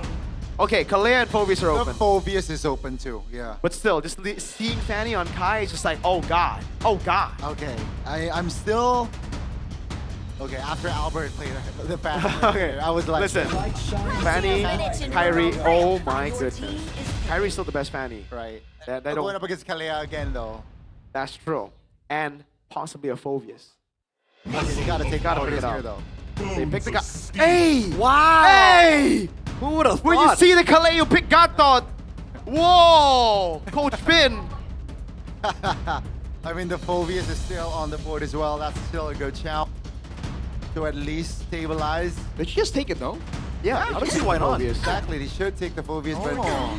instead, after some, mini conversation, they will instead prioritize the Harith instead. Interessant. Okay. Okay. Now Rodrigo go for Phobius, no? Why should. not? That's Maybe the they coach go of Navi, though. Moscow. Yeah, that is the coach of Navi. Yes. Why not? Kalea, Leomore. Did they go Gord? I think they might go Mid Gord. lane, yeah, I think they... Because they have a Kalea. So either they pick up the Phobius or they give a hero for the man on your screen right here. Isn't the Phobius just too Look, Harith Penny, isn't it too like, you Well, want to if they go don't for it? pick it up now, they're gonna force Onyx to ban it. That's true. They can kind of read into that if they want to. That's true. Oh, you're right. So I like a... Layers here, mind gums. I like a hero for Hijuman in here, yeah? Oh! Oh! Okay, wait. What's happening? What's happening? This is XP, all right? Who knows? Yeah. Oh, what? What if it's gold? Oh, Lord. It's RP we're talking about here. Coach Zephyr, you truly were hiding strap. Oh, no way, no way. You Professor X-Man. Okay, hold on. Everybody hold on. So Hold Tian on gets now. man down. Hold on now. There's still a chance for a Phobius to come out, right? Because then we don't know where this Ruby is going. It could be Ruby Gold. It could be Ruby XP. It could be Ruby... Okay, that's 12 possibilities. Don't think it's going to go mid. Ruby juggle. No, Leomore jump. You ever see the Ruby juggle sometime? Yeah, Omwawa. He fed my game. Omwawa, you're right. Never remind me of that. They banned the Claude out. They should ban the Moskov next. Right? Yes, I think so. They should. That makes a lot of sense. But if this Ruby goes gold, oh. I see possibilities at play here. It is definitely still open for that Ruby. And Zephyr is using that card, right? Yeah. That flexibility card Because here. if the Kalea doesn't counter the Fanny, the Ruby certainly will. And then there'll be no targets. And They ban the Phobius. Phobius. Yeah. So this is gonna be Ruby XP. That's what at least that signifies, yeah? Yeah. It leads me to believe that the Ruby will be XP. Because the Ruby does have a lot of dashes. It would give Phobius 3 dashes. This should be just the Rizzler for Onyx though. I feel like the Rizzler is very good. Rizzler Gatot combination. Lunox, a deep ban. I like that. Wow. This last used by Kyo. Lunox against Bigatron, and they won. Either they have done their research, or that's a great ball. So Hijume will just lock in the gourd. I like it. Dude, that's so much setup, man. Yep. And remember, the crowd control is nasty, man. unlike usual combos, the Gord Mystic Gush cannot be stopped. You know, so even if the AOG lands on top of him, he keeps He's still shooting. zapping. Oh, this is an interesting one. Okay, Onyx, what is the plan? Do they go Yuzong in the XP lane to secure no neutral objectives, or do they go Terizla? Is there room for Paquito? I don't think so with a Fanny. No, they need a tank. They Oh. go for the Lilia in the mid lane. Interesting. Interesting indeed. Lap. Yeah, they need something to jump. Okay. Is this Obsidia? Oof. It's an RP pick. Against the Fanny. It's an RP pick, The fam. kite ability is gonna be so good. It's an RP pick, fam. It's either Moskov or Oh, I like the Obsidia, Moskov right? better. Yeah. Either one for you, Arfi. Unless they're like, haha, this Ruby is XP, is gold all along. Then what would be in the EXP lane? Something with damage, no? To match the kind of... Uranus. No. They need a bit more damage, yeah. A Badang? No, it should just be a gold laner. It should be a marksman. But if it was a fighter though, Badang would be nice. Like, I guess. I mean, we did see a Paquito earlier today. just punch the Fanny. Let's make this celebration sparkle. Zang, CC Gold? It's been a while, Alter Ego. Welcome back. What year is it? 2026. That's when the... Oh, right. It was last year. 2025. 2025. Apart from the gourd, no clear targets for the Fanny. Yeah, there's no target. It's just... And then, guess what? The Gatot's going to get shredded by the CC. Yo-yos, brother. yo-yos. Have they really been saving strats, or is this something just out of the box? Listen, we can always play it in the middle. If they win, they're saving strat. If they don't, then, you know, it's just unlucky, I guess. It's a 50-50, man. You It never either, know. it either happens or it doesn't. It's either they were saving strats or they weren't. Wait, it is Ruby Gold. It's Nino on CCXP.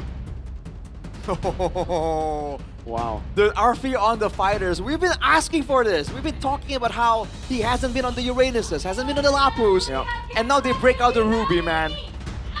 Boy, oh boy, ladies and gentlemen, the final game of Week 8, day number 2. It all comes down to this. Onyx and Alter Ego. Welcome. Who will take it? Let's see it, folks. Oh, Lord.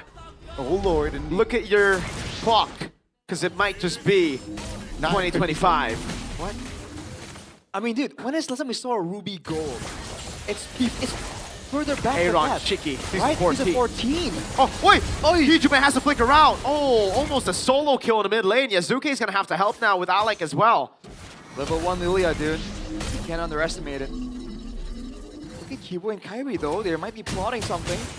But that missile projectile clears so much space, man. It's such a good bush clearing tool. Uh-oh. Kyrie's just gonna invade here. Yeah. Alex waiting, though. Waiting for the right timing. Yazuki 50% on that buff. Uh-oh. The game of chicken. Yep. Gonna try to go for the taunt. Yazuki will secure it. Bang. There you go. Green camp take by Kai. Oh.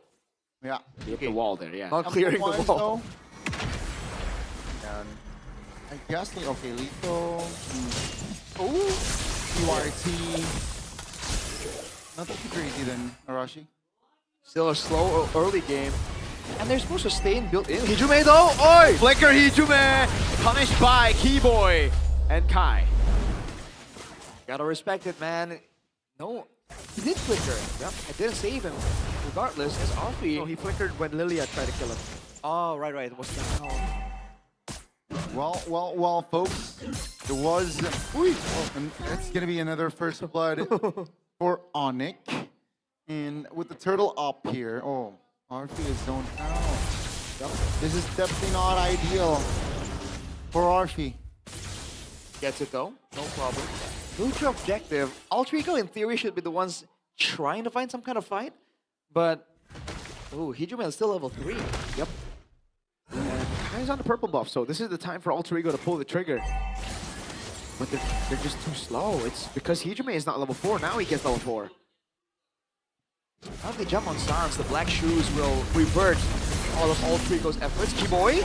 Man of Speed coming down now. Let's see Yazuki with Retribution. Mystic Gush coming down as Keyboy will be able to survive now. Pops into damage again, and that's going to be Kai with the jump on the cables. Oh, now looking for the kill on Hijume. That's a cable again. Kai looking for the play. Can he get it? Wow, the discipline. Kyrie knows as well that Hijume still has the flicker, so no need to go for more. Big compensation after that turtle loss there comes out of Onyx. Well, all things considered, it's not too bad. RP! Ooh. Wow. This guy has the instincts, man, to try and go for those plays, to try and get the catches. It's a scary map to be around in, as you know. Oh, what a stun by Ludpi! And Kai with the damage, Ludpi with the execute. Onyx, 4-0. They are not going down without matching. Oh, no, Stanzo beats out the flicker again from Hijume. Okay, this is getting concerning here for us out of Alter Ego. Slowly but surely, they're losing out on trades after that turtle take from their sides.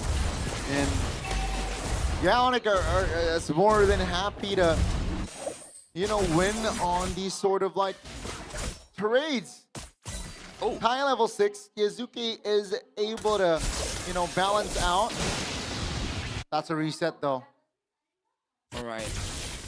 All to consider here, I don't know, man. It's Onyx. How are they getting so much value with the Lilia is my question. Alter hasn't been able to go for any kind of ganks, any kind of pickups, purely because Hijume has always been kept on the back foot. Is it just next level matchup knowledge coming in?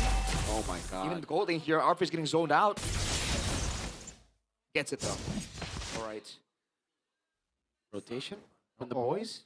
I think they want to focus on towards stop, but Keep in mind, Kelra has yet to pop the spell here in this game. As I mentioned that, of course he's gonna pop Purify.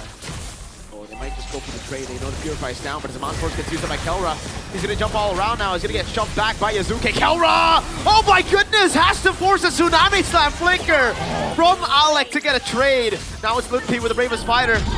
Neutral objective taken by Onyx, and a kill up top is the trade for Alter Ego. T-Boy with a taunt now lands onto Alec. No Tsunami Slam means that it will be free for the rest of the boys to pick up a kill in the jungle.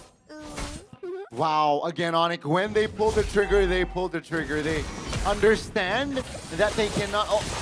No flicker. Kai picks up a kill as the AOG smacks him down. Yazuke gets on the horse, but it's for nothing. Now he can't contest for the purple buff. Kai has the retribution, but I don't think Yazuke has enough firepower to contest. Oh, Kyrie on the fanny. Do the cutthroat! A killing spree for Kai.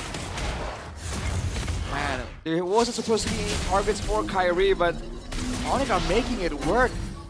Now P-Boy impudently, Tsunami Slam lands, but it's only onto Limpy. Mystic Gush as well. Limpy, oh my lord, with the Revitalize from Keyboy! He gets away just a bit. Yasuke pulls Keyboy back. No AOG, stunned up by the Mystic Projectile, and that should be a kill back. And it is for Hijume. Kyrie able to pick up the kill, or turret rather, in the bottom lane. No black shoes popped by Sans. Both teams again just throwing haymakers here. Oh, Shaman Force just a zone away. Okay, still a 2,000 gold lead here for the side of Onyx, but they will lose the structure top. So both of the teams now have paraded the structure stop and bot. Now let's see a reset here. 20 seconds on the clock for the final turtle to be up. We know this by Gope. This marks Ruby's debut in MPL ID Season 17 after last being used 196 days ago.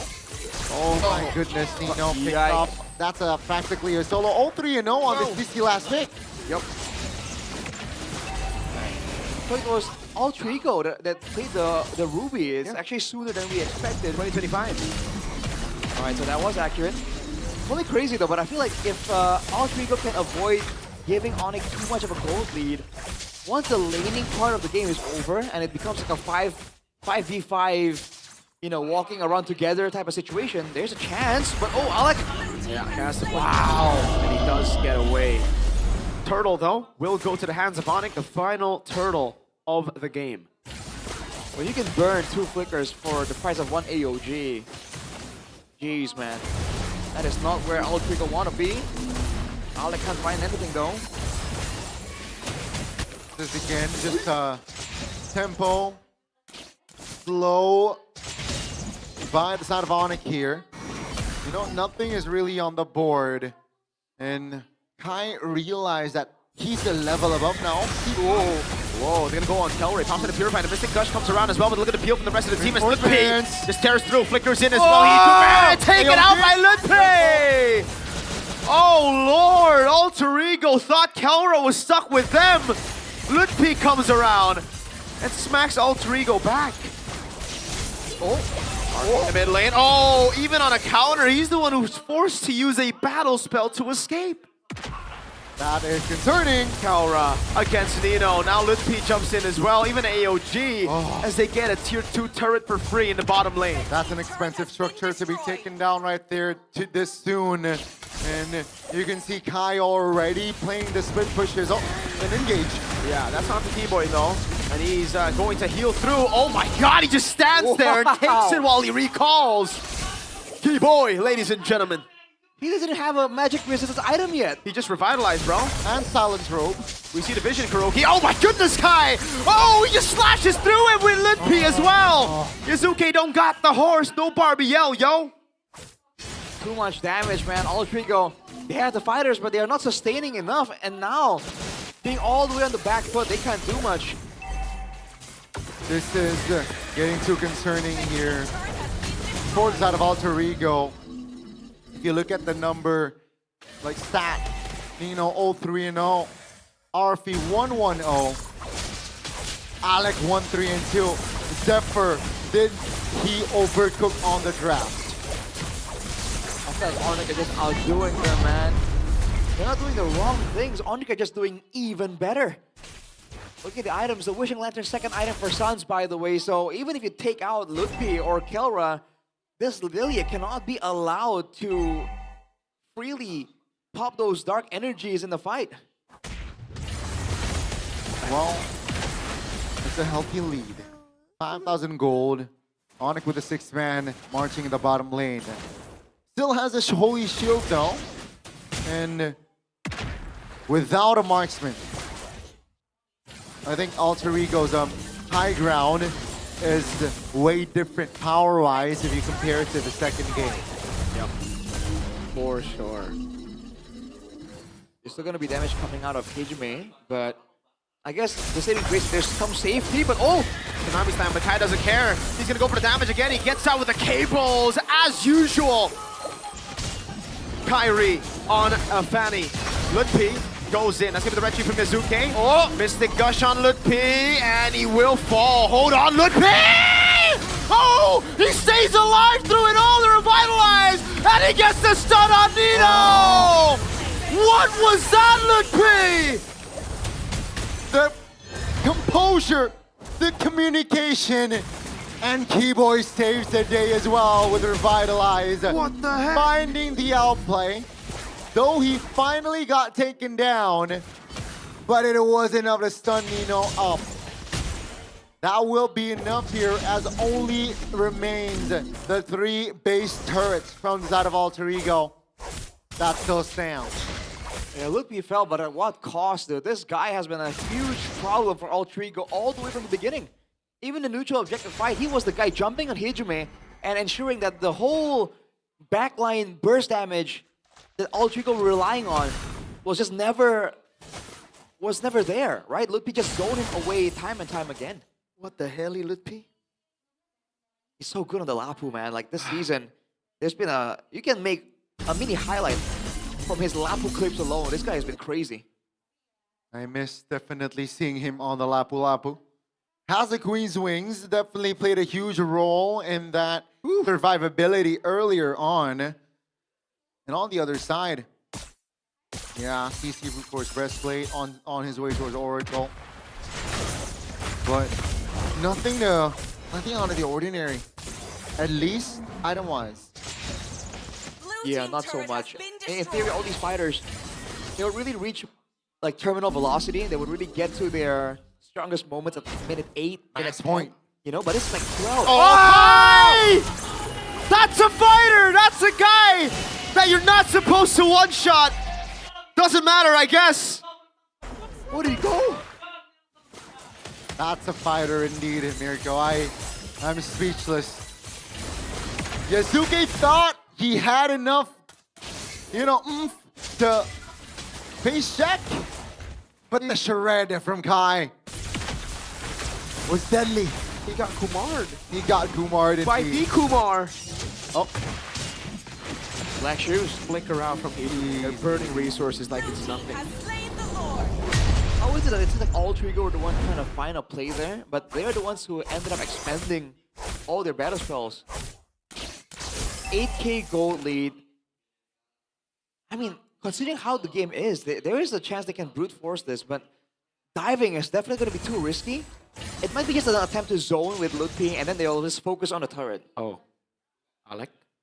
I mean, hello? Wait. Even Kyrie was like, wait, what? He's like, wait, what the heck? Who was that? Why was he there? What is he doing? Okay, well, he's trying to look for a flying. Kyrie saw him. He flickered out. He's trying to survive now. He's trying to ring around the rosy. Ring. Not even worth Kyrie's time, honestly. Oh, gosh. Okay, he's still chasing. Ring around the rosy. Oh, cut those there. That's unfair. Kai gets a solo in the purple buff. That's going to be the Lord taking down a base turret in the bottom lane with the help of Onyx. Ludpi. Bravest fighter! Ludpi! Oh. Again and again! What in the world is this man made of? They're going for the end, Mirko. Kai in the back with a cutthroat again. RP flickers all the way, but in the end, the Sky Kings are inevitable. It's always Onyx time. Reverse sweep for Onyx. It is all over. And the result for this leg, it will not be a revenge story for Alter Ego. Instead, Onyx will have to be the winners again. Not in a clean sweep fashion though, like leg 1. This time around, Alter Ego has to stay at least 2-1. But Geb is standing proud, knowing full well that this team is ready for playoffs. It seems that that's the case, man. All three go with a respectable performance. But Onyx showing again, especially in that final game, that there are levels to this. And if you want to beat the Sky Kings, you better rise up to the occasion, because otherwise, you're in for a brutal putdown. Ooh. Well done, Alter Ego. Impressive stuff. But the draft from the side of CW was just more simple.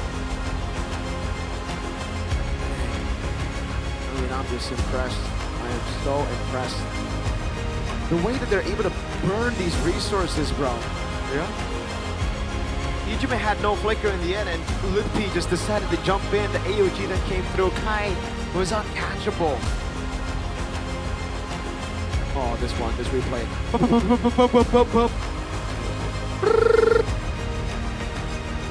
Magic tricks on demand by Kyrie. Lippy though. Oh. Brother. This is why when you go with an immobile hero against Onyx, they will make you pay for it. That's ridiculous, dude. The team is a Titan in MPL ID, and with this win, their value skyrockets even more. Let's take a look on their interview with Bude Clara Mongstar here with the Onyx boys.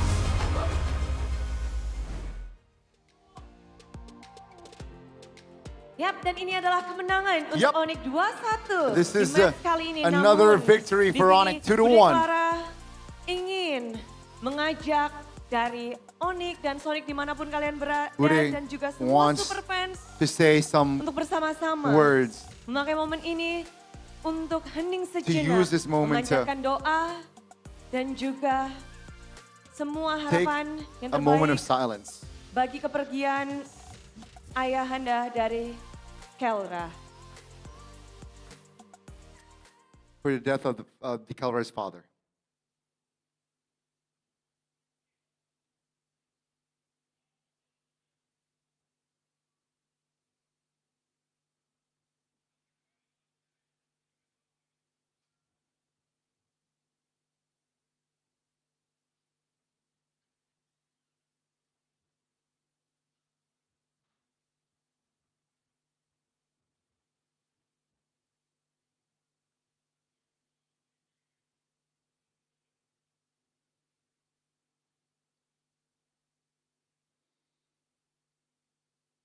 Dan kami juga begitu mengapresiasi bagaimana Kelra bermain. And we want to appreciate how Kelra pun tetap mereka is able dapatkan. to be present Bersama dengan para and player Onyx yang hari ini juga terus berjuang. and Penutupan match ini fight through. dari Onyx sendiri mungkin Onyx, ada yang ingin disampaikan dari pihak anything Onyx. from anything you want to say from Onyx? Yang pertama-tama kita First of all, bercita buat Kelra. we want to Semoga say our ayahanda Kelra bisa tenang di sana. condolences Terus juga kita for juga Kelra's family, Kelra and memberikan yang terbaik Kelra's di game family. tadi. Biarpun hasil 2-1, cuma kita bisa menang juga. We Terus, gave our best. Buat Kelra, semoga And bisa for semangat Kelra, terus. hopefully bisa he can cheer kuat on. terus dan juga ntar dia berangkatnya bisa aman semua lah. Buat And ke hopefully he is Jika ini safe mau on his journeys back to PH.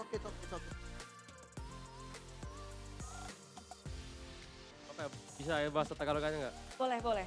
Can I use Tagalog? Para sa mga Filipino supporters namin dyan, thank you pa rin sa pag-supportan sa amin. At alam niyo naman ngayong araw na may hindi magandang nangyari sa buhay ni Kera. Sana ay lahat tayo supportahan pa rin natin siya at Yun, sana makita pa rin sila maglaro hanggang manalo lahat ng tournament with Onyx. Okay. Lutfi?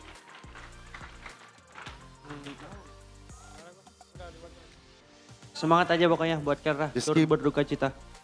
Keep his condolences. Just keep Akhir kata dari San. strong. Any final words from Sans? Semangat aja sih buat Kelra. Semoga dia bisa cepat.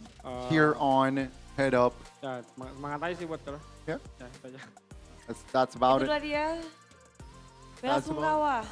Tentu saja dari perwakilan MPL dan juga inilah dia dari tim Onyx. This is Sekali Team lagi Onyx. safe flight untuk Kelra. Safe flight for Dan Kelra. Mari kita langsung lemparkan kepada para caster.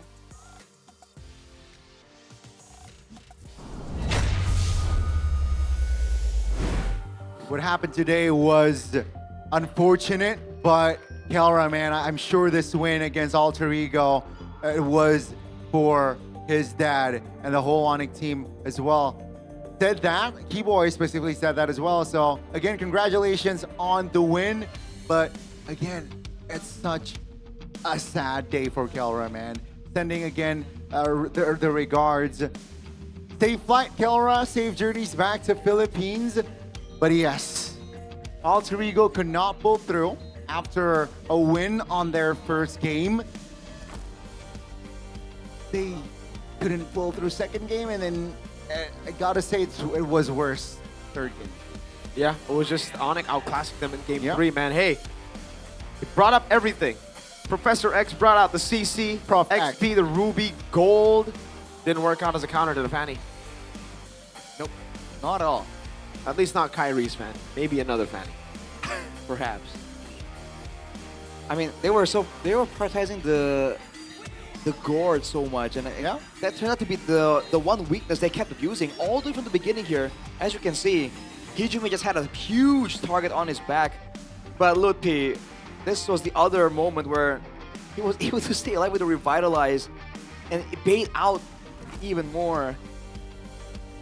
Of course, it's Kyrie. And he dashed as well, Yazuke, so that was just a free kill.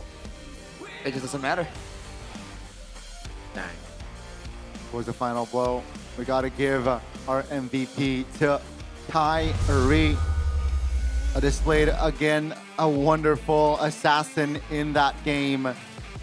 604 performance. Take a look at the build here. You know, it's a Malefic Roar, has the Queen's Wings, a Brute Force Breastplate as well. So it's more of a hybrid type of Fanny here.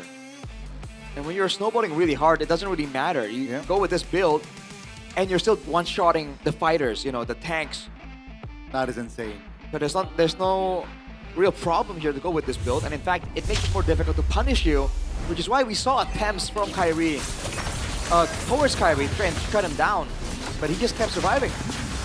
And all the way from the beginning here, they wanted to really use and abuse this sword, trying to back type a deal, but it wasn't allowed. They were put on the back foot before the neutral objective, and during the neutral objective, even then they were outclassed. So I think as individual components, you can see what Professor X was aiming for. But overall, as a team, I think that's where, for Onyx, the draft just had that next level synergy. And of course, the execution together here for Keyboy with the Revitalize, for Lutfi to engage, and Sans even to really outplay with the Lilia, forcing out Hijumi's flicker again and again. The personal, like, outplays can be understated in a matchup like this. It cannot. And again, I think the whole series, right? Game 1, Game 2, and Game 3. Got a lot of action in that game. And in this game, we get to see a Fanny. It just... Oh, right there. Oh my god. Just like that, right? Clean, the in and outs, dealing the damage. Lutfi here. Here's a spotlight as well. Just the trust as well, right? On Keyboy, though he died at the end, and this was the solo. I think got taken out because he stunned Nino and took powered aggro. Oh man, right there. Nail in the coffin right there. I mean, no yes, board. He definitely deserves some kind of honorable mention because even from the previous games, he was not the Phobius, he was the Sora. He had crazy moments in this game, dude. 3 games, 3 heroes. Yes. Insane. And he was styling on all three technically. Man, how do you even beat this team, dude? Onyx, you see Altrigo pushing them to the brink just a little bit, but then they immediately remind you, like, yeah, you did well, kid. But you know, it's time to get serious. 14-5 is the total kill for both sides, and only 14 minutes. I believe this was the shortest game time in this series. So it just shows, right? You know, a quiet game for Killaura, but it was enough. He was there to give the damage output, you know, for his team. He knows that, you know what, Kyrie is fed, Sans is fed. You know, I'm just gonna do my job description. As long as my team is able to handle it, I can do something else. And Alter Ego, they were already overwhelmed just by the presence of Kai, just by the presence of Lucky, just by the presence of Sans as well. So Killaura was able to dish out damage elsewhere. And they just like stayed with the game plan, man. They know how to use. Again, the AOG in theory was supposed to be used defensively, but we saw Keyboy pop it, burn 2 flickers for the price of a single ultimate. We saw him not even use it to escape. He sat in the middle of the whole combo, showing that even the calculations with the Revitalize was in its own right already so next level. It really was. It really was. But I feel bad for Nino though, because on the CC last pick, you know, that was the pick that was supposed to surprise all of us. It really got shut down hard this game. Yeah. And as well as Hijome here on this board, right? A splendid first game. You know, and again, an impactful second game as well, despite the loss. But the third game, Onyx like, you know what? We know how to deal with this gourd.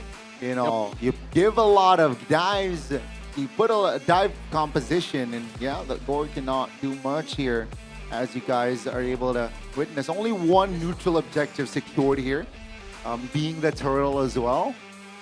And that's not enough, you know, and that's not enough fuel or build the foundation enough for Alter Ego to control the game. Definitely back to the drawing board here for Alter Ego. Again, they had good ideas. It just wasn't as polished as Onyx was, and I think it's going to be a valuable lesson for Alter Ego, right? Yeah. They finally, you know, shown Onyx that Onyx can be defeated to a degree. They've shown that they have good ideas, and now with this experience, they're going to be able to predict even more, like the ways for other teams to really get the better of them when they have a composition that's a bit unique, a bit more confusing like this. And on an individual level, though, we got to talk about, you know, how Alter Ego were just outplayed there, right? Because I think all the way from the start, there was just no respect. RP with Ruby shoved in the lane, tried to zone Killaura from the wave so far out that he got ganked by Kyrie, had to flicker early. He got chunked low as well. That was why Killaura was able to stop him from rotating. Because I think with the Ruby or the Fighter Gold in general, you want to rotate to neutral objective 1. You want to cut. You want to have that clear so that you can have more teamfight participation instead of staying in lane. But that just didn't happen. I mean, don't forget and the same thing, exactly, yeah. Hijime in the mid lane, flickering early. 3 flickers overall? Yeah. They kept solo. Getting those flickers out constantly. Sans putting the damage on him, but mainly I think Hijime didn't respect it. Or Alec didn't respect it, because Alec, I think, should have known. He should have known that the Lilia was going to zone the gourd. Should have helped the mid clear first, then rotate. He was already trying to like stop the invade before getting mid control. That's true. I think definitely if the execution was a bit more polished, I think it would have been a closer match for sure. But again, this is where they can learn, right? It's not every day that you pick a gourd into a Lilia in Season 17. That's true. Right? This is where they can actually learn from this experience. Yeah, a lot of learns here, especially for Alter Ego. But with that, let's see the fluctuations, right? Is there changes standings-wise? Because, you know, after that loss for the side of Alter Ego, Onyx remains first for bracket. But with that loss, whoa, TL, you know, with a win earlier on, got propelled to third. We saw that earlier. Alter Ego Esports still 6th now, or at least there's 6. This is crazy. Yeah, Onyx are your regular season champions for Season 17. That is official. as of, I think, yesterday already. Yes. Yeah. But there you have it, folks. Onyx #1 in the standings for the regular season. And as it stands right now, all the teams still can make it to playoffs. Yeah. Dude, 4-7 is just so toe-to-toe, man. It's kind of, it's so crazy to see. Even, I would say all the way to second place, dude. The net game win. Technically, yeah, you're The right. net game win kind of like hides that, but they have a game in hand, right? If they lose another 2, that net game win is going down. And if just, let's say, Na'Vi get on a 3-win streak, they can still be the ones to make it up there. That's how close it is. So 2-8. Wow. Technically, it is still 2-8, and still, you know, 2 teams that Oh, will be that's off the ridiculous. playoffs. Oh. It is going to be very interesting. We got What the Dewa heck, dude? versus EVOS in our opening match. Alter Ego taking on BTR again. The 6th placer going up against the 7th position. And we will close it out with an 8th position going up against 9.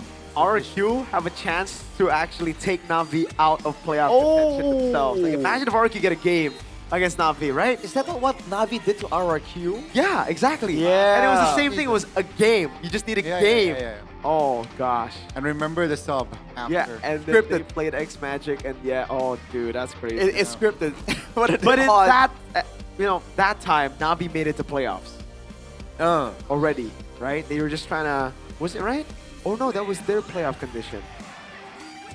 Yeah, they had to make it, they had to win 1 game to make the playoff. Okay.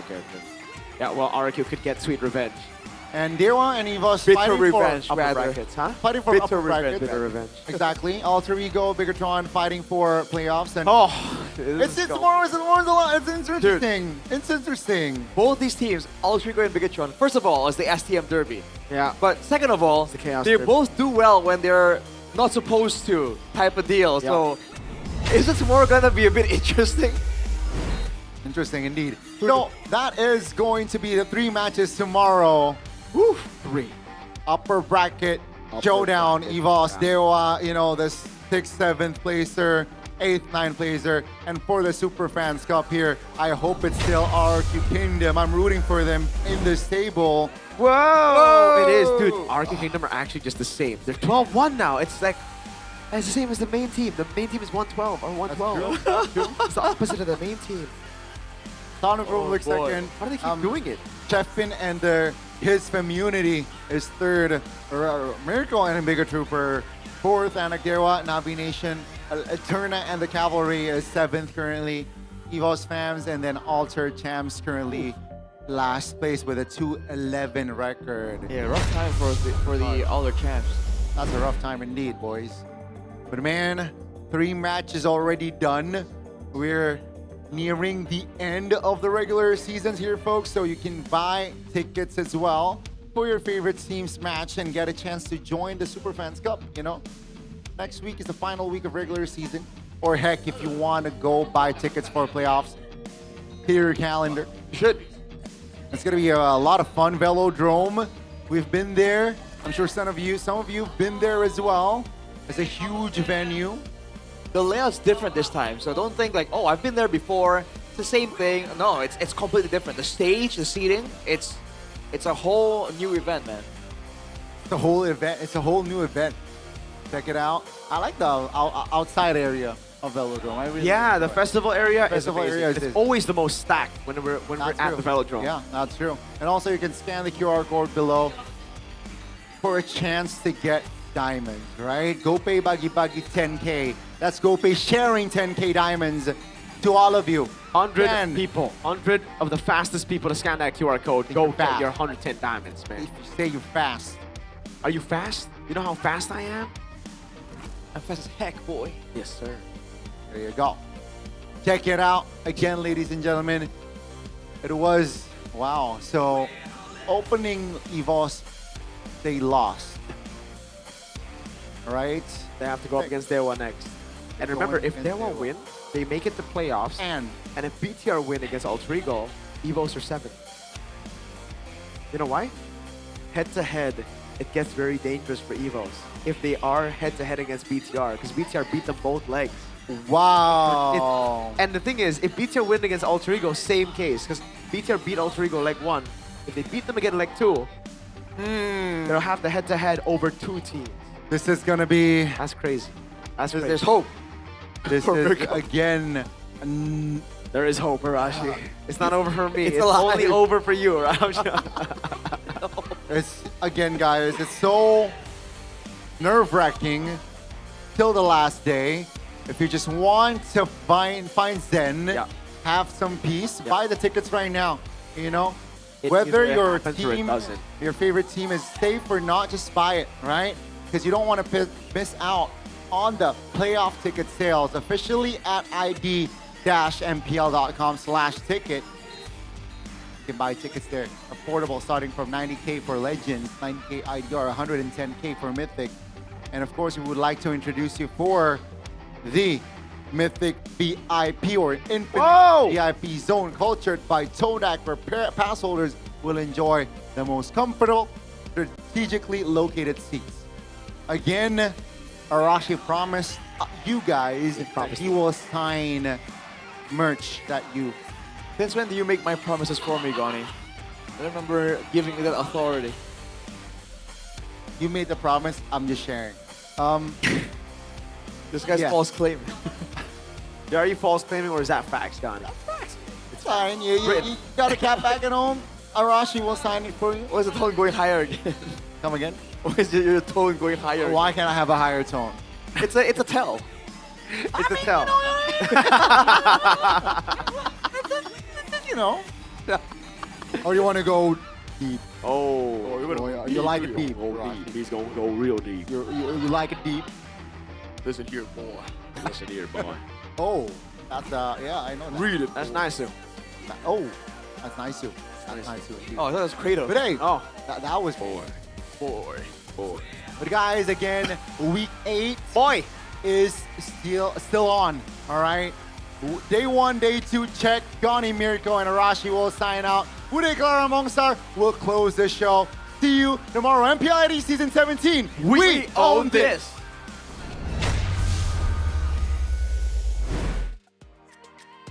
Hari yang kedua telah berakhir.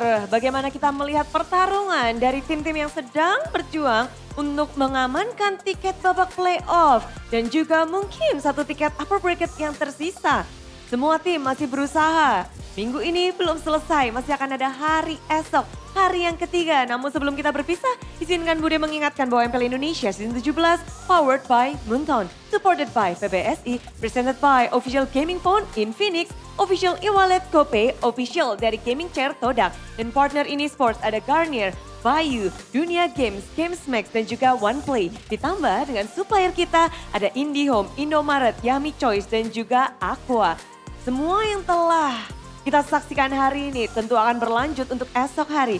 Hari yang ketiga akan menjadi hari di mana Battle of Survival akan berlanjut. So, akhir kata, Bude Clara Mongsar mengucapkan terima kasih dan sampai jumpa di hari esok MPL Indonesia Season 17. We own this.